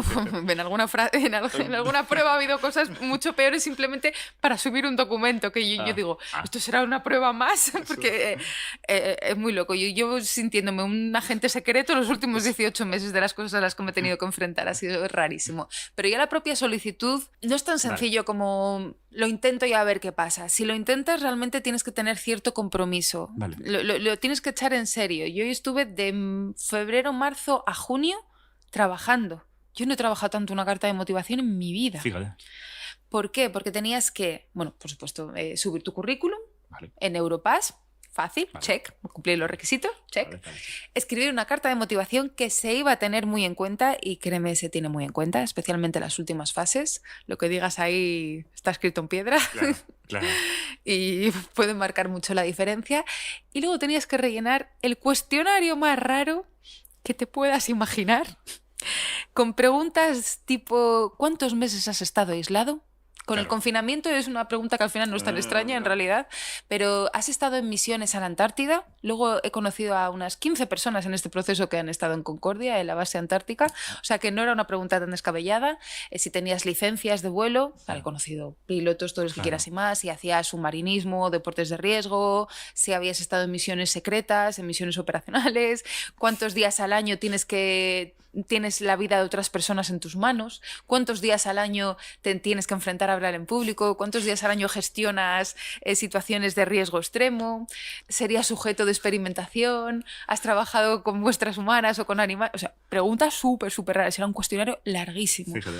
Entonces tenías que rellenar eso, y luego lo que podía disuadir más de echar la solicitud o no es que junto con todos esos documentos tenías que enviar un certificado médico que te habilitase como para ser piloto privado.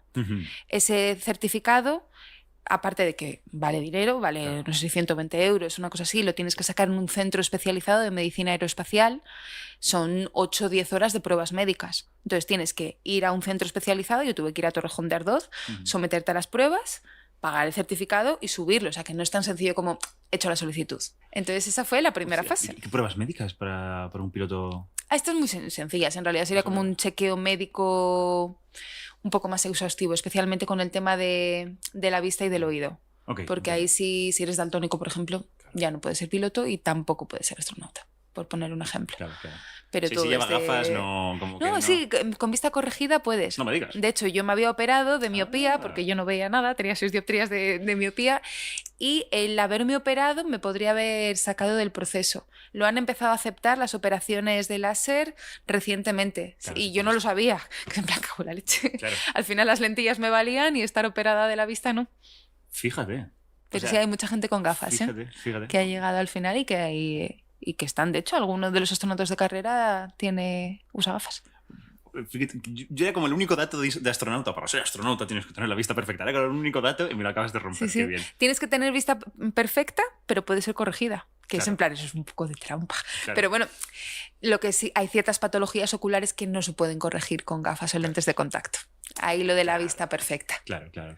Vale, primera Entonces, fase. esa es la primera fase. Vale. Nos presentamos 23.000. La propia agencia espacial se quedó a cuadros. No esperaban tantísima cantidad de solicitudes. Y es en plan, no sé cómo vamos a gestionar esto. De hecho, les ha costado porque el equipo de recursos humanos, que al final les he conocido a todos, es pequeñito. Claro. Y las han ido evaluando una por una. Yo pensé que esto lo iban a meter en un ordenador y que un algoritmo iba a empezar a filtrar, pero no. Lo han hecho, claro, uno a uno. Muy bien. Entonces, de ahí nos invitaron a 1.500 personas a Hamburgo.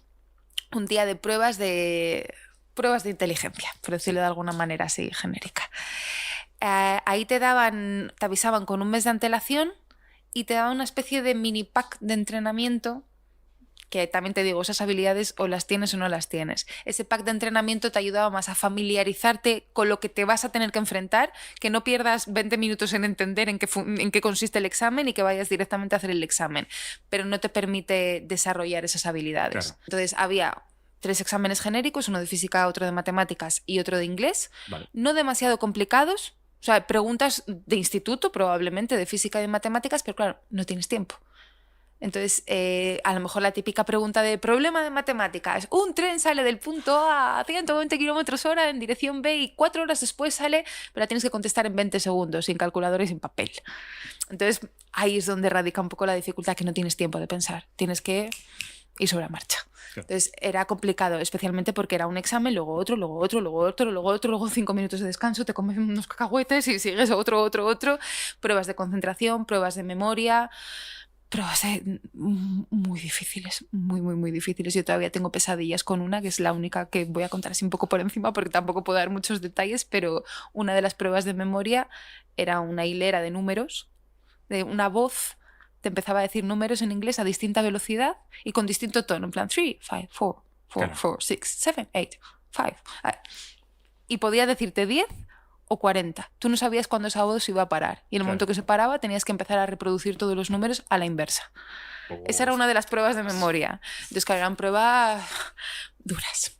Pero muy, el muy brain duras. training habría venido bien repasarlo. Joder. Claro, o sea, tiene mucho sentido, ¿no? Porque a lo mejor si estás en el espacio, estás en un momento crítico en el que tienes a un señor ruso que te está diciendo algunos números, ¿no? Claro, tienes que tener la capacidad de poder prestar atención y entenderlos. Claro. Tiene sentido. Entonces había pruebas de memoria, pruebas de concentración, pruebas de orientación espacial, pruebas de simuladores de vuelo también, que tenías que hacer simulación de vuelo mientras al mismo tiempo te reproducían números y tenías que pulsar botones y lucecitas que se te encendían, eran estímulos por todas partes y soluciona lo que puedas. O sea, fue un día muy duro. Para mí es con diferencia la fase más complicada. ¿Y cómo te viste tú? Tú dijiste, bueno, no se me ha dado mal. Tú dijiste, o saliste de ahí en plan, fui sin dormir. Fatal.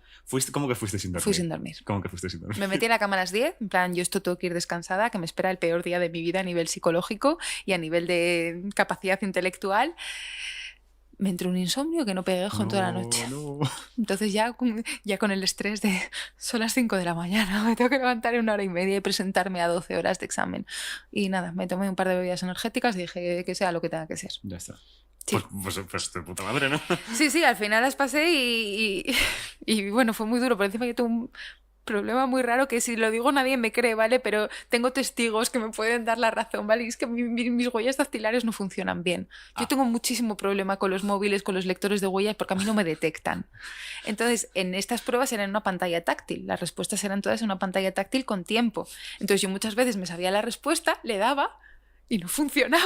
No. Entonces cometí muchísimos errores porque no me aceptó en plan, venga, se acabó el tiempo, siguiente pregunta. Yo no me puedo creer, encima hasta sabía que estaba bien. O sea que aún así ni tan mal porque la pasé, pero fue muy duro, muy duro, la verdad. Vale, fase 2. Fase 2. La fase 2 fue mi favorita. Vale. Loca, ahí así que no te puedes preparar para nada. ¿Cuánto se redujo el número de personas? De 1.500 a 400, 450. Buena criba. Sí. Esta era en Colonia, en el Centro Europeo de Astronautas, y era pruebas psicométricas y psicológicas. Es todo lo que te decían, no sabías nada más. Entonces te presentabas allí, te daban una letra, que era tu identificador de ese día, y ¡hala! Lo que te lancemos, gestiónalo, básicamente. Muchísimo análisis psicológico, tuve muchas entrevistas con psicólogos, con psiquiatras, tuve un panel de entrevistas en las que en todos los paneles había un astronauta. Por ejemplo, a Pablo le entrevistó Pedro Duque. ¡Ay, qué guay! A mí me entrevistó Thomas Pesquet, el astronauta francés.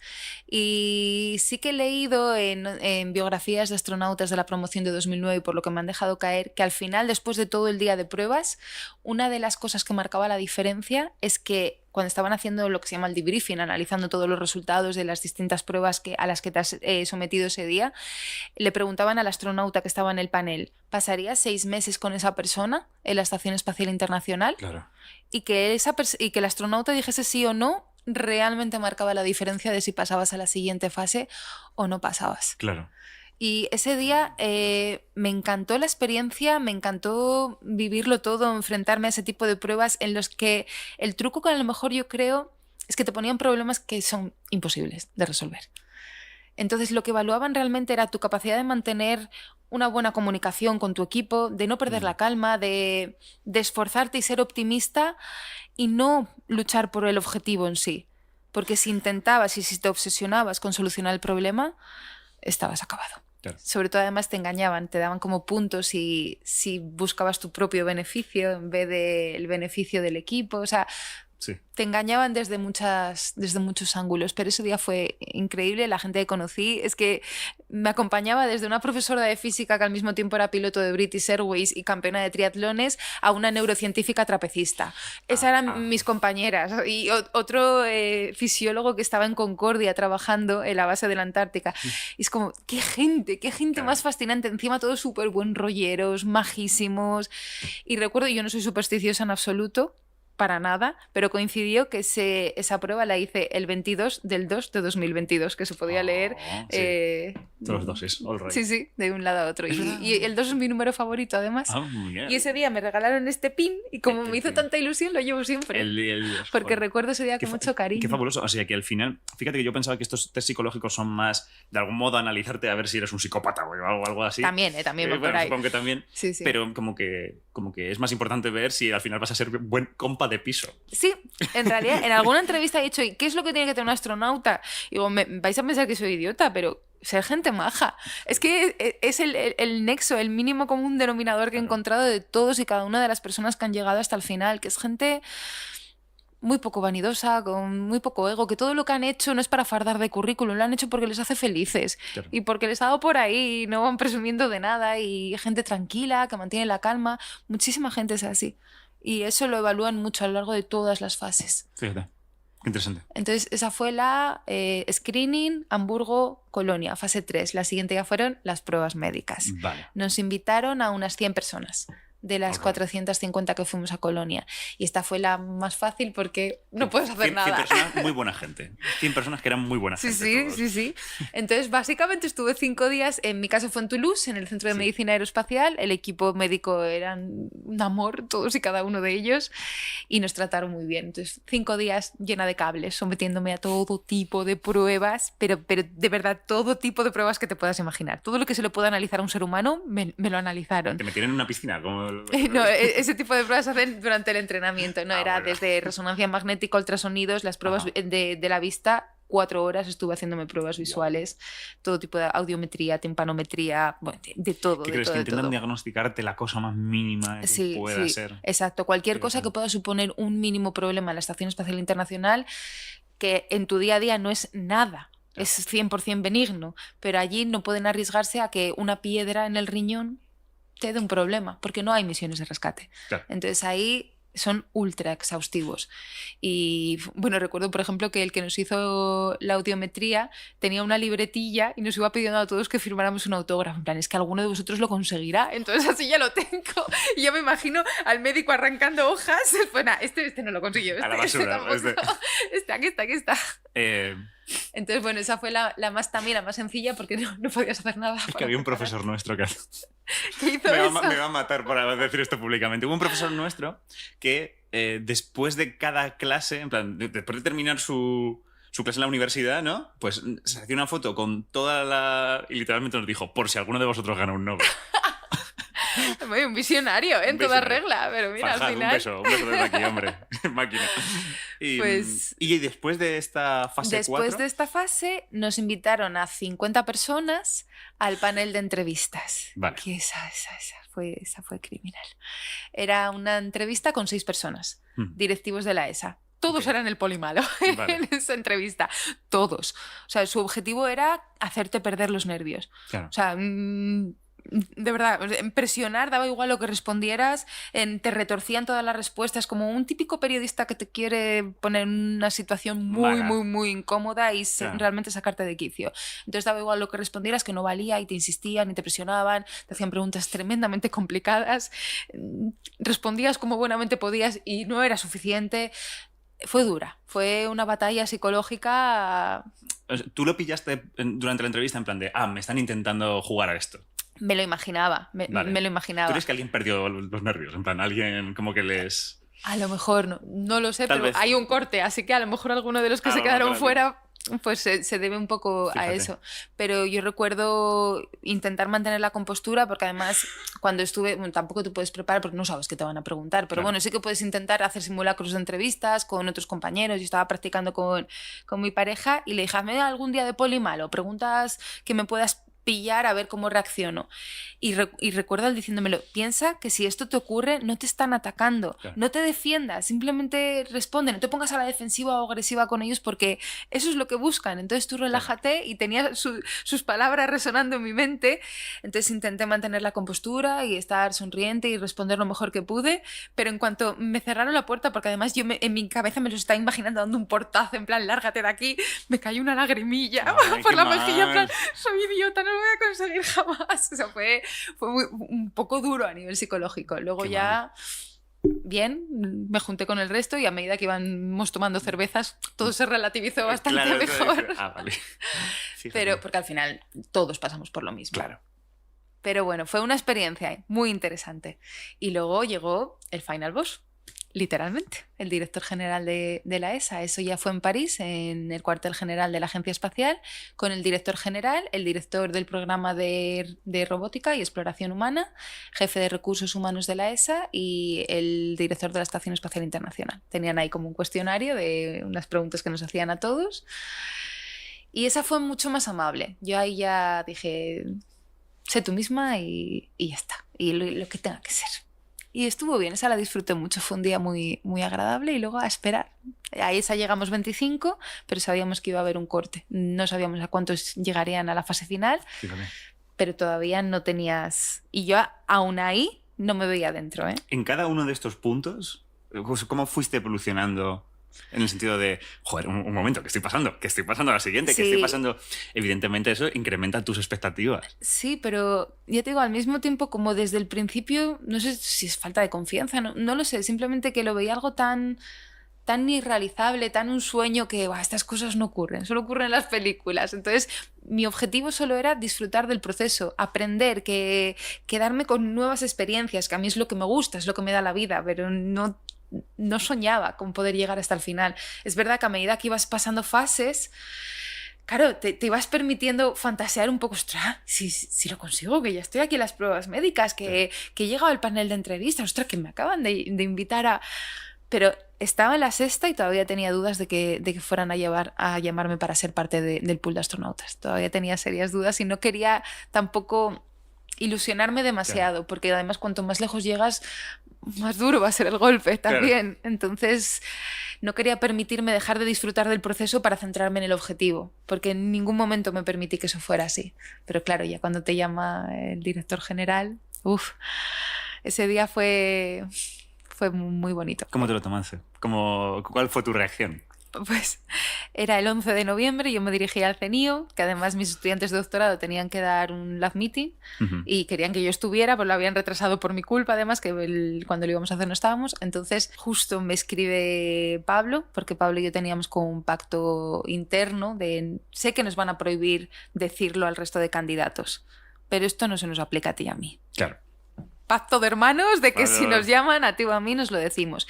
Y justo noto que me vibra el teléfono, saco el móvil y al mismo tiempo veo un WhatsApp de Pablo diciendo Sara están llamando y un prefijo de Francia. Hostia. Y yo, ay madre, cojo el teléfono, encima yo con los auriculares, el ruido por la calle, yo espera que me quito los auriculares. Me dice, Sara, soy Joseph Asbasher. ¿Sabes quién soy? ¿Te acuerdas de mí? Me suena un poquillo el nombre, sí, me acuerdo, tal. Me dice, ¿te pillo un buen momento? Y yo, sí, todo perfecto. Y nada, me comentó que enhorabuena, que formaba parte del pool de astronautas, que no nos iban a decir si éramos de carrera o de reserva hasta el mismísimo día. Y efectivamente así fue, 2 horas antes nos lo dijeron. Fíjate, te enteraste en ese momento, no antes. Y me invitaba el 23 de noviembre a París, que ya me informarían de cómo sería el proceso y que no podía decir absolutamente nada a nadie, solo a mi pareja.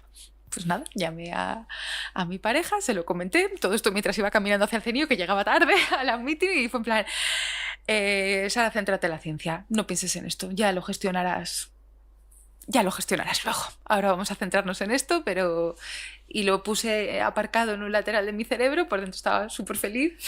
Me centré en esto y luego ya me permití celebrarlo. Tú viendo ahí el PowerPoint de la proteína haciendo no sé qué y tú... Sí.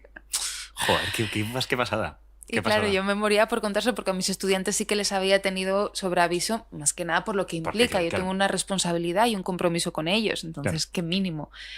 Y no poder decírselo cuando les había prometido que se lo iba a decir, eso me dolió, la verdad. Pero bueno, fue muy bonito y luego a París fuimos 4 días antes del anuncio. El anuncio fue el 23 de noviembre y nosotros nos convocaron el domingo. No sabíamos cuánta gente iba a haber. Claro. No sabíamos si íbamos a ser los 25, 10 personas, cómo iba a ser eso. Y nos encerraron literalmente en un hotel a 2 horas de París, no vaya a ser que se filtraran nuestras caras y nuestros nombres a la prensa, y no nos dejaron salir del hotel. Nos llevaron al palacio en coches, utilizamos la puerta que solo usa Macron, y nadie más tiene derecho a usar esa puerta para que de ninguna manera se filtrara una foto nuestra a la prensa. Impresionante. Y eso, 2 horas, justo cuando cogíamos el coche para ir al palacio donde se iba a hacer el anuncio, nos dijeron uno por uno si éramos de carrera o de reserva. 2 horas antes. 2 horas antes. Joder. Mucha aventura. Mucha aventura globalmente. En todo este proceso, ¿qué ha sido lo más complicado de todo? Es decir, ¿qué has dicho? Esto ha sido lo más duro de todo, pero sin ninguna duda. Aguantar el proceso. Aguantar itself el proceso. Aguantar esos 18 meses sin volverte loco y gestionar las expectativas, gestionar el que te quiere. Yo además soy muy de prepararme, de hacerme los deberes. Yo me intento ir a por el 10, pero es que aquí no tienes temario. El temario te lo inventas tú. Entonces puede que hayas acertado en tu selección basada en vete tú a saber qué, o que estés completamente alejado de lo que luego va a ser la prueba o el examen, la fase en sí. Claro. Entonces tienes que lidiar con eso, con que te enfrentas a lo desconocido, que no sabes cómo va a ser, que luego no sabes si lo vas a superar o no, y que si lo superas no sabes cuándo te van a llamar a la siguiente. Claro. Y que si te llaman tienes que dejarlo todo e ir. Te hablo de que ha habido personas que uno de ellos, su mujer, estaba a punto de salir de cuentas y le dijeron si no vienes estás fuera. O sea, es... Mañana preséntate en Alemania. Pues mañana te presentas en Alemania. Parece de película de Antena 3, ¿no? En plan, sí, te vuelves astronauta o estás en el parto de tu hijo. Sí.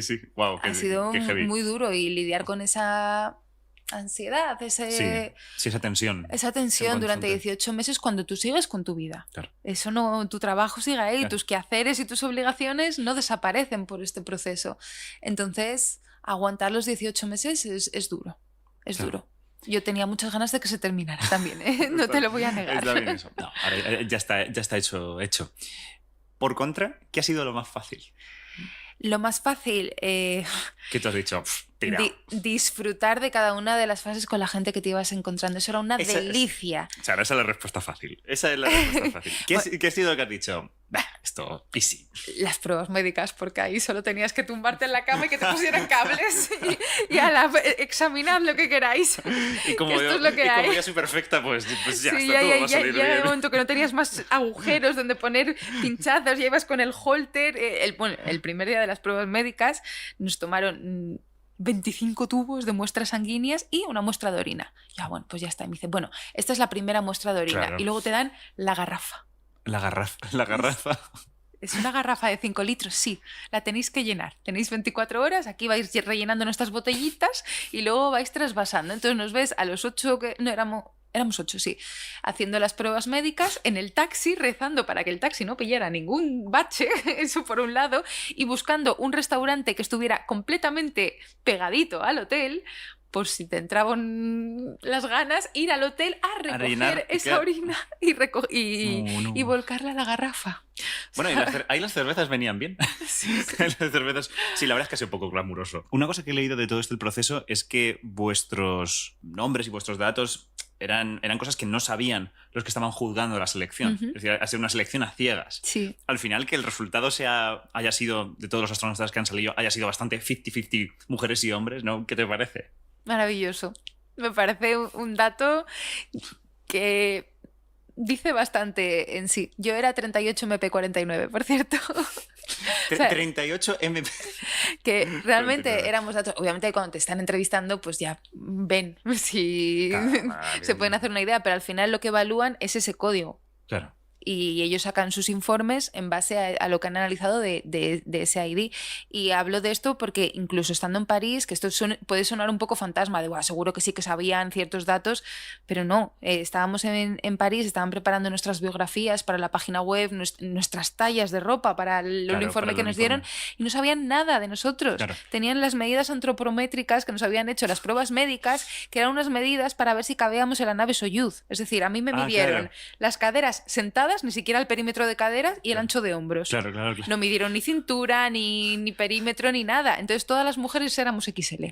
Todas. No. Da igual que una chica midiese 1,50 m y pesase 40 kilos, XL. Sí, como modistas no... No, como modistas desde luego tienen bastante que mejorar. Entonces ahí es donde tengo ciertas pruebas de que sí, que fue ciego. Y cuando estaba hablando con cierto staff de la ESA que estaba en París en el hotel, yo les iba a decir mi nombre, no me digas tu nombre ni nada, no quiero saber nada. Tú tú eres este código. O sea, realmente ni al propio personal de la agencia les dieron datos nuestros. Fíjate. O sea, que fue bastante curioso. Y que empezásemos un 25% de mujeres solicitando y postulando y que al final de los 17, 8 sean mujeres y 9 hombres, pues yo creo que dice bastante. Dice bastante. Dice bastante. Claro, al final tu perfil pues es de señora investigadora. Entonces, una cosa que me gustaría preguntarte es ¿cómo crees que tu expertise, además como biotecnóloga, puede aportar a la exploración espacial? ¿Cómo puede aportar a las misiones que se van a poder hacer a futuro? Aquí podría diferenciar dos ámbitos distintos, porque por un lado, casi en el 100% de los casos, los astronautas desarrollan proyectos científicos que han diseñado científicos en la Tierra. Ellos son como los técnicos que los ejecutan en las misiones que hay que llevar a cabo en la Estación Espacial Internacional o en la misión que sea. Entonces, allí yo llevaría un perfil, en caso de que tenga una misión, más de lo que mi experiencia en un laboratorio como biotecnóloga me ha aportado. Probablemente yo tenga mayor conocimiento de cierto equipamiento, de hacer cultivos o trabajar con animales o trabajo con células vegetales que se hacen en la Estación Espacial Internacional o cierto conocimiento acerca de las mediciones porque hay muchísima parte de fisiología, de cómo funcionan los músculos, todas esas partes yo creo que a mí me resultarían más sencillas porque pues llevo 12 años haciéndolo. Entonces a nivel técnico estoy preparada quizá o me va a resultar más fácil que a otros astronautas que tengan que aprender todos esos procedimientos. Claro. Eso por un lado. Y luego por otro lado, como investigadora, que ahora escribe proyectos y lidera proyectos de investigación, también podría contribuir al diseño de estas misiones. De hecho, es uno de mis objetivos en estos años con este nuevas posibilidades, nuevos contactos y posibles colaboraciones que surgen, empezar a diseñar algún proyecto para llevar a cabo en microgravedad relacionado con investigación oncológica. Esto quería preguntarte, ¿tienes ya alguna cosilla en mente que puedas spoilear un poco?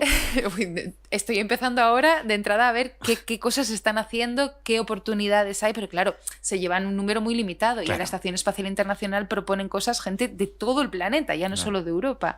Entonces la limitación de recursos y de horario y de misiones es muy grande.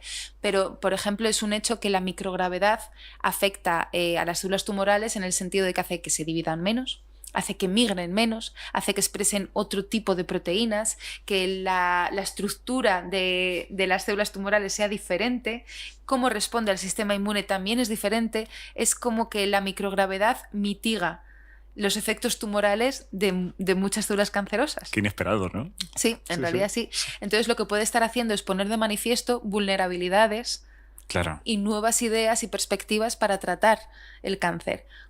Otra cosa que también es interesante es el tema de generar organoides, que es un modelo que se está poniendo muy de moda ahora, que es como mimetizar con células tumorales un tumorcito sin tener que utilizar muestras de pacientes. Simplemente a partir de las células se genera como un mini pulmón o un mini intestino y eso te permite estudiar cómo se desarrollaría. Eso es mucho más fácil también en microgravedad. Yo que trabajo con microscopía electrónica, la cristalización de proteínas también es más fácil en microgravedad, pero mi idea es una cosa por ahí, de estudiar cómo al hacer más vulnerables las células tumorales podemos encontrar alguna diana o alguna forma de tratamiento que no hayamos visto, porque claro, la inmensa mayoría de los estudios oncológicos se hacen en la Tierra. Claro. Pero a lo mejor de esto que hablábamos, de una nueva perspectiva, un enfoque radicalmente distinto, abre una nueva vía de posibilidades que ni siquiera habíamos contemplado. Qué guay. Qué guay. Muy inesperado, es decir, mucha gente se preguntará eso, ¿qué hace una biotecnóloga en el espacio? ¿No? Pues realmente puede haber perspectivas muy interesantes. Ahora mismo eres astronauta en reserva, suplente, lo he leído como de 1000 maneras distintas. No he visto como el título correcto, ¿no? De esto.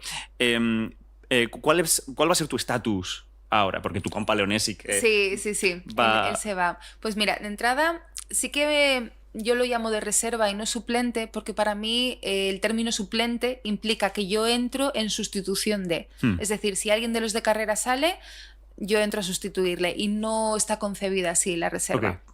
Ahora mismo se han contratado a 5 astronautas de carrera, porque hasta que se desmantele la Estación Espacial Internacional en 2030, digamos que solo pueden asegurar 5 misiones espaciales. Entonces no van a empezar una formación de 17 astronautas, con el coste que eso implica, y con lo incómodo que sería tener que decir, tú vuelas y tú no. ¿En base a qué?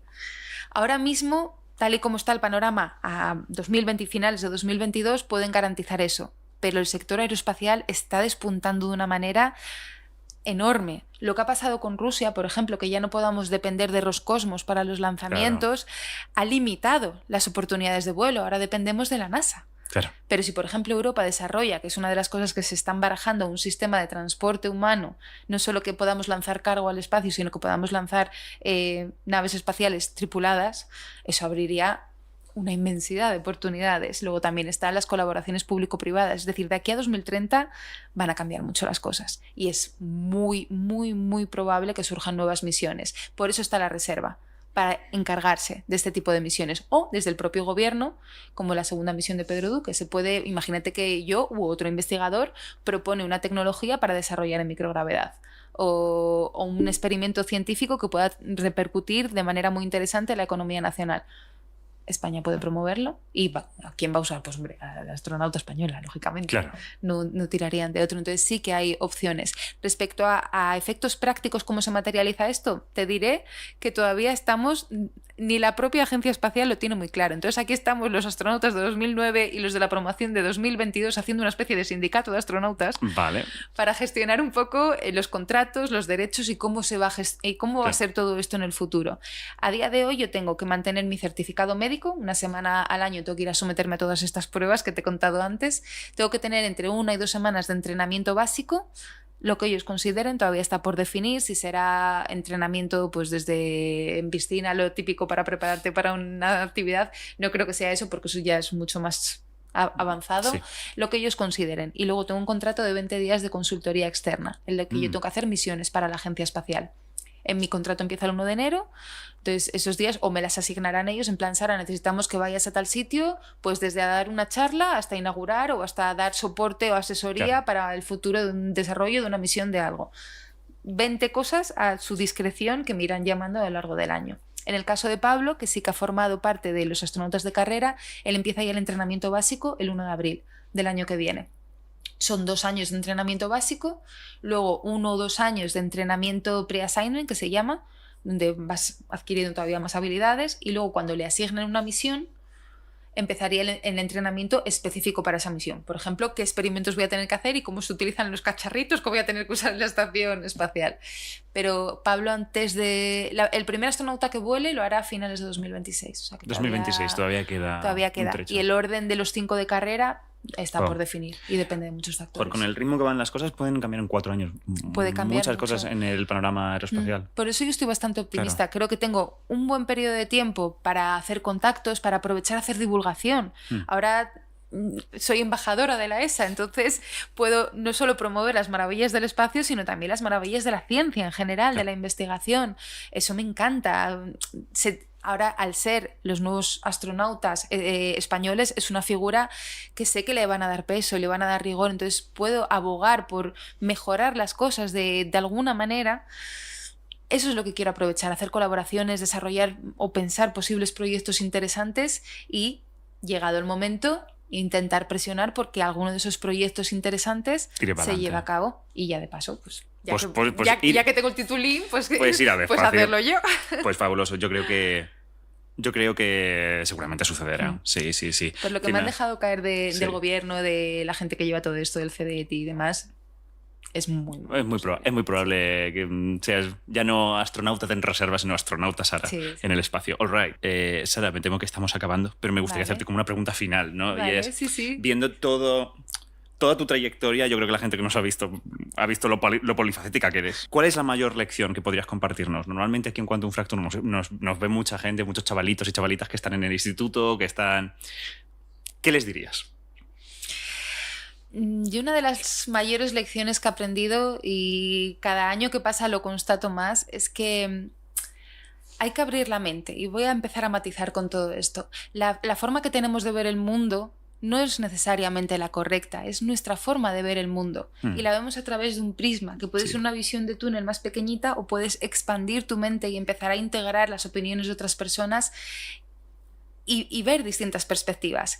No podemos caer en el sesgo de confirmación porque yo soy una mujer de 33 años, nacida en España, que tiene este background y por lo tanto tengo ciertas influencias culturales, pero una persona que haya nacido en otra parte lo verá de una manera distinta.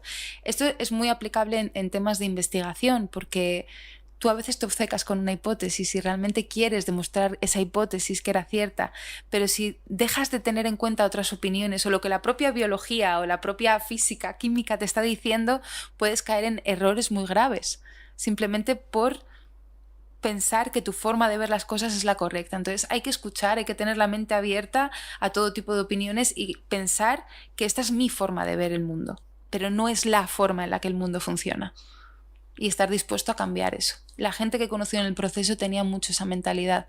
Y al final, si tú tienes un mundo así pequeñito y lo ves todo por tu visión de túnel, un problema que podemos simular como una canica te llena todo el espacio y copa todo tu mundo. Pero si tú has abierto tu mente y tienes una visión 360, esa canica es irrelevante en el resto de cosas. Y puedes relativizar mucho los problemas y lo que realmente importa. Entonces, escuchar siempre y estar dispuesto a cambiar de opinión 1 y 1000 veces a medida que vayas teniendo datos e información de la vida. Y con esto cerramos esta emisión de Quantum FM. Mil gracias a Sara García Alonso por pasarse a charlar largo y tendido con nosotros. Lo agradecemos de corazón de alguien que es toda una rockstar. Os invito también a dejarnos en comentarios qué os ha parecido este programa. Vuestro feedback nos encanta.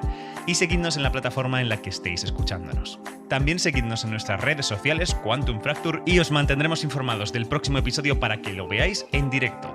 Tenemos también chat para todos nuestros miembros, nos hacen las preguntas que quieren y ahí estamos en riguroso directo respondiéndolas con nuestros invitados. Por lo demás, os dejamos viajar tranquilos. Estáis escuchando en el 104.7 Quantum FM, tu emisora favorita para disfrutar de los grandes éxitos del universo. Un abrazo y muchas gracias por escucharnos.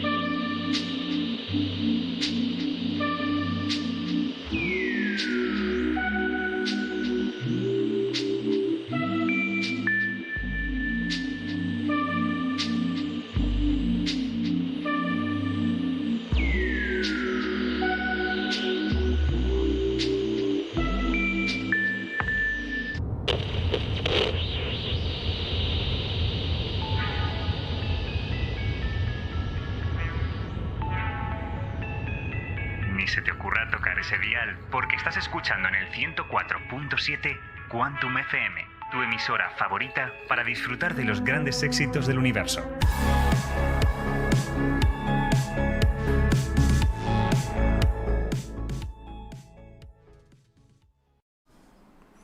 Hola a todos y bienvenidos a este 9º capítulo de Quantum FM en rigurosísimo directo. Hoy tenemos nada más y nada menos que a Pablo Rodríguez Ros, a.k.a.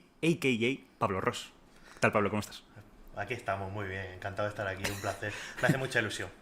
Muy tranquilo, que te veo. Sí. All right, estupendo. El cansancio se confunde con tranquilidad muchas veces. Eso, muchas veces. No. Yo creo que mucha gente entenderá por qué estás tan cansado normalmente. Sí, generalmente sí.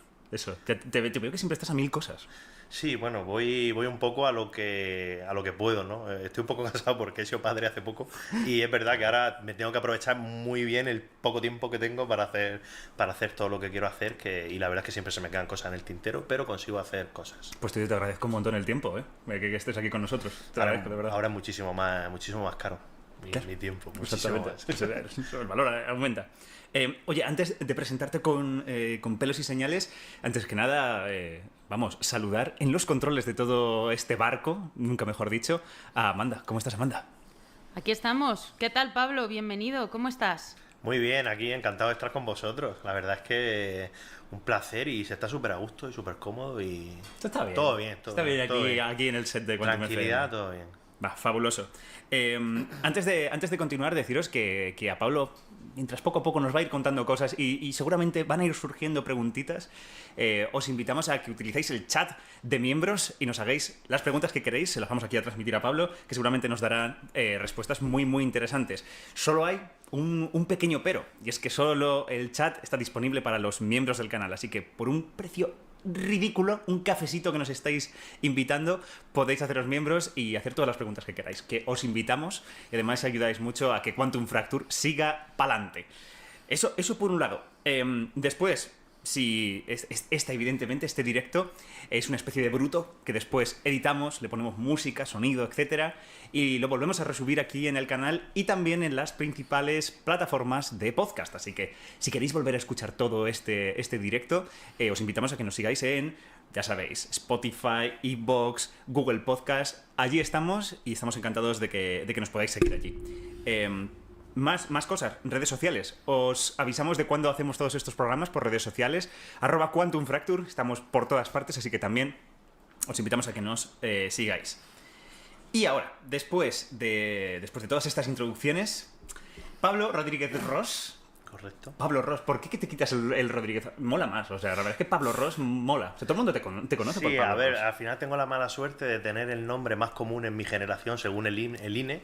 O sea, la gente que nació, los varones que nacieron en mi año, el nombre más común fue Pablo, en 1990. Y luego, claro, Rodríguez, pues es lo que tiene, ¿no? Entonces, al final, como siempre había en el colegio varios Pablo Rodríguez, pues nos llamaban por el segundo apellido. Entonces, a mí al final...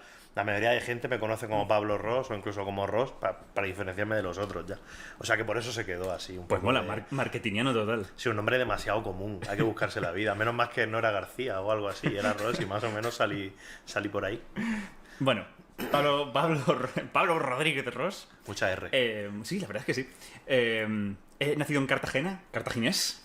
¿O sí, cartaginense? Cartaginés y cartagenero son correctos. Cartagenero, o sea... Cartagenero es la más común, pero hace poco descubrí que cartaginés todavía se acepta. Sí. Bueno, está más guay. Es el legado histórico. Está más guay que cartagenero, pero sí. Exactamente. Da igual, como sea. Vale, ahora sí, y atentos a todo el mundo que estáis aquí viéndolo porque lo vais a flipar. Licenciado en Ciencias Ambientales por la Universidad de Murcia. Correcto. Doctor en Ciencias del Mar, podríamos decir, por el Instituto de Ciencias del Mar. Ahora... Máster en cambio global, ¿no? Que sería una especie de cambio climático, ¿no? Como un máster en cambio climático o aún a otros problemas medioambientales. Sí, para la gente que no lo sepa, el cambio climático es uno de los motores del cambio global. Posiblemente, según muchos autores y autoras, el más importante, ¿vale? Porque acelera el resto, pero también tenemos dentro del cambio global la pérdida de la biodiversidad, la contaminación o las enfermedades emergentes, por ejemplo, ¿no? El cambio global se podría definir como todos aquellos procesos o todos aquellos fenómenos que se producen en la biosfera como fruto de las actividades humanas y que por lo general tiene un impacto negativo, ¿no? Claro, los microplásticos supongo que también estarían contemplados. Dentro de la contaminación, claro. La explotación de recursos, etc. Correcto. Vale. Sí, sí. Pequeña pausa, pero máster en cambio global, máster en comunicación de la ciencia, máster en gestión de políticas públicas, máster en gestión de la ciencia.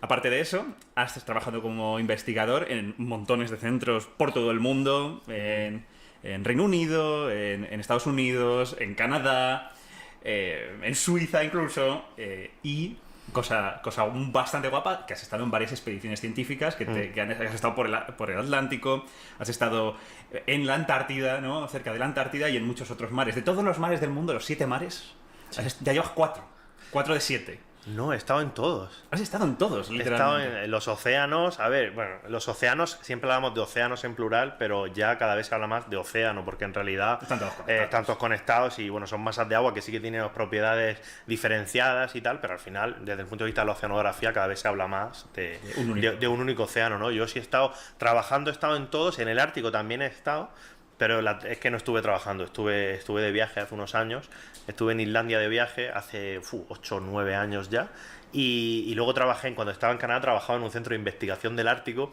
pero que no estaba lo suficientemente al norte como para que se considerase el Ártico. Entonces era del Ártico, pero un poco al sur. O sea, sí, en los océanos sí. Vale, yo creo que lo damos por válido. Lo damos por válido. Y al margen de esto, has sido asesor científico del Ministerio de Transición Ecológica. En las actuaciones de recuperación del Mar Menor. Correcto. Eso también has estado. Sí. Y ahora mismo pues eres el responsable de los objetivos 30-30 a nivel marino, vaya por dónde, en la Fundación Marilles. Sí. Y si esto no es poco, además tienes un podcast sobre ecología, Sendas, que lo recomendamos aquí un montón, y este librito que podéis ver justo aquí, el libro Argonauta, en el que ya no solo haces divulgación de todo lo que has investigado, todo lo que sabes, sino que también cuentas pues todas las peripecias que te han pasado como investigador. Correcto, sí. Esto es una puta pasada. Esto es una puta pasada de currículum. ¿Y tienes cuántos años? Ahora 32.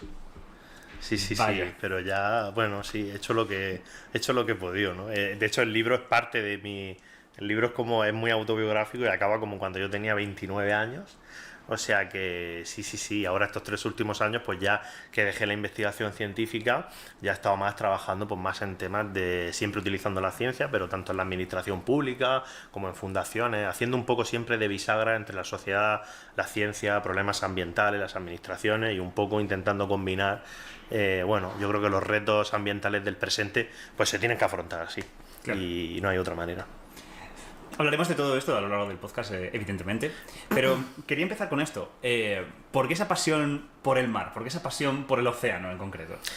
Pues claro, yo, como decías al principio, yo nací en Cartagena. Entonces Cartagena es una ciudad que está en la costa y básicamente pues la gente al final tiene profesiones muy vinculadas al mar. En mi caso, uno de mis abuelos era trabajador de astilleros, o sea, hacía barcos, como mi padre, mi bisabuelo, incluso mi hermano, y que sí, que ahora está por ahí también. Y luego mi otro abuelo era marino de la Armada, era sargento. Entonces uno hacía el barco y el otro abuelo los llevaba, ¿no? Entonces ahí de mis abuelos me viene un poquillo el interés por el mar. Pero sobre todo es cuando yo empiezo a bucear, cuando me empieza a llamar mucho la atención, ¿no? Pues toda la vida que había ahí y sobre todo lo poco que me llama mucho la atención, lo poco que como que en mi ambiente o incluso en el colegio se hablaba de las especies marinas, ¿no? Como que cuando íbamos a ti a lo mejor también te ha pasado, ¿no? Que cuando vamos todos al cole pues se habla mucho de especies, pero casi siempre se habla de especies terrestres, ¿no? Sí. Y las marinas son como súper tópicas, ¿no? Pues yo qué sé, el delfín, la ballena, ¿no? Porque son muy bonitos, nos gustan, ¿no? Pero yo me metí a bucear en Cartagena y yo veía peces que muchos de mis profesores ni siquiera sabían decirme lo que eran, ¿no? Y claro. A mí yo decía, pero ¿cómo esto que tengo aquí delante no me lo pueden explicar? Yo no tenía ni idea. Y empecé a leer muchos libros, yo empecé a adentrarme, yo siempre he leído muchísimo desde pequeño, y yo tenía varias guías de los fondos marinos, ¿no? Del Mediterráneo. Entonces yo a base de leerme las guías pues aprendiéndome los nombres de las especies y tal y cual, y entonces entré un poco en el mar gracias a los peces, por decirlo de alguna manera. Luego es curioso porque a nivel científico, por ejemplo, prácticamente nunca trabajé con peces, pero entré por ahí, por esa fauna marina que me llamaba mucho la atención. Fíjate, muy bien. Cuando uno estudia, oceanografía, ciencias del mar, uno empieza a estudiar estas cosas. ¿Qué es exactamente lo que está estudiando? Porque no es biología, no es química, no es física. ¿Qué es? Claro, la oceanografía ya de por sí es una disciplina científica muy amplia, ¿vale? De hecho, se suele clasificar tradicionalmente se ha clasificado siempre en 4 tipos de oceanografía. La oceanografía biológica, la oceanografía física, que todo está en los físicos sobre todo, la oceanografía geológica y la oceanografía química, ¿vale? O sea que, claro, internamente incluso ya se subdividen. Claro, se subdividen, pero al final el problema es que todo está en el océano, está todo tan interconectado al ser un medio acuoso que al final hablar de oceanografía biológica sin hablar, por ejemplo, de oceanografía química, que es la que dispone los nutrientes para que, por ejemplo, se haga la fotosíntesis, o de oceanografía física, que es la que mueve el plancton a través de todos los océanos, pues, o de oceanografía geológica, que es la que, también afecta a las corrientes, etcétera, y afecta a la vida, pues no tiene mucho sentido, ¿no? Y yo concretamente trabajé en biogeoquímica. Wow, o sea, biogeoquímica. Que es un poco cómo los elementos viajan a través de los diferentes subsistemas, ¿no? Como un elemento químico, ¿no? Por ejemplo, tú sabes la biogeoquímica, mucha gente sabrá la biogeoquímica por cuando hablamos del carbono, cuando hablamos del CO2, ¿no? Todo el mundo sabe, bueno, pues hay un CO2 que se emite, que se va a la atmósfera, que genera calentamiento. Ahí lo que estamos viendo es un carbono, ¿no? Que estaba almacenado, en este caso, pues en los combustibles fósiles, es decir, estaba en la geosfera y a través de una serie de procesos se libera a la atmósfera y ahí tiene unos efectos. Luego de la atmósfera puede pasar a la hidrosfera por captura de carbono oceánica y entonces yo estudiaba, que hablaremos más adelante, la biogeoquímica del carbono, pero con otros compuestos, es decir, cómo el carbono pues viaja a través de los diferentes subsistemas y yo concretamente focalizaba en la hidrosfera, es decir, en el océano. No sé si se ha entendido. Se ha entendido, aunque ahora más adelante, si quieres, hablaremos un poco más sobre el ciclo del carbono, que es súper interesante. Claro, en ese sentido, bueno, pensamos en los océanos, ¿no? Como un montón de una masa de agua en el que hay cosas, etcétera, pero una vez pasas esa capa, ¿no? y te sumerges dentro del océano, el océano tiene como una especie de climatología interna. Sí, claro, el océano yo siempre lo digo que es como, bueno, es una cosa de perogrullo que se ha dicho siempre, ¿no? Que es como otro mundo que hay ahí, ¿no? Y las condiciones, también tiene sus condiciones climáticas, llamémoslo así, ¿no? Sus condiciones físicas, ¿no? Particulares comparado con el medio terrestre, ¿no? Pues una capacidad calorífica, pues por ejemplo, diferente a la del aire, lo cual tiene muchas implicaciones interesantes y muchas veces no nos damos cuenta, por ejemplo, con la cuestión del cambio climático, que los océanos también se están calentando, al igual que la temperatura del aire en tierra firme, ¿no? Y esto tiene implicaciones sobre los seres vivos en los océanos. Mucha gente a veces dice, bueno, pero si hace mucho calor, algunas especies marinas, claro, la gente piensa en los peces, dice, pues se van a otro lado, ¿no? Bueno, ya se están yendo, pero hay especies que no se pueden mover tan rápido y hay especies que a lo mejor tienen hábitat en sitios muy concretos que si ahí cambian las condiciones, por ejemplo, físicas simplemente, pues ya simplemente no pueden vivir ahí. No es que incluso no hace falta ni que mueran, es que simplemente ahí ya no pueden, ¿no? Entonces, este otro mundo que tenemos delante nuestra, que es el mundo marino, pues no le solemos prestar atención y nos está echando muchas manos, muchas con el cambio climático. Claro. Una de las cosas que comentas aquí en Argonauta que me resultó muy interesante es hasta qué punto incluso las condiciones del océano en las más altas profundidades, es decir, las cordilleras y el relieve de roca que tenemos en el fondo del océano, también condicionan mucho las cosas que suceden más arriba, que las corrientes oceánicas, por ejemplo, están un poco... por ejemplo, que la corriente del Golfo, ¿no? que nos viene al norte, pues que hay una... Está muy... digamos que tiene una influencia muy grande el relieve justo en la zona de Groenlandia. Claro, bueno, sí, cuando hablamos en esa zona de Groenlandia, Islandia, la zona del Atlántico Norte, ahí está la AMOC, la Atlantic Meridional Overturning Circulation, que en castellano no sé nunca sé decir lo que será como la circulación, el giro del Atlántico Norte, ¿no? Que es el agua caliente que viene del Ecuador, viaja en superficie de sur a norte y cuando llega a esa zona desciende, ¿vale? Se enfría y por lo tanto por cambio de densidad pues desciende y viaja en sentido inverso con una temperatura inferior, ¿no? Y toda esa geología influye y las corrientes marinas, cuando hablamos de la corriente del Golfo, pues es en gran parte la culpable de que, por ejemplo, en Madrid, que está aproximadamente como Lisboa, a la misma latitud que Nueva York, pues todos hemos visto películas de Nueva York en Navidad y sabemos que hace más frío que aquí, ¿no? Y siempre lo ha hecho, ¿no? Y eso se debe en gran parte a que tenemos unas temperaturas más leves debido al efecto atmosférico que genera esta corriente marina. Fíjate, claro. Es un poco estas cosas como mucho más complejas, ¿no? Está como estas patinas, ¿no?, de complejidad que nos mete en este caso, pues eso, el mar. Sí, y de hecho con esta corriente que hablamos del Atlántico Norte es súper curioso porque ahora hay estudios, bueno, que ya hay una evidencia media, si no recuerdo mal, en el último informe del IPCC, que dicen que se está ralentizando, ¿vale?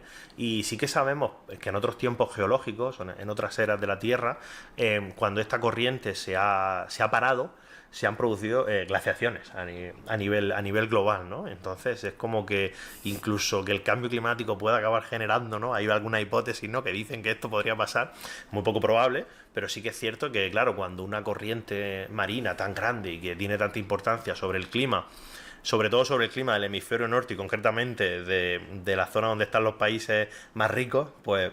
que pueden estabilizarse. Claro, las cosas empiezan a importar, ¿no? Sobre todo, si cambia el clima, ya empieza a decir, claro, si cambia el clima según qué sitios, ¿no? Que importa un poquillo más, como cualquier cosa, ¿no? Y sí que ciertamente, bueno, hay que echarle un ojo. Sí, exactamente. Pero bueno, también nos da información de lo complejos, ¿no?, que son los sistemas y la cantidad de elementos que se están relacionando y que uno y otro, que por echar un poco de CO2, bueno, poquito bastante, de CO2 en la atmósfera, de repente puedes hacer que se inestabilicen corrientes marinas enteras, ¿no? Ese efecto mariposa, en el sentido, mejor dicho, ¿no?, de la palabra. Pero dejando un poco los aspectos más físicos de un lado y hablando un poco más de los aspectos más bio, una pregunta que muchas veces se hace: ¿conocemos bien cómo es la biosfera dentro de los océanos? Porque esto es algo que se dice muchas veces, ¿no? Como que el no sé cuántos % de las especies marinas... Esta pregunta me gusta mucho. Vale, a ver, adelante. Esto es muy gracioso. No sabía que me iba a preguntar esto, pero es un poco una obsesión que tengo yo, ¿no? Porque yo desde que soy pequeño escucho: solo se conoce el 5% de los océanos, ¿no? Solo se conoce el 5%. Y yo, claro, tengo 32 años y yo digo, madre mía, si se sigue conociendo solo el 5%, ¿qué es lo que está pasando? Alguien no está haciendo su trabajo, ¿no? ¿Qué está haciendo la gente que investiga el océano desde esos que submarinos tienen que ir más rápido. Claro, esos científicos están engañando al mundo, como dirían los conspiranoicos, ¿no? Están aquí, hay gente que nos está engañando porque todavía solo conocemos el 5%, ¿no?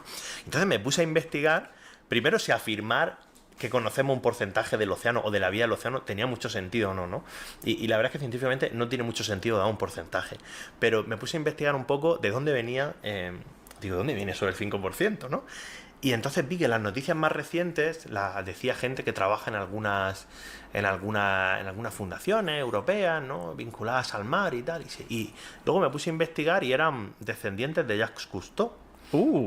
Entonces es un poco la familia de Jacques Cousteau, ¿no?, que decía eso. Y dije yo, qué interesante, porque claro, no he encontrado otro sitio donde lo dijera. Y luego descubrí que fue el propio Jacques Cousteau que dijo eso hace 60 o 70 años, pero no dijo que solo conocemos el 5% de los océanos, que mucha gente sigue poniendo la típica foto de Jacques Cousteau en negro como frase célebre: solo conocemos el 5%. No, él dijo que solo estaban cartografiados, mapeados el 5% de los fondos oceánicos. O sea, obviamente eso ahora no es un 5%. Claro, porque satelitalmente esto bueno, ya y con buques, con aparatos, o sea, con buques oceanográficos, con aparatos utilizando radiofrecuencia, y las batimetrías del océano están prácticamente... O sea, sí que se conoce un poco el mapeo ahora, qué tipo de organismos viven ahí. El otro día, creo que, no sé si voy a meter la pata, pero creo que fue a 8.000 metros, no, 12.000 no, 8.000 y algo metros que encontraron el ser vivo más profundo, y fue la semana pasada, ¿no? Entonces sí que es cierto que hay una vida ahí que todavía pues no conocemos y que hay que investigar. Ahora lo del 5%, pues eso yo creo que hay esta gente que ha querido seguir un poco repitiendo la frase de su abuelo, tío abuelo. Me parece muy lícito, pero claro, los oceanógrafos han estado 60 o 70 años y oceanógrafos trabajando, y ese 5% no es tal, ¿no? Simplemente, ¿no? Pero bueno, un aporte curioso, como muchas frases se meten en el acervo popular y nos llegan a muchos, ¿no? Que desde pequeños lo escuchamos y luego hasta que te planteas, ¿esto de dónde viene, ¿no? Y luego... que me hace pensar cuánta gente se habrá metido en oceanografía y en estudiar el mar, claro, porque hostia, el 95%, o sea, claro, vamos. La de trabajo que hay ahí, ¿no? El 95% está todo por hacer. Por cierto, Amanda me dice desde los controles, ¿qué me dices, Amanda? Perdona, sí, que efectivamente tenías tu razón, Pablo, que son 8.000 metros. Clavados. Son 8.000 metros. 8.000 clavados no, será 8.000, dilo bueno, bien, 8.100, 8.200, creo. Aprox. Bueno, aprox. Correcto. Este es un canal de físicos. Aquí, orden de magnitud. Cuando se acierta el orden de magnitud, un buen redondeo a la unidad. Pues chicos, aprovechamos y vamos a darle las gracias a Víctor Augusto Ichegay y también a José Antonio Hernández y a Vixo20, tanto por esa ayudita. Muchísimas gracias. Muchísimas gracias por haceros miembros. Bienvenidos, por supuestísimo. Y no sé si quieres que aprovechemos a hacer estas 2 preguntitas rapiditas. Son preguntas bastante buenas, o sea que adelante. Dale. Vale, mira, pues Epayao nos dice, Pablo, que al estar todo tan relacionado en el mundo de la oceanografía y demás, ¿hay que saber un poco de todo o realmente simplemente son nichos que colaboráis?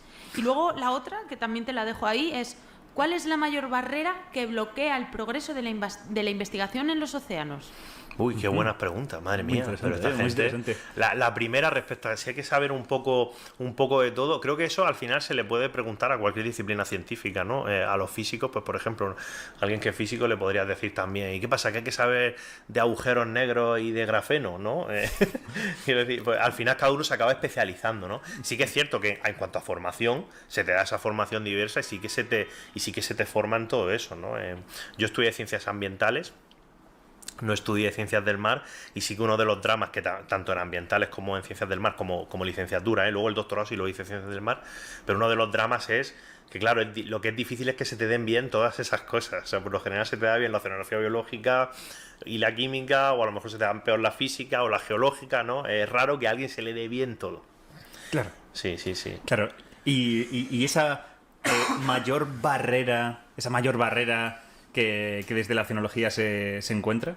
Pues mira, ahora esas barreras, las mayores barreras de la oceanografía siempre han sido la propia oceanografía en sí, que tienes que irte al océano a investigar. Entonces, por un lado, tradicionalmente se iba con buques de investigación y se sigue yendo, pero eso es carísimo. Entonces hay unas barreras de tiempo, unas barreras presupuestarias enormes. Cuando vamos en buques de investigación hay un montón de grupos de investigación haciendo proyectos súper diferentes, a la vez viviendo y trabajando en el mismo sitio, porque todo el espacio hay que aprovecharlo, cada camarote hay una persona, o sea, es decir, una cosa súper eficiente, y esas son unas barreras que te imponía, ¿no? El propio océano, ¿no? Que era muy difícil. Claro, con la llegada de determinadas tecnologías, ¿no? Tú comentabas antes la observación satelital, la observación de la Tierra, ¿no? Básicamente la observación satelital es la mejor o de las mejores herramientas que tenemos para constatar, por ejemplo, el avance del cambio climático o el calentamiento de los océanos, ¿no? El calentamiento de los océanos ya no lo sabemos porque tengamos termómetros, que también tenemos mediciones in situ en todo el planeta y lo constatamos, sino porque gracias a los satélites podemos ir día a día, ¿vale? Evaluando en el mismo punto, por ejemplo, cómo está cambiando la temperatura. Luego, la observación satelital se engloba de una disciplina que se llama la oceanografía operacional, ¿vale? Que involucra también, por ejemplo, sistemas multiplataforma, como pueden ser boyas oceanográficas. Ahora hay boyas oceanográficas que están ahí en un sitio y están midiendo. Luego están las Argo Floats, que son las boyas Argo, que van viajando por los océanos, van midiendo y pasando datos cada vez que llegan a superficie, suben, miden, bajan, lo envían, cuando llegan a superficie lo envían al satélite. Entonces, todo este tipo de tecnología se está cambiando mucho el estudio del océano, y está cambiando mucho sobre todo la toma de mediciones en el océano. Si nos vamos, por ejemplo, a 1800... siglo XIX, las mediciones de temperatura literalmente eran barcos mercantes que iban de Europa a América, y cada varios cientos de kilómetros iban echando un termómetro y iban midiendo la temperatura del agua. Y esos eran los datos que había hace unos 200 años, ¿no? Claro, esto es el siglo XX y sobre todo el XXI ha sido una auténtica revolución.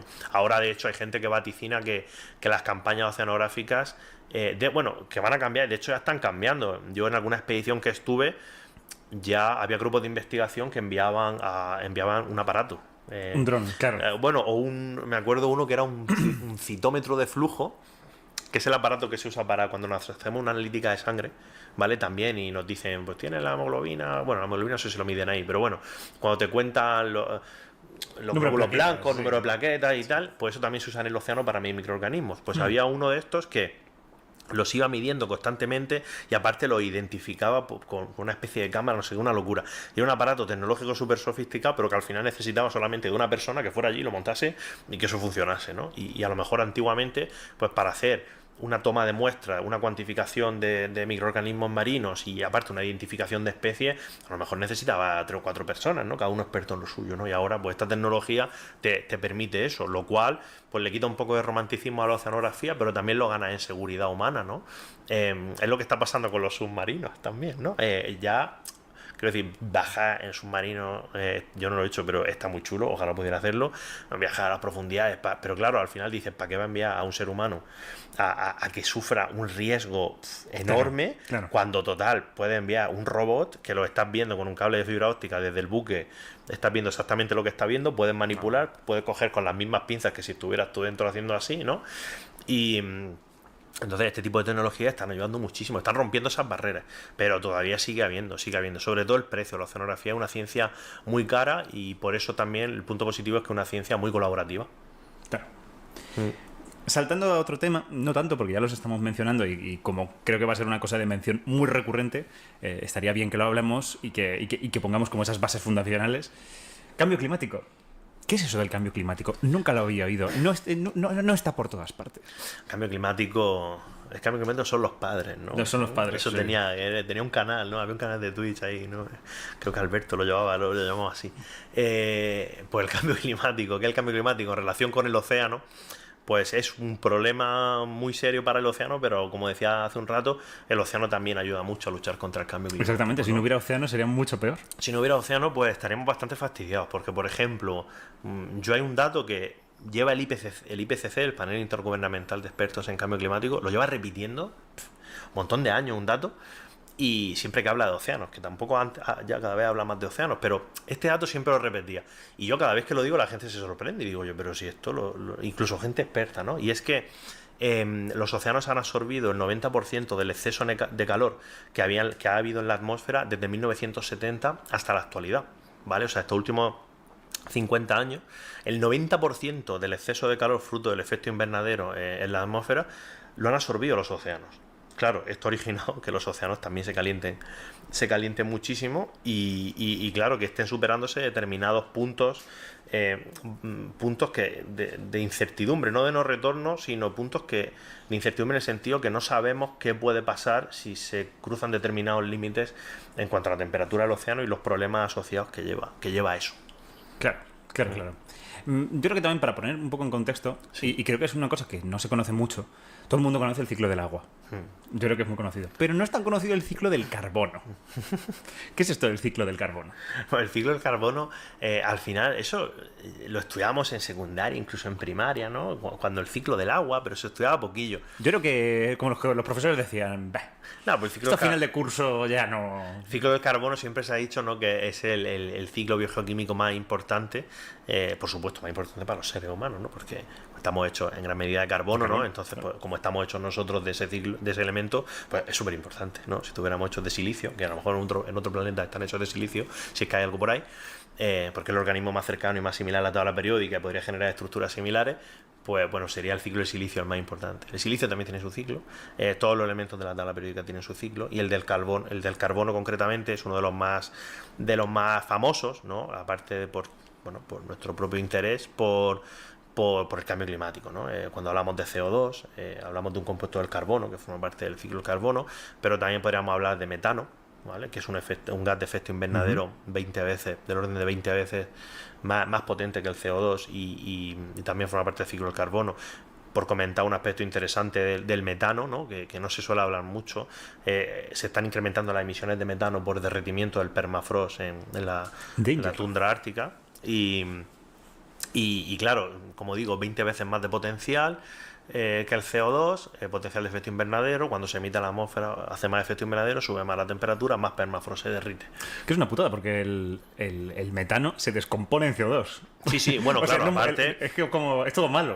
Claro, con la química atmosférica es fascinante porque Porque mucha gente se piensa que, bueno, que un gas sale de la atmósfera y bueno, hay algunos que sí que se degradan rápido o lo que sea, pero como que de repente ¡pum! Y desaparece. No, hay una serie de reacciones químicas de determinados gases, por ejemplo, los gases nitrogenados con el ozono, que es una locura lo que pasa ahí, se transforma en uno, se transforma en otro, y este tiene propiedad de cambio climático, pero es que luego reacciones se transforma en otro que no genera un efecto negativo sobre el cambio climático o acrecenta el calentamiento global, pero genera efectos sobre la salud humana, y dice, madre mía, ni uno bueno, ¿sabes? Como que al final en la atmósfera hay un montón de reacciones químicas que no estamos viendo y que se están produciendo constantemente, y la degradación de los compuestos bueno, pues tiene muchas fases, ¿no? Y algunas pues no son del todo no son muy buenas. No son muy buenas. Pero bueno, el ciclo del carbono es esta idea de que en la propia roca, ¿no? En la Tierra hay almacenado mucho carbono,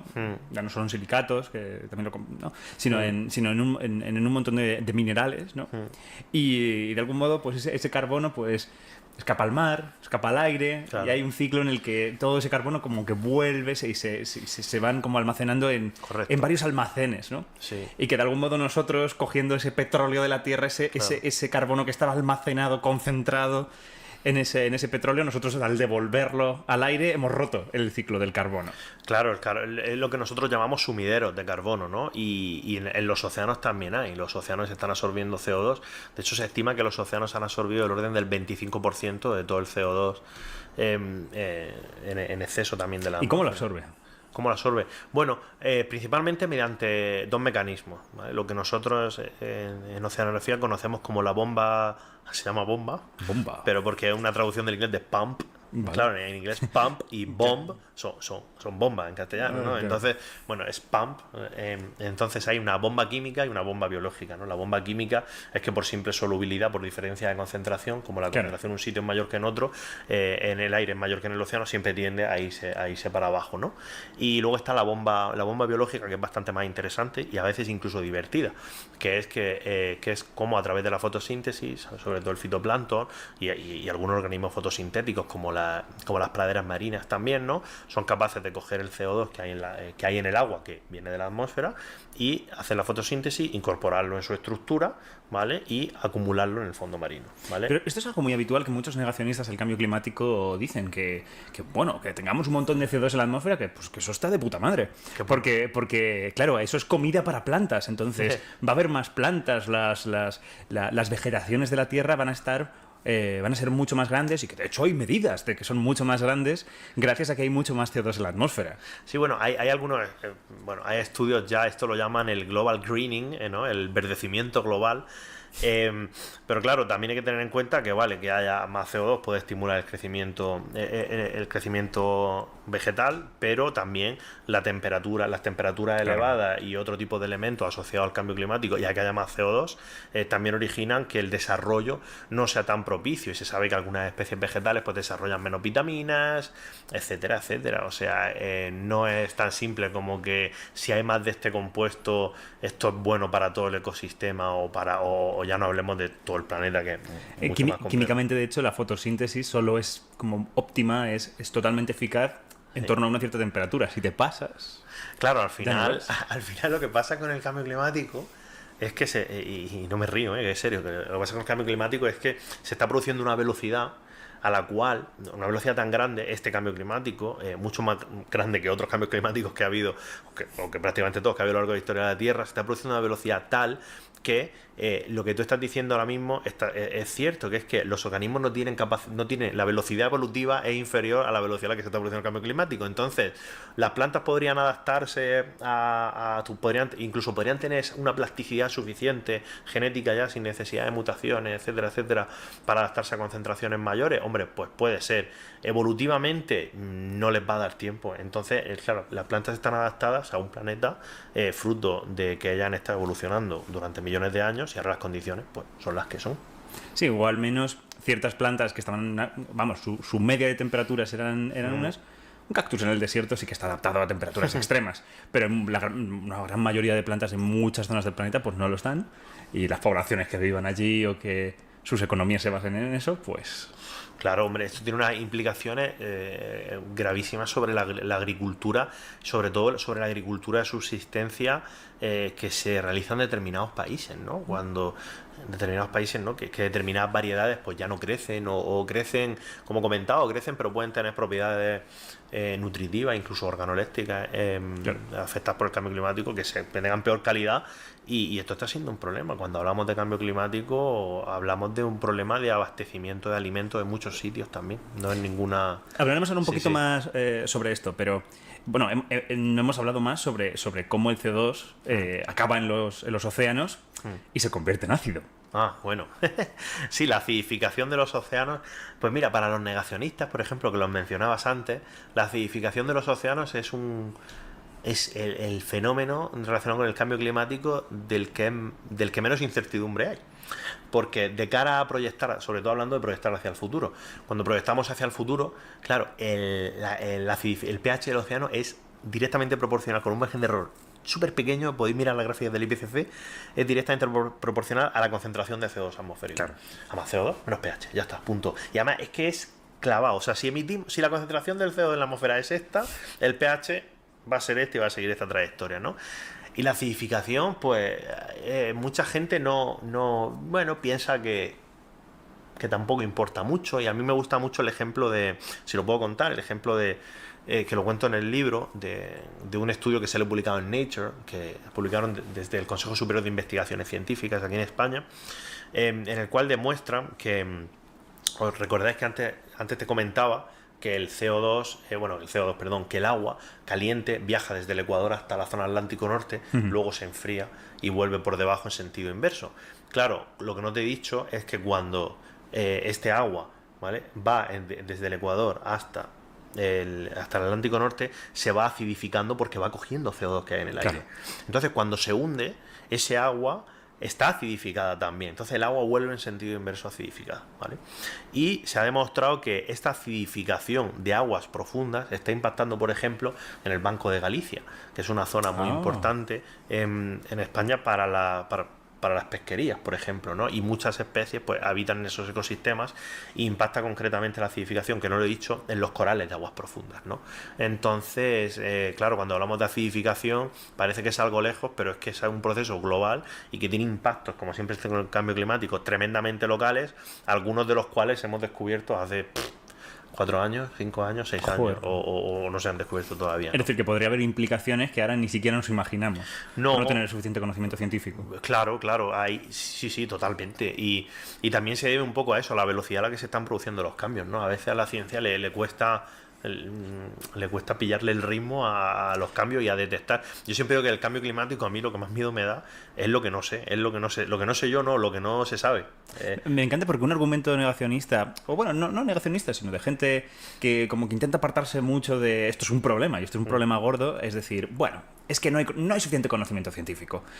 Como diciendo que, bueno, no se sabe lo suficiente y el resultado va a ser que todo va a estar de puta madre. No. Es que si no hay suficiente conocimiento científico es porque el resultado va a ser malo, ¿no? Porque no estamos viendo venir lo peor que podría pasar.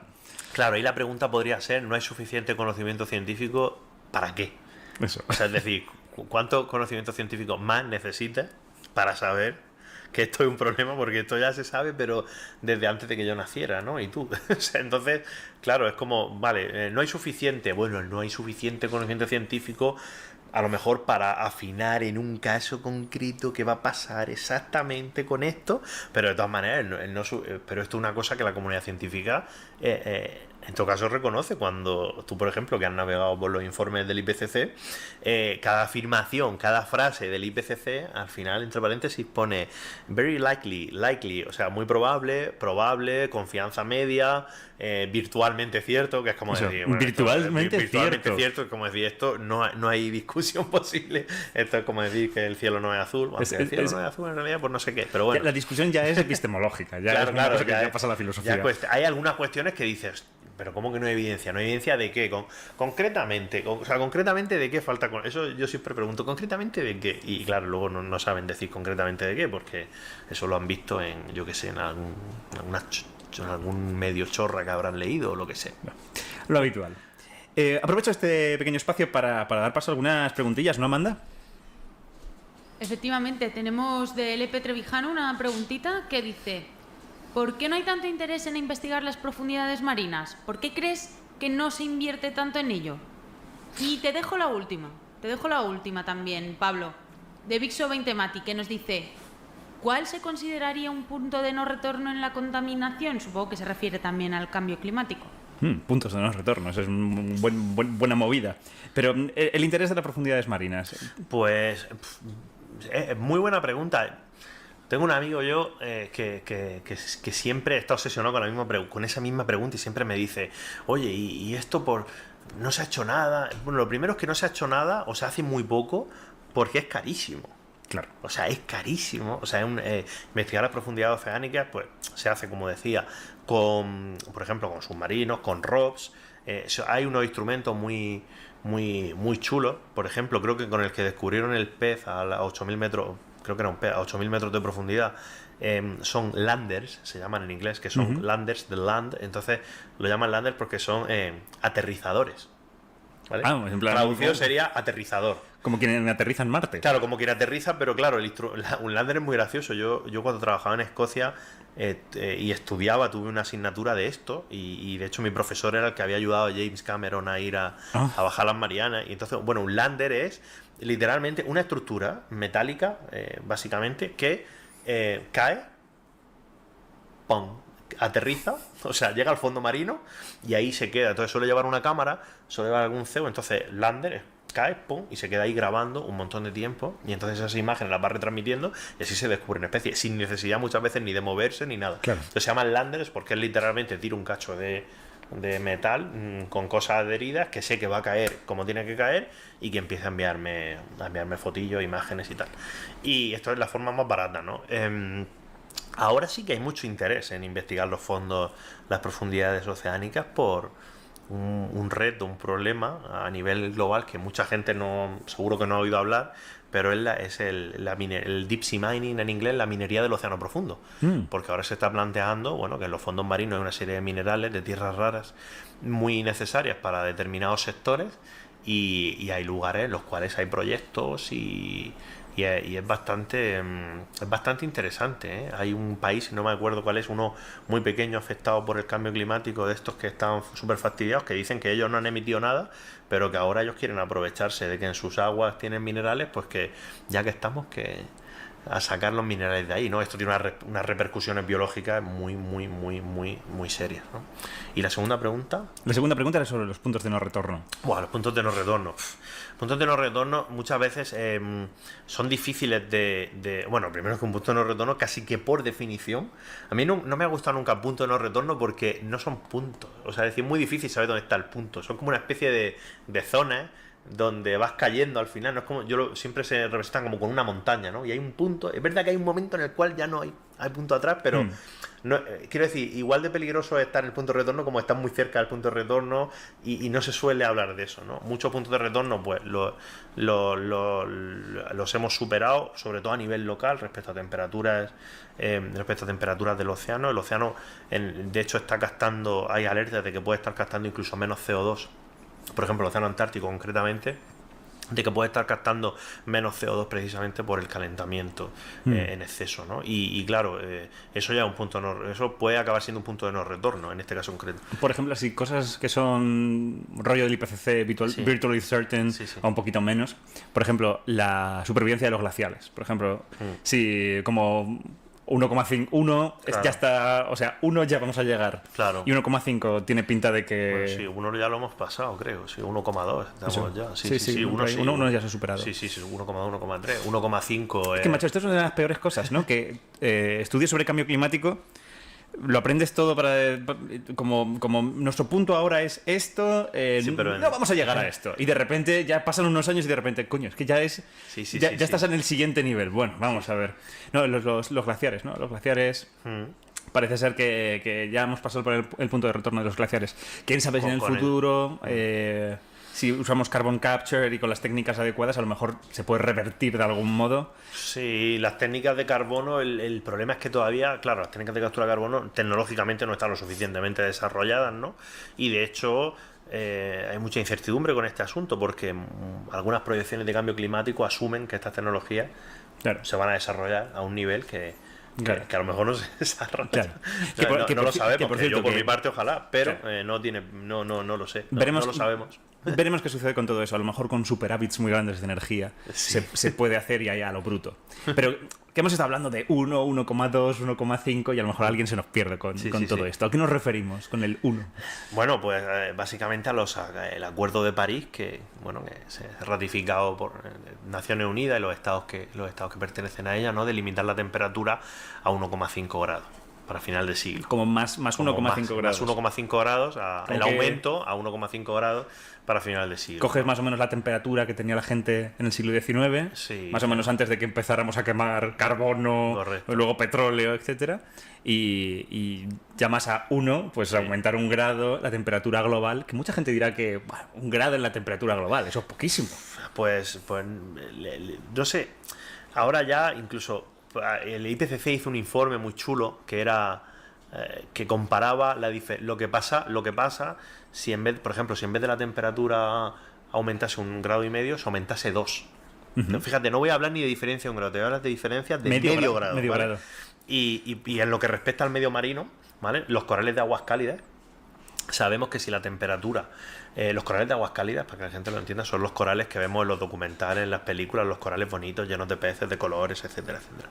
Sabemos que pueden llegar a desaparecer hasta el 70% en el planeta, si se llega al 1,5.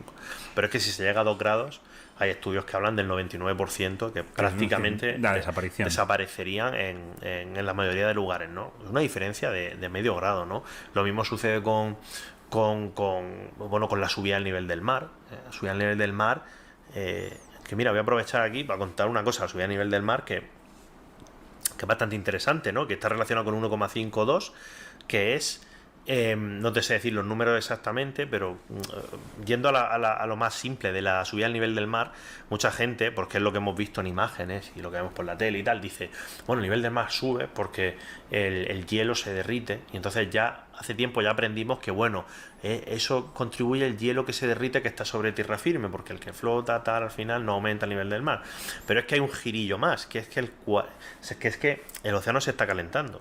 Entonces, tú que eres físico, cuando un fluido se calienta, se dilata. Se expande un poquito. Se expande, ¿no? ¿Vale? Entonces el océano, el agua como fluido que es, se expande. Entonces la subida del nivel del mar actual se explica en un 40% por simple expansión térmica del océano, que se llama, exactamente. ¿vale? O sea, aparte de el 60% se debe a los aportes del hielo, pero el 40% se debe a que como se calienta se expande. O sea que el océano, aunque no se estuviera derritiendo nada, el mar estaría subiendo ya porque se está calentando y se está expandiendo, ¿no? Y es una cosa que no solo es echarle más agua, es también que... Claro, que es también que como está caliente, se expande, ¿no? Y claro, y aparte de que la subida al nivel del mar, aparte que está creciendo, es que está creciendo cada vez más rápido. O sea, la velocidad de aumento del nivel del mar se ha casi triplicado en las últimas 2-3 décadas. Comparando periodos desde principios del siglo XX hasta 1996 y de 1996 hasta ahora, la tasa, o sea, es decir, la velocidad, la aceleración, la tasa de cambio, es de 3 veces superior. O sea, estamos hablando de que no solamente sube el nivel del mar, sino que sube más rápido de lo que subía. Y vaya movida. Y vaya movida, claro. Y claro, la gente luego te dice, bueno, pero el nivel del mar subirá, pero qué poco, porque claro, tú lo ves luego en centímetros, ¿no? Dice, bueno, se ha subido 15 centímetros hasta la actualidad, bueno, no sé qué, desde no sé cuándo, eso es muy poca.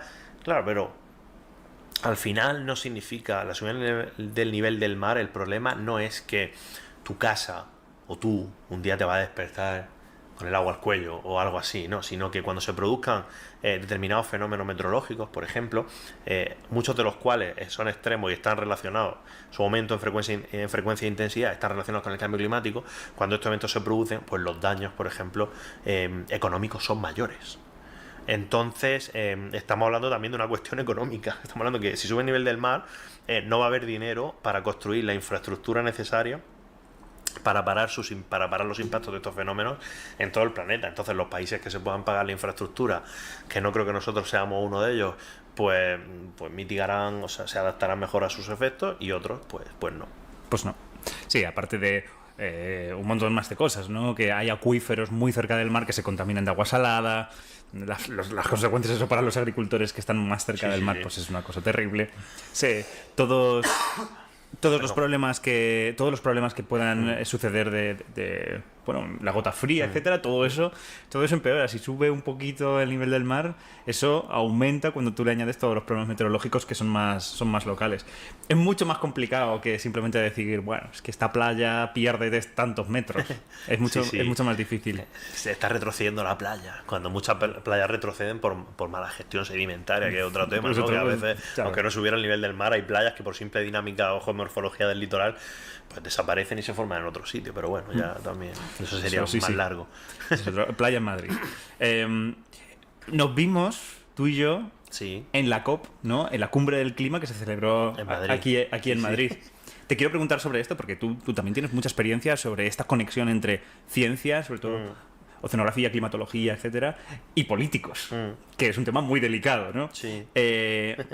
¿Tú cómo ves esta deriva, en especial con el cambio climático y la conexión con los océanos? ¿Cómo ves, básicamente, en líneas generales, cómo ves que los políticos se lo están tomando? ¿Tú crees que hay un esfuerzo activo o tú crees que están como dando pasitos un poco tenues? Yo pienso que depende, y depende obviamente de los políticos, depende del nivel administrativo que uno mire, ¿no? No todos los ayuntamientos son iguales, no todas las comunidades autónomas son iguales, no todos los países son iguales. El problema es que el cambio climático es un problema global. Entonces depende mucho de por dónde vayan los tiros a nivel internacional. Entonces, claro, ahora hemos pasado una etapa bastante mala desde el punto de vista de la acción climática con la anterior legislatura de Donald Trump en Estados Unidos, uno de los países, si no el que más importantes del mundo, ¿no? Y claro, cuando estos países se echan atrás, se salen de la cumbre del clima, se amenazan con salirse incluso de algunas otras cosas de Naciones Unidas, pues claro, creas que no, muchos países que están vinculados a este país económicamente o que simplemente pues ven que el país más grande no hace el esfuerzo, pues los países más pequeños no lo van a hacer, ¿no? Y ahora, por suerte, pues esto está cambiando bastante. De hecho, tú comentabas que nosotros nos vimos en la cumbre del clima de Madrid. Ahí Estados Unidos no fue. O sea, el presidente de Estados Unidos no fue a la cumbre del clima. No fue. Y claro, eso originó pues que otros grandes países, como puede ser China, pues prácticamente no fueran o no quisieran firmar ningún acuerdo, ¿no? Entonces hemos perdido ahí varios años y claro, el problema del cambio climático, como digo, es que es una cuestión internacional y es una cuestión de que si a nivel internacional no se toma en serio, es muy difícil que los distintos países se lo vayan a tomar, ¿no? Europa sí que está haciendo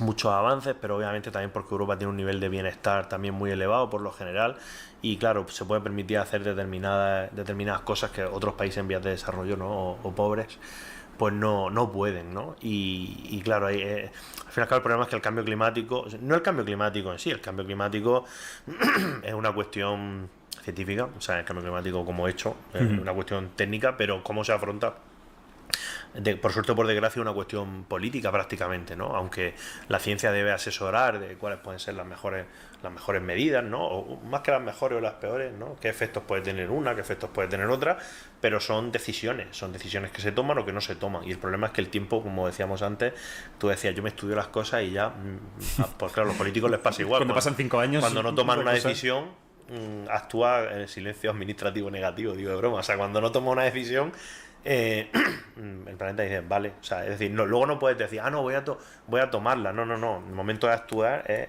cada momento. Entonces, si tú no tomas decisiones, pum, cuando no la tomas es como si estuvieras tomando la que es no hacer nada, ¿no? Entonces hay un poco ahí de trampa con eso, ¿no? También, que el problema es no hacer nada. Bueno, hay otra gente que va en sentido contrario, que eso también es verdad. O sea, por un lado puedes empeorarlo, claro, puedes hacer lo correcto, puedes no hacer nada, que al final es malo también, pero luego puedes ir en marcha atrás, ¿no? Que los hay, ¿no? Y eso sí que también es bastante bastante peligroso, ¿no? Claro. Yo lo miro con bastante optimismo. Optimismo no, pero lo miro con esperanza, mejor dicho. Creo que están cambiando las cosas y creo que al final, pues a nivel internacional las cosas yo creo que van a mejorar.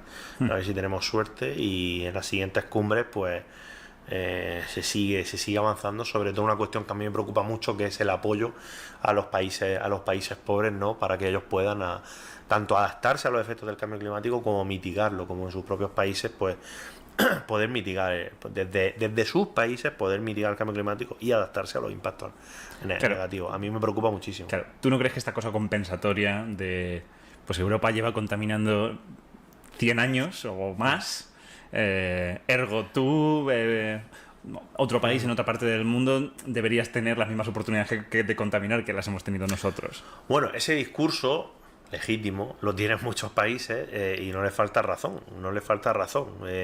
entonces por eso mismo hay que buscar mecanismos para que esta gente no sean los perdedores de la acción climática, ¿no? Es decir, es una cuestión muy sensible. De hecho, en las últimas cumbres del clima esto está siendo el principal escollo, ¿no? También el crear, por ejemplo, fondos económicos de apoyo a estos países, ¿no? Y claro, es bastante sensible. Y luego también hay que ser justo con todos, ¿no? Y las cumbres del clima, la gente, por ejemplo, tiene que entender que son complejísimas, porque muchas decisiones se toman por unanimidad. Y bueno, unanimidad entre todos los países, pues claro, yo me acuerdo en la que tú y yo estuvimos, pues mira, un día yo estaba como observador de Naciones Unidas y un día se bloquearon unas negociaciones porque había una propuesta que incluía una mención al género, ¿no? Al género, cuestión de género femenino me refiero, y claro, había algunos países de Oriente Medio que no querían firmar eso si no se excluía la cuestión del género, ¿no? Vale. Luego hubo otro panel en el que yo estuve, no digo nombres de países ni nada de eso porque no debería, pero bueno, hubo otro país que estábamos en un foro de discusión de medidas compensatorias, ¿no? Y se había decidido y había una unanimidad de que a un país A se le iba a dar un apoyo económico tal para luchar contra el cambio climático, y salió un país B, además vecino ese, diciendo, oye, ¿por qué a estos le da y a mí no? ¿No? Pues se bloquearon las negociaciones también un día entero, ¿no? Por eso, ¿no? Y claro, al final, pues es una lucha de soberanías también brutal. Me viene al pelo esto porque tenemos una pregunta de Don Looper que nos está entrando justo ahora, ¿no, Amanda? Efectivamente, Don Looper, por cierto, muchísimas gracias también a Gerardo Gutiérrez por el mensajito, que ha puesto un crespo y un corazoncito. Lo tendremos muy en cuenta. Y Don Looper nos dice, ¿cuál es la mayor diferencia entre el acuerdo que se llegó para reparar el agujero de la capa de ozono y ahora con el cambio climático? Si ya funciona una vez la coordinación, ¿por qué no de nuevo? Pregunta.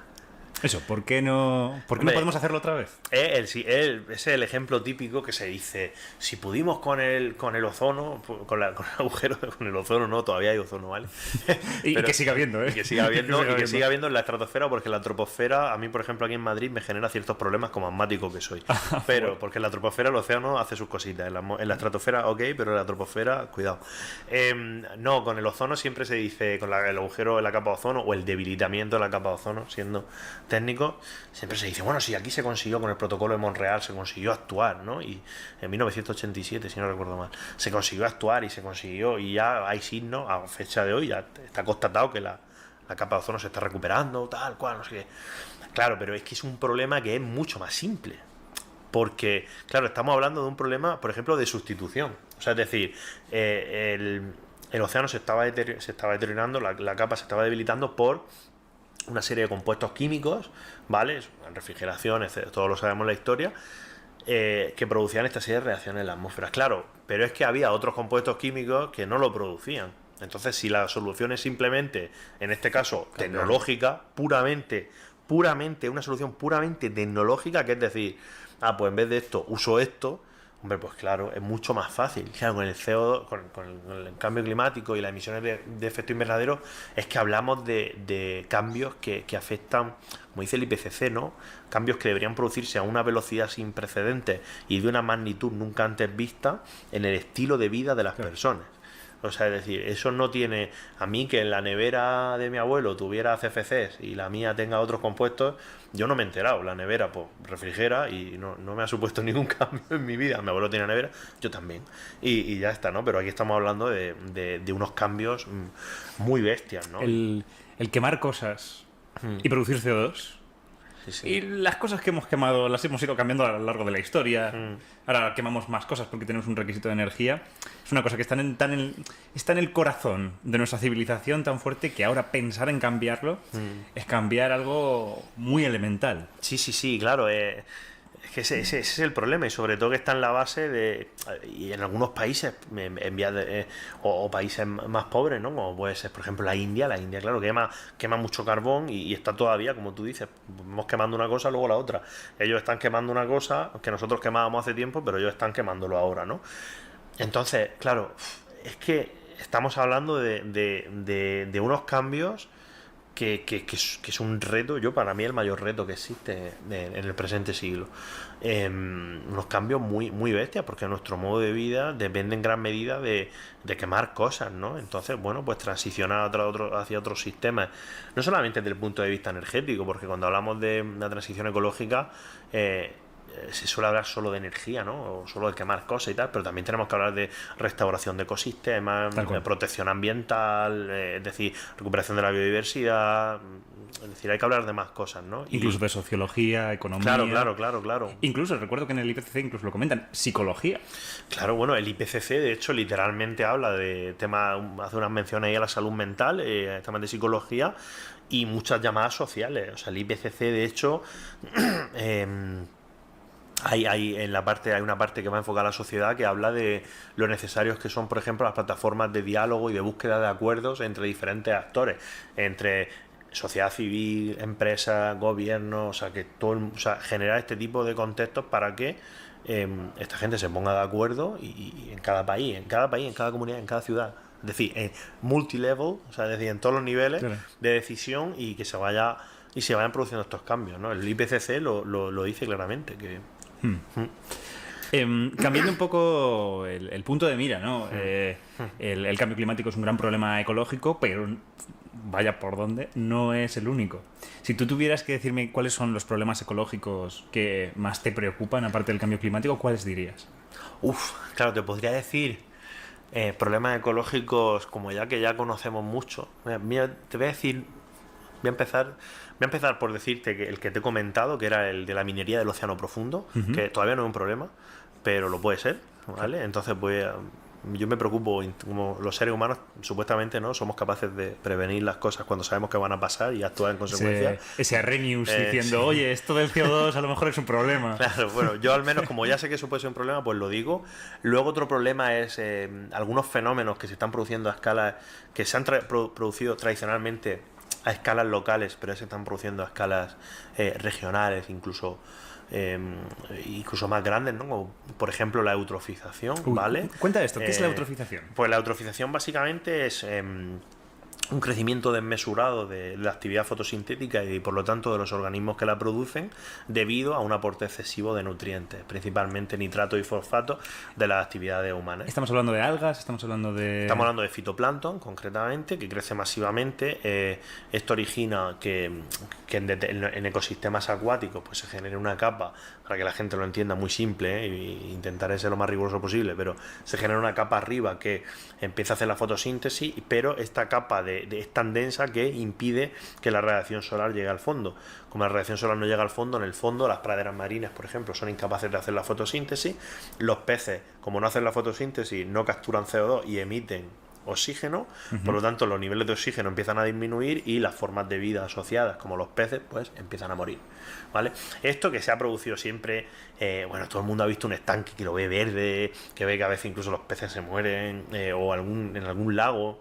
Esto que se ha producido siempre en ecosistemas acuáticos bastante pequeñitos, ya se está produciendo en grandes áreas del océano. Por ejemplo, en el Golfo de México hay una zona enorme, el Golfo de México, que está sufriendo eutrofización, porque ahí desemboca el río, creo que es el río Mississippi el que desemboca allí, y básicamente canaliza toda la actividad agrícola e industrial de varios estados, y todo eso desemboca en el Golfo de México. Y está produciendo eutrofización, está produciendo un impacto sobre las pesquerías ya directamente.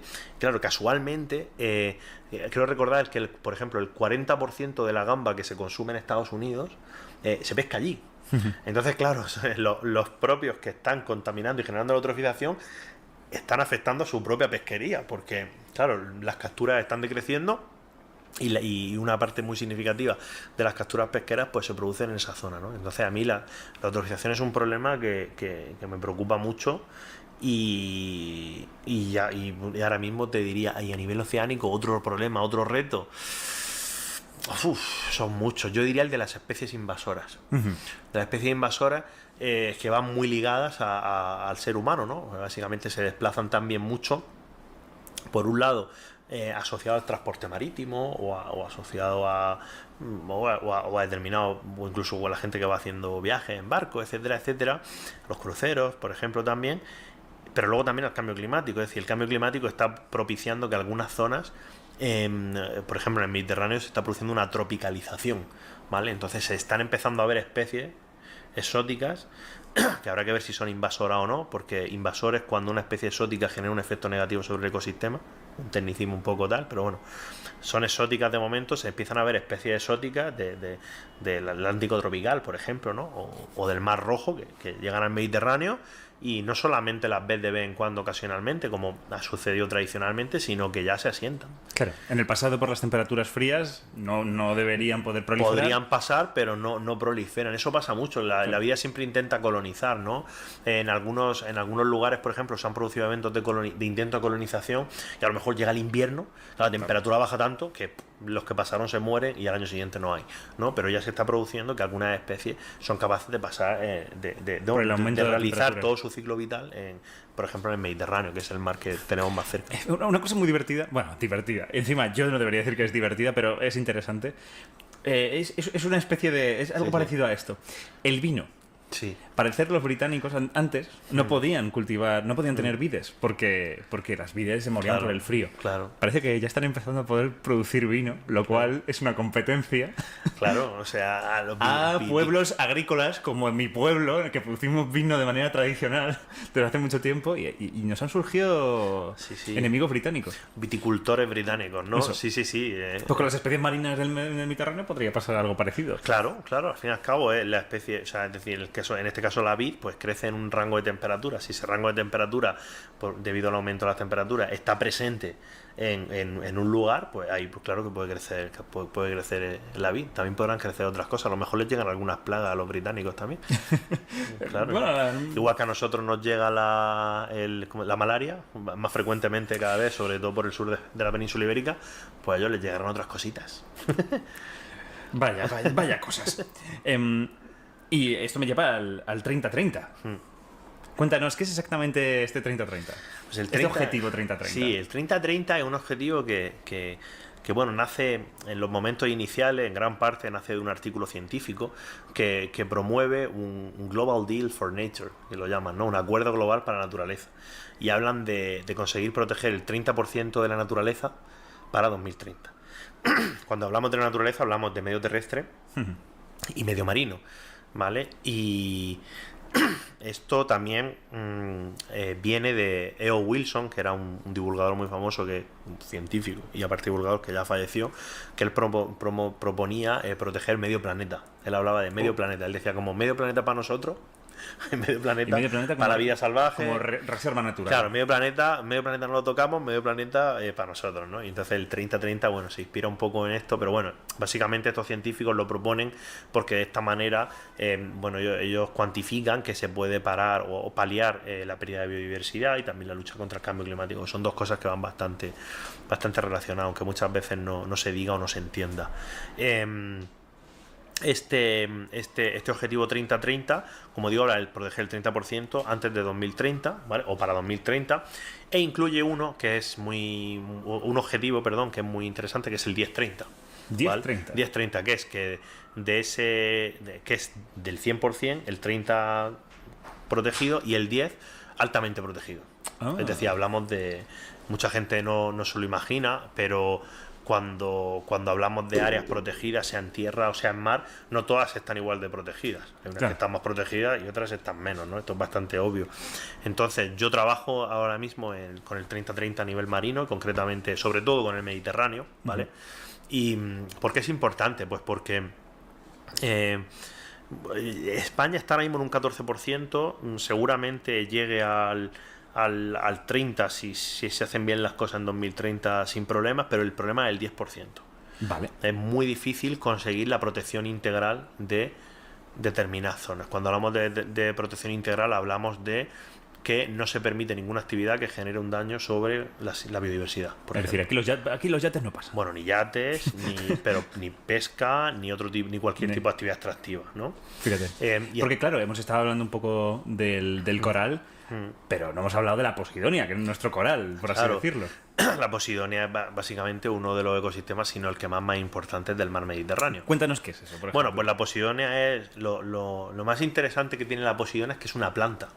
Es una planta marina, no es un alga. Mucha gente dice, está la playa llena de algas, el alga esta. No, es una planta, una fanerógama, y concretamente una planta que tiene flores. ¿Vale? Es una planta que tiene flores, sí, florece, dispersa sus semillas, coloniza otros, y las semillas salen a la superficie, van flotando, son como una especie de... Se llaman olivas. En otro sitio creo que le llamaban bellotas de mar, olivas de mar, porque tiene esa forma, entonces van flotando y luego se hunden y caen en un sitio y ahí intentan echar, en vez de raíces, rizomas, que es lo que tienen ellas. Y la Posidonia, otra característica es que vive miles de años. Son organismos que van creciendo radicularmente a través de sus rizomas, acumulan muchísimo carbono, crecen relativamente lento, pero son algunos de los organismos más viejos que existen en el planeta. Mucha gente no lo sabe. Hay una Formentera que eran miles de años que estudiaron genéticamente y geológicamente también. Y bueno, genéticamente demostraron que era el mismo organismo, o sea, que simplemente que era tan grande pero que iba, bueno, como si fuera un hongo, ¿no? Para que la gente lo entienda, creciendo. Y luego también su antigüedad a nivel geológico. Y la Posidonia, como digo, nos ayuda a captar CO2, pero también actúa de guardería, de refugio para muchas especies de peces cuando están en el estado larvario, es decir, cuando los peces son pequeñitos y están ahí creciendo, que tienen que crecer pero tienen que estar protegidos, porque si no viene otro y se los come, ¿no? Entonces la Posidonia se esconden y es uno de nuestros principales aliados para muchísimas cuestiones, como por ejemplo la protección de las playas y de la costa. Por como tú dices, son nuestros arrecifes, ¿no? Una función que hacen los arrecifes, en cierto modo, es que rompen las olas y evitan, las dispersan y evitan que produzcan daños significativos, ¿no? La Posidonia también hace este efecto y otros muchos, como la generación de playa a través de pequeños organismos calcáreos que viven sobre ella, y que cuando la Posidonia muere en la playa, estos organismos calcáreos se descomponen y forman parte de la arena también. Mucha gente no lo sabe, sí. Y bueno, es una especie que hay que proteger y uno de los principales en el Mediterráneo. Es una planta del Mediterráneo y le afectan tres factores principalmente. Por un lado, la subida de temperatura, que es lo que en realidad hace el cóctel perfecto. De hecho, creo que es a partir de 28 grados, creo que era que no se puede reproducir o que incluso empieza a producirse muerte vegetativa a partir de 28,5 grados, y una temperatura que ya hemos superado, de hecho, en superficie en el Mediterráneo el verano pasado, que fue el verano en el que, por ejemplo, en el mar Balear, que es donde yo estoy, fue la temperatura más alta de... ¿Se ubican más o menos en las mismas profundidades? La Posidonia vive hasta los 40 metros de profundidad aproximadamente, que es hasta donde llega la mayor parte de la luz fotosintéticamente activa ¿vale? Claro. Entonces ya más para abajo no llegan, ¿no? Pero bueno, estos organismos les afecta, como digo, la subida de temperatura, les afecta la calidad de las aguas, es decir, la contaminación de las aguas, por ejemplo, por temas de depuración, y les afecta la destrucción mecánica de su hábitat, que se llama, ¿no? Que son las anclas, que tradicionalmente todavía se siguen tirando encima de las posiciones. Cuando coges el ancla, pues te llevas un cacho, pero claro, la posiciona, que es una planta que crece del orden de pocos centímetros al año, claro, tú lo que estás arrancando no sabes los años que llevaba eso ahí creciendo, ¿sabes? Es bastante tremendo, ¿no? En Baleares, por ejemplo, tenemos una ley que prohíbe el fondeo de embarcaciones sobre las posiciones y establece medidas de protección, pero no todas las comunidades autónomas del Mediterráneo la tienen. A nivel estatal se está trabajando una normativa para ello y bueno, al final la posición pues nos la estamos cargando, pues contaminando el agua, destrozándola mecánicamente y por la subida de temperaturas, y ahí sigue todavía. Y claro, nosotros creemos, y así lo dice la evidencia científica, los estudios, que la mejor manera de proteger la posidonia es proteger su hábitat, lo cual es curioso porque la posidonia a la vez es un ser vivo, pero a la vez es una especie, pero también es un hábitat. Es como un bosque, ¿no? Claro, un bosque marino. Esto jurídicamente ha tenido muchos problemas, ¿no? Porque, claro, esto ya un poco muy de nicho, ¿no? Pero claro, es una especie, pero también es un hábitat, ¿no? Entonces, ¿a qué hay que adherir? Hace unos años que ¿a qué hay que adherirse? ¿A la ley de especies o a la ley de hábitat, a la directiva? Claro, porque es las dos cosas, ¿no? Entonces, quedaba ahí como en un limbo para algunas cuestiones, ¿no? Como, vale, no es una especie amenazada, pero sí que es un hábitat degradado, entonces, como por dónde se actúa, ¿no? Y sí, el derecho ambiental es una disciplina fascinantemente inoperativa, muchas veces. Entonces, ¿tú crees que todas estas medidas que se van a tomar, y que supongo que la posidonia está contemplada dentro del 30-30, esas actividades interferirán de algún modo con el turismo aquí en España, por ejemplo? Claro, el turismo es una de las actividades que hay que pensar mucho, ¿no? Que se hace, sobre todo en las áreas marinas protegidas, ¿no? Como decía. Y por otro lado es un atractivo, es decir. Sí, claro, en los espacios. Bueno, es un atractivo, y en los espacios marinos protegidos, ¿no? Es un atractivo, y aparte es una manera también el poder visitar determinados espacios protegidos, determinados, ¿vale? No los altamente protegidos. Es muy importante también para que la población quiera protegerlo y se conciencie acerca de sus valores, ¿no? Si tú al final a la población no le enseñas, no le haces, sobre todo a la población local, me refiero, los que visitan, pues bueno, pues no les queda otra, ¿no?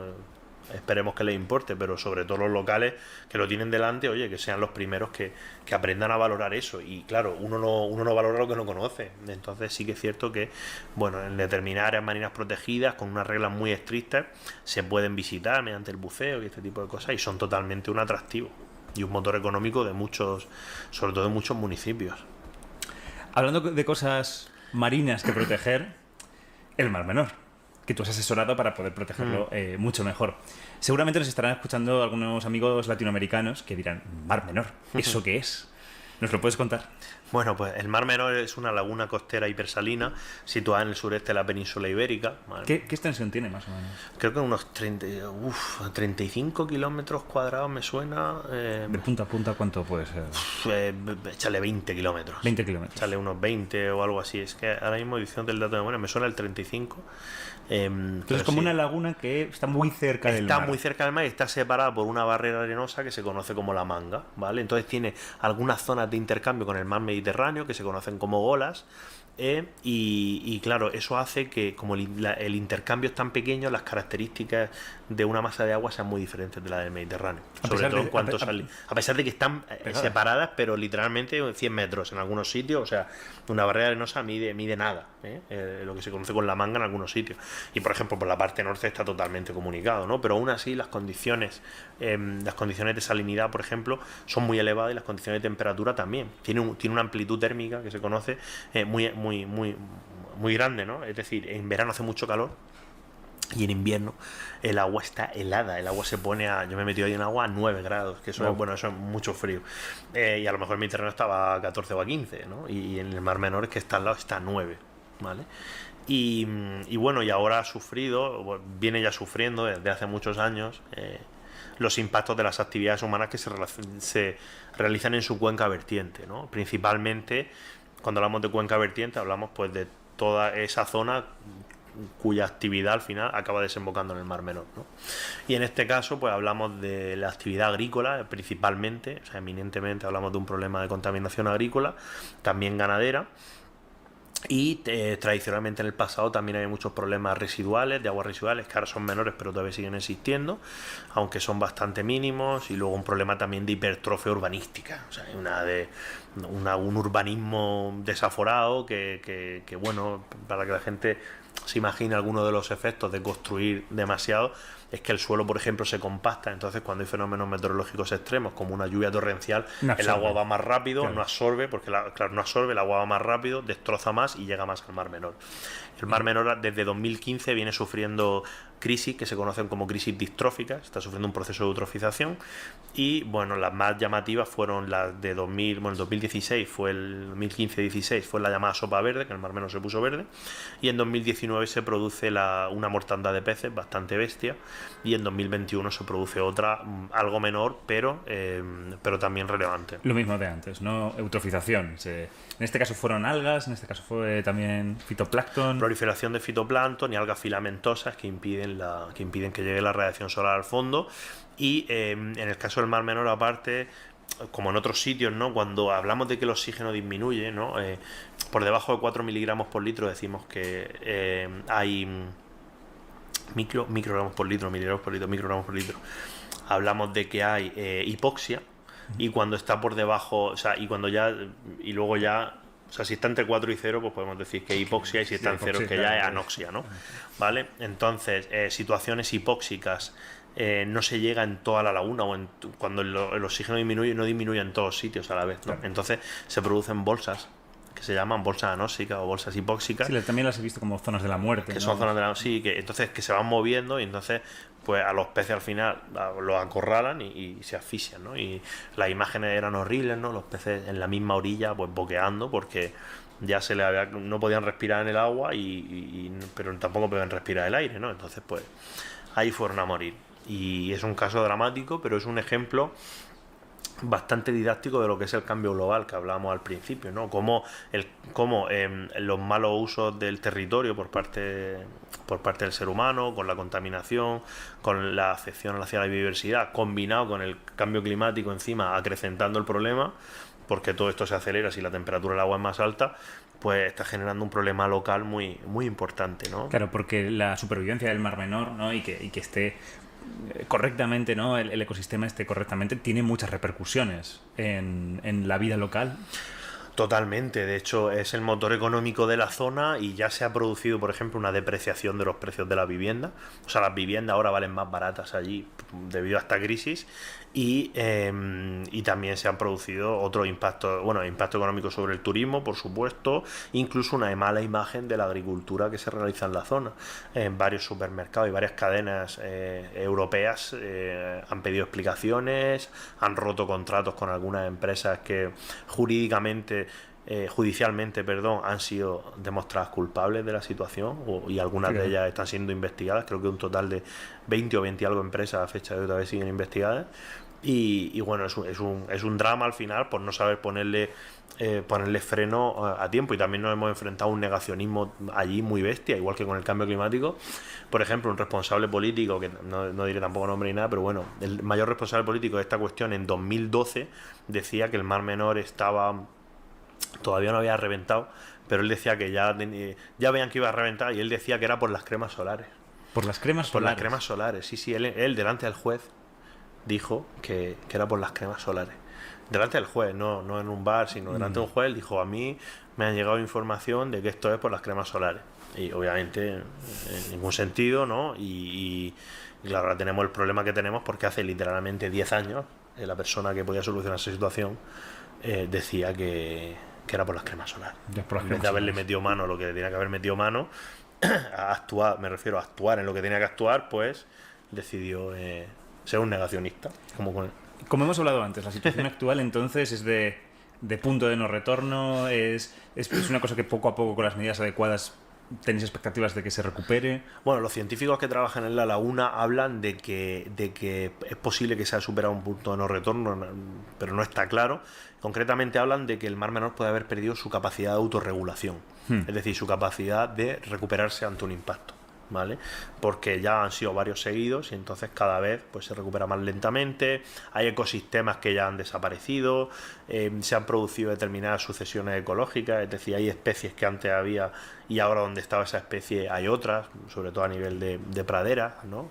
Y es una situación verdaderamente ahora mismo un poco de estabilidad dentro de la inestabilidad, o sea, dentro de que es un ecosistema pues que sigue sufriendo los impactos, ¿no?, de lo que se produce en toda su cuenca vertiente. Y nosotros siempre hablamos de nosotros, digo ya, los que sabemos de oceanografía, de que hay que actuar en origen, o sea, es decir, al final lo que hay que hacer es reducir esos aportes, ¿no?, que lleguen menos contaminación a la laguna, y eso se hace pues limitando la actividad, en este caso agrícola y ganadera sobre todo, pues limitándola, no eliminándola, pero sí que poner un límite y decir, oye, hasta aquí, y aquí sí, aquí no, y a ver cómo va el asunto, ¿no? Siempre orientado por los estudios científicos, que los hay a patadas.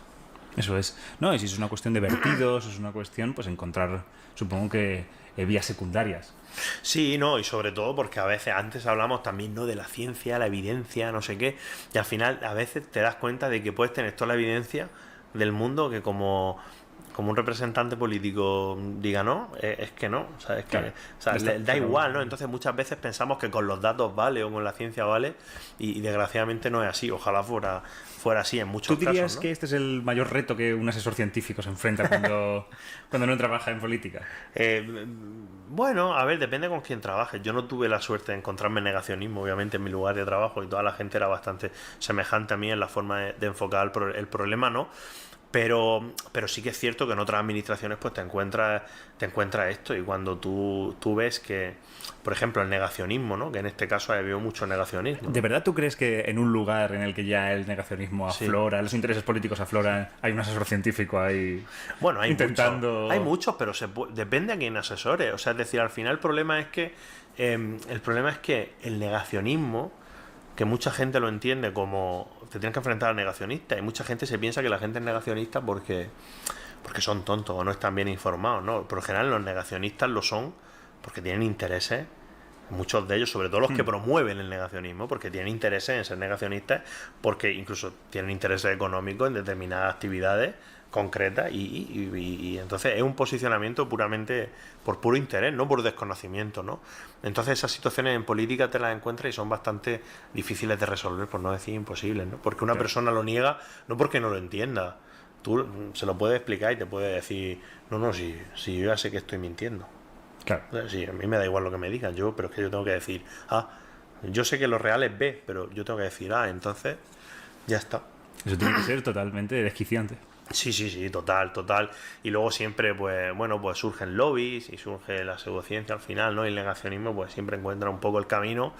Y al final es un poco de la irresponsabilidad, pues, de determinados representantes públicos, y también de muchos medios de comunicación que dan pábulo a la pseudociencia. Muchas veces faltan muchos redactores científicos, faltan muchos comunicadores científicos en los medios de comunicación rigurosos que sepan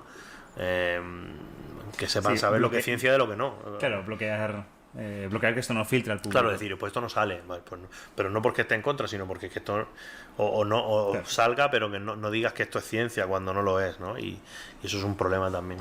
Claro. Voy a aprovechar este momento para a lo mejor cambiar completamente de tercio y aprovechar si esta siguiente pregunta Pablo nos la puede responder, ¿no, Amanda? Sí. Nos dice Santiago Genaro Sarmiento Arosemena, un nombre bien largo. Madre mía. ¿Qué opinas sobre la captura de CO2 con árboles inteligentes con microalgas? ¿Y qué laboratorios estudian las microalgas fotosintéticas? ¿Suena algo esto, Pablo? Como altísima precisión la pregunta. Pues me ha hecho gracia lo de las algas inteligentes, porque voy a contar una anécdota que me pasó a mí, que esto es verdad. A mí hace tiempo, cuando estaba trabajando como consultor un tiempo, y me preguntaron, me contactaron de una empresa y me dijeron, queremos plantar un árbol de estos que capturan CO2 con microalgas y queremos ponerlo en una plaza, en un sitio de una ciudad. Pero esto me has pillado. Eso existe. Pero es como árboles biónicos lo llaman o algo así, ¿no? Pero es no como sé. más eficiente que un árbol. Claro, aquí está normal. la cuestión. ¿Por qué hay que es decir, si ya están los árboles, ¿no? Dice, no, pero es que esto captura más rápido y luego las algas estas se pueden utilizar como biocombustible. No sé qué. Al final es como que se buscan determinadas soluciones a un nivel de greenwashing, bajo mi punto de vista, muy locas, ¿no? Claro. Que es como, mira, si ya era greenwashing, quiero decir, a veces, ya greenwashing que me estás diciendo que plante árboles, aunque los plante, pues imagínate si me estás diciendo que vas a plantar una cosa que es como un árbol, pero en realidad tiene microalgas. Cuando hablamos de plantar árboles, en verdad tendríamos que hablar de regenerar ecosistemas, claro, de hacer restauraciones bien hechas, ¿no? Yo prefiero que una entidad pues le dé recursos económicos, destine recursos económicos a otras entidades que saben cómo hacer, por ejemplo, una restauración ecológica, que saben cómo regenerar un ecosistema, a que simplemente digan, oye, pues por ejemplo, por el parking de aquí voy a plantar 40 pinos, ¿no? Que en realidad eso tampoco tiene un impacto, puede tener un impacto en cuanto a la captura, pero como te decía antes, no toda la transición ecológica es energía, no toda la transición ecológica es cambio climático, también es, no todo el cambio climático es energía, también es restaurar ecosistemas. Y vale, sí, desde el punto de vista de la captura de CO2, pues vale, pues esos árboles capturan CO2 porque hacen la fotosíntesis, pero ¿qué tipo de ecosistema has generado tú ahí? Claro. Una cosa que no tiene a lo mejor mucho ningún sentido, ¿no? Y claro, eso se ha hecho mucho. Claro, sería mucho más potente si tú restauras una parte del ecosistema, claro, que además te va a permitir de otras formas, ¿no? Que otras formas de vida puedan capturar más carbono aún, ¿no? Sí, en algunos lugares, por ejemplo, se obliga, por ejemplo, en plantaciones agrícolas, ¿no? Que cuando cesa la actividad agrícola, allí se haga una restauración de lo que había antes de que hubiera plantación agrícola. Entonces, bueno, las plantaciones se van moviendo, pero no dejan allí un erial, sino que dejan regenerar el ecosistema. Entonces, ciertas partes en Castilla-La Mancha se hizo eso. Sí. Podías vender con tierras y si te comprometías que iban a estar no sé cuántos años con población. Eso se ha hecho, sí. Ahora mismo la restauración, cuando, por ejemplo, volviendo al objetivo 30-30, uno de los temas más claves es, hemos hablado de proteger, ¿no? De proteger el mar, proteger la tierra, etcétera, etcétera, pero también hay que hablar de restaurar. O sea, estamos hablando de que del orden del 1 al 2% de los manglares, por ejemplo, claro, del planeta se pierden cada año. Entonces, vale, hay que proteger para que cese el deterioro, pero ese deterioro hay que regenerarlo. La naturaleza, sí que es cierto que se regenera, tiene bastante capacidad, pero si nosotros podemos ayudarla, se puede regenerar los ecosistemas, se pueden restaurar, y este va a ser el siglo, yo creo que en materia de biodiversidad, el siglo no lo sé porque va a ser muy largo y yo no lo voy a ver, pero yo creo que la próxima década, hasta 2035, seguramente estemos en la década de, porque ya estamos en el 23, estemos en la década o en estos 12 años de la restauración de ecosistemas. Yo creo que va a ser la década de eso, a nivel de biodiversidad. A nivel de biodiversidad. Sí. Luego otra cosa es restaurar el permafrost. Otra cosa es, otra cosa es eso ya veremos. Creo que es el momento de hablar del barquito. Bueno, de los barquitos. Sí. ¿Cómo acaba uno en una expedición científica? ¿Cómo acaba uno en esa aventura de decir, me voy a pasar meses sin ver a mi familia, sin ver a mis amigos, por ver el mundo, por investigar zonas que nadie ha investigado, ¿no? Pues yo creo que no lo he contado nunca como lo voy a contar ahora. Okay. Pero primicia. Porque ya ha pasado mucho tiempo y ya lo puedo contar. Pero yo la primera vez, por ejemplo, que me fui en una expedición oceanográfica, zarpé desde Cartagena, España, hasta Chile. Y yo acababa de acabar el máster, yo había finalizado el máster y mi director de tesis me dijo, oye, ¿te interesa ir a una expedición oceanográfica y tal? Y yo dije, sí, tal, al Atlántico, qué guay y tal. Y yo sabía que después del Atlántico se iban a Chile. Se iban a Chile. Después del Atlántico obviamente se llegaba a Chile y después de Chile se iban a la Antártida. ¿Vale? Y yo decía, hostia, qué guay y tal. Pero claro, a mí me dijo, no, tú solo vas de aquí a aquí. Claro, yo tenía 24 años recién cumplidos. Y me dijo, tú vas de aquí a aquí y ya está. Yo, vale, sí, perfecto. Claro, yo llegaba a Chile y yo, pensaba, bueno, llego a Chile, me vuelvo y ya está. Y luego mi jefe me dijo, mi director de tesis me dijo, oye, ¿te quieres venir a la Antártida? Y dije, sí, dice, sí, es que mira, al final hay una plaza, tal, no sé qué.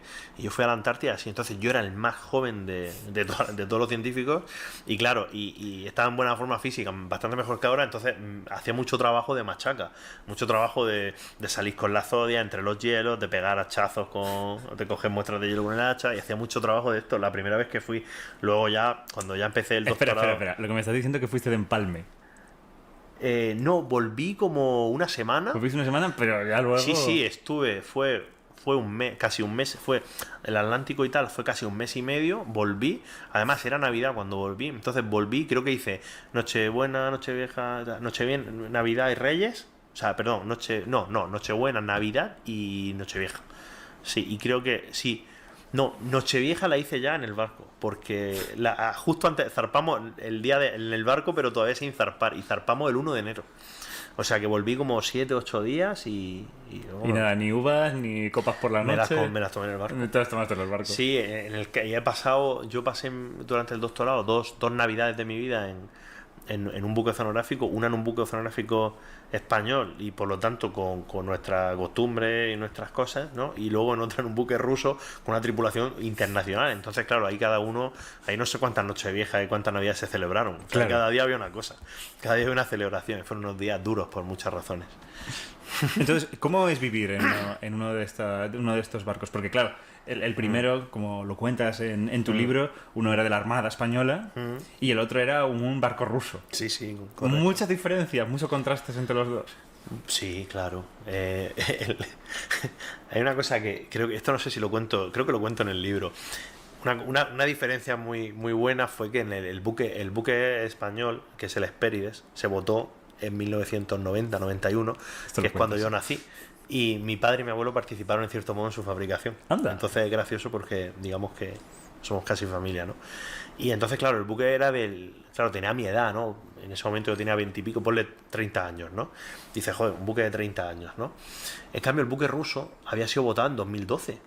En ese momento estábamos en 2016, 17, y era como que tenía 6, 7 años, ¿no? Bueno, no, 4 o 5 años menos. Sí, claro, 5 años. Y claro, tú veías el buque por fuera y decías, bueno, si parece un buque, esto el ruso, ¿no? Parece nuevo, tal cual, no sé qué.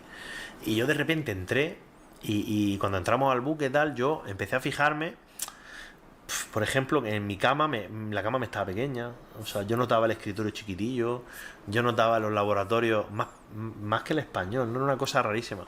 Y es que resulta que el buque ruso era nuevo, pero los muebles venían del buque soviético previo. Entonces, claro, los muebles podían tener muchísimos años porque se nota por el tamaño, porque nosotros hemos ido creciendo, las nuevas generaciones, y somos más grandes. Entonces se notaba que era todo como más pequeño. Y yo decía, ¿pero qué pasa aquí? Y era por eso, y todo súper viejo. Y vivir ahí, pues es, unas condiciones de aislamiento bastante bestias, sobre todo en los momentos en los que yo me fui. Todavía las telecomunicaciones marinas siempre han sido muy complicadas, pero estaban todavía, pues prácticamente solo teníamos, por ejemplo, WhatsApp, y solo de mensajes. Y teníamos que subirnos a la parte más alta del barco, a una sala. Y lo que hacíamos es que dejábamos el móvil allí todo el día. Para que se cogieran. Claro, recibiendo, enviando. Entonces tú recibías los WhatsApp que te enviaba la gente, luego cogías el móvil, bajabas a tu habitación, ibas respondiendo tal, y luego lo volvías a subir para que se enviase. Pero eso es muy retro. Una paloma mensajera, ¿no? Claro, eso es como ir a la torre de lechuzas, a la lechucería en Harry Potter. En ese buque era así, En otro teníamos el wifi, en el español sí que teníamos un wifi que también era WhatsApp, solo texto, lo único que podemos utilizar, porque el resto estaba todo capado. Y sí que teníamos wifi que desde tu habitación pues podías pues enviar un mensaje y tal y cual, pero en el buque ruso era muy gracioso. Entonces todo el mundo dejaba su teléfono ahí arriba, te descargaban los mensajes, los respondías, Joder, fíjate. La biodramina. Muy necesaria. Sí, o te acostumbras al final. Yo me mareo mucho. Yo me mareaba mucho. De hecho, el otro día estuve en un catamarán por trabajo, un catamarán muy grande, y me tomé la biodramina también. Te acostumbras bastante, pero aún así, si el mar se empieza a mover, claro, vivir dentro de un barco se mueve siempre.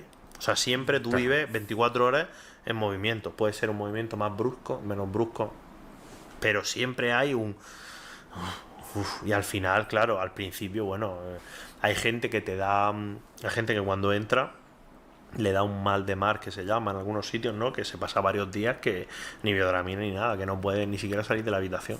Joder. Eso a mí no me llegó a pasar, pero porque yo me tomaba una biodramina, decían una cada X horas máximo, y yo iba así, una cada X horas máximo. Pum, pum. Sí, porque si no es que se pasaba muy mal. ¿Aún así hacéis paradas en los puertos o...? Depende del tipo de expedición oceanográfica. Hay expediciones oceanográficas en las cuales sí que tienen contempladas paradas en los puertos. Por ejemplo, cuando yo fui a Chile, paramos en Buenos Aires una semana. Yo estuve en Buenos Aires una semana, pero hay otras expediciones que no se para, que estás todo el rato en... De hecho, en una de la Antártida fueron 45 días sin puerto. O sea, 45 días de mar, con algunas paradas breves en alguna isla, a la cual no bajaba la mayoría de la gente. Sí, un mes y medio totalmente sin... Aislado en el propio barco. Aislado en el barco, sí. Claro, esa era otra cosa, lo de coger muestras, porque yo entiendo que dependiendo de la investigación, pues son cosas muy diferentes, ¿no? Pero justamente, como lo has dicho antes, picando en el hielo. Sí, eso era... bueno, sí, en aquel caso era porque a unos compañeros que querían hacer un experimento, que querían derretir un trozo de hielo marino y ver qué tipo de organismos, el fitoplancton vive dentro del hielo también. Y entonces querían ver qué tipo de organismos había ahí para hacer un experimento y tal. Entonces nosotros salíamos a coger muestras de agua marina, pero un día nos dijeron, oye, trajeron unos cachos de hielo que nos llevamos al laboratorio y tal. Entonces, claro, el hielo había que partirlo a golpes, porque no es muy difícil encontrar un trozo de hielo lo suficientemente pequeño, justo del tamaño que tú puedas coger y flotando, ¿no? O sea, ¿os cogí la lancha? Sí, con una Zodiac, con un hacha y hachazos, Y rezando que no... ¿Qué ibais a un...? No, dábamos los hachazos desde la lancha. Desde la lancha a un iceberg que os... Sí, yo de hecho, sí, bueno, había que hacerlo con seguridad, entonces tú llevas tu traje de supervivencia, en este caso, y claro, cuando yo daba el hachazo, alguien me cogía de las piernas para que no me cayese al agua, ¿no? Entonces tú desde la Zodiac, pues le dabas, con la lancha neumática por aquí, pues, le dabas, y con una mano le dabas y con la otra ponías la mano para que cayera el trozo de hielo que querías coger, ¿no? Y luego ya, pues lo tirabas para atrás y ya está. Sí. El procedimiento, me encanta. De todos los momentos que viste aquí, ¿cuál dijiste que fue el mejor? Que tú dijiste, ¡fua! Guapísimo esto. El mejor, madre mía, pues qué difícil el mejor. Pues el mejor fue en la Antártida. Es que fueron muchos.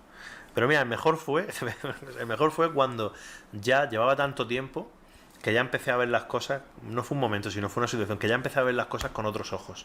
Okay. Entonces, por ejemplo, los pingüinos, claro, la primera vez que tú veías los pingüinos decías, ¡guau! ¡Qué pasada un pingüino!, ¿no? Normal, ¿no?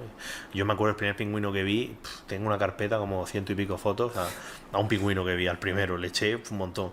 Y luego ya empiezas a darte cuenta que aquello pues es otro sitio, ¿no? Entonces los pingüinos pasan a ser como las gaviotas aquí, ¿no? O las palomas, ¿no? Al final te dan te despiertan por la mañana, otro pingüino. Entonces yo me recuerdo con mucho cariño el llevar tanto tiempo allí, sobre todo en la segunda expedición, ya con el buque ruso, que ya recuerdo el notarte integrado allí, ¿no? Es como esto ya sé el tipo de fauna, y lo recuerdo muy, muy chulo, ¿no? De no sentirte un turista, ¿no? De como llevas tanto tiempo allí, tanto tiempo trabajando, que al final ya pues tú, como cuando estás viviendo en una ciudad y dices, yo ya estoy aquí, me siento de aquí porque percibo las cosas de manera diferente, ¿no? Esto es un poco abstracto, un poco reflexivo, pero te diría que eso fue lo que más me gustó, el pasar allí mucho tiempo, no el ir unos días y volverme, sino allí trabajando. Y sí, aunque ahora ya lo echo de menos porque llevo mucho tiempo en tierra firme, pero bueno, seguimos trabajando para el mar. Eso, qué bonito eso.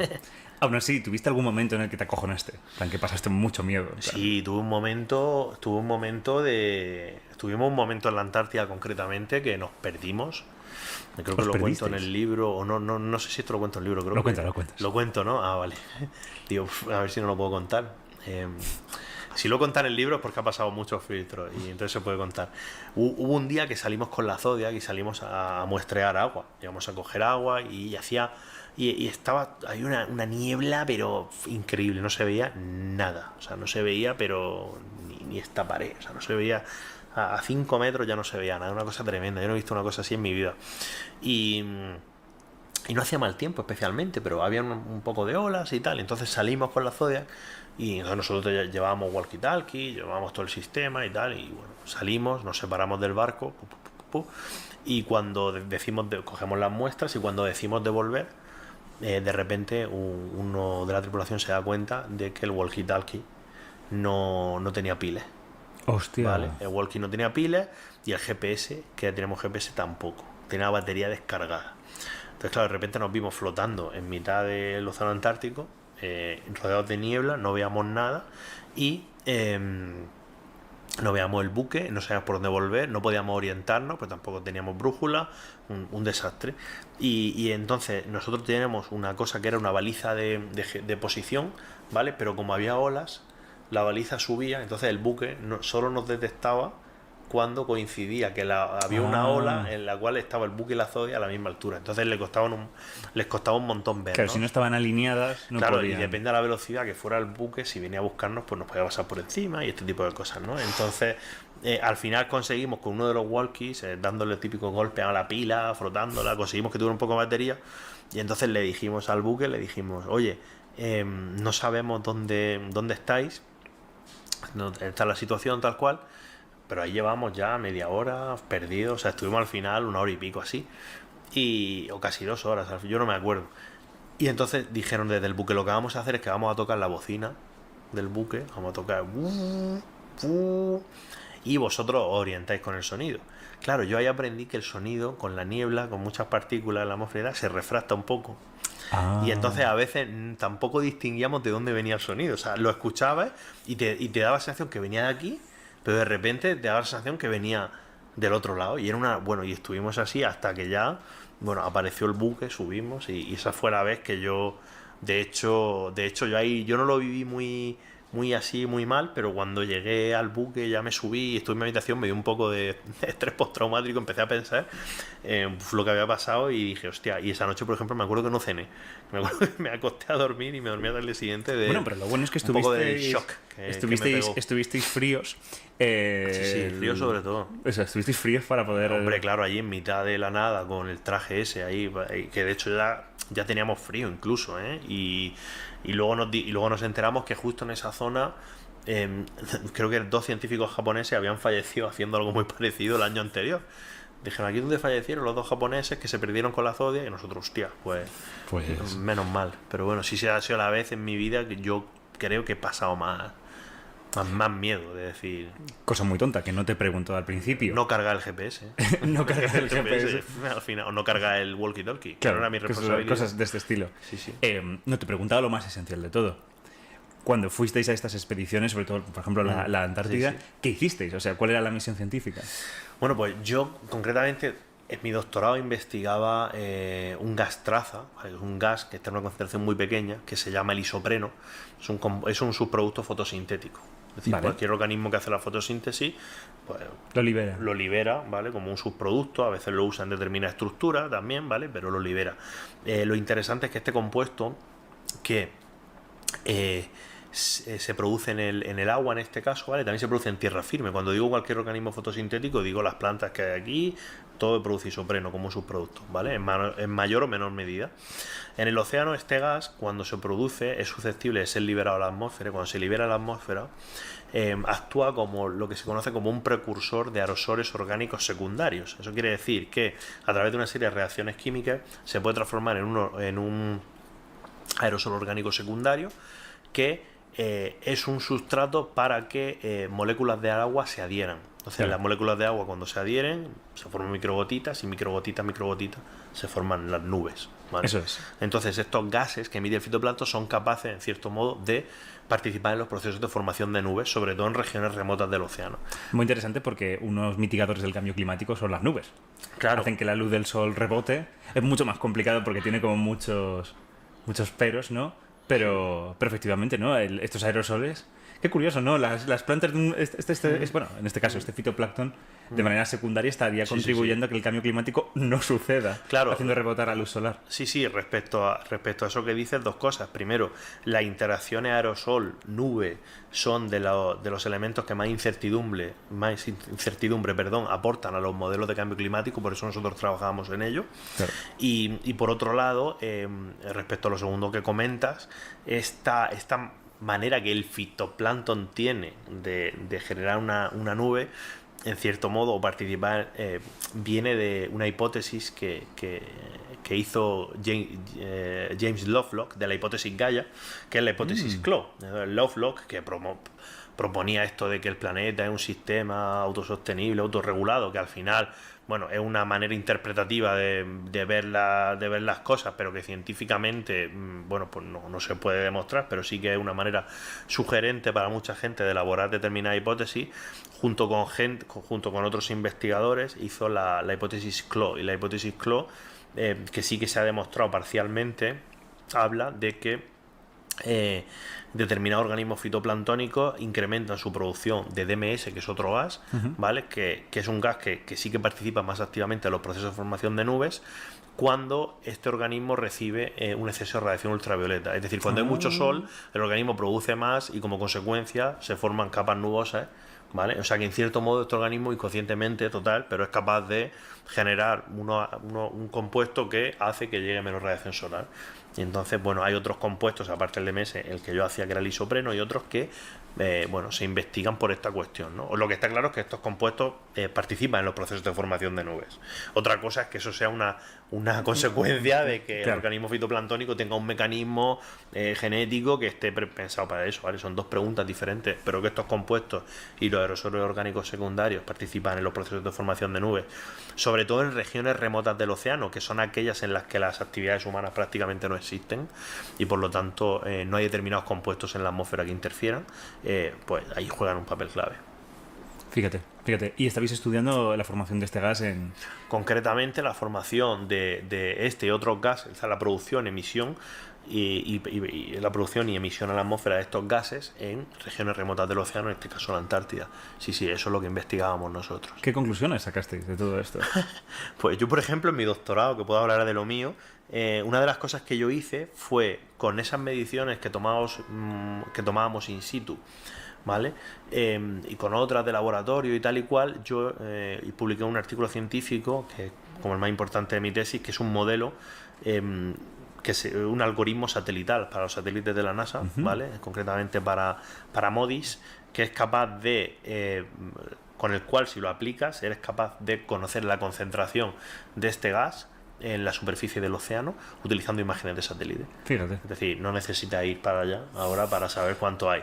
Obviamente es una aproximación, tiene un error, pero bueno, la idea es que si se van haciendo herramientas como esta ha sido la primera que se publicó, fue la primera que se publicó para este gas, y si se van haciendo otras sucesivamente, pues pueden generar bueno, que la precisión obviamente vaya siendo mayor y que, como comentábamos al principio, pues los satélites nos ayuden a investigar aún más el océano sin necesidad a lo mejor de que nuestras vidas corran peligro. Tengo entendido que básicamente lo he leído en tu libro, que sucedió algo. O sea, que básicamente parte de las investigaciones que estaban sucediendo en el barco ruso se salvaron gracias a cientos de calcetines. Ah, sí. ¿Nos puedes contar qué pasó? Esto ya se puede contar porque ya han pasado muchos años y como en el libro está, ya da igual. Cuando estuvimos en el buque ruso, bueno, tuvimos un problema. Los buques científicos tienen un sistema mediante el cual se bombea agua desde el exterior del buque, o sea, es decir, desde el mar hacia el laboratorio. Este sistema se rompió, ¿vale? Entonces se rompió la estructura por una serie de fallos, pero nos dimos cuenta cuando el barco ya había zarpado. Entonces no había manera de arreglarlo en puerto ni nada porque no íbamos a volver. Entonces, por suerte, lo que nos dimos cuenta es que había varios, creo que eran 100 y algo metros de manguera, ¿vale? Una manguera que sabíamos que era inerte porque era de otro grupo de investigación en el buque. Entonces dijimos, oye, ¿y si en vez de restaurar toda esta infraestructura para bombear el agua desde el buque hacia el laboratorio a través del sistema tradicional, y si lo que hacemos es que enganchamos la manguera con una serie de mecanismos de fontanería y tal a esta toma de agua y la pasamos por donde podamos hasta el laboratorio, porque no podíamos pasarla por el mismo sitio, es decir, por dentro del barco. Entonces la sacábamos por una escotilla y la manguera iba por todo el pasillo de los camarotes, que era el único sitio que podía ir, iba por todo el pasillo, eran 100 y algo metros medios, y llegaba hasta el laboratorio y ahí la podíamos utilizar para nuestro trabajo. Claro, ¿qué pasó? Que nos dimos cuenta automáticamente cuando lo estábamos ya poniendo, que dijimos, claro, esta manguera pasa por un pasillo que está a una temperatura elevada, que hay luces del pasillo, que si hay microorganismos en este agua los está activando y tal y cual, y incluso la luz del pasillo. Claro, la luz del pasillo. Sí, la propia luz, aunque no diera calor, o sea, aunque no diera calor, la propia luz activa. Entonces, si tú quieres medir alguna cosa relacionada con la fotosíntesis, pues esa muestra viene viciada, por decirlo, para que la gente lo entienda. Y entonces lo que hicimos fue, bueno, esto fue una solución provisional que luego ya se arregló bien, ¿vale? Pero fueron unos días y ya está. Y entonces lo primero que hicimos fue ponerle cinta adhesiva negra y esta plateada, y dijimos, bueno, así sabemos que la luz la hemos solucionado. Vale. Pero claro, teníamos el problema de la temperatura. Que decíamos, claro, este agua, nosotros calculábamos el flujo, o sea, sabemos la velocidad, ¿no? El flujo de ese caudal. Entonces sabíamos el tiempo que pasaba desde que entraba hasta que llegaba al laboratorio. Era del orden de un par de minutos. Entonces decíamos, hostia, un par de minutos, el agua, creas que no, le daba tiempo, calculamos, ¿no? Pues, termodinámica, calculamos cuánto se calentaba el agua y calculamos que se podía calentar hasta 1 grado. ¿Vale? Porque la diferencia, el contraste era muy bestia. Entonces la solución que nos ocurrió fue empezar a envolverlo en material aislante. Entonces teníamos material aislante, empezamos a ponerlo, pero nos faltaba. Y dijimos, hostia, ¿qué hacemos ahora si no tenemos más material aislante? Entonces empezamos a ponerle ropa. Y entonces, claro, voluntarios todos y todas, fuimos dando calcetines, calzoncillos, y fuimos envolviendo el resto de mangueras en calcetines y calzoncillos hasta llegar al laboratorio, ¿vale? Entonces, básicamente era como un calcetín, era como una serpiente, decía yo, ¿no? Una serpiente de calcetines y calzoncillos por todo el pasillo, pero al final logramos que la temperatura, midiendo en un sitio y en otro, sí que es verdad que corregimos eso, y a nivel de luz también lo habíamos conseguido. Así que, bueno, durante unos días pues tuvimos ahí una manguera por el pasillo, rodeada de calcetines nuestros, tal. Encima tuvimos que cortarlos, o sea que luego no los pudimos recuperar, para que fuera eficiente, tal. Y sí, ahí salvamos unos días de expedición oceanográfica. Algunas muestras se pudieron coger así, por ejemplo, para microplásticos, que te da bastante igual todo este tipo de cosas, ¿no? Pero se pudieron detectar por primera vez microplásticos y fibras de plástico en la Antártida por nuestra parte, que nunca sabe, y sobre todo en esa zona que estamos nosotros, nunca se habían encontrado, nunca se habían medido plásticos, y ahí se encontraron. Y está el artículo por ahí publicado también. Yo no lo publiqué, pero mi compañero sí. All right, joder. Qué maravilla. Bueno, un ejemplo más de que muchas veces la ciencia parece muy cutre, pero es que es esa cutrería lo que hace que las cosas salgan adelante. Sí, claro. Yo, de hecho, el libro para mí era una alegoría de eso. Yo quería hacer como una alegoría de lo cutre de la ciencia, ¿no? De que al final es una profesión como cualquier otra en muchos aspectos, y que muchas veces pues este ingenio y estos conocimientos que pueda tener uno de fontanería o de este tipo de cosas, pues le sacan de un apuro, ¿no? Y sí. La ciencia al final es una actividad muchas veces, sobre todo la oceanografía, eminentemente cutre en muchas situaciones, y esto también hay que explicarlo, ¿no? Y es inevitable que sea así. Eso es. Y es bonito. Pablo, estamos terminando. Última cosilla. Estoy seguro que habrá mucha gente que nos está viendo que a lo mejor, joder, esto de las expediciones le está dando muchas ganas de tirarlo el pa'lante, ¿no? De también participar en estas aventuras que tú has estado. A esas personas, ¿qué les recomendarías para seguir tus pasos? Para seguir mis pasos, no lo sé. Bueno, a la Antártida o en expediciones de oceanografía se puede ir de muchas maneras. Se puede ir como científico, se puede ir como militar, se puede ir como médico, como enfermero, como personal sanitario. También uno puede dedicarse a la observación pesquera. Yo ayer hablaba con un compañero mío de trabajo que estuvo 5 años yendo a la Antártida como observador pesquero. Y también estuvo en South Georgia, concretamente, que es una zona que es una pasada del Atlántico Sur. Pero bueno, si les gusta, pues que estudien una carrera de ciencias, que se especialicen en temas marinos, y sobre todo, pues que lo hagan con ilusión y que se lo tomen en serio. y entonces pues a lo mejor tienen suerte. No es un camino claro, no es muy fácil, hay pocas oportunidades, ¿no? Muchas veces, igual que la ciencia es cutre, también muchas veces las oportunidades son aleatorias y hay que tener mucha suerte, pero hay que estar en el sitio adecuado y a veces pues te toca. Yo les recomendaría eso. Exactamente.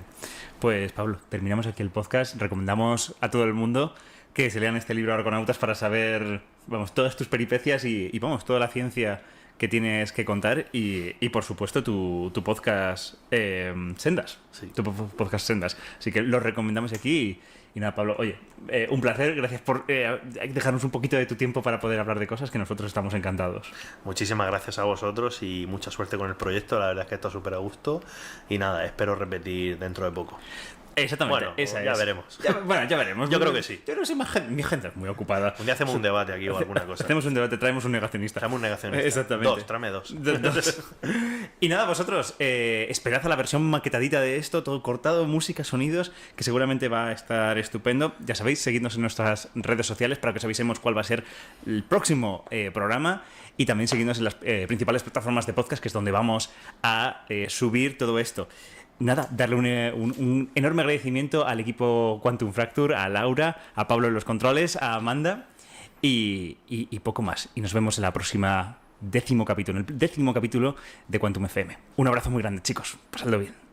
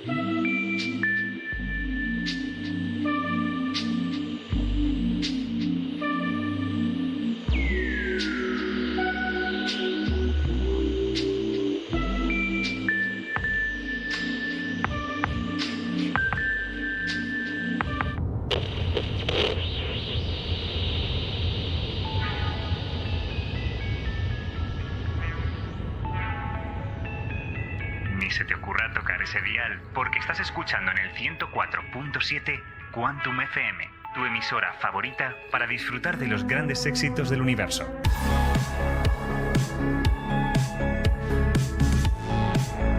Hola a todos y bienvenidos a este 10º episodio de Quantum FM. Hoy tenemos nada más y nada menos a Luis Cortés Briñol. ¡Qué pasada! O sea, episodio 1... Y ahora episodio 10, o sea... Encantadísimo. Hemos cerrado el ciclo. Hemos cerrado un poco el ciclo decimal. En la notación decimal, efectivamente. Los griegos habrían dicho que esto es algo del destino, ¿no? Claro, claro. Feliz de estar aquí. Es verdad. Si fuéramos mesopotámicos, tendrías que haber esperado más. Esto es casi horoscópico. Pero exactamente. Antes de entrar a presentarte y hablar un poquito más, antes de nada, pues evidentemente saludar a Amanda de los controles. Amanda, ¿cómo estás? Hola chicos, pues muy bien y además muy bien acompañada aquí por Pablo, nuestro técnico de sonido, y también tenemos ahí con vosotros a Laura, que es nuestra jefaza de foto, así que estamos súper bien. Un podcast veraniego y encima con Luis, que mejor, y encima veo ahí en primer plano un librito que se llama Las pequeñas muertes de la vida, que creo que en un ratito incluso hablaréis. Exactamente, hablaremos de todo esto. A ver, primero, antes de nada... full disclosure. O sea, full disclosure. Esto me ha pillado en mis vacaciones. Esto no está en verdadero directo. Estamos grabando en el pasado. Estamos grabando en el pasado y encima en verano con un tema muy ligerito, ¿verdad? Y un libro muy ligerito también. ¿Qué más ligero que la muerte para una tarde o una mañana de verano? En el fondo vamos a estar hablando de muerte. Sí. O del precursor de muchas Desde muertes. Luego. Así que bueno, hay cierto maridaje. Hay cierto maridaje. Eso. Dicho todo esto... Luis Cortés Briñol, filósofo especializado en historia, en filosofía de la ciencia, divulgador científico, has colaborado no solo aquí en Quantum Fracture durante varias ocasiones, yo encantadísimo, también en las muy interesantes. Soy reincidente muy aquí. Historia, súper agradecido de que sea reincidente. También presentador, ¿no? Guionista, plenamente metido en tu documental La navaja de Occam, lo podéis ver en Radio Televisión Española, ¿no? A la carta lo podéis ver, está ahí. Fabulosísimo documental, no podemos parar de recomendarlo, pero si hay que recomendar algo hoy, es aquí tu primer ensayo. ¿no? Bueno, tal cual. Las pequeñas muertes de la vida. Luis, oye, primero, antes de todo, muchísimas gracias por pasarte. El primer episodio... El placer es mío. El primer episodio de Quantum FM estuviste un poco tangencial porque fue una reedición de otro directo Fue que una hicimos. reedición y claro, estando separados por el tiempo, que no por el cariño, y el audio, el vídeo eran, bueno, pues bastante lamentables, no el tuyo, sino el mío. Aun y todo la charla fue espectacular. Ahora ya con mejores condiciones nos reencontramos y con temas que además lindan el uno con el otro. Exactamente. Así que fabuloso. Encantado de como volver a coger ese tema, ¿no? En cierto sentido, ¿no? ¿Sí? Y hacerlo con una calidad bastante superior que Pablo y Laura nos con un equipazo, proveen. con un equipazo, así da gusto. Hoy nos quedamos un poco en familia en ese sentido, desde luego que sí. Podcast.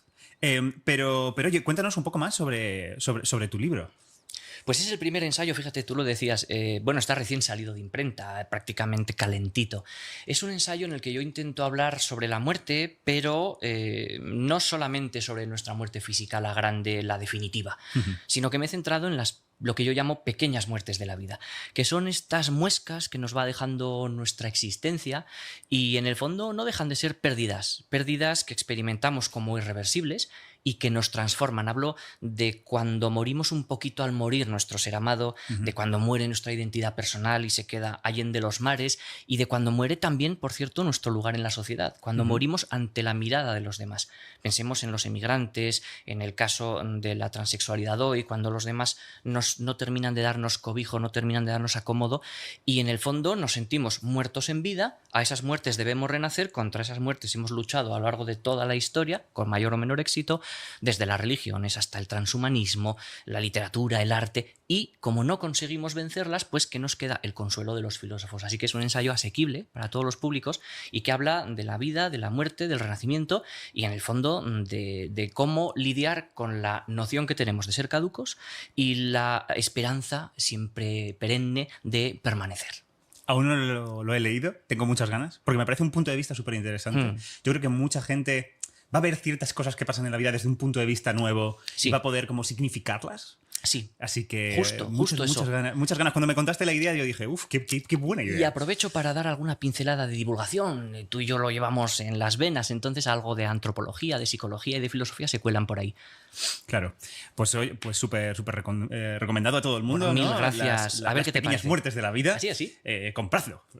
No lo pirateéis. No creo que se pueda. Pero compradlo. Se puede piratear. Ya se ha estado buscando formas. Pero si lo compran, pues contribuirán a que las librerías y la editorial digan, oye, pues este chico igual algo de lo que ha tiene dicho, que escribir más vale la pena, ¿no? que efectivamente debería escribir más. Muchas gracias. Así que os invitamos a comprarlo porque va a ser completamente fabuloso.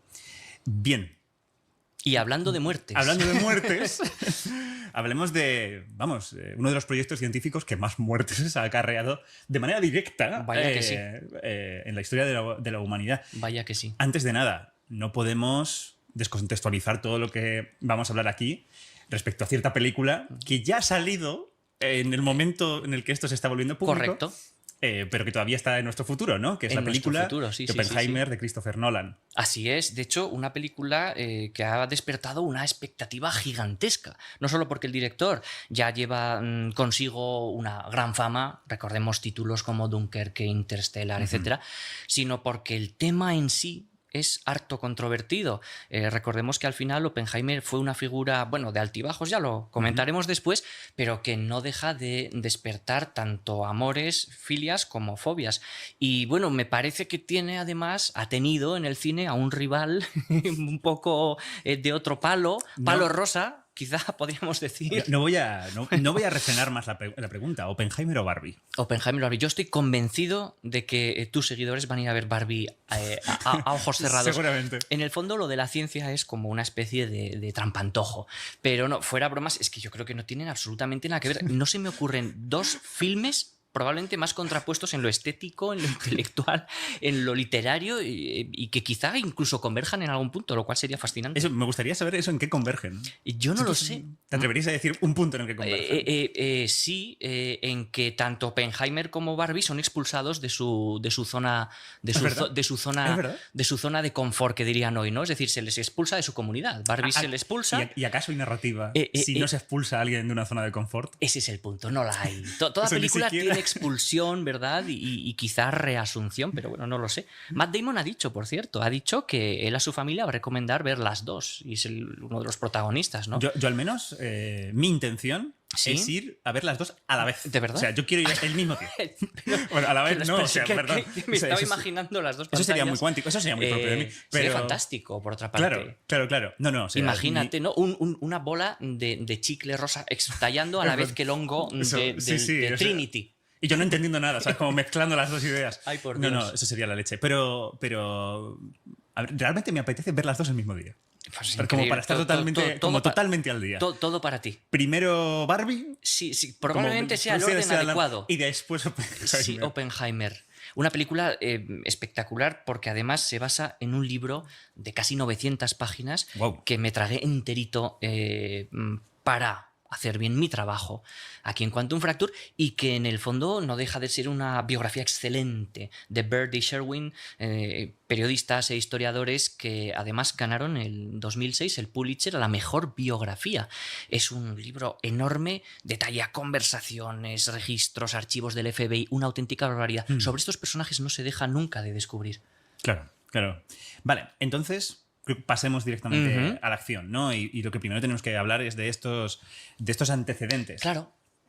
Entonces, digamos, vamos a empezar por aquí, es el punto de inicio también de nuestro vídeo, pero yo creo que podemos contar más cosas. ¿Cuál fue el punto de inicio, ¿no? En el que la investigación nuclear, que en principio era una cosa de frikis y de científicos, algo que no tenía en principio mucho interés, de repente empieza a ser un punto de interés para los políticos? Claro, hay un giro muy importante. El antecedente directo está en el descubrimiento, como sabemos, ¿verdad?, a finales del año 1938, de la fisión nuclear. Están Otto Hahn, Fritz Strassmann trabajando en el Instituto Kaiser Guillermo de Berlín, y por otro lado están además recopilando y reproduciendo experimentos que ya venían años haciendo los Curie-Juliot. Ganaron, de hecho, conjuntamente el Nobel en el año 35 por descubrirlo, entrecomillamos, porque ya sabemos que en filosofía de la ciencia es delicado, pero en el fondo por evidenciar lo que se podría llamar la radiación artificial, ¿verdad? Claro. Entonces, claro, cuando Otto Hahn y Strassmann dan con algo clave, hay dos personas que además están exiliadas, una en Reino Unido y la otra en Suecia primero, que son Lise Meitner, una gran científica que quedó, por desgracia, en el olvido al principio, y su sobrino Rudolf Otto Fritsch. Entonces, claro, ellos lo que hacen es, interpretar este experimento de Otto Hahn. De hecho, se y sabe de Strassmann, que Meitner propuso muchos de los experimentos que luego ejecutaba. Luego ejecutaba el otro y ella reinterpretaba. Exactamente. Y fue ella con su sobrino cuando ya en esas navidades, comienzos del año 39, dicen, esto se debe a la fisión nuclear. Entonces, podemos decir que lo que hacen es interpretar un experimento, pero hacen mucho más que eso. Dan un salto de gigantes porque están abriendo al mundo de la ciencia, la década de los años 30 es espectacular y apabullante en descubrimientos, a las posibilidades de la fisión. Y aquí hay un señor, un físico húngaro llamado Leo Szilard, que está muy preocupado ya desde el año 33, él más o menos unos añitos después, hacia el año 35, se empieza a plantear que debe salir de Hungría porque el nazismo avanza imparable, y definitivamente en el año 38-39, con el descubrimiento, dice, bueno, yo me tengo que ir de aquí. Szilard desde el año 33 estaba pensando en las reacciones en cadena. Y claro, llega un momento en el que todo confluye, y cuando se da cuenta de que sus conjeturas se han hecho realidad, claro, Y Meitner y Fritsch están diciendo, ojo, que esto es posible desencadenar una reacción. Que ¿verdad? por fin tenemos un núcleo que no es que pierda un neutrón, es que se rompe totalmente. Exacto, comprueban, no, aquí no hay elementos nuevos, esto lo que está haciendo es una desintegración con la correspondiente liberación de energía. Y entonces a Szilard se le ponen a temblar prácticamente las canillas y decide avisar a dos colegas suyos húngaros, que Winger es uno de ellos, y lo que hace es intentan, digamos, advertir en definitiva al presidente de la nación más poderosa del planeta, que es Theodore Roosevelt, Estados Unidos. ¿Cómo lo hacen? Pues lo tienen que hacer a través de Einstein, que era el físico más famoso de su época. Eso también es muy interesante, porque cuando un científico descubre una cosa que puede ser de interés político, ¿cómo demonios consigue que eso llegue a esferas políticas? ¿Cuál es a la duras ruta? penas. Claro, eso es muy a duras interesante. penas. Bueno, es que aquí ocurre algo muy curioso. Cuando en el 38 salen estos científicos de base alemana con el descubrimiento de la fisión, en Alemania muy pronto empiezan a darle importancia. Y yo creo que esto es bueno contraponerlo. En Alemania pronto empiezan a darle importancia, de alguna forma, para ellos es un descubrimiento patrio. La fisión nuclear es un descubrimiento alemán, aunque ya sabemos que luego hay muchos peros. Sin embargo, empiezan a desarrollar prácticamente al instante un programa. ¿Qué ocurre con Estados Unidos? Estados Unidos en el año 39, que es al año siguiente del descubrimiento, con Szilard preocupado, intentando animar a Einstein a que firme la famosa carta que envían a Roosevelt, está a otras cosas. Pensemos en una cosa. Leo Szilard es el que redacta la carta intentando convencer al presidente de Estados Unidos del peligro que tienen los alemanes habiéndose descubierto la fisión nuclear. Pero al final de esa carta, ¿no? Él dice que esta bomba se podría utilizar, ¿no? Se podría hacer un dispositivo para destruir una ciudad, ¿no? Claro, de lo que habla en la carta es, este descubrimiento podría llevar al lugar a descubrir una tecnología destructiva. Todavía no tienen claro que pueda ser factible. Y esto es lo que Estados Unidos en el fondo entiende como, bueno, indiferentemente. Es decir, no es que pasen, no es que sean reacios a meterse en el programa, sino que dicen, bueno, no parece una amenaza. Y tengamos en cuenta otra cosa. En el año 39, cuando la famosa carta de Szilard es enviada en agosto, no llega hasta octubre a Roosevelt. Fijaos, y bueno, no estaban tan lejos. ¿Qué ocurre en medio? Un pequeño detalle. El 1 de septiembre se inicia la invasión de Alemania en Polonia. Vale. O sea, y Estados Unidos está intentando ver cómo encajan las piezas en Europa por lo que le pudiese caer, pero no está en guerra. Estados Unidos no está en guerra. Entonces, de alguna forma, no le parece prioritario. Ocurre algo, sin embargo, después. A Szilard le hace caso Roosevelt, monta, a pesar de su aparente indiferencia, un comité asesor del uranio, y esto es interesante, pero se centran en la producción de energía, no en las armas. Claro. Este es el punto gordo. ¿Cuándo empiezan a derivar la atención, como tú me preguntabas, hacia las armas? Cuando, desde el Reino Unido, hay dos científicos, Peierls y Fritsch, el sobrino de Meitner, que están trabajando desde la Universidad de Birmingham, y allí con Chadwick, otro de los grandes científicos, dan con unos cálculos que parecen aterradores. Hasta entonces, la época de las cartas, año 39, se pensaba que la masa crítica para poder fabricar un explosivo atómico sería de varias toneladas, lo que la descartaría prácticamente de una forma total. No la podemos transportar en avión, no va a ser muy peligrosa. Sin embargo, Peierls y Fritsch se dan cuenta de que es posible fabricar un explosivo en torno a un peso de 1 kilo, menos de 10 kilos. Hablan de 1 kilo, hablan de 5 kilos, tienen varios cálculos, pero en definitiva, menos de 10 kilos seguro, y eso ya es una amenaza. Claro. Este memorándum famoso, que se llama Memorándum de Fritsch-Peierls, llega a oídos de Cambridge, Oxford y todas las universidades importantes en Inglaterra. Y ellos elaboran un comité que se llama Comité Maude, que es el que realiza unos nuevos cálculos en función de los experimentos del memorando, y efectivamente le dan la razón. Dicen, demonios, se puede fabricar un explosivo, y ojo, que los alemanes ya están trabajando en esto. Entonces es cuando avisan de nuevo, ya de forma imperiosa, a Roosevelt, pero ya estamos en el año 41. Claro, ha pasado mucho tiempo. El 39 la carta a Einstein, en el 40 el memorando, y en el 41 el comité. Y entonces es cuando ya directamente en el 41 es cuando se empiezan a asustar. Eso y que no en vano, en el 41 es cuando se produce el ataque también a toda la zona, a toda la zona que luego va a ser aliada de Estados Unidos. Entiendo. Entonces, entre la presión de la guerra, que es factible la bomba, y que los alemanes, había llegado el rumor a Estados Unidos, tienen a Heisenberg trabajando para ellos, la cosa se torna imperiosa. Y eso que empezó con unos $6.000 de entonces de presupuesto en el proyecto asesor del uranio, se convierte en 26.000, en 50.000, en 100.000 y de ahí hasta los 2.000 millones que alcanzó en el año 45. Qué barbaridad. Una barbaridad. Claro, respecto a la historia alemana... Sí.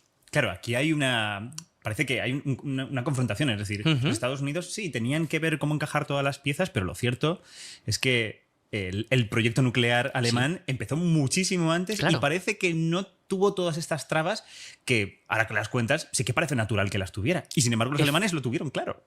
Sí, lo tuvieron claro y a la vez tuvieron trabas que los estadounidenses no tuvieron. Es muy curioso. Los alemanes empiezan enseguida a trabajar con Heisenberg, pero Hitler nunca consideró demasiado a sus científicos, no los respetaba.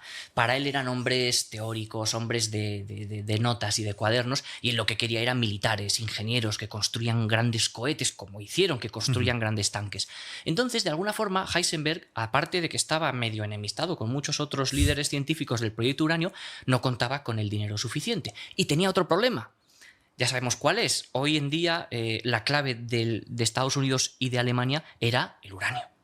El uranio es al final el combustible de estas bombas. Hay otros combustibles, pero el primero al que dedicaron esfuerzos fue el uranio y por tanto, de alguna forma, en esa batalla por los intereses, Estados Unidos empezó muy tarde, pero consiguió algo que Alemania no. Consiguió traerse los esfuerzos y el ingenio de Canadá y de Reino Unido. Y no se nos olvide una cosa, Crespo. Reino Unido, con el Comité Maude, en cuanto se dan cuenta de la urgencia, inician ya su programa nuclear, llamado Tuvaluis, antes de los estadounidenses. Claro. Por tanto, estaría el programa alemán nazi, el programa británico, y los últimos que se suman al carro son los estadounidenses. Pero caramba, se suman con una gran cantidad de minas de uranio a su servicio o que terminan comprando, y se suman con otro efecto muy importante, el efecto de la dispersión de todos estos grandes científicos europeos que o bien tenían ascendencia judía o familia judía o orígenes judíos y que se van a una diáspora y encuentran en Estados Unidos un país donde se les acoge mejor que en Europa y donde se les permite disfrutar verdaderamente de su trabajo en el mal sentido de la palabra en este caso, pero en definitiva investigar prácticamente con un cheque en blanco. Claro. Esto es muy importante. La gran nómina de científicos del proyecto Manhattan incluye a gente como Hans Bethe, incluye a gente como Fermi, incluye a gente como von Neumann, Wigner. Son gente que si sabe desde física son nombres que están ahí, ¿no? Como hablar de Newton, como hablar de Einstein, aparecen por todas partes. Stanislaw Ulm, Szilard. ¿Pero qué tienen en común todos ellos? Que salvo Fermi, todos son judíos. Claro. O de familias judías. Fermi no, Fermi era católico, pero Fermi era ya de hecho director de un pequeño laboratorio, ya era muy prestigioso, recordemos que ya había ganado el Nobel antes de meterse en el proyecto Manhattan, y que cuando se incorpora, sus compañeros judíos son los que se terminan viendo comprometidos, apuesta por ellos y emigra a su vez. Italia además se alía con los nazis, por tanto, Fermi y el resto de científicos, muchos de ellos de origen judío, terminan concentrados en Estados Unidos. Y eso ya es imparable.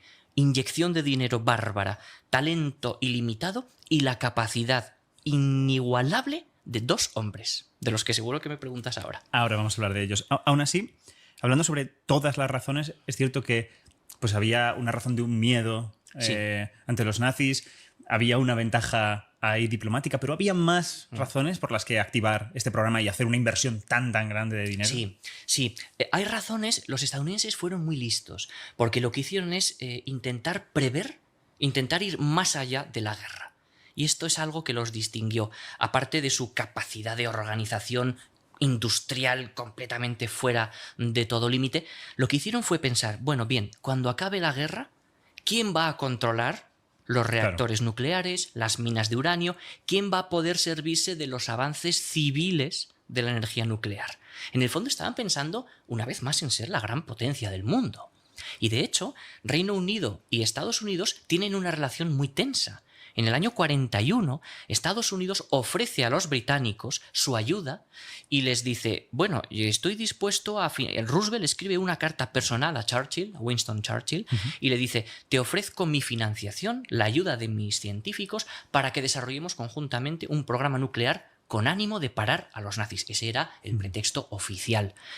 Reino Unido se niega. Reino Unido, muy confiado con su tío Valois, dice, no os necesitamos. ¿Por qué? Porque ellos también querían tener ventaja. Claro. Confiaban mucho en sus posibilidades, demasiado a la vista está, y resulta que en el año 42, completamente arruinados, es cuando les piden ayuda. Y Estados Unidos se la devuelve y les dice, yo ya no os necesito. En el año 42, arrancado el proyecto Manhattan, Estados Unidos se había hecho ya con una cantidad de científicos y de dinero enorme, no necesita Reino Unido, y es entonces cuando deciden separarse. Estados Unidos no le filtra información, Reino Unido deja de enviar científicos, se produce una situación un poco tensa, hasta que en el 43 los estadounidenses se dan cuenta de que hay que ir todos a una, y de que hay muchos científicos británicos, Pales, Frisch, Chadwick y muchos otros que son absolutamente brillantes y que vendrían muy bien a la labor, remando en la misma dirección. Y entonces se vuelven a unir. Pero fíjate como todos en el fondo están intentando salvar un poco su trasero. Y Estados Unidos, fíjate, en el año 40 hay 4 grandes yacimientos de uranio en el mundo. Uno está en Colorado, Canadá.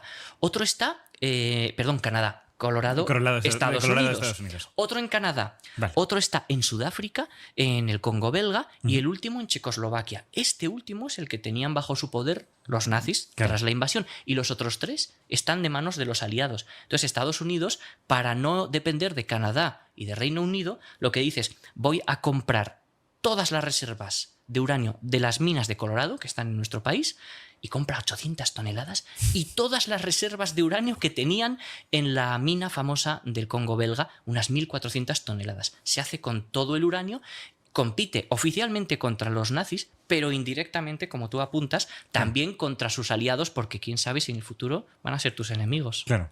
Esa visión, ¿no?, de futuro. Me parece impresionante, ¿no?, que aún con la guerra no del todo resuelta... Desde luego. Estar ya pensando en tus estrategias a futuro. Es increíble, es una capacidad de ver más allá. Yo creo que es algo que no tuvieron los alemanes, desde luego, ni siquiera los británicos. Y bueno, esto es que tuvo muchísima importancia después con los soviéticos, efectivamente. Hay un momento en el que Estados Unidos se pone muy nervioso, que es cuando la Alemania nazi y la Unión Soviética firman un pacto de no agresión mutua. Y en este momento yo creo que ellos empiezan a ver cómo van a quedar las piezas después. Ten en cuenta que Estados Unidos necesitaba ganar a Japón como fuese, más adelante, y Japón era un país que no había perdido prácticamente una guerra nunca en 2000 años. Entonces lo que quería hacer Estados Unidos era seguir siendo poderoso después de la guerra. No tenían nada claro que fuesen a ganar la guerra, pero pensaban, si la ganamos nos da casi más miedo cómo quede luego el mapa geopolítico que los propios nazis. Y esto fue determinante. Fíjate. Vale, saltando directamente al proyecto Manhattan. Vamos allá. Vale, primero, proyecto Manhattan. Sí. Entiendo que las cosas tienen que tener nombres en clave que no las identifique del todo, pero ¿por qué Manhattan? Este nombre muy secreto no era, ¿verdad? Cuando el Comité Asesor del Uranio de Roosevelt pasa a denominarse Comité S1 y después se meten el brigadier Leslie Groves y otros grandes militares, se forma una especie de reunión oficial y formal en el Distrito de Ingeniería de Manhattan. Se llama así porque sus oficinas centrales estaban en Manhattan. No hay más misterio. No hay más misterio que hay. Y el nombre secreto, que no es secreto, que decide Groves para todo el proyecto, que fue vastísimo y que superó con mucho a esa localización, terminó siendo Proyecto Manhattan. Ya está. Así de sencillo. No hay más historia. Eso sí, por mucho que el nombre se conociese, fue un proyecto altísimamente secreto. Claro. Por supuesto. Háblanos más de Groves. Como has dicho, se introduce en este proyecto justo en esas fases de comité. Claro, es que Leslie Groves es un hombre muy especial. Era ingeniero militar. Vale. Era un hombre rudo, expeditivo. Pero como dices, conectado implacable. Ya con la ciencia, ¿no? Sí, él de alguna manera era el que se encargaba, por un lado, de sacar el látigo cuando había que poner a la gente a trabajar, pero tenía la agudeza como para saber cómo y cuándo había que construir. No en vano se le encarga un proyecto mastodóntico en 1940 que es nada más y nada menos que la construcción del Pentágono. Entonces, claro, con ese prurito, con ese éxito, con esa referencia, se les ocurre que quién mejor para dirigir todo el proyecto Manhattan. Hubo otros candidatos que Groves, porque mezclaba la visión de ingeniero con la mano dura militar, que la tuvo hasta el último momento. Y claro, él necesitaba a su vez a un científico, porque él no era exactamente un científico, necesitaba un gran líder. A un físico que estuviera más... y ahí vamos a esa elección, ¿no? La elección de Oppenheimer como director científico. ¿Se sabe si valoró otras personas? Pues se valoraron otras personas. De hecho, fíjate, Oppenheimer fue una persona muy incómoda para el propio comité de selección.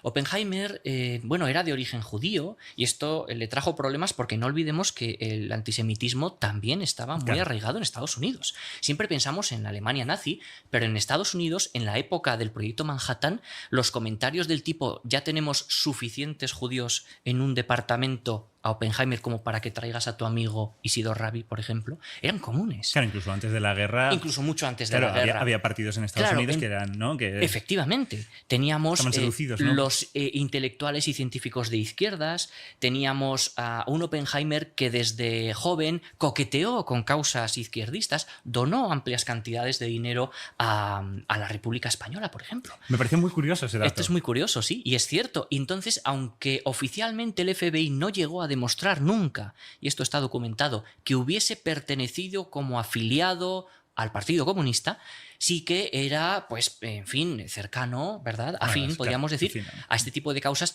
de espectro más socialista o izquierdista, si queremos verlo así.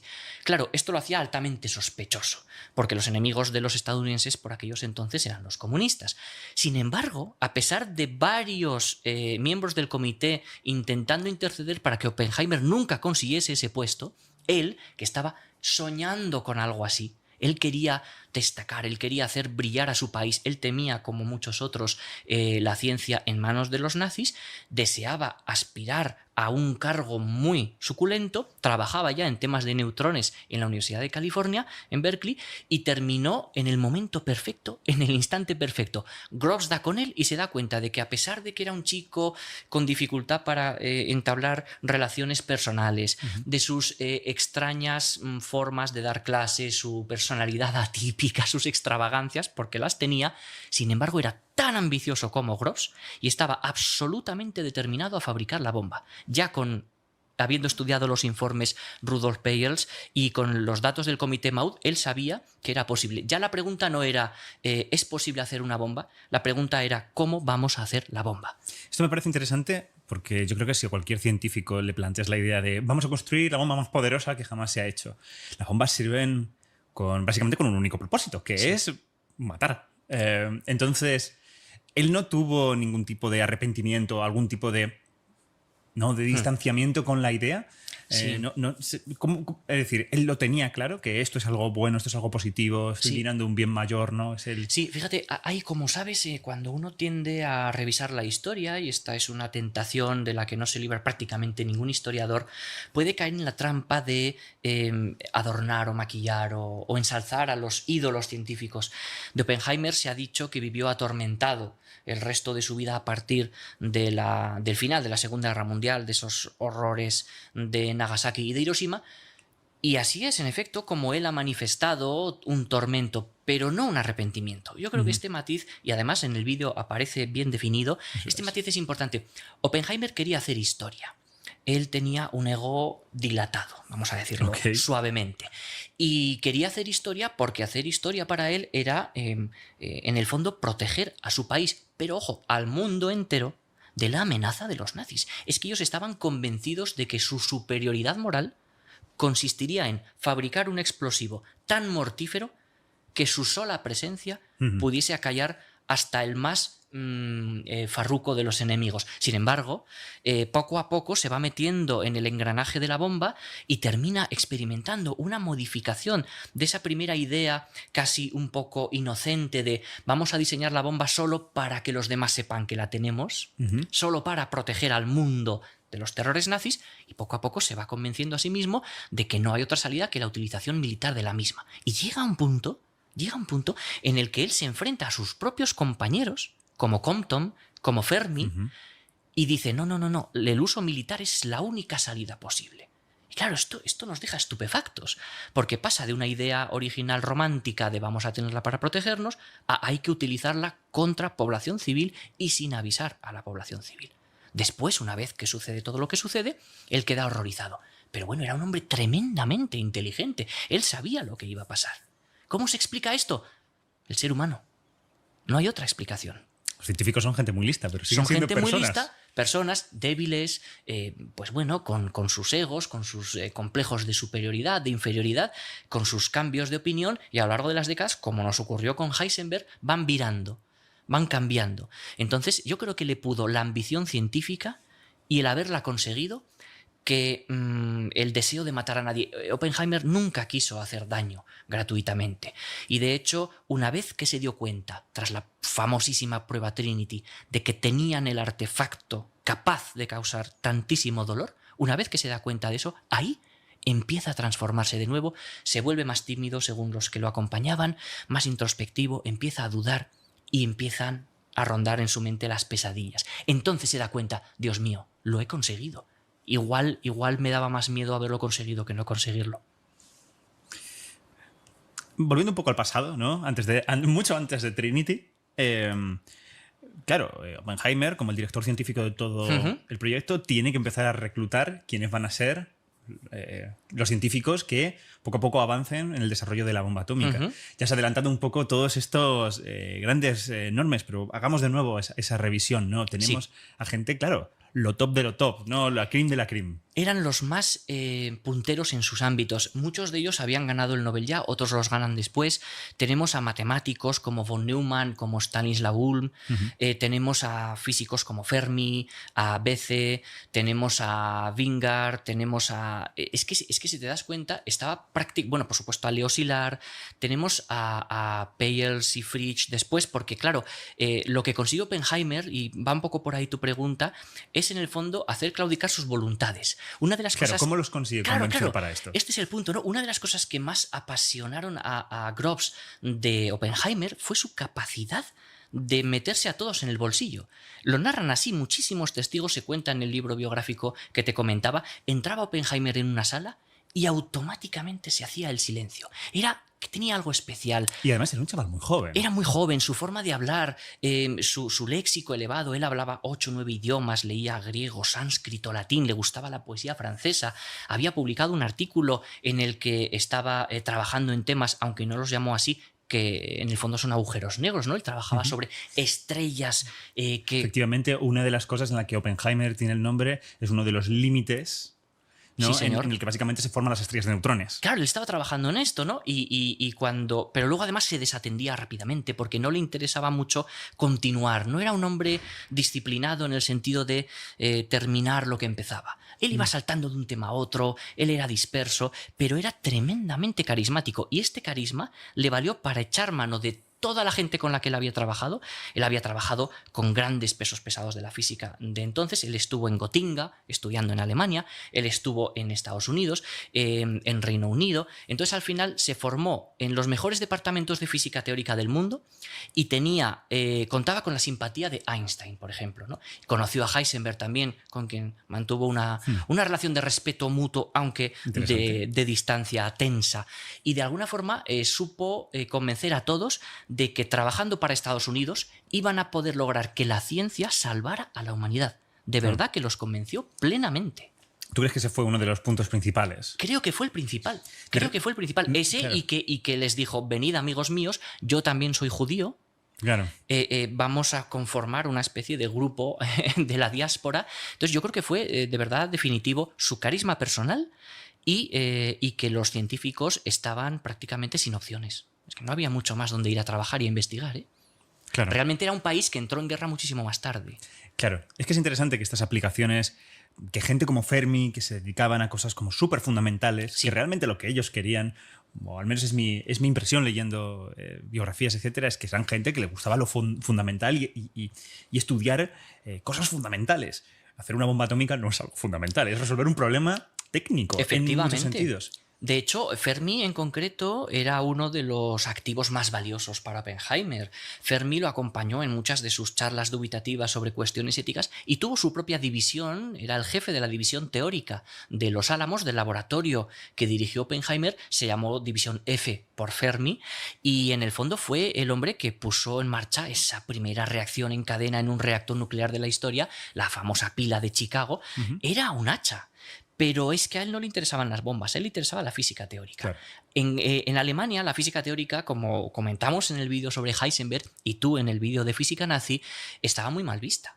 La física teórica era la cosa de judíos que nadie quería hacer. En Estados Unidos les dijeron, venid, que os vamos a financiar muy bien, vais a hacer toda la física teórica que queráis. Eso sí, después va a haber unos señores que van a coger vuestro reactor, va a hacer un poquito de plutonio va a hacer unas pequeñas va a cacharrear un poquito y lo que pase después ni siquiera vosotros lo sabéis. Entonces fue la gran oportunidad de su vida para combatir con los demás en el plano intelectual y sí que les gustaba mucho. En 1930 Crespo, todos los científicos del mundo se peleaban por sacar adelante los mismos problemas teóricos.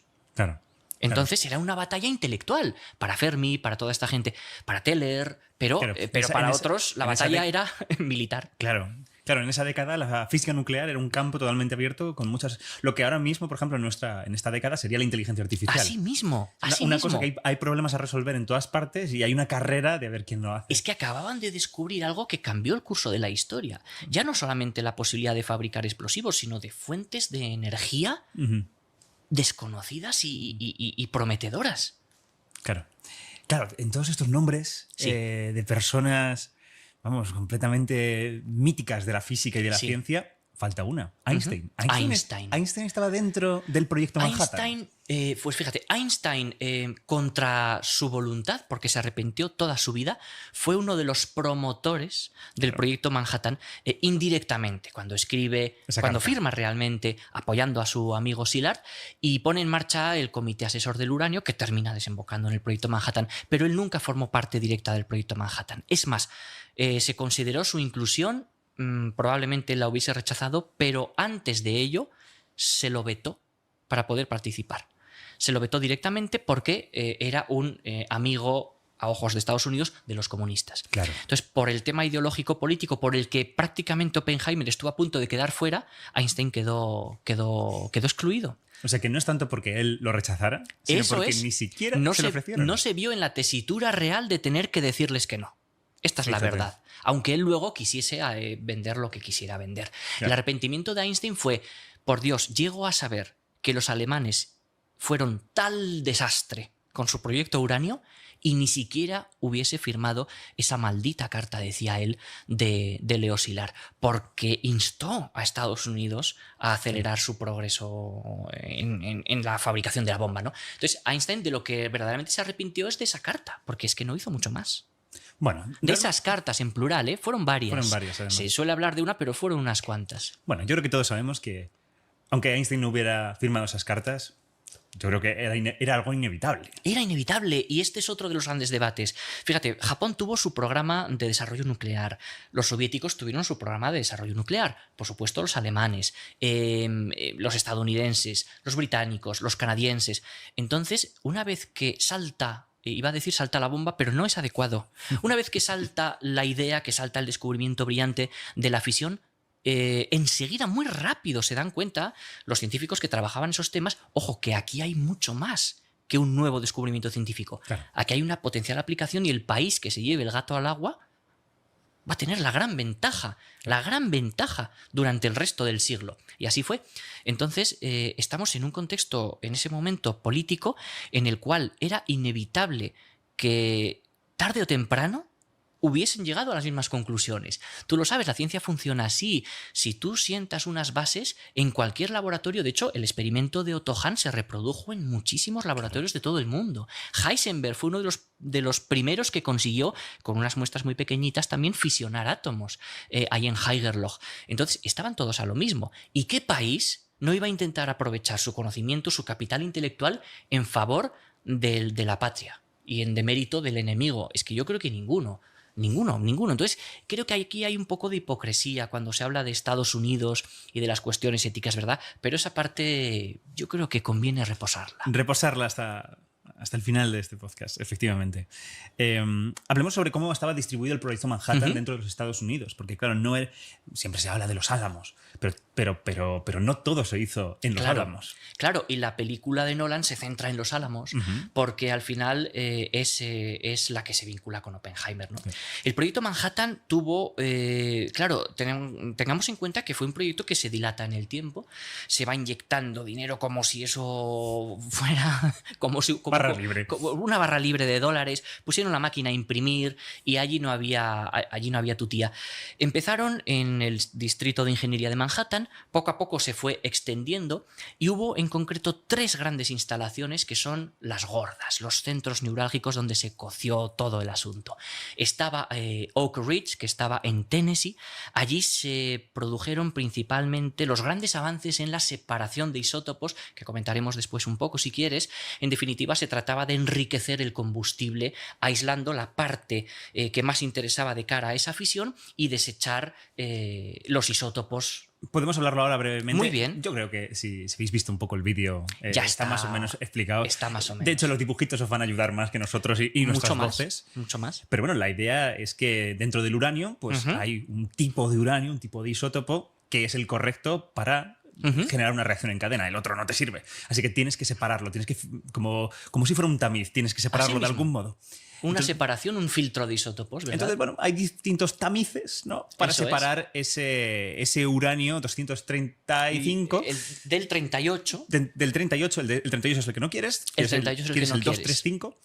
Y tienes que separarlo con distintas maneras. Y tienes la mala suerte de que la mayor parte del uranio mineral que traían desde los yacimientos está compuesto, digamos, por el isótopo que no nos vale. Eso es. Hay un porcentaje en el uranio natural ridículo del uranio 235, que es el que nos interesa para construir explosivos. Entonces hay que purificar, enriquecer un montón de toneladas, para que nos entienda la gente, para sacar un poquito del material que nos interesa. Eso, como podéis comprender, es carísimo, costosísimo, y para eso estaba destinada esta planta industrial, que era prácticamente una ciudad en Tennessee, destinada a la filtración y al enriquecimiento del combustible. Luego tenemos otra planta en Hanford, en el estado de Washington, donde construyeron los grandes reactores, con los que luego además trabajan el plutonio, que es ese otro segundo combustible que utilizan en una de las bombas empleadas contra Japón. Y el tercer escenario de nuestra película, Los Álamos en Nuevo México, era un emplazamiento muy especial para Oppenheimer. Primero porque lo eligió él. Esto es muy bonito. Lo eligió él. Lo eligió él. Gross necesitaba mover el centro principal de investigación científica donde iban a estar los diseñadores de la bomba. A eso se dedicó este laboratorio de Los Álamos. Lo tenía que alejar de las ciudades por 2 motivos. Primero, por si había un accidente nuclear, para no cargarse a media ciudad por el camino. Y segundo, sobre todo, por el secretismo riguroso que tenían que seguir. Entonces se le ocurrió un paraje en el que él jugaba de niño. Él decía que había 2 cosas que le fascinaban de niño: los puzzles, los enigmas intelectuales y Nuevo México. Vale. Es muy bonito porque para él tenía una resonancia casi poética.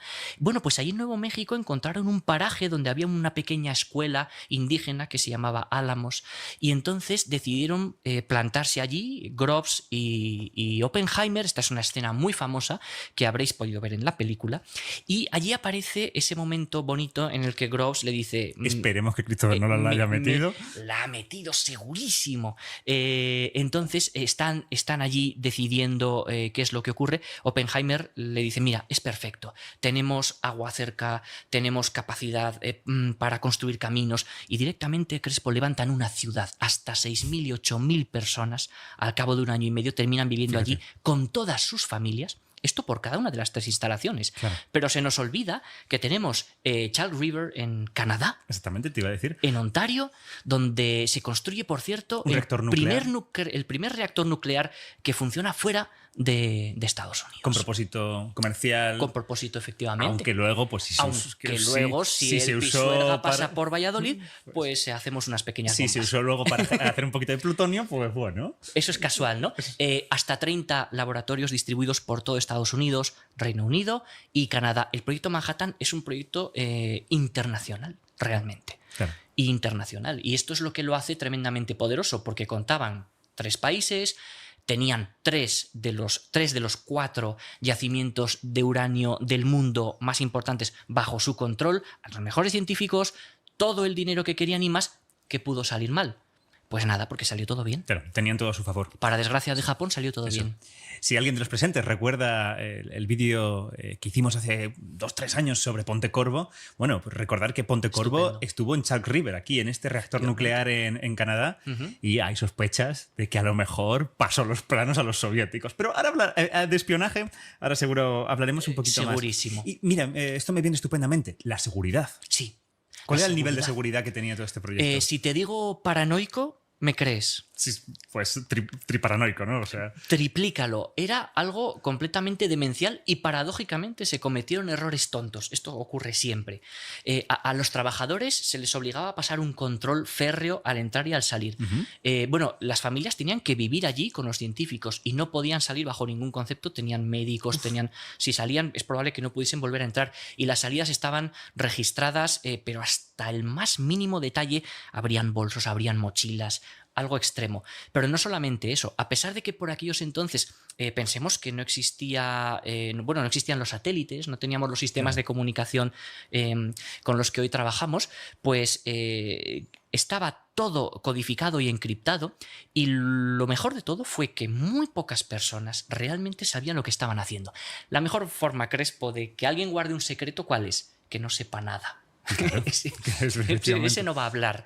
Entonces, si te digo que prácticamente una decena de científicos sabían lo que estaban haciendo, el resto lo que hacía era trabajar en un proyecto altamente secreto, en fin, de aplicación militar, pero se enteró la mayor parte. Podemos decir que el 95% de los trabajadores del proyecto Manhattan se enteraron de que habían estado haciendo una bomba. En Trinity. No, con Japón. ¿En serio? Ni siquiera en Trinity. Claro, porque no lo vieron. Trinity claro. Fue una prueba hecha en Alamogordo, también en el desierto, pero intentaron disimular. De hecho, bueno, mandaron incluso panfletos que terminaron llegando a los trabajadores para decir que había sido una pequeña detonación de unas pruebas que estaban tal. O sea, tuvieron que mentir hasta los propios trabajadores para que no supiesen de qué iba. Y fue cuando estallan las bombas de Hiroshima y Nagasaki, agosto del 45, cuando los científicos se dan cuenta, Dios mío, ¿qué hemos hecho o qué hemos contribuido a hacer? Ahí había hombres, mujeres, ingenieros, científicos, personales auxiliares, médicos. Es que eran ciudades enteras. Hablaremos de la moralidad de todo esto. Sí. Porque, claro, ¿Dónde quedó, no? ¿Dónde quedó en ese punto? Claro, justamente cuando has dicho lo de la seguridad, los controles, etcétera, a ver, no puedo parar de pensar en un físico que estuvo también en el proyecto Manhattan. Hay rumores de que a lo mejor aparecerá en la película de Oppenheimer, tal vez no, ojalá sí, la verdad, que es nada más y nada menos que Richard Feynman. Efectivamente. Hay una anécdota precisamente sobre la seguridad. Sí. Que él vulneraba. Él vulneraba muchas veces. Era un físico muy joven, eso también es cierto. También un poco, creo que más o menos de la edad de Oppenheimer, un poquito más. Si no me Era más equivoco. joven. Era más joven aún que Sí, bastante Oppenheimer. más joven. Era un físico junior. Sí, creo que ni siquiera tenía el doctorado. No, creo que hizo el doctorado y rápidamente saltó, creo. Efectivamente, saltó directamente al proyecto. Estaba haciendo su práctica doctoral, y él lo que ocurrió fue, no le dejaron implicarse demasiado en el trabajo teórico, no tanto como le hubiese gustado, porque al final pues era un jovencito que iba allí a aportar y a aprender. Lo que pasa es que era extremadamente inteligente. Era avispadísimo y empezó a observar cuando cerraban los armarios los militares. Hay otra antes de lo de la caja fuerte. Antes de eso hay una anécdota que él salió de las instalaciones, ya sabes, en la valla, hay un guardia, sale de las instalaciones, buenos días.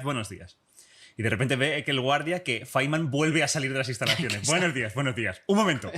¿Pero cómo? Dice, ¿cómo ha hecho esto? Dice, hay una valla a 1 kilómetro más, hay un agujero en la valla a 1 kilómetro más allá. Muy bueno. Y él siempre troleaba bastante, ¿no? Sí, era un bromista.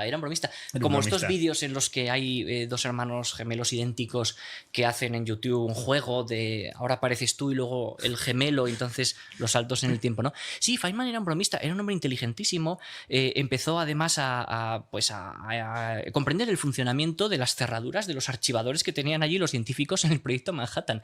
Fíjate qué temerario, porque porque se fijaba en que cada vez que quedaba un archivador abierto, que era en la posición 10, saltaba un pistón justo antes, empezó a deducir que ese se refería al número justamente anterior. Bueno, empezó a hacer sus conjeturas y terminó... Luego asumía que eran fechas, las contraseñas. Asumía errores garrafales, de estos de contraseña 1, 2, 3, 4, prácticamente. Sí. Bueno, el caso es que les abría las carpetas a los militares y los otros enfadadísimos. Pero este señor, ¿qué hace? Este chico... Creo que les decía, mira, déjame en tu despacho... Claro, pero él iba de frente. Déjame en tu despacho 20 minutos. Y te voy a abrir... Y lo hacía. Claro, probaba todas las combinaciones. En lo de las fechas, pues era probar todas las combinaciones, ¿no? Eso es. También aprovecharse trucos mecánicos, ¿no? Trucos mecánicos de cómo giraban los pistones y cuando quedaba un pistón elevado ese era el anterior número, luego tal, fue reduciendo las probabilidades. Él se dedicaba a divertirse, a escribir, a hacer algunas fórmulas y muchos se enfadaron, pero otros se lo terminaron agradeciendo. Se te habían olvidado las llaves, Feynman, tal.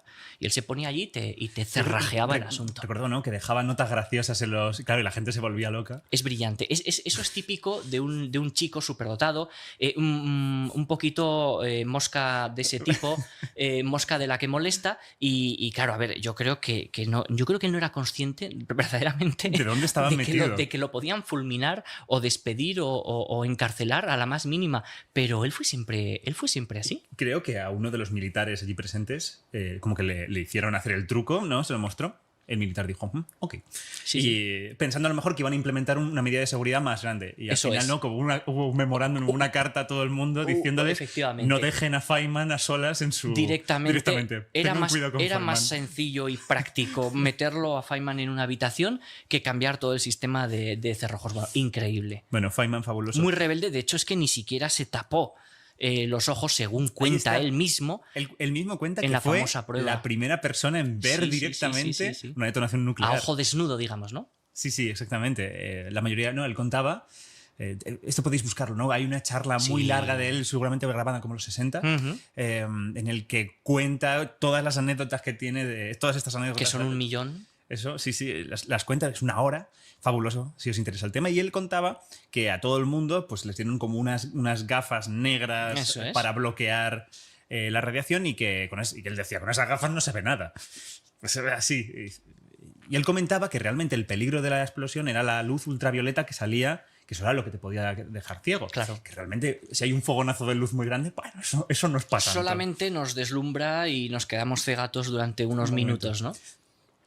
No sé lo que nos diría un médico sobre esa afirmación. Yo tengo mis dudas. Yo también tengo mis dudas. Serias porque, claro, el tema incluso puede haber un daño ocular solamente por el deslumbramiento. Claro. Aunque sea reversible, ¿no?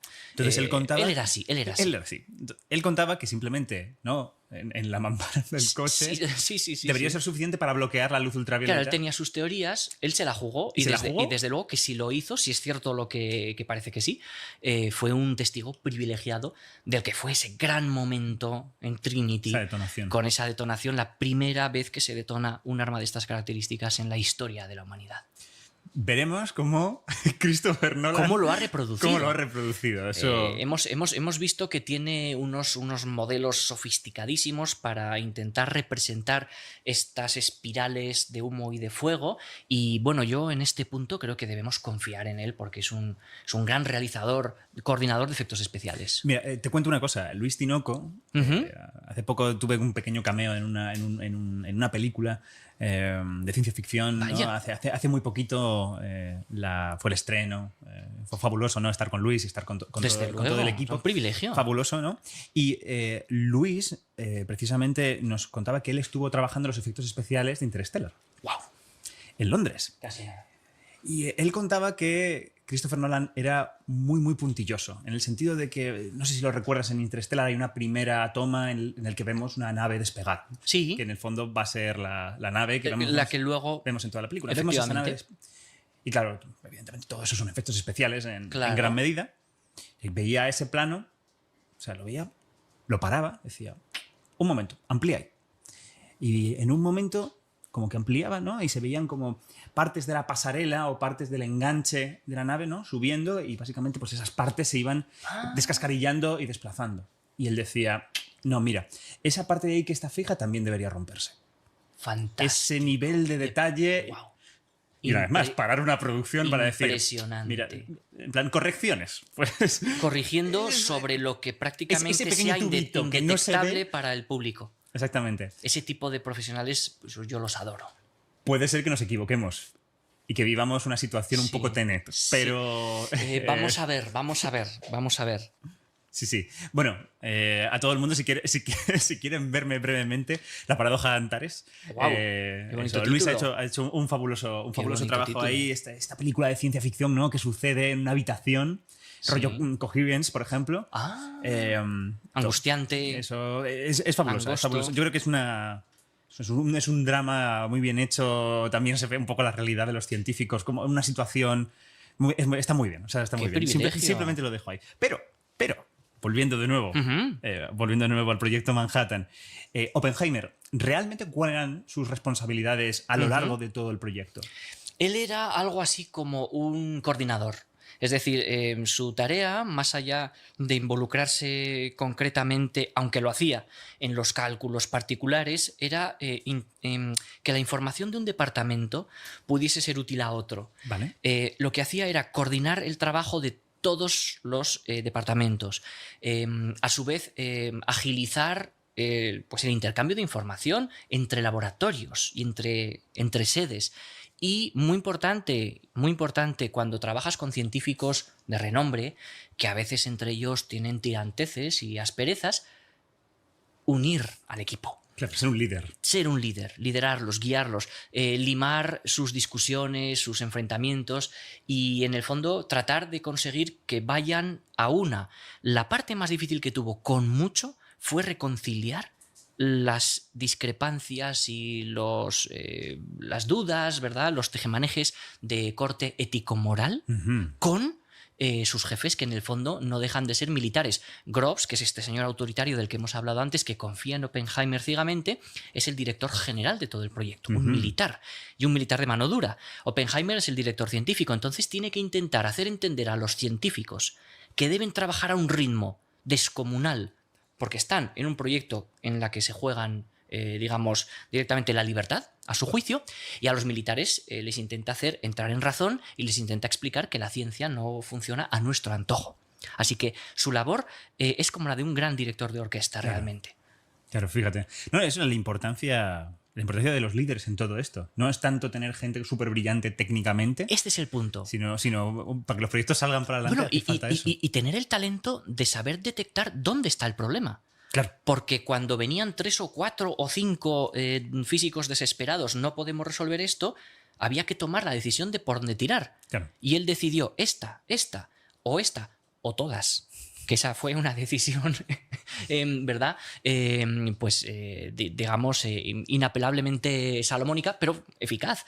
Entonces, muchas veces él tenía la habilidad, esto lo cuenta Teller y lo cuenta Bece, él tenía la habilidad de saber identificar rápidamente dónde está el problema y cómo hay que resolverlo. Era increíble, lo cuentan ellos mismos, la capacidad que tenía de detectar dónde fallaba un argumento, una estrategia, antes incluso de que el otro terminase de explicarse.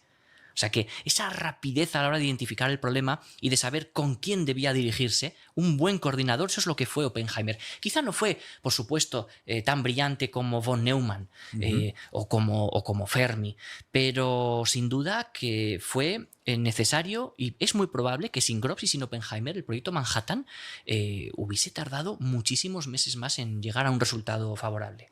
Bueno, gente brillante, bien elegida por otras personas, una cadena de elecciones bien hechas.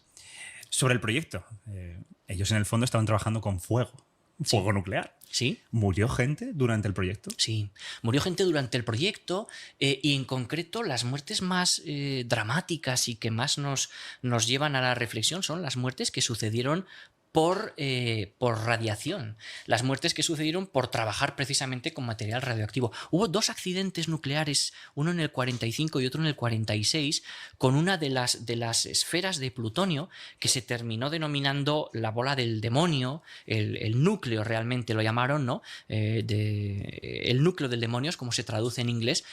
Porque es que a pesar de que sabían que estaban manejando materiales tremendamente peligrosos, tenían descuidos En una ocasión se cayó un ladrillo dentro de las dos semiesferas, hizo contacto la semiesfera con la otra, se produjo la masa crítica y se emitió una cantidad enorme de radiación durante un lapso muy breve, porque rápidamente corrigió el científico que estaba en ello, y en otro caso fue un destornillador, un descuido, una pequeña caída. ¿Y todo por qué?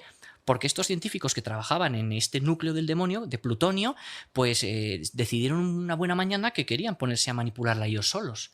O sea, esto de la prevención de riesgos laborales en, claro. en Proyecto Manhattan falló por los cuatro costados. Eso. Desde el punto científico, si alguien se ha perdido un poco, ¿no? O sea, al final, claro, para detonar procesos nucleares, una vez más, hace falta una masa crítica. Tienes que tener suficiente material reactivo puesto en las densidades correctas, si queremos verlo así, para que se detonen todas estas reacciones en cadena. En este caso, pues podríamos hablar, no sé, de dos trozos de madera que están un poco incandescentes y de repente los ponemos juntos y en esa zona intermedia el fuego aparece. Justo. Podríamos decir algo así. Y los científicos tienen que evitar, al manipular estas piezas, pegarlas, que tengan contacto. Bueno, pues por casualidad, se me resbala, se me cae, radiación, y esta gente murió no en el momento, pero sí al cabo de unos meses, porque la dosis de radiación había sido es realmente una situación completamente aterradora, ¿no? Es aterradora. Ya al margen de que estaban manipulando los núcleos, intentando no pegarlos con un destornillador en el medio. Sí. Es que es como jugar en el borde. Como un poco de los que nos vean desde España, ¿se acordan? Como de Pepe Gotera y Otilio, chapuzas a domicilio. Pero era un cómic en el que había señores, en fin, pues un poco de aquella manera, ¿no? Digamos que trabajaban rudamente. Entonces, no puedes entender cómo está un proyecto pionero, el más caro de toda la Segunda Guerra Mundial, después trabajando con materiales millonarios. Trabajando con plutonio que costaba una barbaridad de dinero, y de repente metemos el destornillador donde no hay que meter. Para que no se junten, ¿no? Para que no se junten. Uy, bueno, ya está, no ha pasado nada. Y claro, el problema es que medio segundo, un segundo, 3 segundos ya era una eternidad, y esa radiación luego al cabo de los meses pues les provocó la muerte. Recuerdo que el caso del destornillador, para no aumentar la dosis de radiación, recuerdo que cuando se juntaron las esferas ellos decían que habían visto un brillo azul. Sí. En la radiación Cherenkov, increíble. En el aire, eso es una cosa. Sí, pues es de lo último que vieron. Porque, bueno, vieron más cosas en el medio, pero eso fue su sentencia de muerte, ¿no? Que el investigador que estaba más cerca separó las dos esferas literalmente con la mano, cogiendo una y sacándolas. Es que claro, por aquellos entonces no se sabía muy bien los efectos de la radiación. Se sabía perfectamente que la radiación era muy peligrosa. Fíjate un pequeño detalle que Groves ya después de la guerra llegó a sostener hasta el último momento, y hay que ser canalla, si me lo permites decir así, para sostenerlo a pesar de toda la evidencia. Él dijo hasta el último minuto que las bombas de Hiroshima y Nagasaki no habían provocado ningún tipo de efecto perjudicial en la población por radiación. Dijo que eso era un cuento de los científicos y que no había habido radiación de ningún tipo, y coordinó una campaña de panfletos que desperdigaron desde los aviones para que los japoneses leyesen que lo de la radiación era un invento. ¿Hasta qué punto, no? En fin, de torpeza. Claro. También una forma de redimirse. Torpeza, ojo, malvada, me refiero. Claro. Es una forma de redimir, ¿no? Sí, es como, bueno... sí, hemos pegado un golpe de efecto, pero... Ese es el cuando asunto. Realmente has envenenado una zona. Hombre, es que por claro, años y años. Murieron entre Hiroshima y Nagasaki, se estima que unas 225.000 personas. Más o menos la mitad falleció meses después por radiación, no en el acto. Estamos hablando de y muchas mil personas muertas por radiación. Es como ocurrió con estos científicos que pegaron los núcleos sin querer. Lo mismo a gran escala. Esa gente supo que estaba muerta al instante. Claro. Eran zombies, ¿no? Fíjate, eran muertos vivientes, ¿no? Eran muertos vivientes. Así es. Fíjate. Vale. Claro, aquí estamos viendo, ¿no? Sobre la mesa un montón de problemas éticos y morales que poco a poco, ¿no? Los científicos que sabían en qué estaban trabajando se fueron dando cuenta, sobre todo a medida, ¿no? que la situación política cambiaba, ¿no? ¿Cuándo empezaron realmente estas protestas, estas desavenencias, ¿no? con el proyecto nuclear, ¿no? El proyecto Manhattan? Fíjate, bueno, hay gente que estuvo siempre en contra de esto, y esto es muy importante decirlo. Yo creo que si tenemos que, digamos, poner la mano sobre el fuego por alguien, se salvan muy pocos. Ni siquiera Einstein, como hemos visto, ni siquiera Szilard. Hubo pocos que desde el primer momento tuvieron clarísimo que no querían saber nada de este asunto, por remordimientos morales. Liz Meitner, por cierto, gran científica, le ofrecieron participar en el proyecto Manhattan y se negó en rotundo a que su trabajo sirviese para crear un arma de destrucción masiva y cumplió su palabra. Max Born se negó también. Yo creo que de raíz. Liz Meitner en concreto, ¿no? Luego dijeron que era en prensa, ¿no? Dijeron que era la madre judía de la bomba atómica, Sí, ¿no? sí, O sea, sí, fíjate sí, que una cosa tan cruel. Claro, porque ella participó en el descubrimiento de la fisión, pero es muy injusto tacharla de madre de la bomba atómica, me parece a mí. Max Born se negó también, Isidor Rabi se negó también. De hecho, Oppenheimer le pidió personalmente a Isidor Rabi que fuese a trabajar con él a Los Álamos, y él quiso decir, fíjate, algo muy bonito, esto te va a gustar: me niego a que 3 siglos de física terminen con una sangría y una destrucción de la población civil. Lo tenían muy claro desde el principio, por tanto, no nos llevemos a engaño, no todo el mundo iba a ciegas. Pero salvando estos, que sí que de verdad desde el principio dijeron que no, los demás se sumaron a la marcha un poco como improvisando. Y fue en el año 44, me parece a mí, cuando empezaron a darse cuenta de que las cosas se podían hacer de otra manera. ¿Por qué? En el año 44 tienen ya la certeza de que Alemania está empezando a flaquear. Y aquí empiezan a surgir las dudas. Es en todo caso en el año 45 cuando se producen 2 sucesos muy importantes. El 12 de abril, por un lado, muere Roosevelt de forma repentina, una hemorragia cerebral, y lo sucede en el puesto Truman, pero es que el 30 de abril, ese mismo mes de ese mismo año, se quita la vida Adolf Hitler en su búnker, y unos días después, 8 días después, Alemania se rinde. Claro, aquí los científicos que se habían sumado al barco con el pretexto de Oppenheimer de que vamos a luchar contra los nazis, se quedan sin argumentos. ¿Y ahora qué? Hitler está derrotado.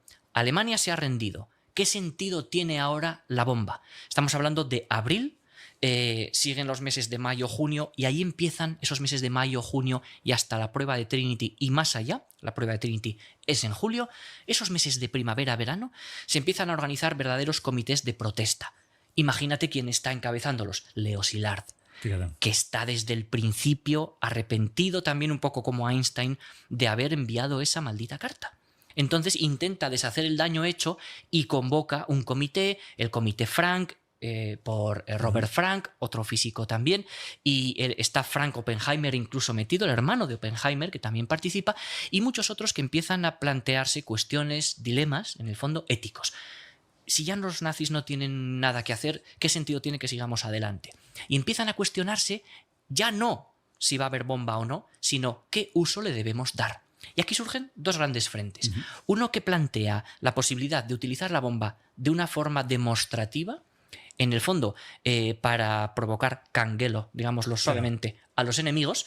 Vamos a demostrar el poder que tenemos, vamos a advertirles e incluso vamos a invitar a los japoneses a que lo vean. A que vean una demostración en el desierto con nosotros. Esto podemos hacer sobre vuestra isla. Eso hubiera sido elegante.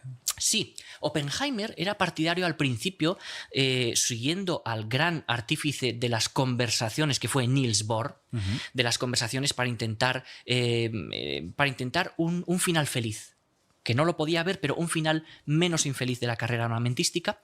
Pues Oppenheimer al principio era partidario de una posible demostración, pero pasó a convencerse de que esto no tenía ningún sentido, puesto que podía poner a los enemigos al frente del avance, es decir, podía dar demasiadas pistas sobre lo evolucionados que están y quizá, no lo sabían, pero quizá los alemanes habían hecho algo a última hora, quizá los japoneses habían conseguido su bomba y en todo caso los soviéticos podían terminar enterándose y tampoco les interesaba demasiado. Entonces Oppenheimer termina asumiendo que la única forma de utilizar la bomba para conseguir obtener la paz es con un uso militar. Y esta es la parte más fea, contra civiles. Aquí Szilard no está nada de acuerdo. Isidor Rabi sufre prácticamente una crisis de amistad porque su amigo Oppenheimer, eran amigos desde hace muchísimos años, está dispuesto a bombardear a civiles adrede sabiendo que van a ser civiles. El rector por entonces de la Universidad de Harvard propone incluso varias ciudades. Groves llega a poner sobre la mesa Kioto, que era la capital intelectual, espiritual, si queremos decirlo así, de Japón. Y bueno, pues por suerte, otros cargos alternos lo ven excesivo. Incluso ellos empiezan a verlo excesivo. Llega un momento en el que el propio Truman se cuestiona la necesidad de utilizar las bombas sobre población civil. Y aquí aparece otro elemento muy interesante. Esos remordimientos morales no sirven absolutamente para nada. Llega un comité que vota si va a haber un comité asesorado por científicos, Fermi, Compton, Teller y Oppenheimer les presiona a los demás para no interferir en el proyecto Manhattan y seguir su curso y terminar estallando contra civiles esas bombas. Entonces Oppenheimer es uno de los que apoya, o por lo menos, si queremos decirlo así, Crespo, no se enfrenta, digamos, no se opone a la decisión de las bombas. Y hay un momento muy importante en el cual Truman puede llegar a decidir si las lanza o no, y las decide lanzar, decide seguir adelante por todo lo habido y lo haber, pero aquí ya empezamos a hablar de otro tipo de razones secundarias que ya no son los nazis y que ya no es Japón. Claro. Todas estas conversaciones suceden mucho antes de Trinity. Las conversaciones sobre las bombas suceden unos pocos meses antes de Trinity y sobre todo después de Trinity. Claro. Cuando ya Trinity es Trinity, la prueba Trinity se desarrolla el 16 de julio del año 45. Bueno, un día después, el 17 de julio del año 45, se inicia la famosa conferencia de Potsdam, que lo que viene a resolver es un juego de poderes entre Stalin, Churchill y Truman para ver cómo se reparten la Alemania conquistada después de la guerra. O sea, que ya iba con la información de tengo un juguete que vosotros no tenéis. Exacto. Es más, Truman se entera de que la prueba Trinity ha sido un éxito en la conferencia de Potsdam. Imagínate el panorama. Tienen todas las piezas sobre la mesa, están jugando una partida de ajedrez y deciden apostar a ya no nos importa Hitler, bueno, de hecho Hitler ya no existe, no nos importan los japoneses y vamos directamente a por quién, a por los aliados, pero en el fondo siempre temidos, soviéticos. Claro. Joder, me imagino, ¿no? Esa situación un poco cuando a George Bush le dieron la noticia de las... que estaba así como frío, ¿no? Le dan la noticia y se tiene que quedar frío porque, claro, tienes una información privilegiada para tomar luego decisiones. A Truman, ¿verdad? Sí. Sí, exactamente, ¿no? En esa conferencia. Fue terrible porque él sabía el poder que tenía que aparentar cierta distancia y frialdad para que Stalin no esté al tanto del poder que iban a desencadenar. Hubo unas conversaciones entre Truman y Stalin muy civilinas, si queremos decirlo así, muy con doblez, en las que Truman le dejaba entender que estaban avanzando mucho y Stalin decía, pues eso es muy bueno, tal. Claro, Stalin era un hombre muy inteligente y en el fondo creo que se tendría que estar riendo por dentro de Truman pensando, sí, yo ya sé lo que tienes. Claro, por todo el espionaje que había, claro. Este es el punto. Claro, efectivamente. Saltando a la otra parte del Pacífico, es que esto es una telenovela. Es una telenovela, o sea, ¿no? Nos daría un evento político... para 5 podcasts, tiene tantos hilos. De hecho, bueno, el podcast nace en verdad para ampliar un vídeo que ya de por sí es infinito y el podcast mismo, pues... Pues bueno, intentamos una parcelita un poquito más grande cubrirla. Saltamos al Pacífico. ¿Cómo era la relación en este momento entre Estados Unidos y Japón?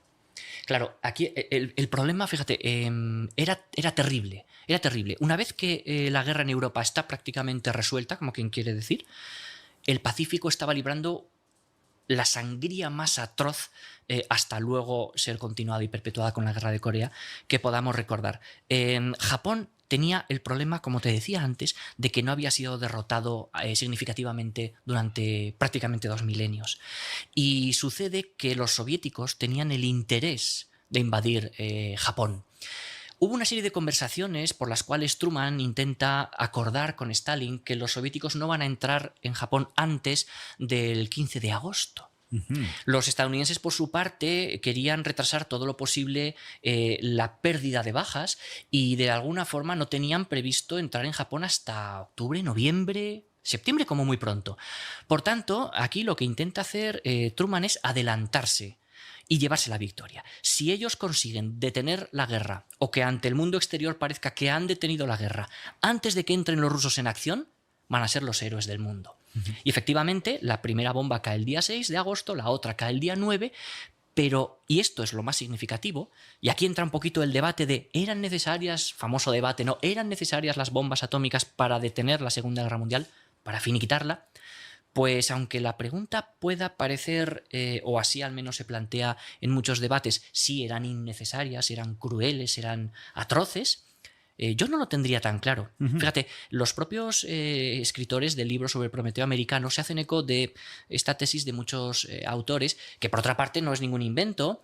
Recordemos que si termina la Segunda Guerra Mundial por la parte japonesa, es por Hirohito, el emperador, que decide jugándose la vida a intervenir cuando sus cabezas militares querían seguir combatiendo sin ningún tipo de esperanza ya, de forma kamikaze, hasta el final. Entonces, ¿habría terminado la Segunda Guerra Mundial sin las bombas atómicas? Pues muy probablemente sí, con la invasión soviética, efectivamente. ¿Fueron necesarias? Puede que no, pero incluso después de Nagasaki, Japón estaba todavía considerando no rendirse. Incluso después de Nagasaki. Por lo tanto, desde luego que Estados Unidos jugó muy bien su baza porque lo que hizo fue demostrar el poder que tenía ante los soviéticos. Y esto era lo que más le interesaba. ¿Cómo va a quedar la composición del mundo después de la guerra? Los soviéticos debían de tener ese miedo. Stalin llegó a decir en un momento dado que lo que quisieron hacer los estadounidenses era tú no la tienes y yo sí la tengo, directamente, ¿no? Lo de Japón pareció como un pretexto más. Sin duda hubo una intervención en Japón decisiva, pero su intención era demostrar a los soviéticos bueno, pues un ejercicio de poder y de dominación, ¿no?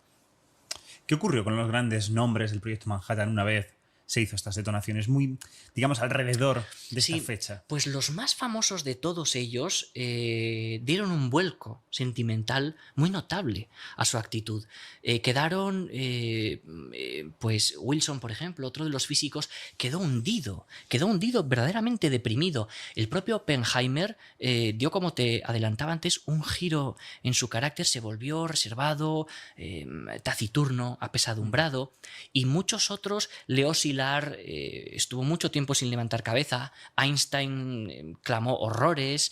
Digamos que los cabezas, a excepción de, por ejemplo, Ulam, Teller, que siguieron trabajando con las bombas termonucleares, casi todos ellos se vieron con las manos manchadas de sangre, como dijo Oppenheimer en un momento dado a Truman, se sintieron arrepentidos, descubrieron, fíjate qué paradoja, qué ingenuidad, descubrieron el efecto real de lo que habían hecho. Porque es que tenemos que ponernos en situación. Ellos estaban en laboratorios, ellos estaban detonando explosivos en un desierto, pero después hicieron viajes. Oppenheimer viajó a Japón, el ejército estadounidense sobrevoló Japón y vio con sus propios ojos la destrucción y el horror.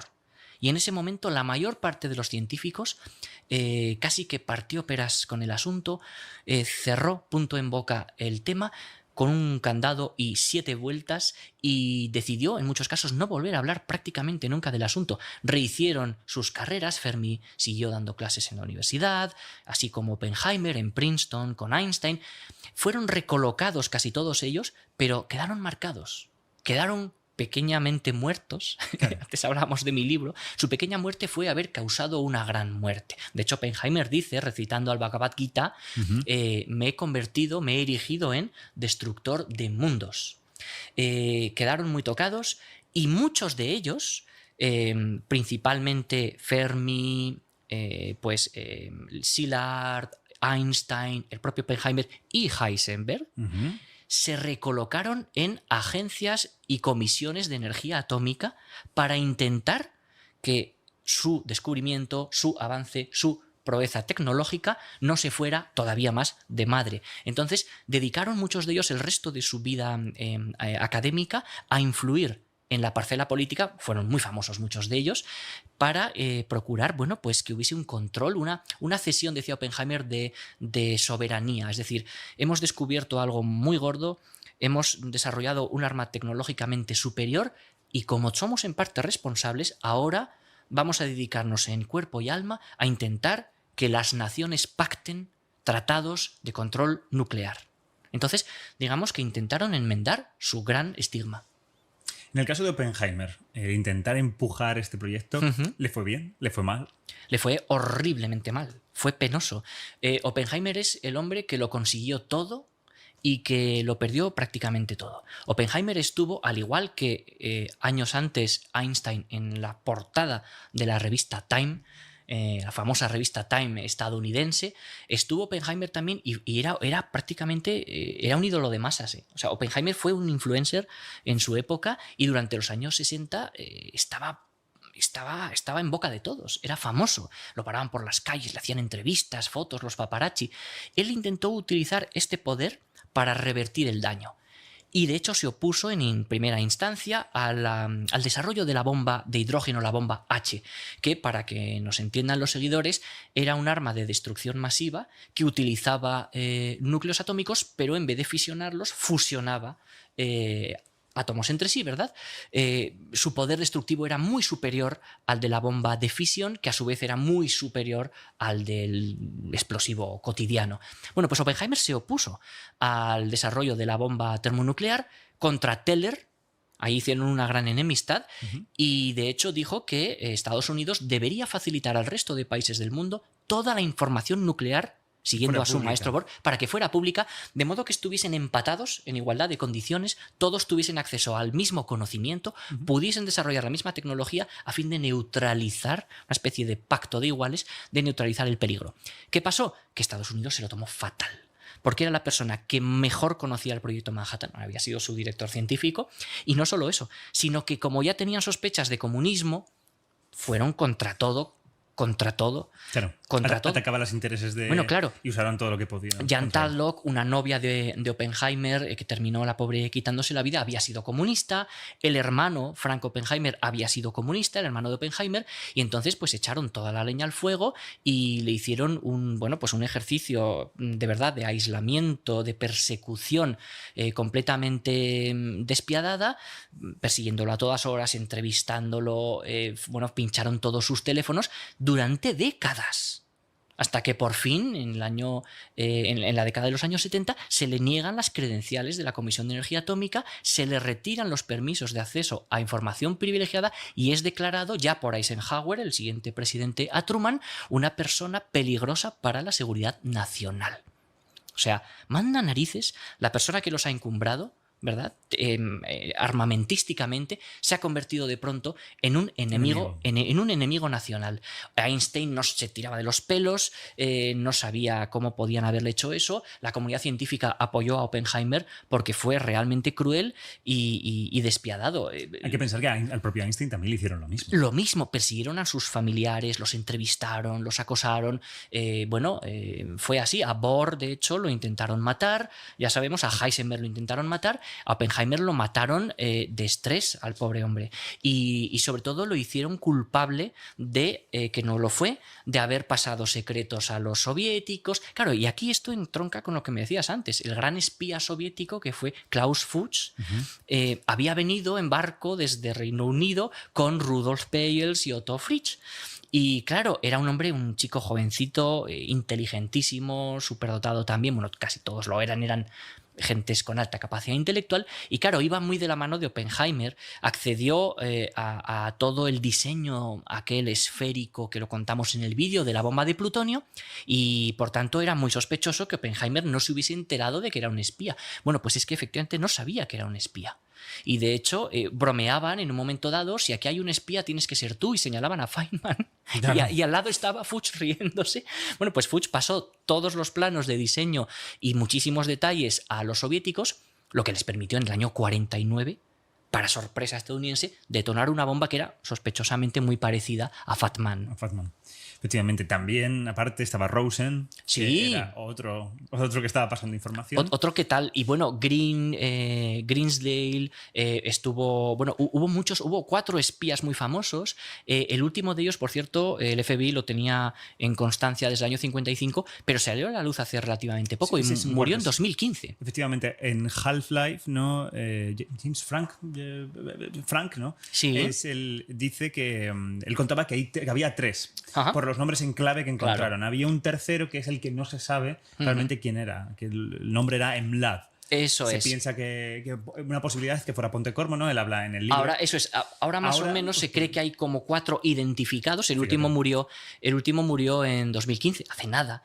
Y en definitiva, claro, bueno, esto es lo que permitió a la Unión Soviética hacerse, por tanto, con un arma que, ojo, y esto es muy interesante, pudo haber salvado de una atrocidad mayor en la guerra de Corea. Claro. El hecho de que tuviesen los soviéticos su propia bomba atómica funcionando hizo recular a los estadounidenses y se lo pensaron 2 veces. Es muy probable que, de no ser por este caso de espionaje, así lo defienden algunos historiadores, en la guerra de Corea los estadounidenses hubiesen vuelto a recurrir a las bombas atómicas.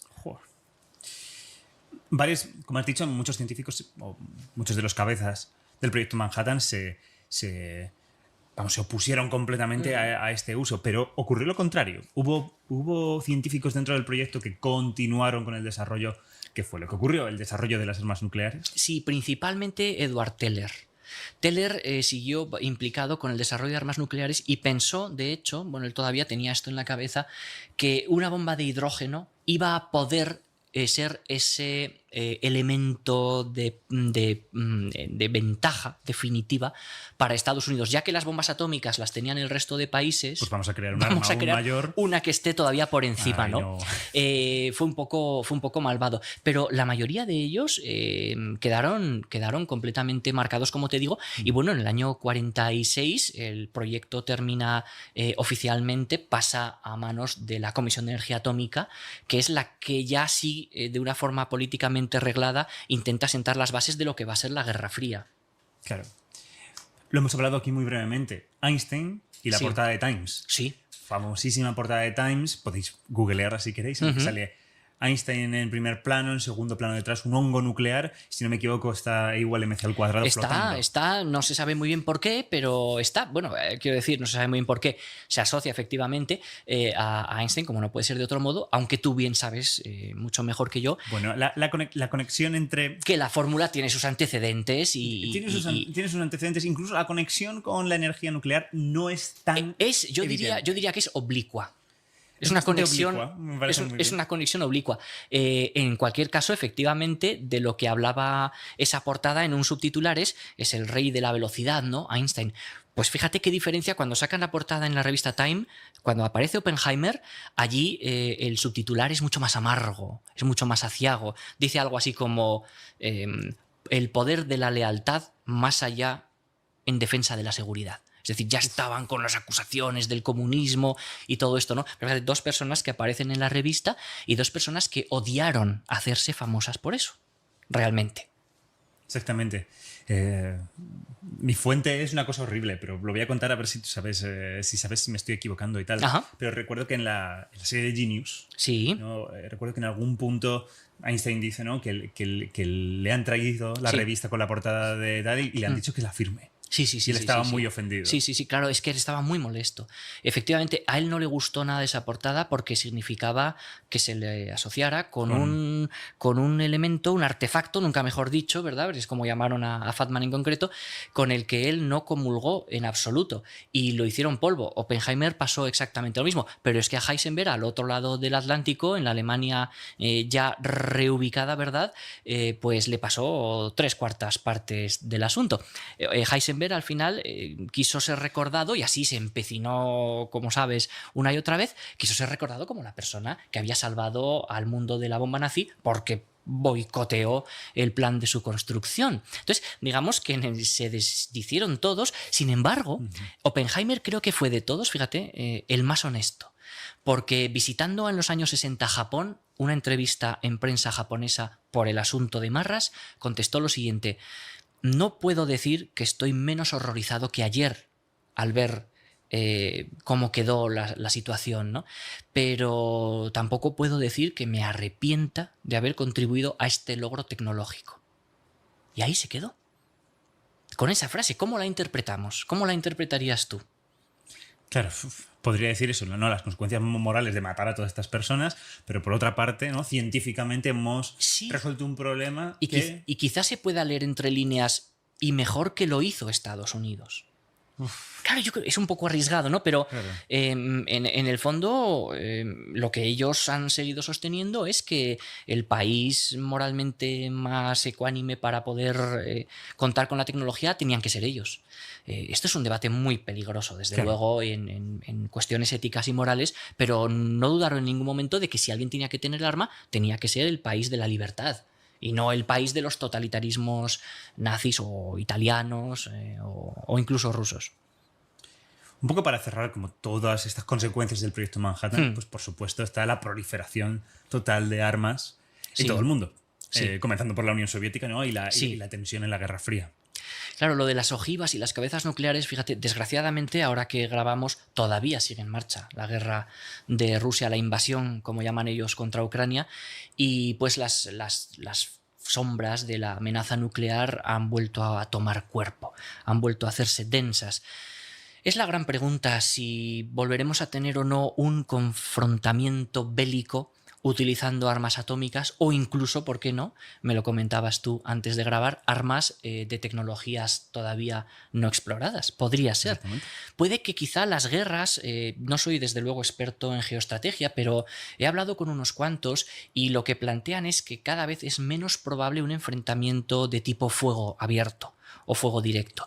Es más probable la lucha traicionera con armamento biológico y todavía mucho más cercana y certera y cerciorada, desde luego, no hay más que ver la prensa actual, la lucha económica, la lucha que se produce por el control de los recursos, por el control del valor de las monedas nacionales, en definitiva, por el control del dinero, como con las subidas de los tipos de interés, con las reservas de oro y ahora, ¿qué es lo que viene? Con las divisas digitales que van a poner en marcha los distintos estados utilizando tecnología blockchain, la misma que utiliza la criptomoneda Bitcoin, cómo van a poder controlarse así los grandes polos, los grandes ejes del mundo, ¿no? Por tanto, puede que estemos ya en ciernes de una tercera guerra mundial, pero que sea muy diferente de las que conocemos. Claro, exactamente. Sí, al margen, ¿no?, de esta tensión que hay a lo mejor en el plano militar, en parte porque nos aseguraría una destrucción mutua, ¿no? Existe un problema encima de todo esto, ¿no? Y es que hay un fallo.